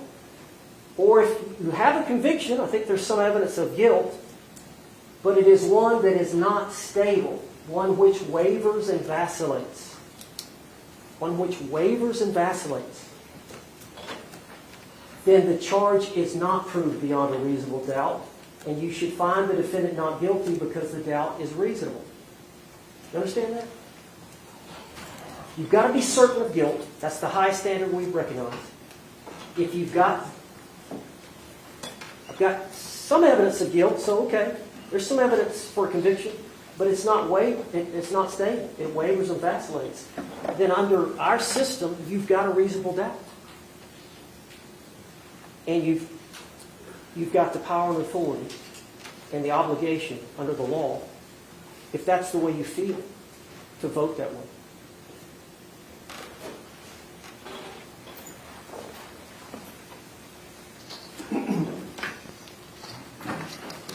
Later in the instruction it goes on, it's up to you to decide what evidence is reliable. You should use your common sense in deciding which is the best evidence and which evidence should not be relied upon in considering your verdict. You may find some of the evidence not reliable or less reliable than other evidence. You may rely on your own conclusion about the credibility of a witness. That is totally the province of the jurors to decide that. A juror may believe or disbelieve any or all the part of the evidence or the testimony of any witness.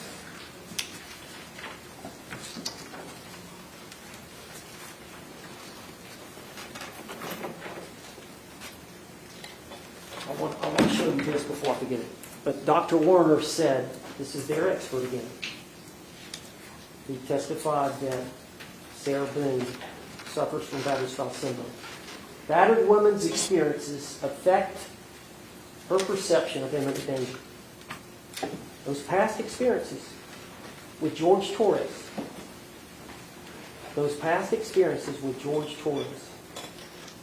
and there's a bunch, affect their perception. Remember Dr. Michael Brandon talked about perception of imminent danger. Victims of repeat violence may fear death in situations others would not. The reason Sarah experiences all this, the reason she was feeling the way she was feeling, that imminent threat of danger from Jorge, was because of Jorge Torres. Jorge Torres is responsible for her mental state because of the way he has violently treated her. She reacted to his attempts to get out because of the way he treated her and the way she knows what is he going to do if he gets out of the suitcase. She knows. The second video is played. She's flipped it back upside right. You hear him, it's 22 seconds. He says, Sarah, she's not going to open that suitcase. She's not going to open that suitcase. He's already threatened her. She used the bat to get him to stop trying to get out of it.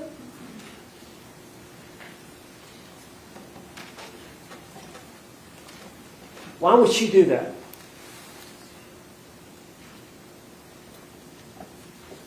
Why would she do that? I know what he's going to do.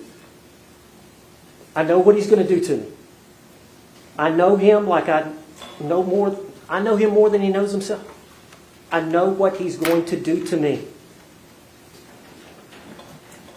You don't have to wait. That was justifiable. Now, you got to understand this. She intentionally used the bat to defend herself. She intentionally didn't unzip him to defend herself. Both of those are lawful under our law. She went upstairs. The dogs were upstairs. At some point she called her husband, or ex-husband, Brian Boone. We know that many times she testified, or somebody in court said, she would often flee to her ex-husband's house sometimes. I believe that testimony came out from either Sarah or somebody. That sometimes she would flee, or sometimes she would flee to upstairs. One of those two. But the dogs were up there. She made a phone call. At some point she fell asleep. Passed out, fell asleep. We don't know. They had 2 big bottles of wine. Right? That was unintentional. That was unintentional. His death was unintentional. You remember when she was in the interrogation room? You remember that? Now, I don't know if we did a good job of this, but it came out that she got arrested. You remember the one time when she got the black eye? She got arrested for strangulation. And you remember that? They ended up over there by the dryer, and he was banging her back of her head on the floor that had very little carpet on it. And she ended up getting her arms out, and then she grabbed his neck. And she eventually got him off of her, and that's when he got up and stomped her in the eye. Remember? Well, the police came for that event, and they took statement, and Sarah was honest with the officers about what all, and they arrested her. You remember? Remember that? They arrested her. And she said, why? I was fighting back. You remember that? Why? I was fighting back. So from that point on, she didn't trust law enforcement. The video that they showed a while ago about George, that was about dropping the case, where she was defending herself and fighting back.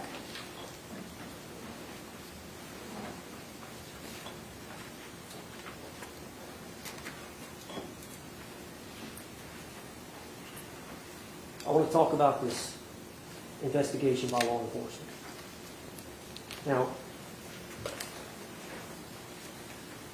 she didn't know the law. She's not a lawyer. She gets up the next morning. Brian's calling.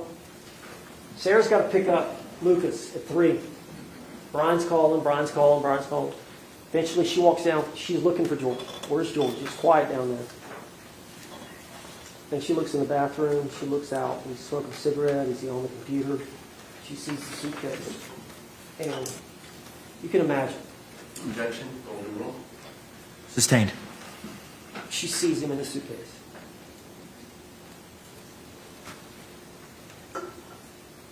She panics. What does she do? What does she do? She tries to get her fiancé out of the suitcase. They're engaged to be married. She's not trying to kill him. They're engaged to be married. She gets him out. She tries to do, he's purple. She tries her best to do CPR. She doesn't, you heard her, I didn't know what to do. I didn't know, call Bryant. That's her safety valve. That's all she's got. Bryant eventually says she's come over. She calls again in 2 minutes. I'm on the way. He gets there. You got to call 911. May have told her before. Call 911. She calls 911. She tries to do CPR again. Is she busy trying to hide evidence? She busy trying to hide evidence? She busy trying to hide the back? No. She's trying to save his life. If she can.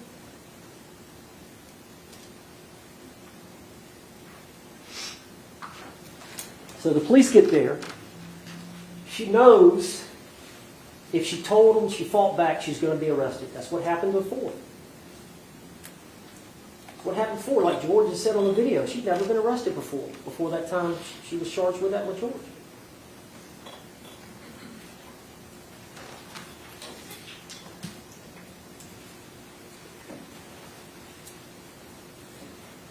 She lies. She lies. She's scared. She's scared. She doesn't know what to do. So she lies. She makes a decision to lie. Don't trust law enforcement. She doesn't know the law. She doesn't call a lawyer. She talked to Officer Rodriguez, was the first short black female that came up here first, the first one that arrived with the body cam. Talks to her. There's a recorded statement there where she doesn't tell the whole story. She lies. And then the detectives eventually get there and get her in the squad car. You hear the audio. I think it was played. She lies again. Then the next day, she goes down to the sheriff's department. Now, if they would have told her, hey, ma'am, we're going to arrest you. And she gets a lawyer to go down there to make a statement. And the lawyer would advise her. Objection. Facts on evidence. Sustained. Move to strike. Stricken. The jury will pay no mention or give any weight to that statement. She's not a lawyer. She didn't have a lawyer present when she made those statements. She didn't know the law. She didn't know she was justified in defending herself the way she did in this dysfunctional, toxic, abusive relationship.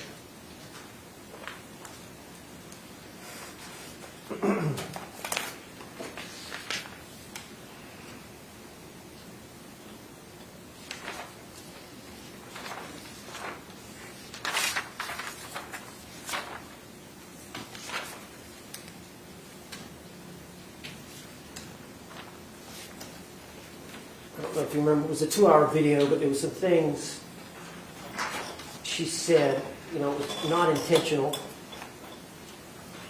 And eventually, she wanted the detective, it was Detective Lowen, the male detective. And she said, I swear to you on my son's life, it was not intentional. What she was talking about was that George passed, was that George died. That was not intentional.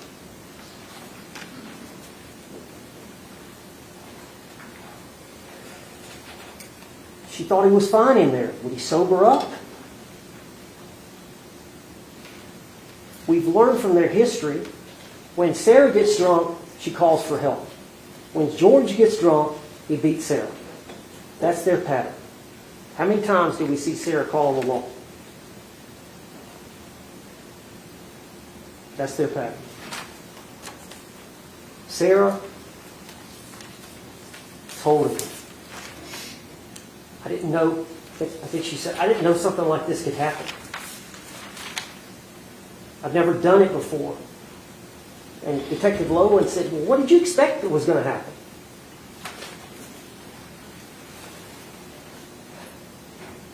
And I've got a daughter that she was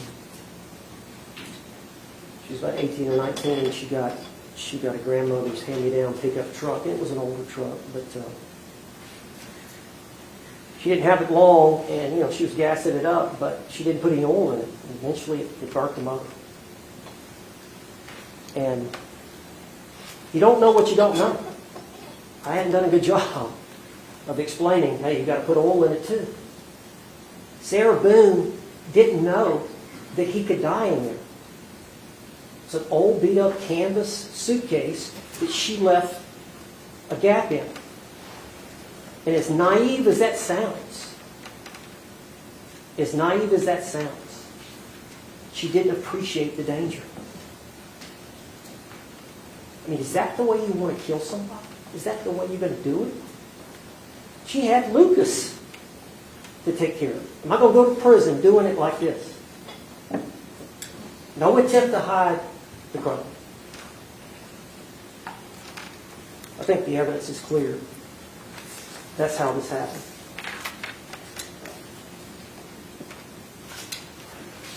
I don't want to belabor the point. I do want to show you.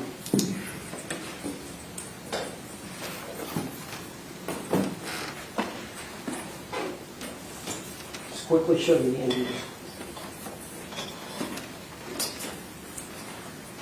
Sarah Boone got stabbed. Well, think about that. Stabbed with a steak knife in the leg. And she stayed with him. She stayed with him.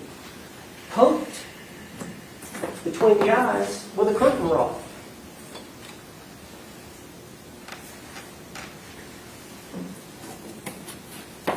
Stalked in the eye. And who does that?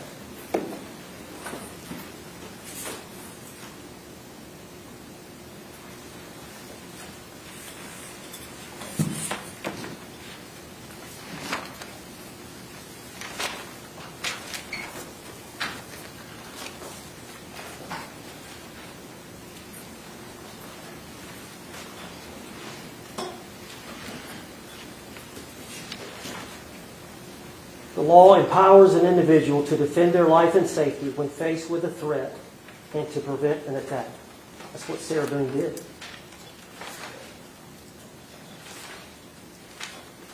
That's what Sarah Boone did.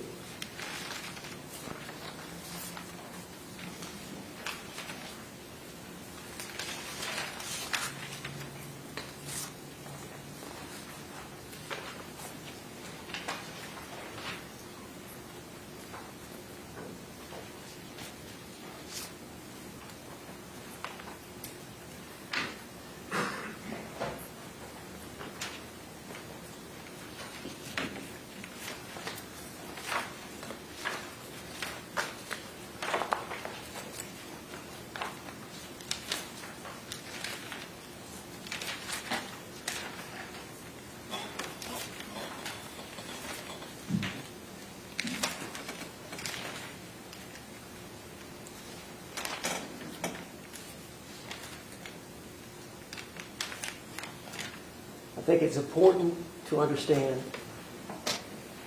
Sarah had to be the parent a lot of times. It was her place. She had that $1,000 a month from the divorce settlement coming in.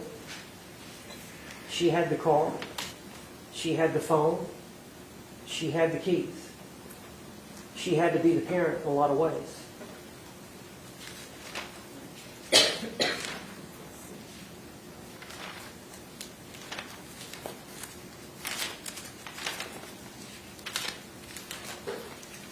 I want to talk a little bit about Dr. Harper. If you remember, Dr. Harper is from Okaloosa County, which is up in the Panhandle, close to where we're from. And she's the doctor that treated Sarah from early on. Remember, this happened in 2020. I think she first saw Sarah Boone shortly thereafter. And over the 4.5 years, saw her 9 times and did all the testing for post-traumatic stress. Of course, she has the experience from the veterans, and she's testified that she's now just traveling around the state, testifying as a forensic psychologist. But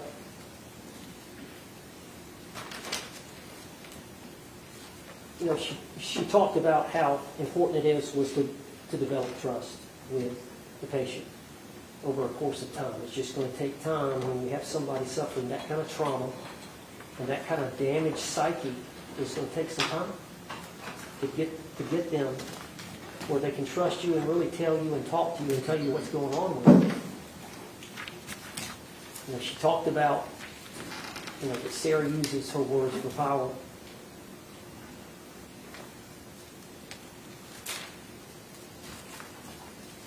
I think her testimony, I don't think, but I think the evidence supports that her testimony was credible. Objection. The evidence supports that her testimony was credible. Objection is sustained. I can't give my personal opinion. Okay.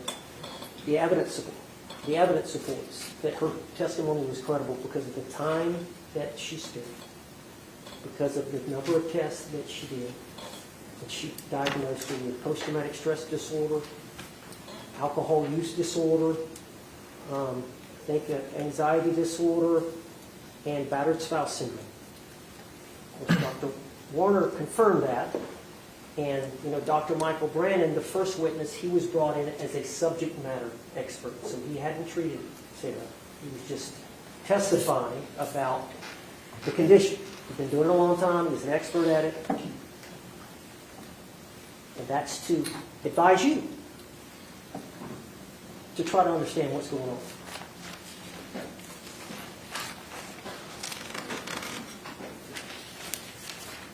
And as crazy as it sounds, in this syndrome, they try to protect the abuser. They're in love with them. They try to protect them. I don't know if you remember that there was a time where Sarah Boone had a conversation with one of the neighbors, and they were talking about something. And she said, "Did you hear anything yet last night?" Remember, she said, "Shh. It's okay." Both George and Sarah lied to the police. They lied to medical people. I don't know if it's shame, but it just comes with the syndrome. That you stay trapped in it.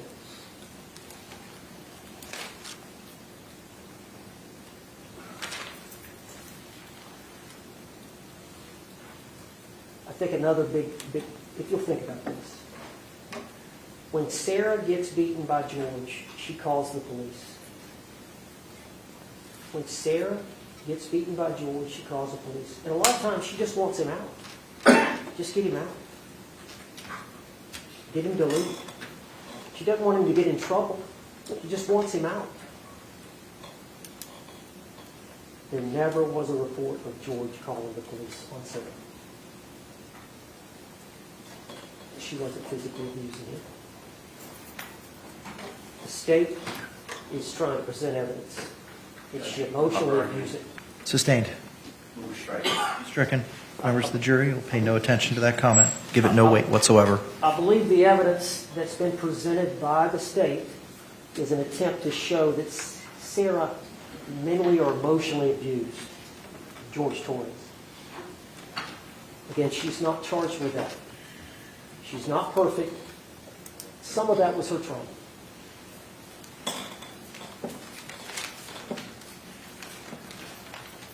In Sarah's situation, you do become numb and hardened, I think, over time. That's a coping mechanism. It's a day-to-day thing, some good days, some, you know. But the homicide detectives, I know if you saw that 2-hour video, at some point during the 2-hour video, they started talking about some of the violence. And they go, we know. We know. They had already checked with neighbors or whoever. They knew.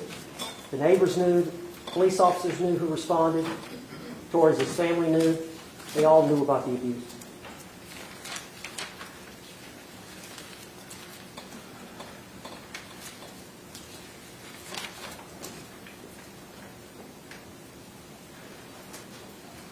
Dr. Harper testified that abused women act differently when they perceive a threat. I think Sarah Boone was loyal to a fault to George, even through all the abuse.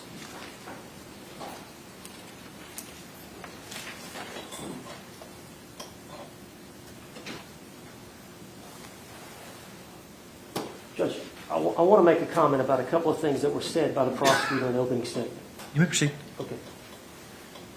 The prosecutor in the opening statement, when he was talking about Jorge Torres passing away, he started talking about Sarah Boone. And his quote was, because I wrote it down, George, in Sarah Boone's mind, Jorge Torres deserved it. Jorge Torres deserved it. That's the position they're taking.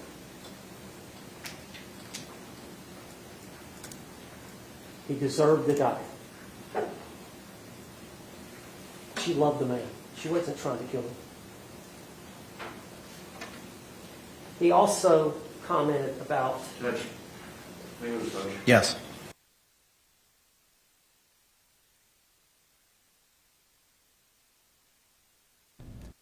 .04 p.m. and closing arguments continue. James Owens, defense attorney, been speaking for about an hour and 20 minutes at this point, a little over that. He was just recently talking about, about 10 minutes ago, talking about when Sarah gets drunk, she calls for help. When George gets drunk, he beats Sarah. That's their pattern. Then he showed those photos of injuries from prior domestic violence incidents between the couple. He has talked about the imminent threat that he said Sarah Boone faced, and in his argument that this was a justifiable use of force. He talked about the 9 minutes between those videos, those two cell phone videos, and talked about, again, about how they said George got angry, his tone changed, and talked about those moments when his hand came out of the suitcase, that was an imminent threat, and that Sarah Boone ended up using a justifiable use of force in not letting him out of that suitcase.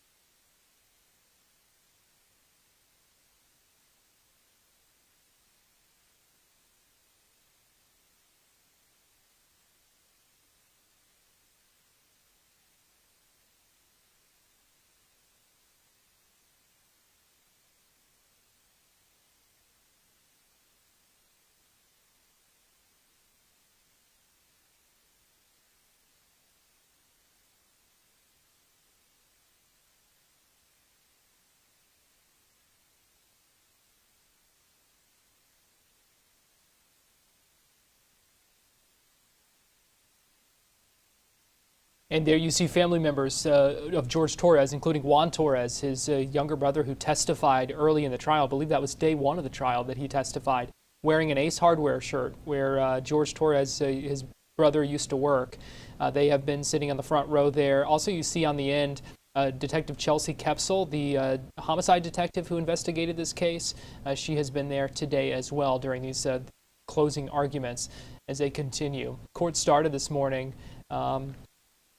Fairly early, and has been going for hours now. So the charging conference began around 8:50, and here we are now past 6 o'clock. The judge has indicated that jurors will be allowed to deliberate until probably around 10 o'clock, and then at that point we'll see kind of where things stand and if they need to come back on Monday or if things will be able to wrap up tonight. So it is 6 o'clock. We still probably have several more hours in the courtroom tonight. The defense likely nearing the end of its closing argument, and then the prosecution will have its chance to offer a rebuttal before the jury retires to deliberate.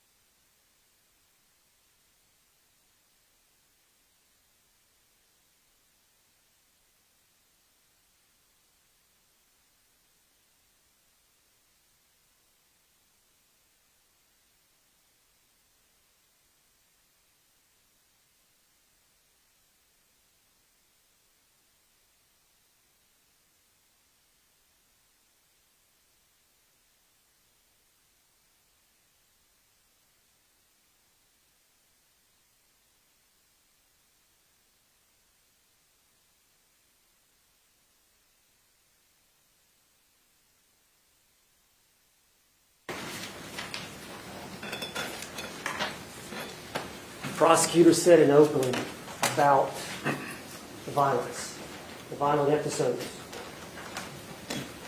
It's a bunch of violent nonsense, was his statement to you, an opening statement. All this here, the photographs, is a bunch of violent nonsense. You'll have to make your mind up whether that's that.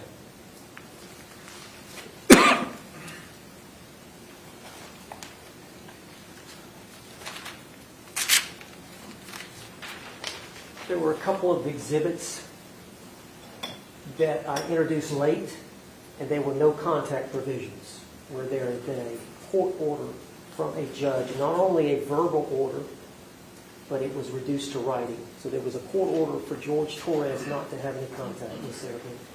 Okay? Court system got involved. We would have no contact with Jorge Torres. Now, I need to talk a little bit about that. And they talked about coercion, coercive control, power and control, power and control. We know about his abuse. We know he destroyed the home, the TV. We know about his jealousy. We know some of the things he said to her. We know about how he treated her dogs. Nicely when he was sober, but at times abused the dogs or threatened to do so.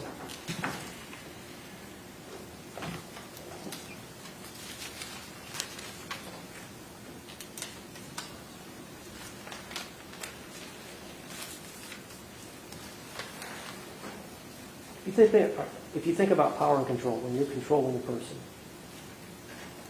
and I think she testified that he kind of smothered her, was always around her.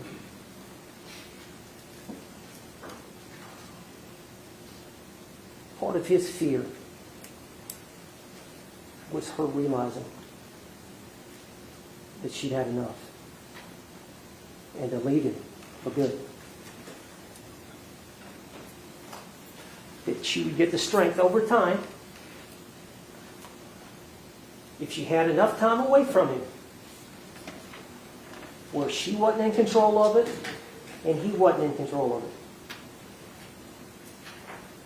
it. Enough time away, she would come to her senses and realize she could do better.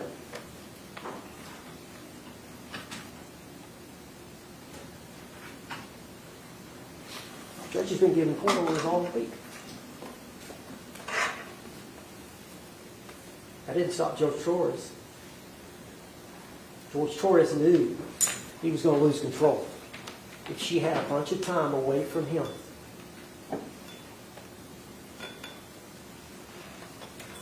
She might move on.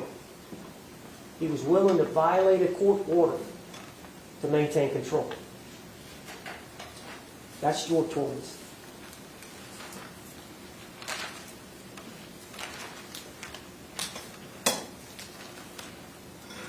I want to show a couple of videos, and I want to say something to you.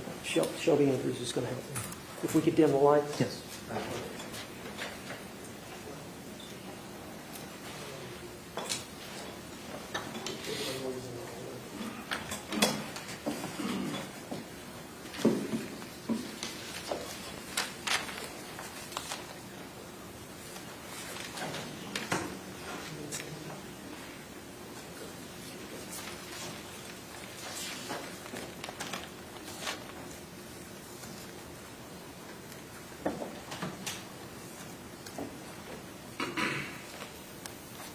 Do you understand? As of this moment, and until I can get you out, get the fuck out of here. You're a roommate. I dare you. Did you see him? Yep, look at him.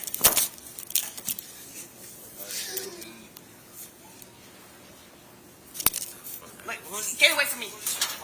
Get away from me. Get away from me. I'm going to scream bloody murder. I'm going to scream bloody murder.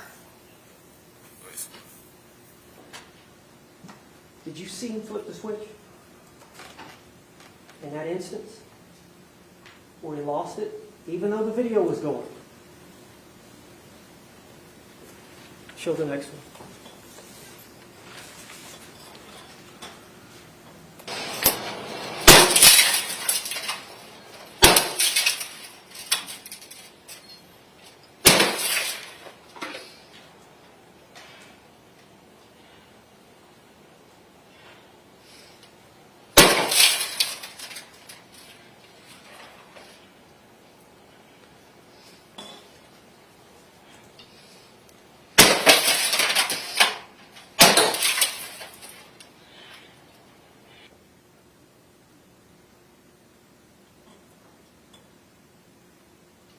Thank you. Thank you, Judge.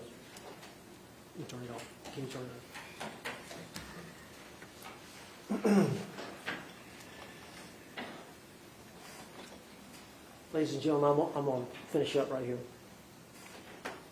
And Sarah Boone, I've gotten to know. Objection. Proper argument. Sustained. Sarah Boone is like any other citizen. Equal justice under the law. She's to be treated like any other citizen. Fairly and impartially. Based on the circumstances she was facing at the time of this tragedy. Based on the battered spouse instruction, which is a special instruction that's given when women have a heightened sense of fear and trauma, that you're to utilize in applying her subjective standard to the reasonable standard of what a reasonable person would do under her circumstances in using the force that she used to defend herself. I hope I hadn't missed anything. I've tried my best.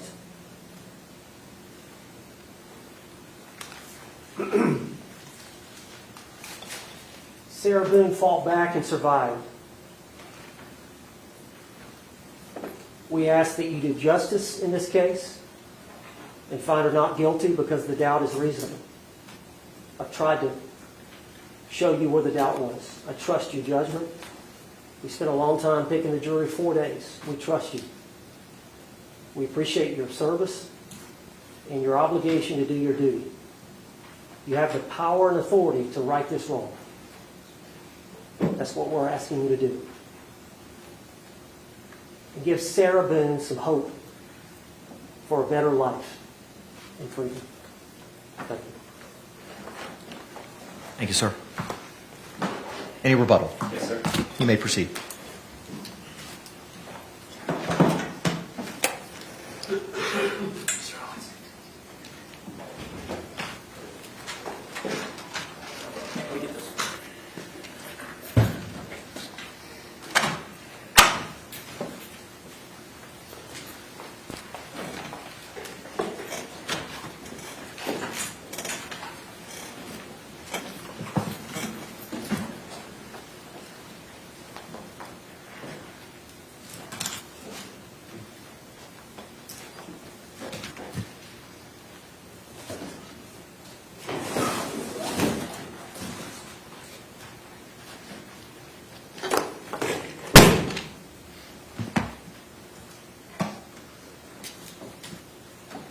Ladies and gentlemen, Jorge Torres is dead because the defendant believed he deserved to be zipped shut in a suitcase so that she could make him feel how she felt when he cheated on her, when he choked her, and to hold him there as a captive audience, according to her testimony. Now he has to listen to me. Well, right out of the gate, there are credibility issues. Cheating to me means viewing pornography. Well, we saw cheating really means women. And the heated conversation on June 14th about these women in Facebook. And that is what leads to the arrest on June 15th. He's out whoring, Candy Crush, all the bizarre things that you see in her phone. She uses the legal system as a weapon at times. There's no denying that they are engaging in violent behavior, and it is over nonsense. It is smashing TVs. They call the police, and then they're standing there looking bewildered about what to do and who to say, and laughing and joking. Ladies and gentlemen, the courtroom is the place for justice, not a suitcase. The reason we have a jury system originally started with the idea that the king, the crown in England, shouldn't be able to go and incarcerate citizens on his whim. So it developed into a system where citizens would have to say, yes, you can take our fellow citizen. But the opposite is also true. A citizen cannot take another citizen's life because he or she feels like it. That likewise requires a jury to decide that it was objectively reasonable for a person of ordinary prudence and caution. Like Mr. Cacciatore argued earlier, battered spouse syndrome is not a license to kill. Past grievances, even being stabbed in the leg, so on and so forth, do not give her the license to kill. There are still laws in place about when and how this can be done in a justifiable manner. I want to talk about the most important jury instruction in this case that has not been discussed very well or thoroughly. Excuse me.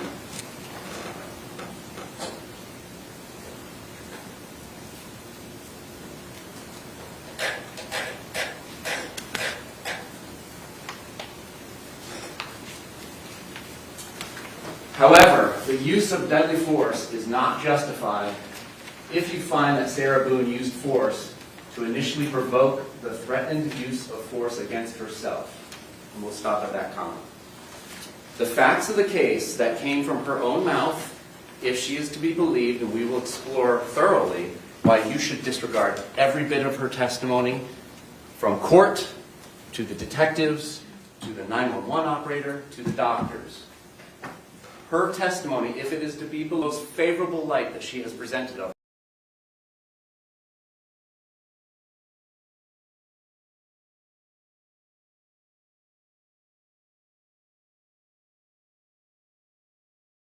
comes a point in time where we're going to play hide and seek.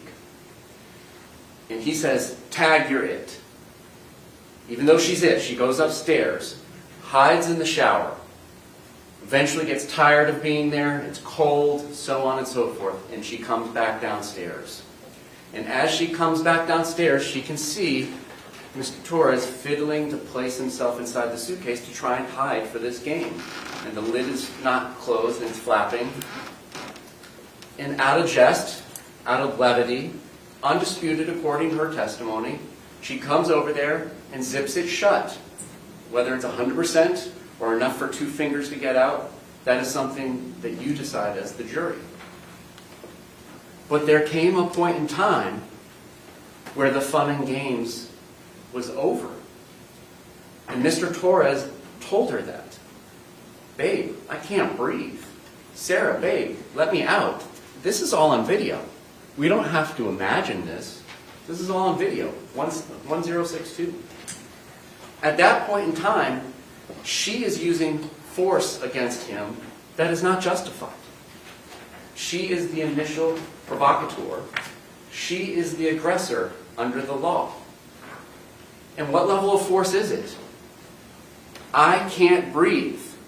Not let go of my hand, not get your hands off me. I can't breathe. This is no different than 2 people, maybe they're buddies at the bar, similar to an example that was given by Mr. Owen, who are wrestling, and one has another one in a headlock. And there comes a point in time where the person on the receiving end of the headlock says, that's enough, I'm tapping. George Torres was tapping. And she ignored it. And she was kind enough to tell you why. Out of anger. Which translates to hatred, ill will, spite, just like that in jury instruction for second-degree murder. She told you exactly why. She got angry. Him saying, I can't breathe, babe, was what triggered her. Not a fear of imminent harm. Those are her own words. That is the law. These are the 2 paragraphs that solve this equation without getting up on a big whiteboard in college that's 30 feet long, 15 feet high, and a ladder, and somebody's scribbling Latin words and Greek letters for months and months to solve this huge, complicated equation. The equation is solved in 2 paragraphs. She is the initial aggressor. He is saying, I can't breathe. It is no different than a naked chokehold that she does not let go of. And she told you it's because I want him to listen to me. This is my bully pulpit. This is how he made me feel in the past. She doesn't describe it as teaching him a lesson, but that's exactly what she says. I want him to feel like I felt in the past. I want to tell him things. Ladies and gentlemen, we can play semantical games, but that is teaching him a lesson. Therefore,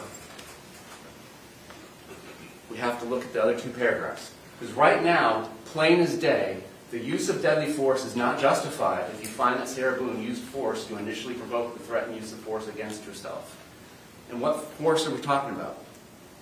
Well, the threat of force that she tells you she was facing was him fighting for survival. Him sticking his fingers out of the suitcase. Him sticking his hand out. That is the threat of force, coupled with, I'm going to end you. Well, ladies and gentlemen, she is the initial provocateur. She is the one using deadly force against him. If I have somebody in a rear naked chokehold, they are entitled to use deadly force against me to break that chokehold, at least until we're separated. He had every right to say what he said. He had every right to exist and stick his hand out and try and survive to breathe another day. However, the use of force is not justified if you find that Sarah Boone used the force to initially provoke the threatened use of force against herself, unless she does one of two things. And she did neither. Not even close. The threat of force asserted towards the defendant was so great that she reasonably believed that she was in imminent danger of death or great bodily harm. All right, let's give her absolutely every benefit of the doubt, which you should. This is a criminal prosecution. The state of Florida has alleged she committed murder. You need to do everything you can to look for reasonable doubt. But a reasonable doubt is not an imaginary doubt, a forced doubt, speculative doubt. So accepting that all of their past history, accepting the doctor's testimony, and the limitations on what they reviewed compared to what we reviewed. We did a much more thorough review of the relationship than any of the doctors did in this case. So let's give her that first clause. Because of their past relationship, with George now fighting for his right to exist and saying that he will end her if he gets out, we'll give her that. But just like Mr. Cacciatore mentioned earlier, lawyers' words mean things to us, and they mean things to everybody, but really to us. Or an and. There's an and. Had exhausted every reasonable means to escape the danger other than using deadly force on George Torres. She did not use every reasonable means to escape the danger that now, after provoking him, that he was presenting to her, according to her. She didn't pick up her cell phone and start walking. Call 911. She didn't do anything other than, if you believe that is why she called Brian Boone, made a phone call to Brian Boone, and unfortunately because of past history, he just ignored her drunken phone call. She did not exhaust every reasonable means to escape this danger that she created. She started it. She created this. Other than using the deadly force on George Torres. Now, this is a weird situation. This is not a rear naked chokehold. This is a suitcase, or as Mr. Cacciatore said, a box, or actually more aptly described it as a coffin. And when you secure somebody into a box or a coffin, you can still exert that deadly force on them from a distance. I'll give you a quick example from a couple of movies that I love. In 1977 in May, a movie came out. It's called Star Wars. They eventually called it Episode 4. In the first scene, there is this large, imposing figure that wears black armor. He is a government agent, and he is looking for some stolen classified documents.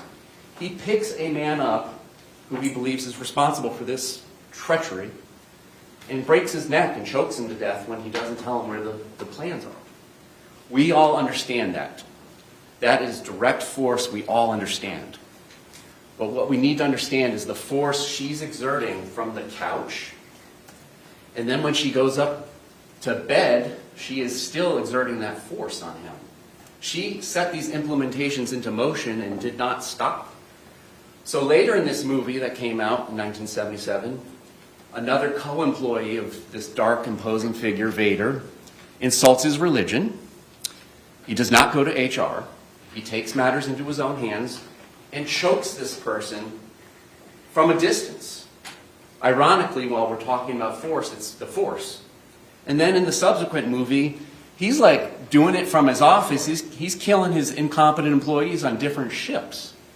Force, deadly force, can be exerted from a distance in this situation. So whether she's on the couch or whether she turns in for bed, she is still using that deadly force on him. She has not exhausted every reasonable means to escape this danger. Do something. You started this. You put him in the position where he cannot breathe. She's required by law to do something about it. Not something, everything. There was no efforts in this case. None. Or, in good faith, Sarah Boone withdrew from physical contact with Jorge Torres and clearly indicated to George Torres that she wanted to withdraw and stop the use of deadly force. But George Torres continued or resumed the threatened use of force. That did not happen. She never withdrew from physical contact. She is still, like Vader, choking him from the couch, choking him from bed. She never withdrew that force. Physical contact includes any restraint on George Torres' movement. She never indicated that she wanted to withdraw. Sarah, babe, I can't breathe. All right, if I let you out, are you going to come out peacefully? Since I started this, I'm the one that made you not be able to breathe. That didn't happen. So ladies and gentlemen, this entire analysis about deadly force starts and ends there. She was the provocateur. These are her obligations when she starts it. She put him in fear of death. He is literally telling her, I cannot breathe. A couple other things about the law. Second-degree murder does not require a proof of intent to kill. Argument was made repeatedly that she didn't intend to kill him. That has never been the state's suggestion. Because why would we suggest we prove something that we don't have to? It's not her subjective belief. Well, Sarah Boone doesn't believe that this suitcase can kill him, even though he's repeatedly said, I can't breathe. It's a person of ordinary judgment who would know, is reasonably certain to kill or do serious bodily injury to another. A person of ordinary judgment who hears, I can't breathe, babe, Sarah, and his voice gets weaker 9 minutes later, you're on notice. This is statutory notice. Done from ill will, hatred, spite, or evil intent. Her words speak for herself. This was not out of fear. This was out of hatred and anger. Born out of all those horrible things that has been done to her and done to him. Understand, we're not going to belabor the past. Is of such nature that the act itself indicates an indifference to human life. I don't care that you're saying you can't breathe. Fuck you. That's my name. Don't wear it out. Fuck you. It's second-degree murder. We do not have to prove the intent to kill. We have to... She intended the act. She intended the act of zipping him shut. She continued to intend that act when he said, I can't breathe. That act resulted in his death. That's a manslaughter, but then when you add in the hatred, ill will, spite, and the depraved mind, that's what makes it second-degree murder.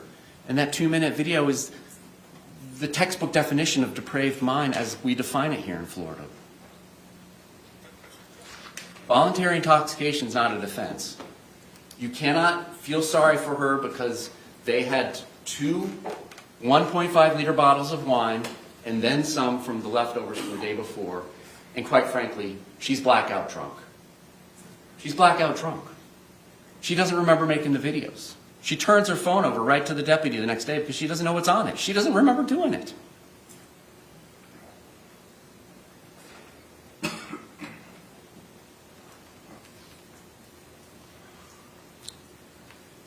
Another thing that we just haven't talked about much is her story. She can't be up in the shower hiding and taking a picture at 11:03 p.m., 9 minutes before the video. That portion of her story just doesn't add up. And what it shows is it's more like 20 minutes instead of 11 or 12 minutes that we know he's trapped in what turns out to be his coffin. Let's talk about her testimony at trial. And we'll talk about all the problems. A lot of her issues predated her relationship with Mr. Torres. So it's not attributable to the trauma from Mr. Torres with all the luggage she brought into the relationship. And listen to the way she talks. It's not splitting the bills. It's helping without argument. It's not cleaning up and doing Sunday chores. It's cleaning up so we can relax. It's a reward. She talks about him like he's a child. I need to lead him to the next activity from one to the other. And then you saw the videos, and I'm not going to belabor it, that we showed in rebuttal, but the relationship and the power dynamics speak for itself. He was treated like the third dog. And it might very well have been a dog that bit and was violent, but he was treated like a dog. Why are you leaning against my door? Get out of here. Go downstairs. You're worthless. You're garbage. They showed the part of the video where he slaps the phone, but that's after 5 or 6 minutes of being berated and dehumanized in a way that nobody should be treated. He just wanted to get in bed and lay down next to his fiancée. Instead, get away from the side of my door, you useless dog. I thought it might be a good point in time to listen to the music. You know, when does Mr. Torres get to decide what to do? I mean, she paints this picture that he goes off and does all these things on his own, goes and buys wine when he's not supposed to, does all these things when he's not supposed to, but when does he get to do what he wants? Suitcase downstairs for a week so they can donate it.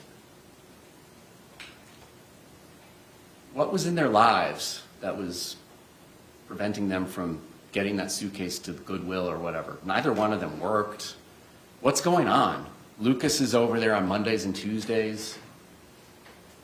The story about the suitcase having already been down there is quite suspect, and we will get into that more. But again, it's not we went on a trip together, we had a great time. It's, I quote unquote, I recently took him on a trip.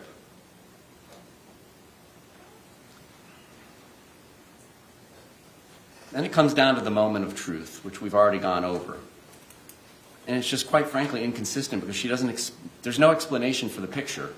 Her explanation at trial when I brought it up to her was, I just don't remember. I don't remember this period in time from the picture at 11:03 to when I was supposed to be coming down the stairs. There's a major glitch in her matrix. She shakes the suitcase. Please stop doing this to me. And then his hand gets out. Now she's the point in time when she gets angry and doesn't do what the law requires after basically choking him with his coffin. Beats him into submission with the bat and turns it back over.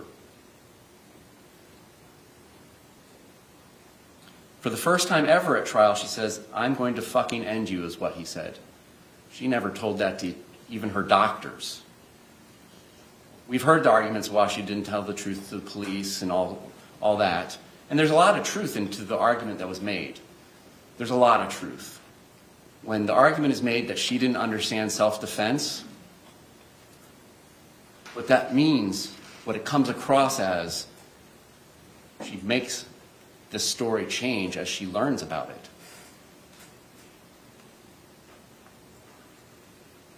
When we apply the jury instructions to her statement, all 6 of them apply against her.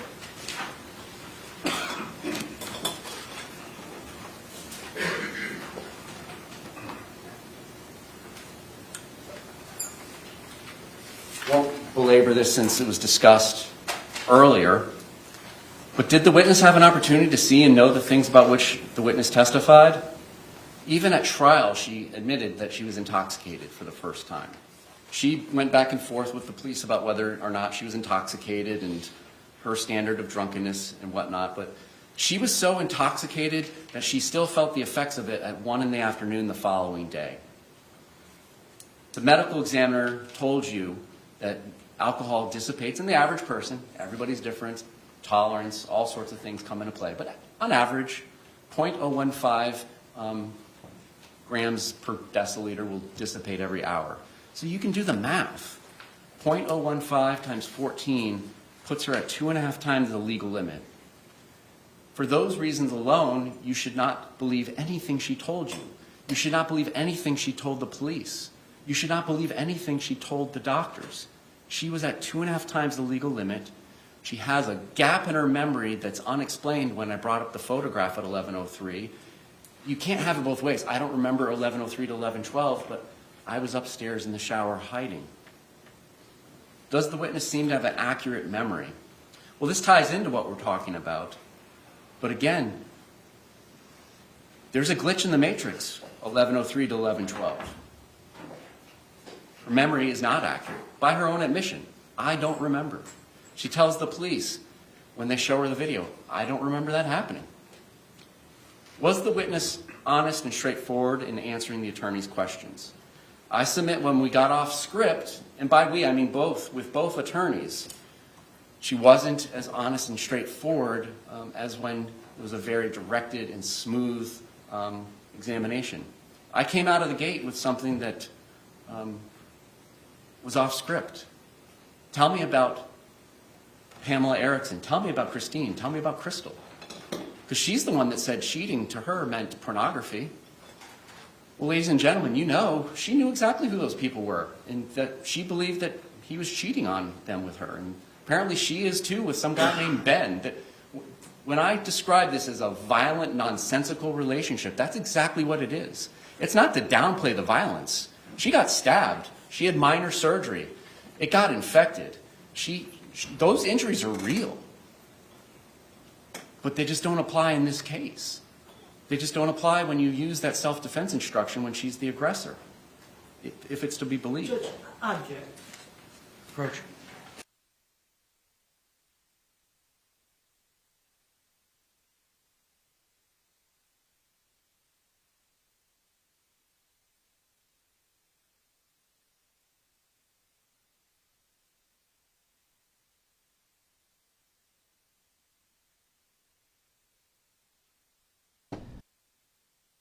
The attorney's now up speaking with the judge. A look at Sarah Boone sitting at the defendant's table. It is 6:43. It has been a long day in court. Things are getting ready to wrap up with the trial, and then this case shortly will be in the hands of the jury. The prosecutor delivering this rebuttal, talking about how George was treated like a dog. He said, yes, he was a dog who bit, but he was still treated like a dog. A striking quote from earlier in that rebuttal from Assistant State Attorney Will J. The courtroom is a place for justice, not a suitcase.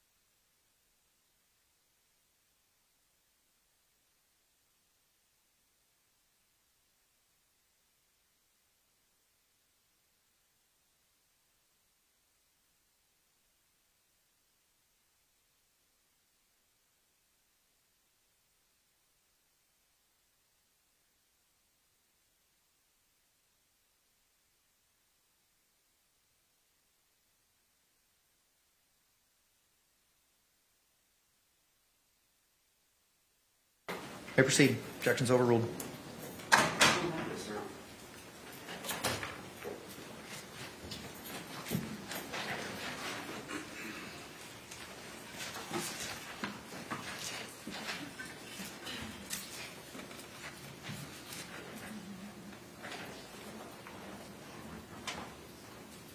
Let me say it loud and clear. Battered spouse syndrome does not have any effect on this case. It has no relationship to this case because she is the aggressor. She zipped him shut in the suitcase after he said, I couldn't breathe, she wouldn't let him out. Therefore, all of the instructions above that paragraph of however do not apply. They do not apply. Now, turning back to what I was saying, did the witness have some interest in how the case would be decided? Well, of course. 3 out of 4 panels that y'all came from indicated to the judge fear of punishment was more important than the fear of public speaking. It speaks for itself. She has an interest in the outcome of the case.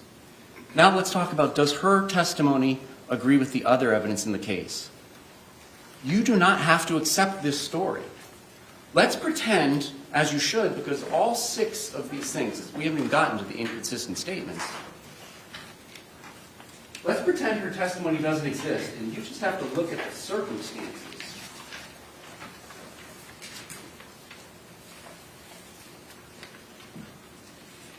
The testimony from the defendant is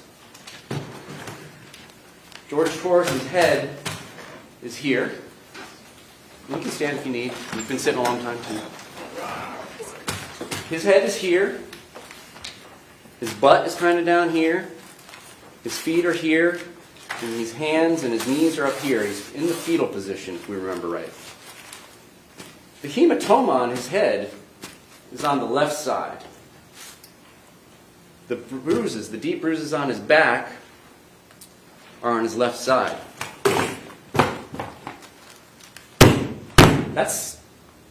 You hear that? That's solid. You don't have to accept that she put those marks on him while he was in there. The evidence doesn't support it. You can conclude she used this bat when he was outside the suitcase. You don't have to believe her when she said they were playing hide and seek. You don't have to believe her because she doesn't know the rules. She came downstairs, saw what she had done, and had all the opportunity in the world to clean up whatever mess may have been at the bottom of the stairs. But ladies and gentlemen, physics doesn't lie.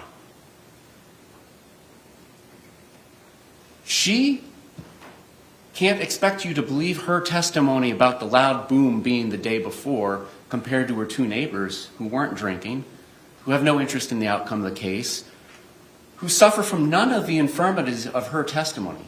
She suffers from all 6 infirmities. When her neighbors say there was a loud boom that night, there was a loud boom that night. Did it shake the wall they shared in common? It shook the wall that they shared in common. Did she have any injuries consistent with being dragged up and down the stairs the night before? No. You saw the pictures the CSI took. You don't have to accept her story about hide and seek. Something made that loud boom. It takes energy to make a loud boom. Energy that could very well be in the form of somebody going down some of the stairs, all of the stairs, in the suitcase, out of the suitcase. But that's what the evidence supports, is there was a loud boom that shook the walls and interrupted a FaceTime conversation that was so loud that the girlfriend on the other end heard it. Something loud happened. And then there was silence, according to the witnesses. And they can argue that Juan Torres' testimony was great for them. It's great for the state. She was screaming at him already at 7:30 p.m. She was already on her bully pulpit. And we know she doesn't need to put him into the coffin to get on her bully pulpit. There's video after video of her on her bully pulpit telling him how it's going to be, how you're going to live your life. Go take a walk. Do this. Do that. you don't have to accept anything she said. It's inconsistent that he received the hematoma to his head, his bloody mouth. How is his mouth getting bloodied inside the suitcase? That's protected from her and her bat. But that suitcase, a 100-pound drunk woman is not beating through the wood of that suitcase or whatever it is that's making that noise when it's thumped. Ladies and gentlemen, those injuries happened outside of the suitcase. Ladies and gentlemen, somebody or something went down those stairs. She has no injuries consistent with going down the stairs. He does. He has blunt force trauma all over him. You don't have to buy her story, and you shouldn't. The inconsistencies, I'm not going to belabor it. Your dinner is waiting him back. Let's just briefly talk about the experts, and we'll move on to the end. Dr. Brandon was absolutely fantastic. He explained everything that you all needed to know about battered spouse syndrome. And this isn't about whether one of them or both of them had battered spouse, because at the end of the day, she's the initial aggressor, and she had the duty to do the things that the law requires. But it does call into question the credibility of the past power dynamics of their relationship. Those videos speak for themselves. The officer in the last video asks him, dude, you're a guy. Why don't you do something about this woman, your wifey, who you don't want to rat on for beating you? It's like, man, I'm not a beefcake. I'm not going to rat her out. There's countless examples, if you apply Dr. Brandon's testimony to Juan Torres, that really shows you the power dynamics of the relationship. He was her violent pet. Dr. Harper, I don't find much quarrel with what she says about battered spouse syndrome, and nobody should. I mean, she's the expert. But she's not Miss Boone's treating physician. She's not her treating psychologist. The way it was described in argument, and I believe from Dr. Brandon's testimony, was she's supposed to be a forensic detective. Get to the bottom of this. She's going to come in here at trial and tell you her opinion you should rely upon. With 9 visits, she never asked the defendant what it is the victim said that put you in imminent fear of death or great bodily harm. That's the crux of the matter, Doc. You're never going to ask her what it is he said or did for this grand jury instruction about threat of force or use of force? It's remarkable. And, she didn't review everything that was presented to you. At the end of the day, it's your opinion that matters about this relationship. And again, we agree with Dr. Werner. It doesn't matter. She had the duty to retreat. She had the duty to take the chokehold off. And if it was too dangerous for her to directly take the chokehold off, she had the duty to do something else, everything in her power, to stop him from dying because she started it. She set it in motion. She used the force grip on him from a distance, the couch and from bed. It was her obligation to stop. She didn't. But Dr. Werner, she was called by the state of Florida after having evaluated and listened to the defendant give a similar story and concluded battered spouse doesn't apply. So she was never asked to delve any deeper into it. Given the information that she did have, the limited information, she agrees, yes, Ms. Boone has battered spouse syndrome, but it doesn't apply to the case because she was the aggressor and she did not fulfill her obligations. And really just your gut common sense. Go back to jury selection. In jury selection, there was examples about bullies day after day doing something to somebody. And somebody raised their hand and said, don't they have to do something that day? Don't they have to do something that day? And he didn't. After he was put in fear of death and told her he can't breathe, the imminent threat of great bodily harm and death she is describing to you is him fighting for his life to escape. She did not fulfill her obligations. There's details that matter. Again, not to belabor it. I mean, the evidence in the body-worn camera and the 911 calls, it's not offered to prove the truth of the matter as who stated what. Who knows what happened between these two? You see them with the police. Can't believe anything they're saying. It's not offered to prove that she's a bad person. It's not offered to prove that Mr. Torres is a bad person. It's simply offered to call in question the reliability and credibility of what she said about the past. That's all that it's there for. But there are some nuggets and some Easter eggs. There was an argument made during closings that Mr. Torres knows not to do anything when being videotaped.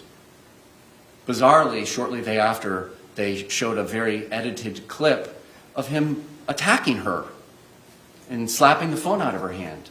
He knows he was being videotaped, and there was another video like it too.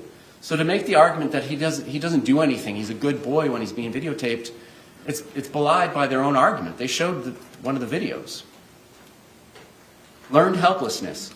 She seemed to control everything. I mean, his birth certificate, it gets torn up when he doesn't comply with her wishes.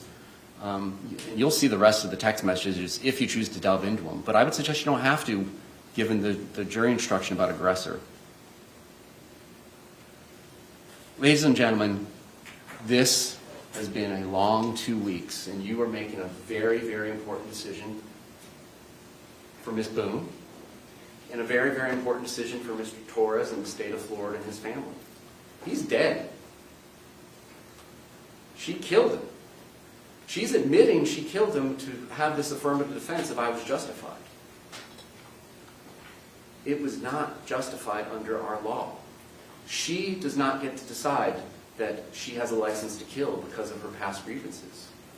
The law requires her to stop using the force that she started applying to him. And she didn't.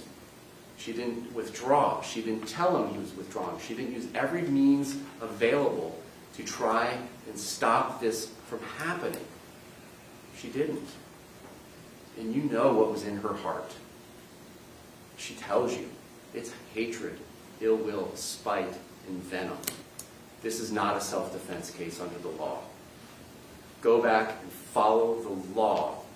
You cannot feel sorry for her. You cannot feel sorry for him. You cannot feel angry at her. You cannot feel angry at him. It's maddening to see their relationship.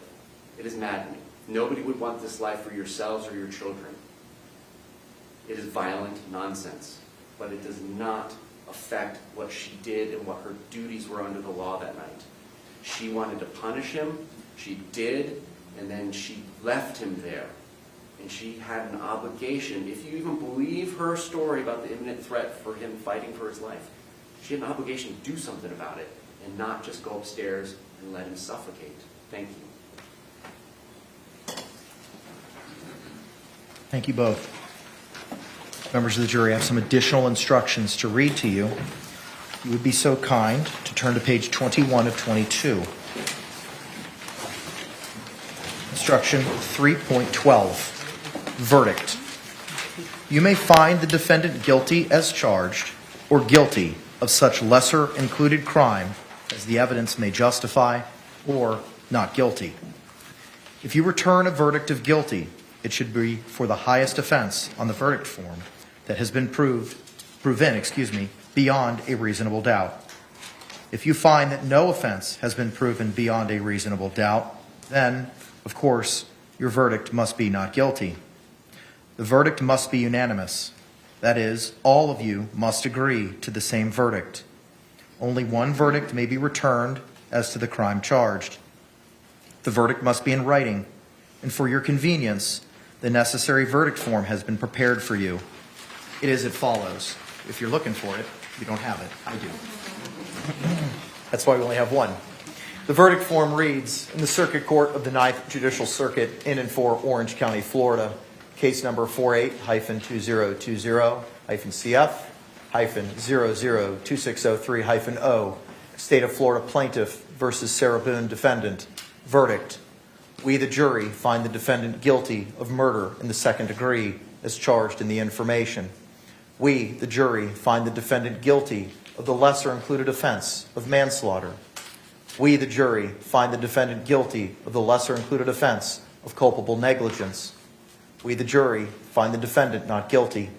So say we all, dated at Orlando, Orange County, Florida, on this blank day of blank, 2024, signed, foreperson. The final instruction, members of the jury, page 22. Instruction 3.13, submitting case to jury. In just a few moments, you will be taken to the jury room by the court deputy. The first thing you should do is choose a foreperson who will preside over your deliberations. The foreperson should see to it that your discussions are carried on in an organized way and that everyone has a fair chance to be heard. It is the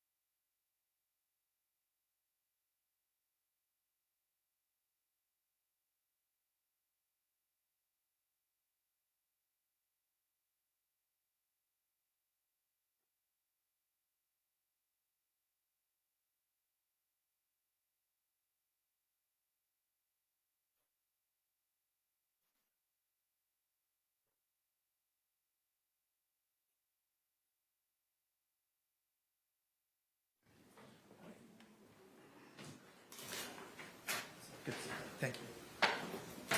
All right, we're back on the record, 2020 CF 2603, State of Florida versus Sarah Boone. State, appearances for the record. Defense. James Elway from Miss Boone. I have the parties had the opportunity to review and inspect all the evidence to be sent back with the jury. The defense has as best as I could. Okay. Yeah, I didn't keep a tally, so I trust the clerk's numbers. Madam Clerk is the best, so I have no doubts that everything is included. State, had the opportunity to review it? Mr. Cacciatore was the person who did that, so I think so. Okay, all right. And with regard to the laptop, has it been inspected? Yes. Yes. All right. Okay, so we'll send the exhibits back with the exception of Exhibit 10, the bat, and the clean laptop to our jury. Ms. Boone, I've got a couple of questions to go over with you again, ma'am, if I could. Ma'am, you were sworn previously this morning.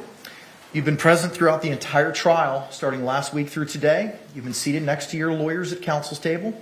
You've had the opportunity to observe the opening statements, the direct examination and cross-examination of all the state's witnesses, the direct examination and cross-examination of all the defense witnesses, and the opening or the closing statements as well that were presented by both sides. You've also had the opportunity to observe all of the exhibits that were presented as evidence in this case. Are you satisfied with your lawyers up and until this point? Absolutely. And are you in agreement with the strategy utilized in your defense? Yes. The last issue that I need to address is the state's request for in-camera hearing regarding financial arrangements between defendant and defense team. State, what is your concern? It's a very expensive defense, and she's indigent, and there are bar rules that limit the ways that things can be done. I don't know what's going on. It's none of my business unless it's raised in the 3850, so if there's an in-camera proceeding, I would ask to be sealed, and there won't be any need to get into it unless there's a 3850 claim that there's a conflict of interest. Is there anything other than concern or speculation that you have?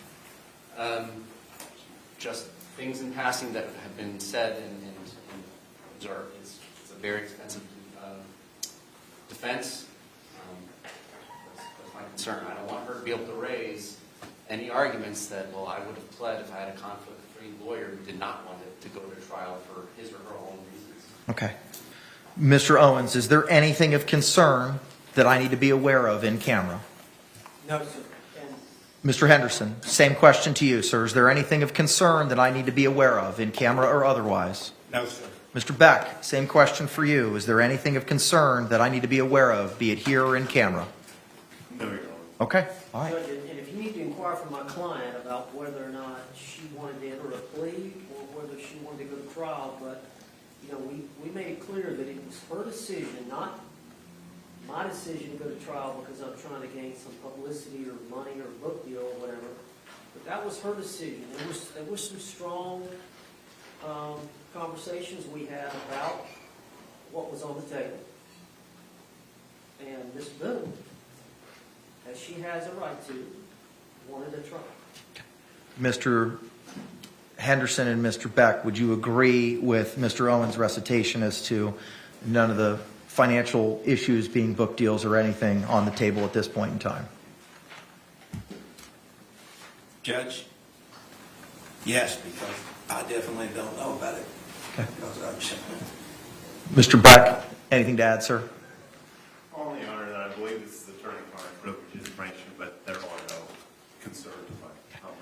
I colloquied Mr. Owens, your client, before we picked a jury as to the offer in this case and whether or not she was ready and wanted to proceed to trial, and she had affirmed at that point in time that that's what she wanted to do. So I see no reason to inquire of that further. State, is there anything else we need to address? Defense, anything else? No, sir. All right, please give your cell phone numbers to Madam Clerk. We will be on verdict watch. And I thank you all for your hard work in this case. We're off the record.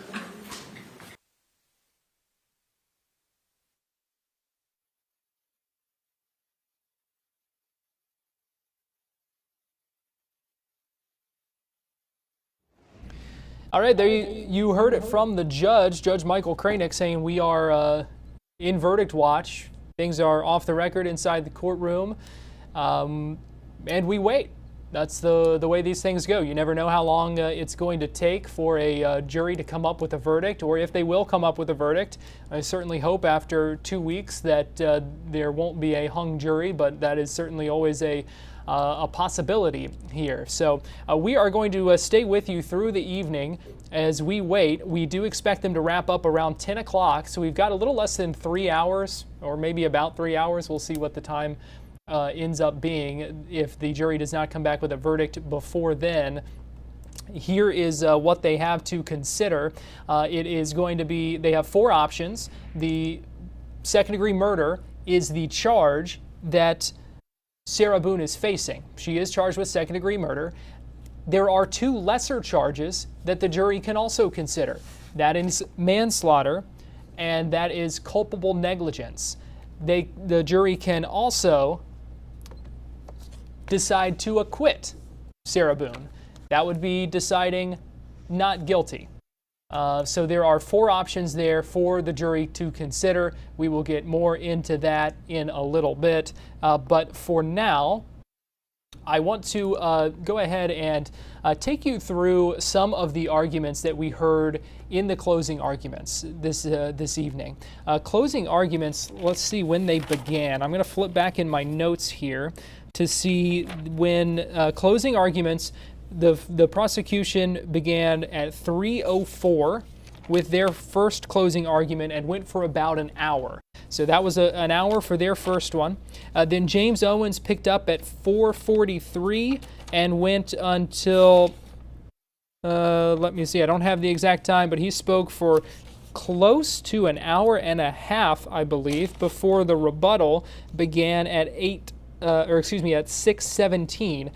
So it has been a long afternoon and evening of those closing arguments. And so I want to take us back through some of the notable moments. And there's definitely a couple notable moments in the rebuttal case of the prosecution just a little bit ago. And it started fairly early on in the first couple of minutes with Assistant State Attorney Will J. making this point.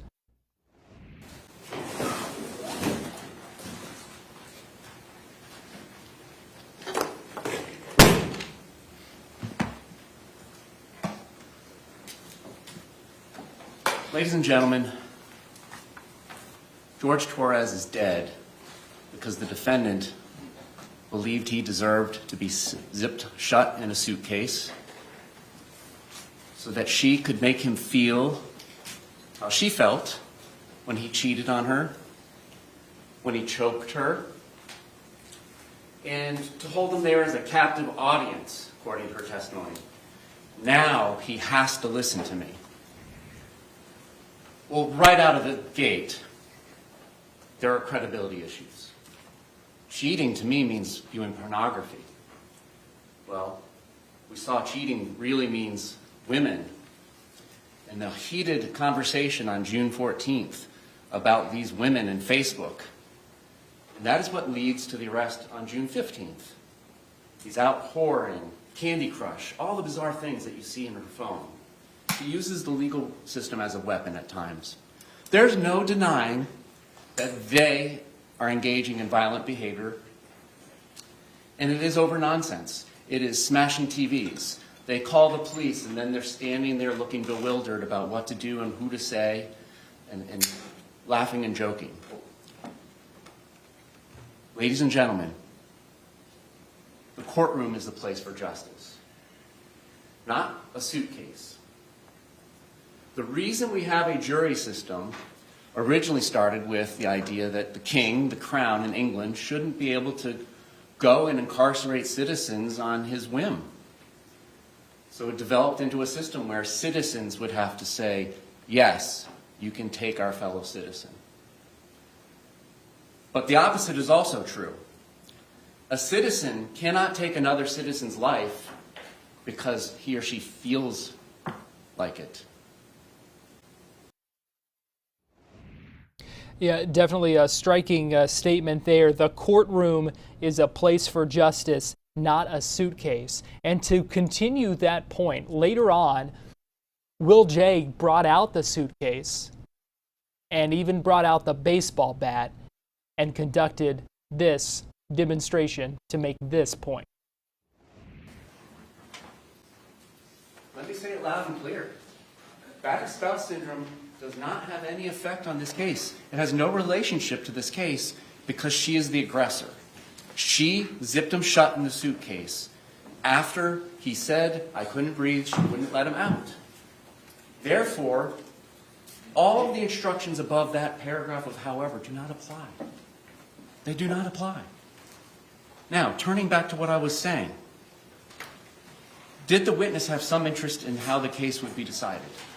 Well, of course. 3 out of 4 panels that y'all came from indicated to the judge fear of punishment was more important than the fear of public speaking. It speaks for itself. She has an interest in the outcome of the case. Now let's talk about, does her testimony agree with the other evidence in the case? You do not have to accept this story.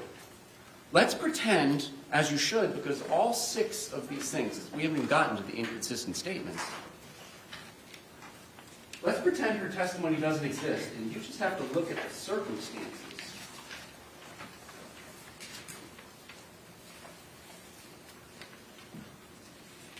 The testimony from the defendant is Jorge Torres' head is here. You can stand if you need. You've been sitting a long time too. His head is here. His butt is kind of down here. His feet are here. And his hands and his knees are up here. He's in the fetal position, if we remember right. The hematoma on his head is on the left side. The bruises, the deep bruises on his back, are on his left side.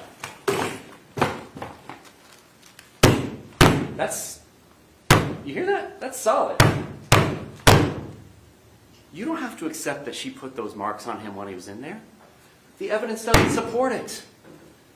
You can conclude she used this bat when he was outside the suitcase. You don't have to believe her when she said they were playing hide and seek. You don't have to believe her because she doesn't know the rules. She came downstairs, saw what she had done, and had all the opportunity in the world to clean up whatever mess may have been at the bottom of the stairs, But ladies and gentlemen, physics doesn't lie. She can't expect you to believe her testimony about the loud boom being the day before compared to her two neighbors who weren't drinking, who have no interest in the outcome of the case, who suffer from none of the infirmities of her testimony. She suffers from all 6 infirmities. When her neighbors say there was a loud boom that night, there was a loud boom that night. Did it shake the wall they shared in common? It shook the wall that they shared in common. Did she have any injuries consistent with being dragged up and down the stairs the night before? No. You saw the pictures the CSI took. You don't have to accept her story about hide and seek.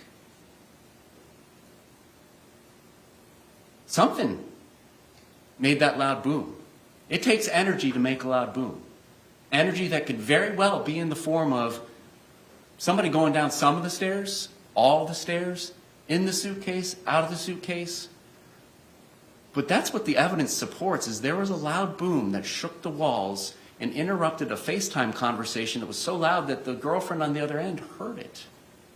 Something loud happened. And then there was silence, according to the witnesses. And they can argue that Juan Torres' testimony was great for them. It's great for the state. She was screaming at him already at 7:30 p.m. She was already on her bully pulpit. And we know she doesn't need to put him into the coffin to get on her bully pulpit.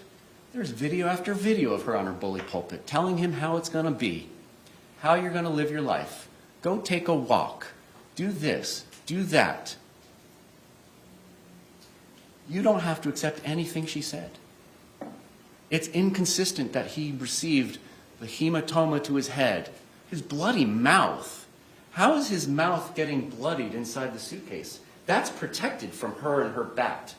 But that suitcase, a 100-pound drunk woman is not beating through the wood of that suitcase or whatever it is that's making that noise when it's thumped.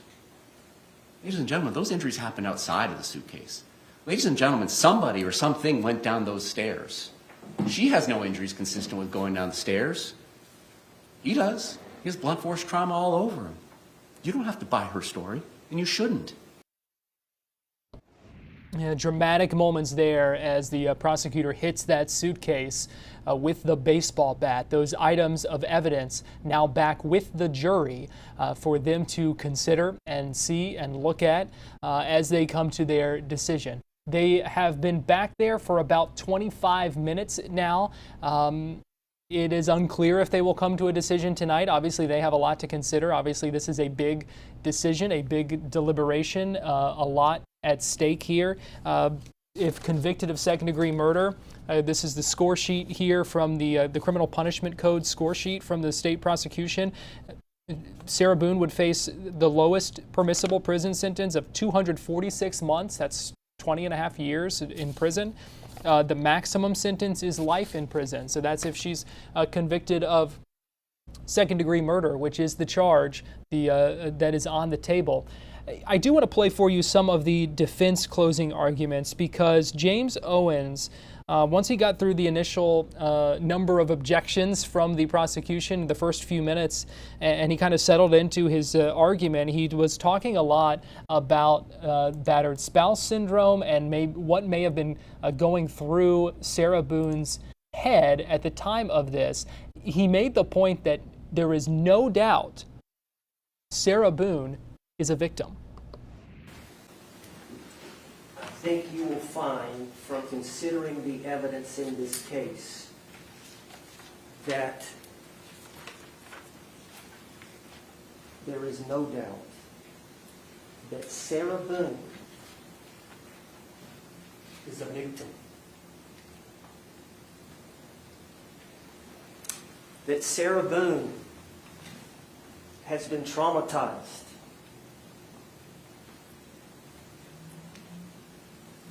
That Sarah Boone is still traumatized.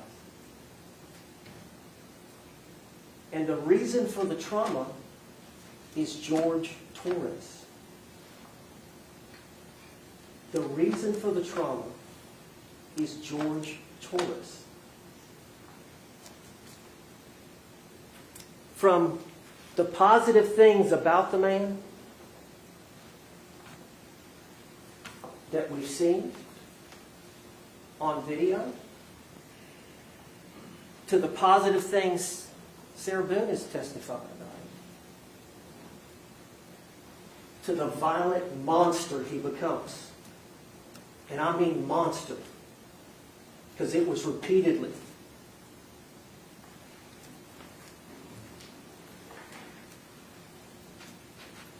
And what happens the next day?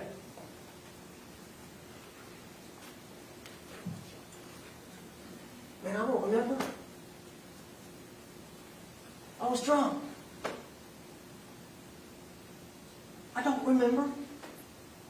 That's the gaslighting. That this young woman, vulnerable woman, with nobody, just starving for love, starving for attention, and seeing the good in the man. And it was good. But every day was on the balance. She measured every day, depending on how it started and then how it ended. And that's the way she had to live her life. Day in and day out. Day in and day out. So that was some of the defense closing arguments from a little bit ago. We will get more into that here in a little bit. But I want to go ahead and bring in a guest, Lauren Cadillac, a Texas attorney from Cadillac Law and someone who we know has been watching this case very closely. Good evening to you, Lauren, and we appreciate you joining us here on Fox 35 News Plus. Good evening. Thank you for having me. So first, here we are. We're in Eastern time, so 7:33, about half an hour now that the jury has been deliberating. I know you obviously have experience as an attorney as well. We'll get into your reactions on the case, but just talk to us about what you think, how things are going when the jury first starts to deliberate. I would imagine there's a little bit of almost awkwardness at first in trying to figure out how things are going to go. Yeah, I think so. Typically, I had the honor of serving on a jury one time, actually, and I was already a licensed attorney, so it was a valuable experience. Typically, they go into the jury room. They kind of, 6 days in, they kind of know each other at this point. They probably say, wow, there's a bunch of things that the foreman, the head of the jury, has to do. Hey, you have to vote for who's going to be the head of the jury. Then they have to read a bunch of required things that are required after years of jurisprudence, whatnot. And then they're going to go through the charges. That, in this case, in my humble opinion, shouldn't actually take that long. I'm imagining, we're about 30 minutes into this, I'm imagining they're about to start to get into the evidence and the charges and what was presented to us and what does the law say. And I heard the judge say that he was going to give it till 9 p.m. this evening. I believe we will see a verdict well before that. You do? So you don't think this is going to take long at all? Talk to me about why that is. The videos. When I came upon this case, I was unaware of the videos. I had just seen the body cam footage, and I thought, gee, this is a very, very unfortunate incident. It sounds like these people have maybe a bit of a drinking issue. How tragic. And then I saw the videos, and I said, oh, wow. And pretty much every moment of this case from there has been relatively shocking in that these videos are in front of her, and it's as if she doesn't even register what is in the videos, what she says in the videos. When I saw those videos, I actually thought they'd go for first degree. Really? I understand, because she was, you can hear in the video, she is very intoxicated. She might want to say she just had a little wine. But I'll remind you, she's a very little woman. And at that time, she maybe weighed 100 pounds, right? So even a little wine would, and she's slurring her words. She's highly intoxicated. And so I believe it's because of that they went for that second degree depraved heart. I want to get your take on this trial. I know you've been watching it closely and doing a lot of things on your YouTube channel with it as well. I want to get your reaction. The first thing I want to ask you about is the prosecution's case, because we had a lot of people kind of commenting who weren't necessarily over-enthused by the prosecution's kind of initial case. They weren't particularly impressed by it, especially after the defense and they put on their case. But it seemed like opinion, at least from our viewers, really the tide turned with the prosecution's rebuttal case when they showed the body camera videos and the cell phone videos that really kind of showed that dynamic of the relationship between Jorge Torres and Sarah Boone. And I'm curious what you think about that. That is interesting.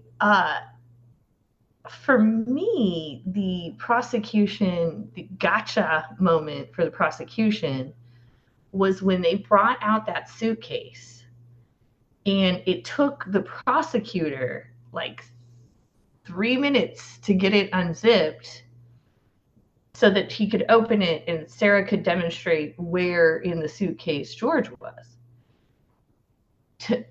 That's not even evidence. But as an observer, if I'm on the jury, it took that dude outside of the suitcase that long to get the suitcase open.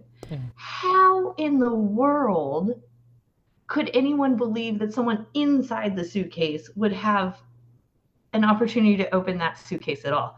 That, for me, that was, if the glove don't fit, you must have quit, right? Like that was like, this is it, period. I don't care how drunk you are. There's no way you struggle to open that suitcase and think that leaving someone inside, that person is going to be able to get out. That's a good point. And I think Sarah Boone maybe even kind of felt that in the moment, because at one point you hear her say, it wasn't this hard before. Aha, yes, yeah. I saw her doing it. I didn't catch her say that, but that's kind of my point. When the jury saw this man outside of a suitcase, couldn't get it, right? And then Sarah can't get it outside of the suitcase. She obviously, in my mind, had the mens rea, which is the legal requirement, to that he would have died. She should have known. And that's why they went for the second degree. That's that depraved heart. Like, anyone knows that if you can't unzip the suitcase from the outside, they're not going to be able to unzip it from the inside, right? I understand that there is a lot of the battered spouse. They're using that defense. There was some good evidence, certainly. However, I don't believe that evidence can overcome the words she says to Jorge in what the prosecution later called his coffin. And that is a really apt description of it. I just can't even see this jury. I couldn't see any jury really heavily weighing their relationship. Then she testified. He had his hand out and she's whacking his hand, right? So what are you afraid of? Like, I'm thinking the jury is going to have that same confusion that I have, so to speak. And that is why I believe it's not going to be a long wait before we get their response. We did see Sarah Boone on the stand a couple of days ago. She was the first witness to testify for the defense. What did you make of her testimony? Not just as an observer of the trial, but as an attorney yourself. So as an attorney, one of the first things we learn in law school is that in a criminal trial, if you are representing the defendant, you tell them about the Fifth Amendment right, and you say, use that, okay? You remain silent. You don't have to answer questions. And we all learned that. By the end of the first year, I believe, we have that knowledge, no matter where you go to law school, no matter what state it is. The worst thing for a defense is for the defendant to get on the stand. And that's even true in a case where, someone's been framed or something. Like we saw maybe if y'all watched the Karen Reed trial. She didn't testify because she has a right to remain silent, and she should. Our founding fathers understood that people, will talk and they'll say things that maybe aren't true just to say them, right? So it says a lot when you're in a criminal setting and the defendant is testifying. And what it says to attorneys is not positive. It's not a positive reflection of that defendant and their attitude. It tends to really show you that that defendant thinks that they can, talk their way out of it, that they think that they're probably pretty smart, that they can convince the jury of their, innocence. And in Sarah's case, that she was this battered victim. And yeah, we've seen it a lot recently, and it's not panned out well for anyone. So I don't think it's going to pan out well for her. I think she came across a bit narcissistic, and I don't know if y'all caught on to this, but she has not shed a single tear. Yeah. Not a single tear. Yeah, and I was going to ask you about that, because you talked about kind of her reactions to some of the videos and stuff earlier on the stand, in the, sitting at the defendant's table. I think it's more than even just not showing emotion. It's almost like not showing any reaction whatsoever. And I would have to think that's something that the jury is noticing and paying attention to. I would imagine so as well. There's no requirement for how someone should respond to trauma or events. Right. However, there are kind of general rules, and I would have expected when I'm hearing testimony from someone who is an alleged victim, as Sarah is claiming she is, I would have expected to see a lot more feeling, a lot more maybe in her throat, like deep swallowing, kind of hard time breathing when talking about those things.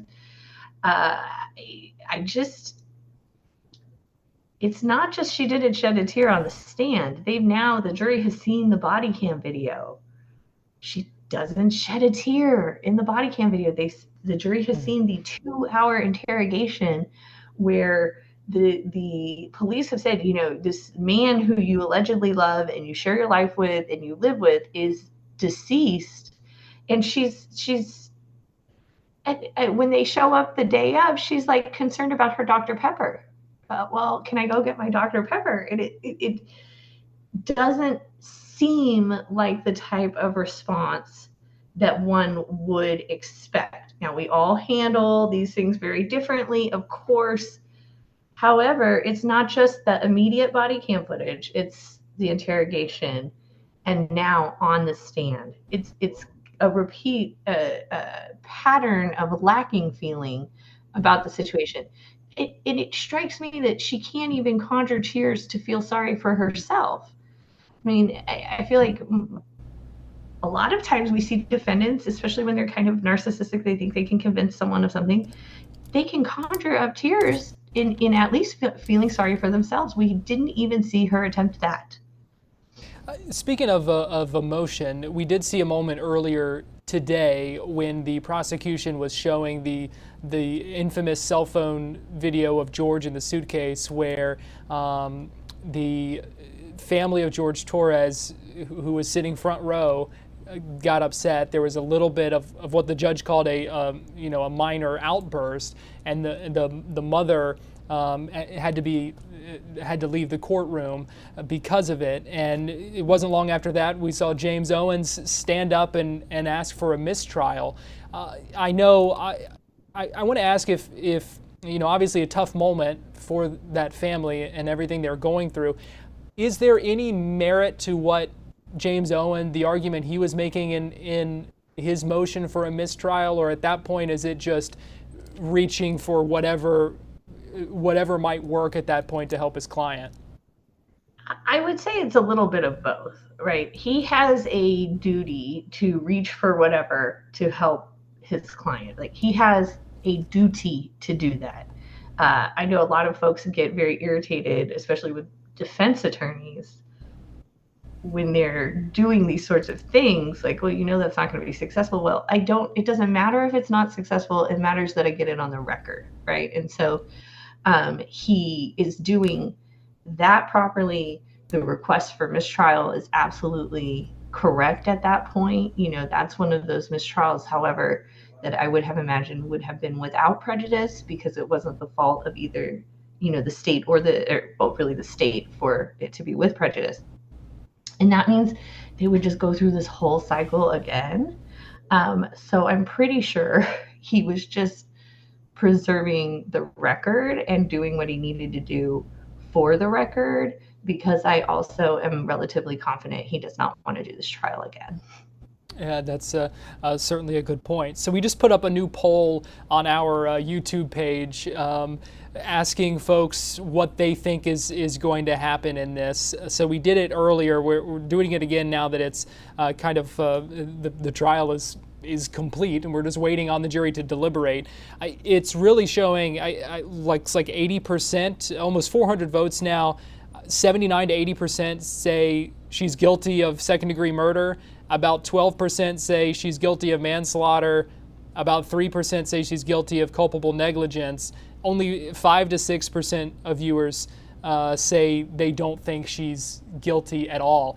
So I want to get your reaction to that, and then also let's talk about the chance that she doesn't get convicted of second-degree murder, but maybe of one of those lesser charges. Do you think there's any potential for that?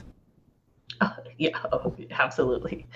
I will be shocked if she does not get second degree. I will be shocked. Although, people do things, juries are juries sometimes. The viewing audience has the benefit of having watched all the motions in limine, seen evidence that maybe the jury didn't see. So when polling, the viewing audience has seen literally everything, and 80% believe second degree. I think we could translate in a jury, that's going to be like 98%. Oh, it's a 6-person jury. I'm guessing 5 of the jurors would feel the same way. I do not. I watched the when they wrote the jury charges. I watched part of the deliberating, and I watched when they said the 3 elements they need to prove for second degree. And one of them was that, George was a person and he is no longer living. I don't remember the other, but they definitely nailed that one. And then the final one was that the person who caused the death did so with like a depraved heart. And so I believe they showed that. I believe they showed that. So really the issue is, did the defense do a good job of mitigating that with this battered spouse defense?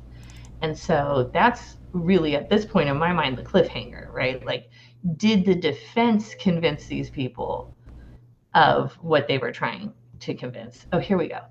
Yeah, so here's the statute. This is the charge of second-degree murder, and those elements, as you mentioned there, the unlawful killing of a human being. So the first one is that Jorge Torres is dead. That was a stipulation that both parties had agreed to. The second one, the death was caused by the criminal act of Sarah Boone, and then the third element being that unlawful killing by an act imminently dangerous to another, and this is exact wording from the statute. Imminently dangerous to another and demonstrating a depraved mind without regard for human life. Do you think that is where that cell phone video, that infamous video that was recorded on Sarah Boone's cell phone where she's taunting him, do you think that's where that comes into play so much? 100%. he says, "I cannot breathe." And she says, "F you." So that is depraved right there. That also goes back to when they did the suitcase unzipping, right? It has to be depraved in that other people would not have done it because they would realize that, he would have issues being trapped in a suitcase, right? Now, would we all be like, oh, he might pass away? No, certainly not. But when he says, "I can't breathe," and you couple with that with how hard it is to open that suitcase, come on.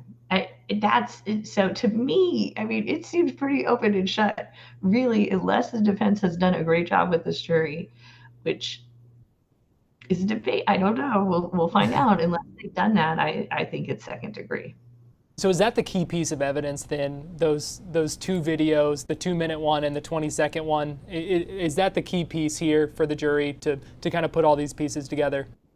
I mean, I think so. I see them as confessions, but maybe even like a step higher than that, in that they're really crude. And she's so rude to him, and she does them, 30 minutes apart. And so even he said he couldn't breathe 30 minutes later, she's still just being horrible to him.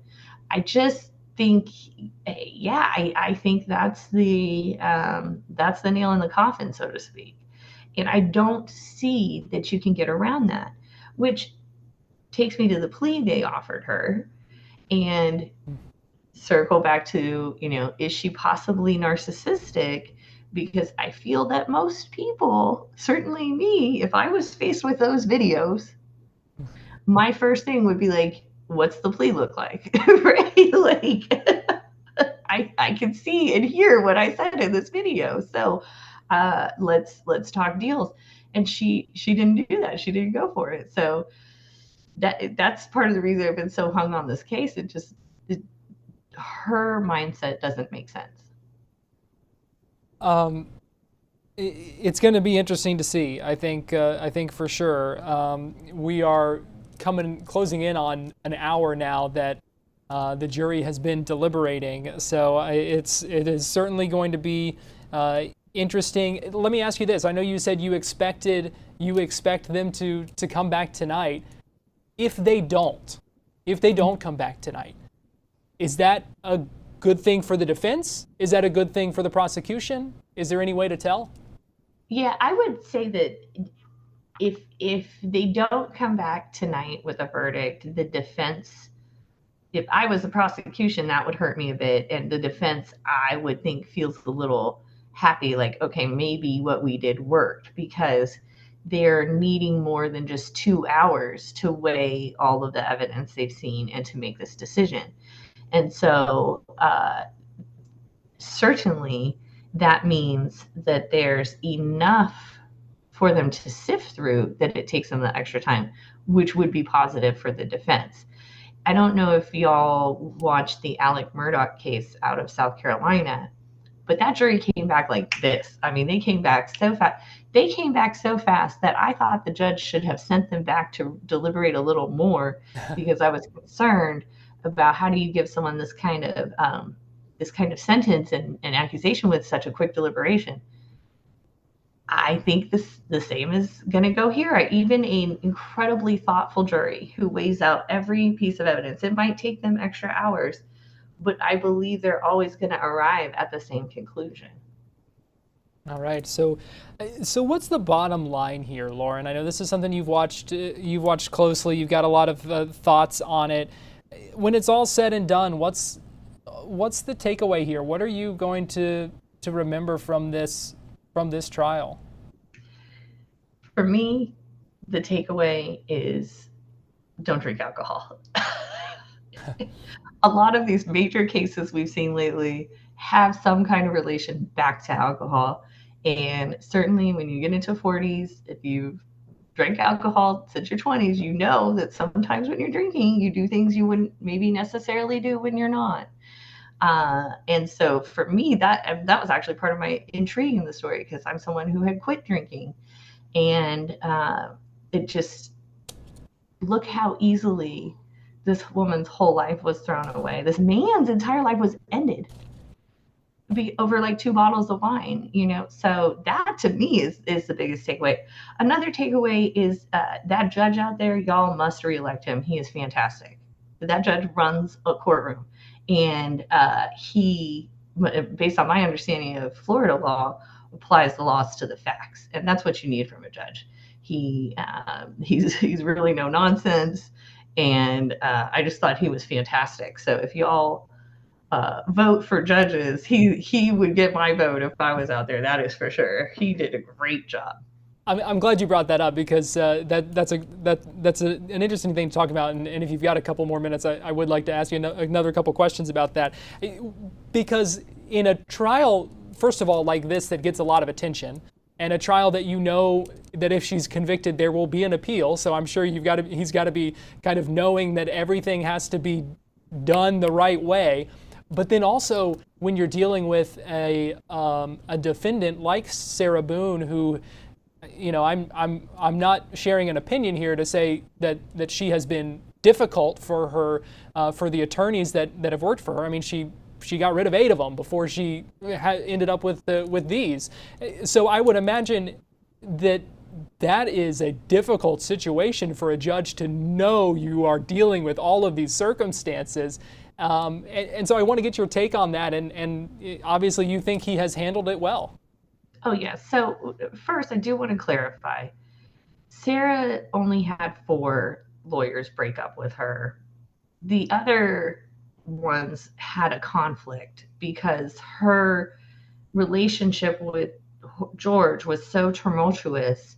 They had enough cases that they had enough appointed attorneys that all of these other lawyers were conflicted out. So they literally could not have represented her. So that didn't necessarily have to do with her personality. So I do want to clarify that. Yes, an important clarification. Thank you. I think even though I can tell James Owens irritates this judge, and bless the man, he would irritate me too, okay? Even though Owens can be a bit irritating, I believe this judge is beyond grateful that there are at least lawyers representing her. Back when she was her own lawyer, the judge was having to jump through all these hoops to ensure that the jail was giving her the laptop, and they were giving her this, and then she had to go do this. And then there was this discussion of an evidence exchange. And so the judge was doing all this kind of routing and, stuff that just you would never do in a trial with 2 lawyers, kind of going beyond so that if and when Sarah appealed, she could never say, well, I didn't get that evidence, right? So I saw him kind of stretching and doing these extra things while she was her own counsel. And then when when James Owens and his team signed on, he had to have celebrated that night. Oh my goodness. Thank you. At least there's a lawyer here. He knows the rules of evidence, kind of. He knows, somewhat how a courtroom should run. So I'm 100% the judge was relieved. The management of the courtroom by way of the judge is incredibly important, particularly when you have a jury trial. Some people like to equate a judge to an umpire, and I think that kind of cheapens the role, if I'm honest, that there are people's lives in the hands of the actors of this courtroom. So the judge really needs to consider carefully, what he's hearing and our laws, right? The laws of our federal government, the laws of our state government. And the judge's role is not to alter the laws by, ignoring the ones they don't like, whatever. It's to follow the law, apply the facts at hand to the law, that applies. And so evaluating a judge is not necessarily about how sweet or nice they are. It should be how well they apply the facts to the law, whether or not you like the law. right? Like, if you don't like the law, you call your congressman. You don't call the judge. The judge does nothing. If the judge does not properly manage the courtroom, you can end up having something like what we're seeing in Fulton County, Georgia right now with the Young Thug Rico trial. That has been going on for 18 months. They sat the jury almost a year ago, so 11 months. And they've only had 150 days of court in an 11-month span. And that can be attributed 100% to the judge not properly managing the courtroom. And managing the courtroom includes managing the attorneys that are presenting. Sarah Boone judge, I forget his name, y'all's judge out there. Judge Kranick. He did a fantastic job of managing those lawyers. He did a great job. I felt like they went to the bench when they needed to, but I definitely felt that like they had taken care of most of the motions before the jury got there. As a juror, which is most of the voters in your community are voting, as jurors, not as practicing attorneys. It is important to me as a juror that if I'm told to get there at 9, we start at 9, maybe 9:10. Okay, like I don't want to be lollygagging. I don't want my time to be wasted.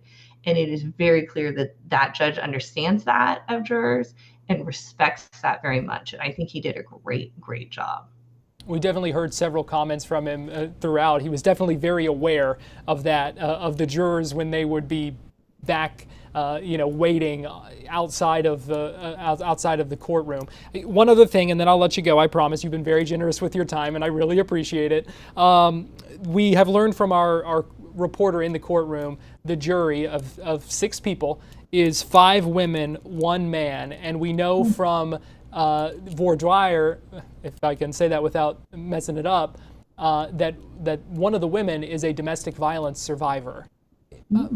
I'd be curious to get your take on knowing that limited kind of information about the composition of the jury and that kind of thing.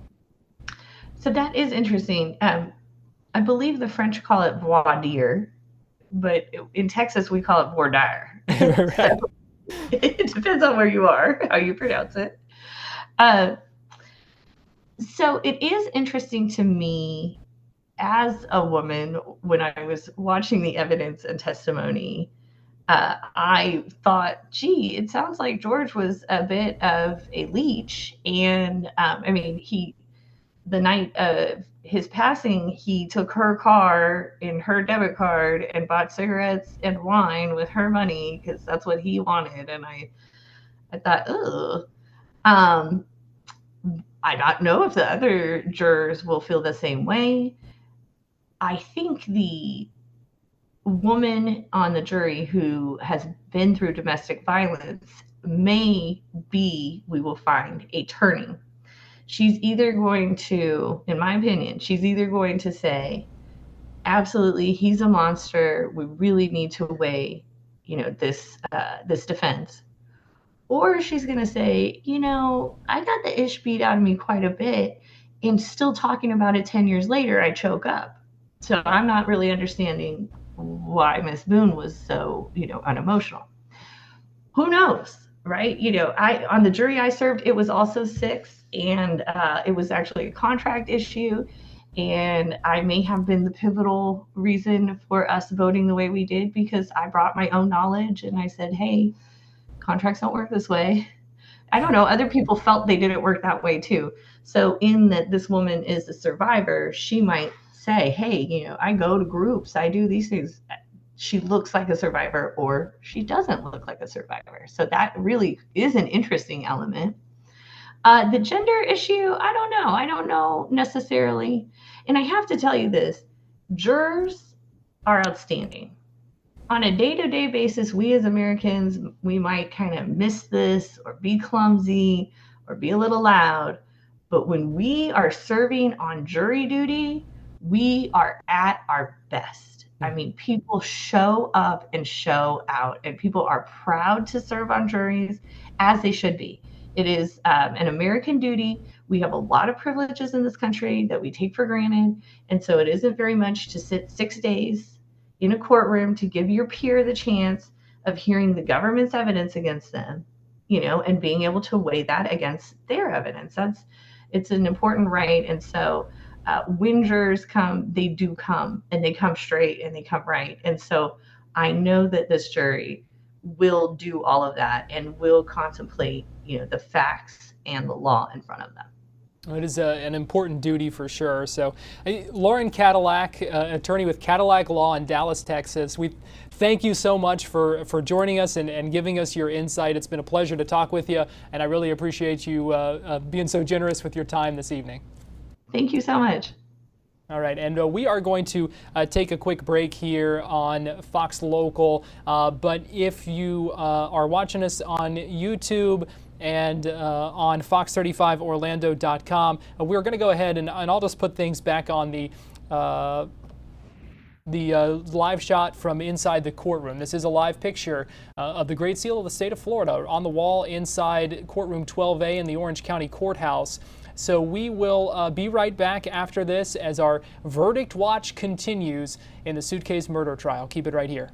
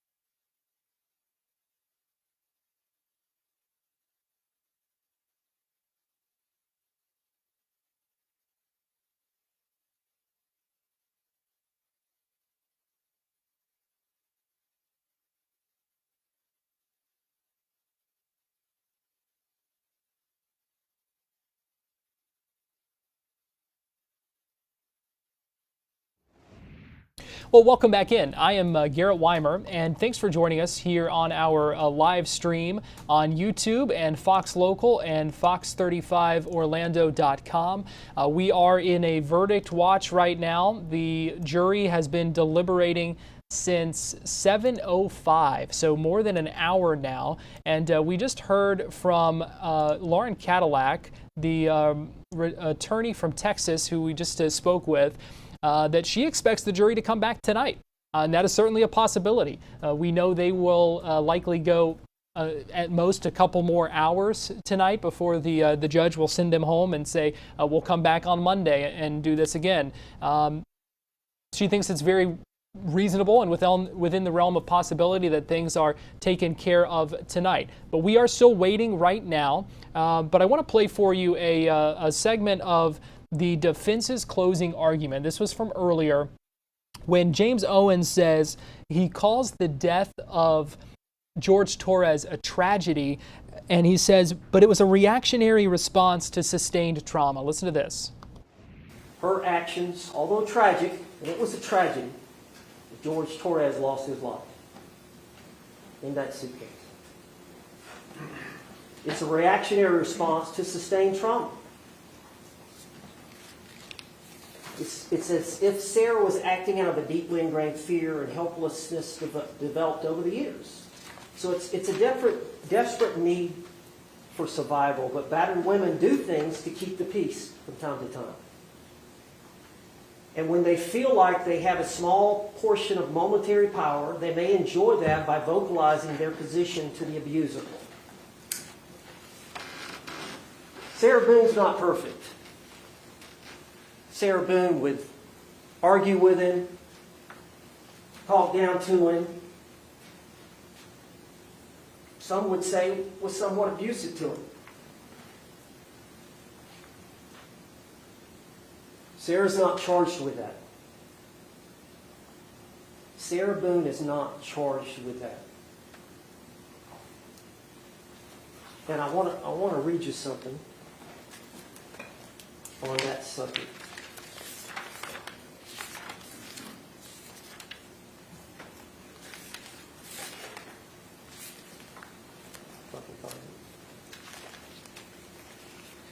Essentially,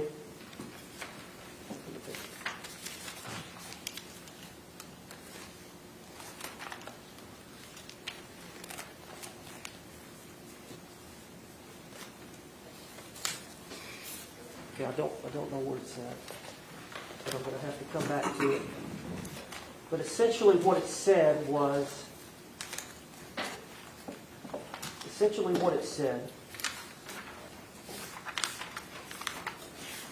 eventually it's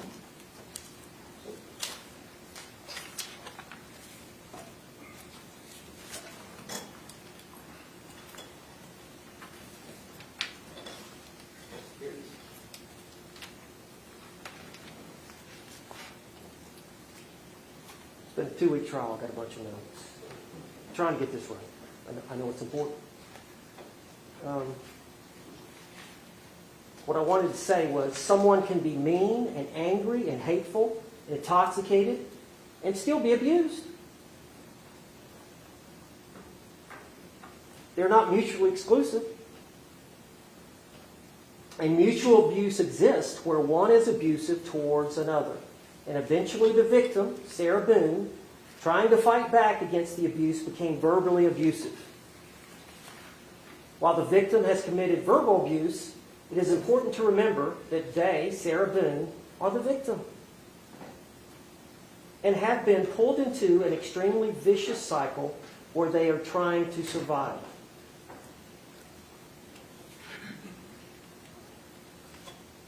Sarah Boone intentionally left Jorge Torres in the suitcase, which was the act of a battered spouse syndrome woman. She went up to her room, she fell asleep or passed out. These actions are disconnected.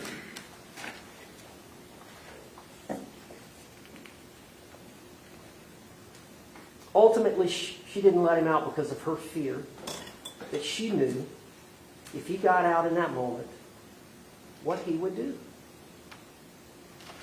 That's real fear. That's real trauma that she was experiencing at that time.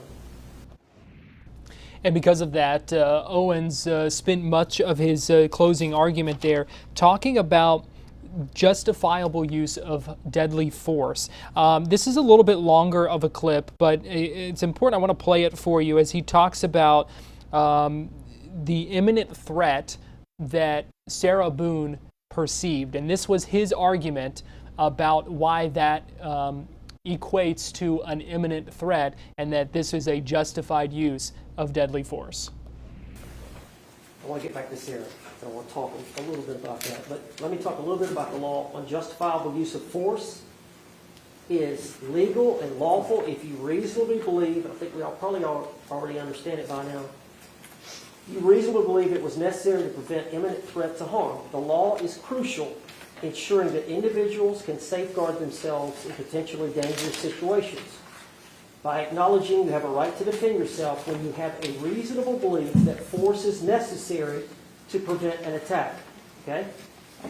What did Mr. Henderson say in jury selection? You don't have to wait. You do not have to wait.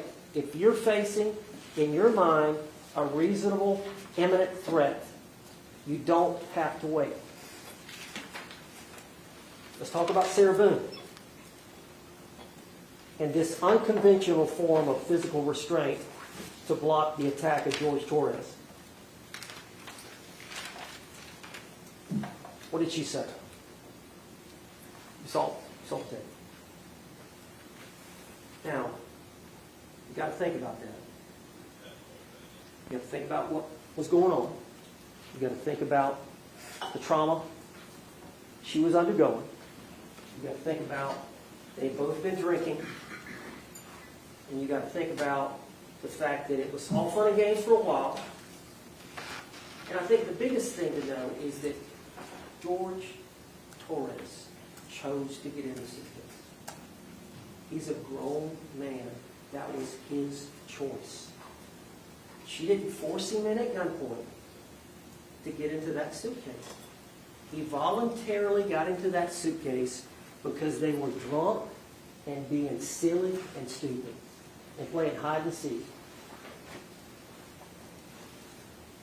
Which I guess when you get so drunk, that seemed like a good thing. Zipped him up, they're laughing, carrying on.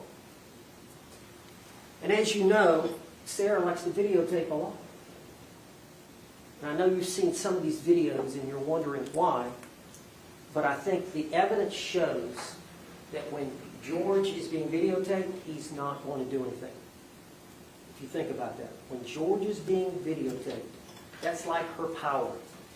You know, Dr. Harper said that Sarah's words are her power. Sarah's words are her power. Physically, she's no match for George. Physically, she's no match.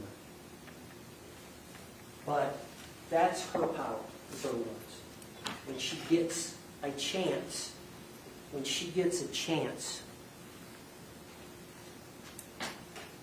to have some control, that's what she does. And she videotapes because she knows when she's videotaping, she can tell it like it is. I can tell him what I want to tell him. A couple of these videos you've seen where she's telling him like it is. But she's got that video camera on and George knows. He's being videoed. We've got one that we're going to show you in a little bit. Where he loses it. Just a little bit. Right at the end. And then of course we got the TV. But they're kidding around, playing around. Then, Sarah realizes, okay, this is my chance to say something to him. So she sits down, she turns on the phone, and you've seen the tape. You've seen the tape.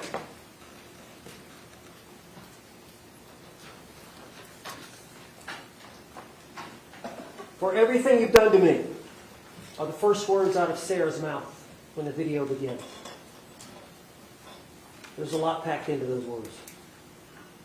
Think about that. For everything you've done to me.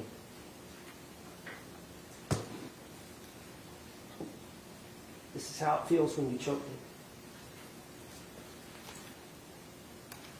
Now that's in direct response and the result of the abuse that she has suffered at the hands of Jorge Torres. She wants him, for that moment, to feel how she feels. She wants, for that moment, to feel, for him to feel how she feels. How uncomfortable, lack of control that she feels when George is violent with her. Just for a moment, she wanted to do that. And if you can imagine, Approach.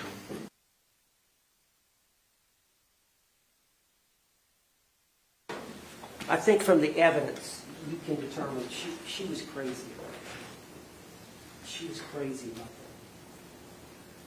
that. And I don't know if, of course it's a syndrome, but she felt like she couldn't do without it. And let's say she videotapes him, and then it's turned off. And there's a 9-minute gap, 11-minute gap, whatever it is. I said 11, they're saying 9, but I think if you count 2 of the others, then that's 9. But there's 9 minutes that we don't have video. But what did Sarah say? Now, if you remember when you listen on that video, George is talking in a normal voice. He's not stressed. Of course, if you're talking, you can breathe. She had said she had some air. And of course, she doesn't realize the situation, that it's going to end the way it ends. So she has no appreciation of that. It's a canvas. All she knows is an old canvas suitcase that she's got some, the 2 zippers removed, or spread out a little bit so he can. So she thinks he's not being serious. But eventually he gets angry. She gets angry, he gets angry. He says words to her, and then his hand starts to come out of the suitcase. She also said his tone changed. And I know everybody's got a cadence with their spouse or boyfriend, girlfriend, but you know what I'm talking about. We've got a way of talking to people. We've got a way, your wife, your husband, you know each other. You know when they come in from work, what kind of mood they're in. Just by a couple of things, the way you just sense it, right? Well, especially somebody as hypervigilant as Sarah, and as hypervigilant as a battered spouse woman would realize, that he can flip the switch at any time. When I get out of here, I'm going to end you. And he realizes he's getting out. He got his hand out. At that moment in time, in Sarah's mind, that's an imminent threat. So she's got a justifiable right to use force. What did she do? She went over there and grabbed it. She lifted it up. She tried to get his hand back in, remember? She tried to get his hand to go back in. Wouldn't go back in, so her son's back was 3 feet away. Where the police found it the next morning. Same spot. No attempts to hide. No attempts to delete phone. No attempts to tamper with evidence. Nothing. In the same spot as it was. She picks up the bat. She pokes. She pokes him hard. Trying to get him to stop trying to get out. And eventually he does. And you've seen the blunt force injuries. And you saw some of the circular injuries where you can tell there's a poking. I think it's right around here. And she poked him several times. You remember the pathologist said, I think, maybe 5, 6, or 7 times. She pokes him. So that was talking about justifiable use of force. Now, I want to play a little bit, go back to the prosecution closing arguments. This was from earlier this afternoon when Dave Cacciatore was given those. And when he talked about, he drilled home the point that a lot of the questioning and the cross-examination of the expert witnesses that they were kind of building toward, and that is, are we sure that Jorge Torres didn't suffer from battered spouse syndrome?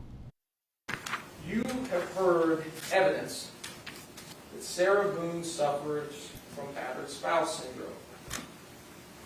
If you find Sarah Boone suffered from battered spouse syndrome credible, you may consider this evidence to assist you in determining whether, in Sarah Boone's circumstances, would reasonably believe that such force was necessary to defend herself against the imminent use of unlawful force by Jorge Torres.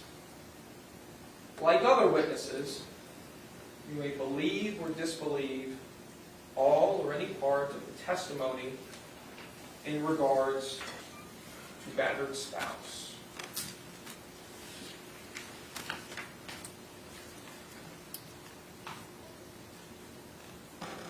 Ladies and gentlemen, we've heard from 3 experts in the areas of battered spouse in this case. And I think at the outset, it's important to note what battered spouse is and isn't, and what the law instructs us here. Battered spouse is not some carte blanche. Battered spouse is not a license to kill. The fact that Jorge Torres, at points, mistreated Sarah Boone, did things that were worthy enough to get him arrested, to get restraining orders placed upon him, doesn't mean that she walks around with an ace in her pocket when it comes to Jorge Torres.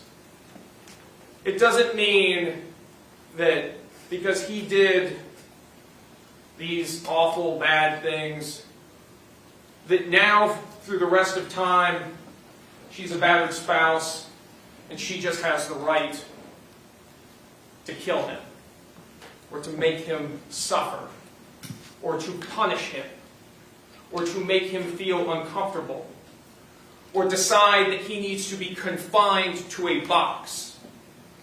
No. What the battered spouse syndrome instruction does, it talks about the imminency of fear. And when we heard about that testimony, we heard about it from Dr. Harper, and we heard about it from Dr. Brannon for the defense. And some of the testimony was a little difficult to understand at points, but there was one point in Dr. Brannon's testimony that was very critical. Dr. Brannon talked about rule-outs. He talked about the fact that when emotions and emotional reactions are involved, like trauma and trauma-based disorders, other possibilities have to be ruled out before we can even ascribe those actions to battered spouse syndrome. Other possibilities, according to Dr. Brannon, include alcohol abuse. Dr. Harper should have listened to Dr. Brannon's testimony, because Dr. Brannon completely undercut Dr. Harper's testimony. Dr. Harper relied heavily on the words of the defendant, who was abusing alcohol at the time of these events. And then you heard from the expert for the state, Tanya Warner, in her opinion, was much more straightforward. Remember, Dr. Brandon did not render an opinion as to whether or not she suffered from battered spouse. Dr. Warner said affirmatively, yes, I believe she did suffer from battered spouse syndrome.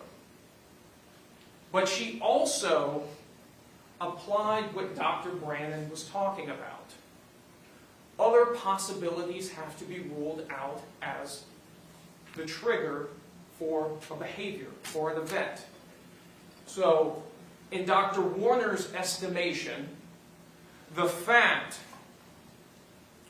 that at the time of this incident, they were laughing and joking and carrying on, meant that the trigger was not domestic violence or some threat. In the defendant's own words, the trigger was him wanting to get out and her being reminded of the bad things that he had done to her. That's not imminence of fear. That's a reminder of bad things a person has done. And again, even if you were to believe that she was battered spouse triggered at the time of this event, it still does not save the day. Because all the battered spouse trigger law tells us is that it goes to that imminency requirement. It doesn't say there's no imminency requirement. It doesn't say that, look, if you're suffering from battered spouse. All right, Garrett Weimer here, and we appreciate you joining us this at 8:35 on this Friday night. We have been informed as of just a couple of minutes ago that a verdict has been reached. So we are still waiting on the jury to come in. They have not come into the courtroom yet. Obviously, we will make sure you don't miss a thing. But we did want to go ahead and break in and let you know that the latest word from inside the courtroom is that the jury has reached a verdict, and that would have been just a little less than an hour and a half after the jury retired to the deliberation room. So that 7:05 was when they went back. It was around 8:33 when we got the notification that a verdict had been reached. And so that's where things stand right now. You are looking at a live look inside that courtroom. Normally when they get the word that a verdict has been reached, they inform the bailiff passes on the word, and then there's normally a little bit of a gap in time there so that everyone who has maybe stepped away or been outside of the courtroom can get back in the courtroom for the reading of the verdict. That was quick. We talked about it with Lauren Cadillac just a little bit ago, and she said she thought it would be quick and thought there would be a verdict coming in tonight. From our reporter in the courtroom, she tells us that folks are inside the courtroom now. The family of Jorge Torres is now back in the courtroom as well. And Sarah Boone, we're told, is also back at the defendant's table, sitting there and waiting to see what this verdict might be. So we are going to step away for just a minute here. I'm going to put the camera inside the courtroom up full here, and we are just going to get our everything kind of arranged here and ready for the verdict, which we expect any minute now to come down here from courtroom 12A. In the Orange County courtroom. So stay with us.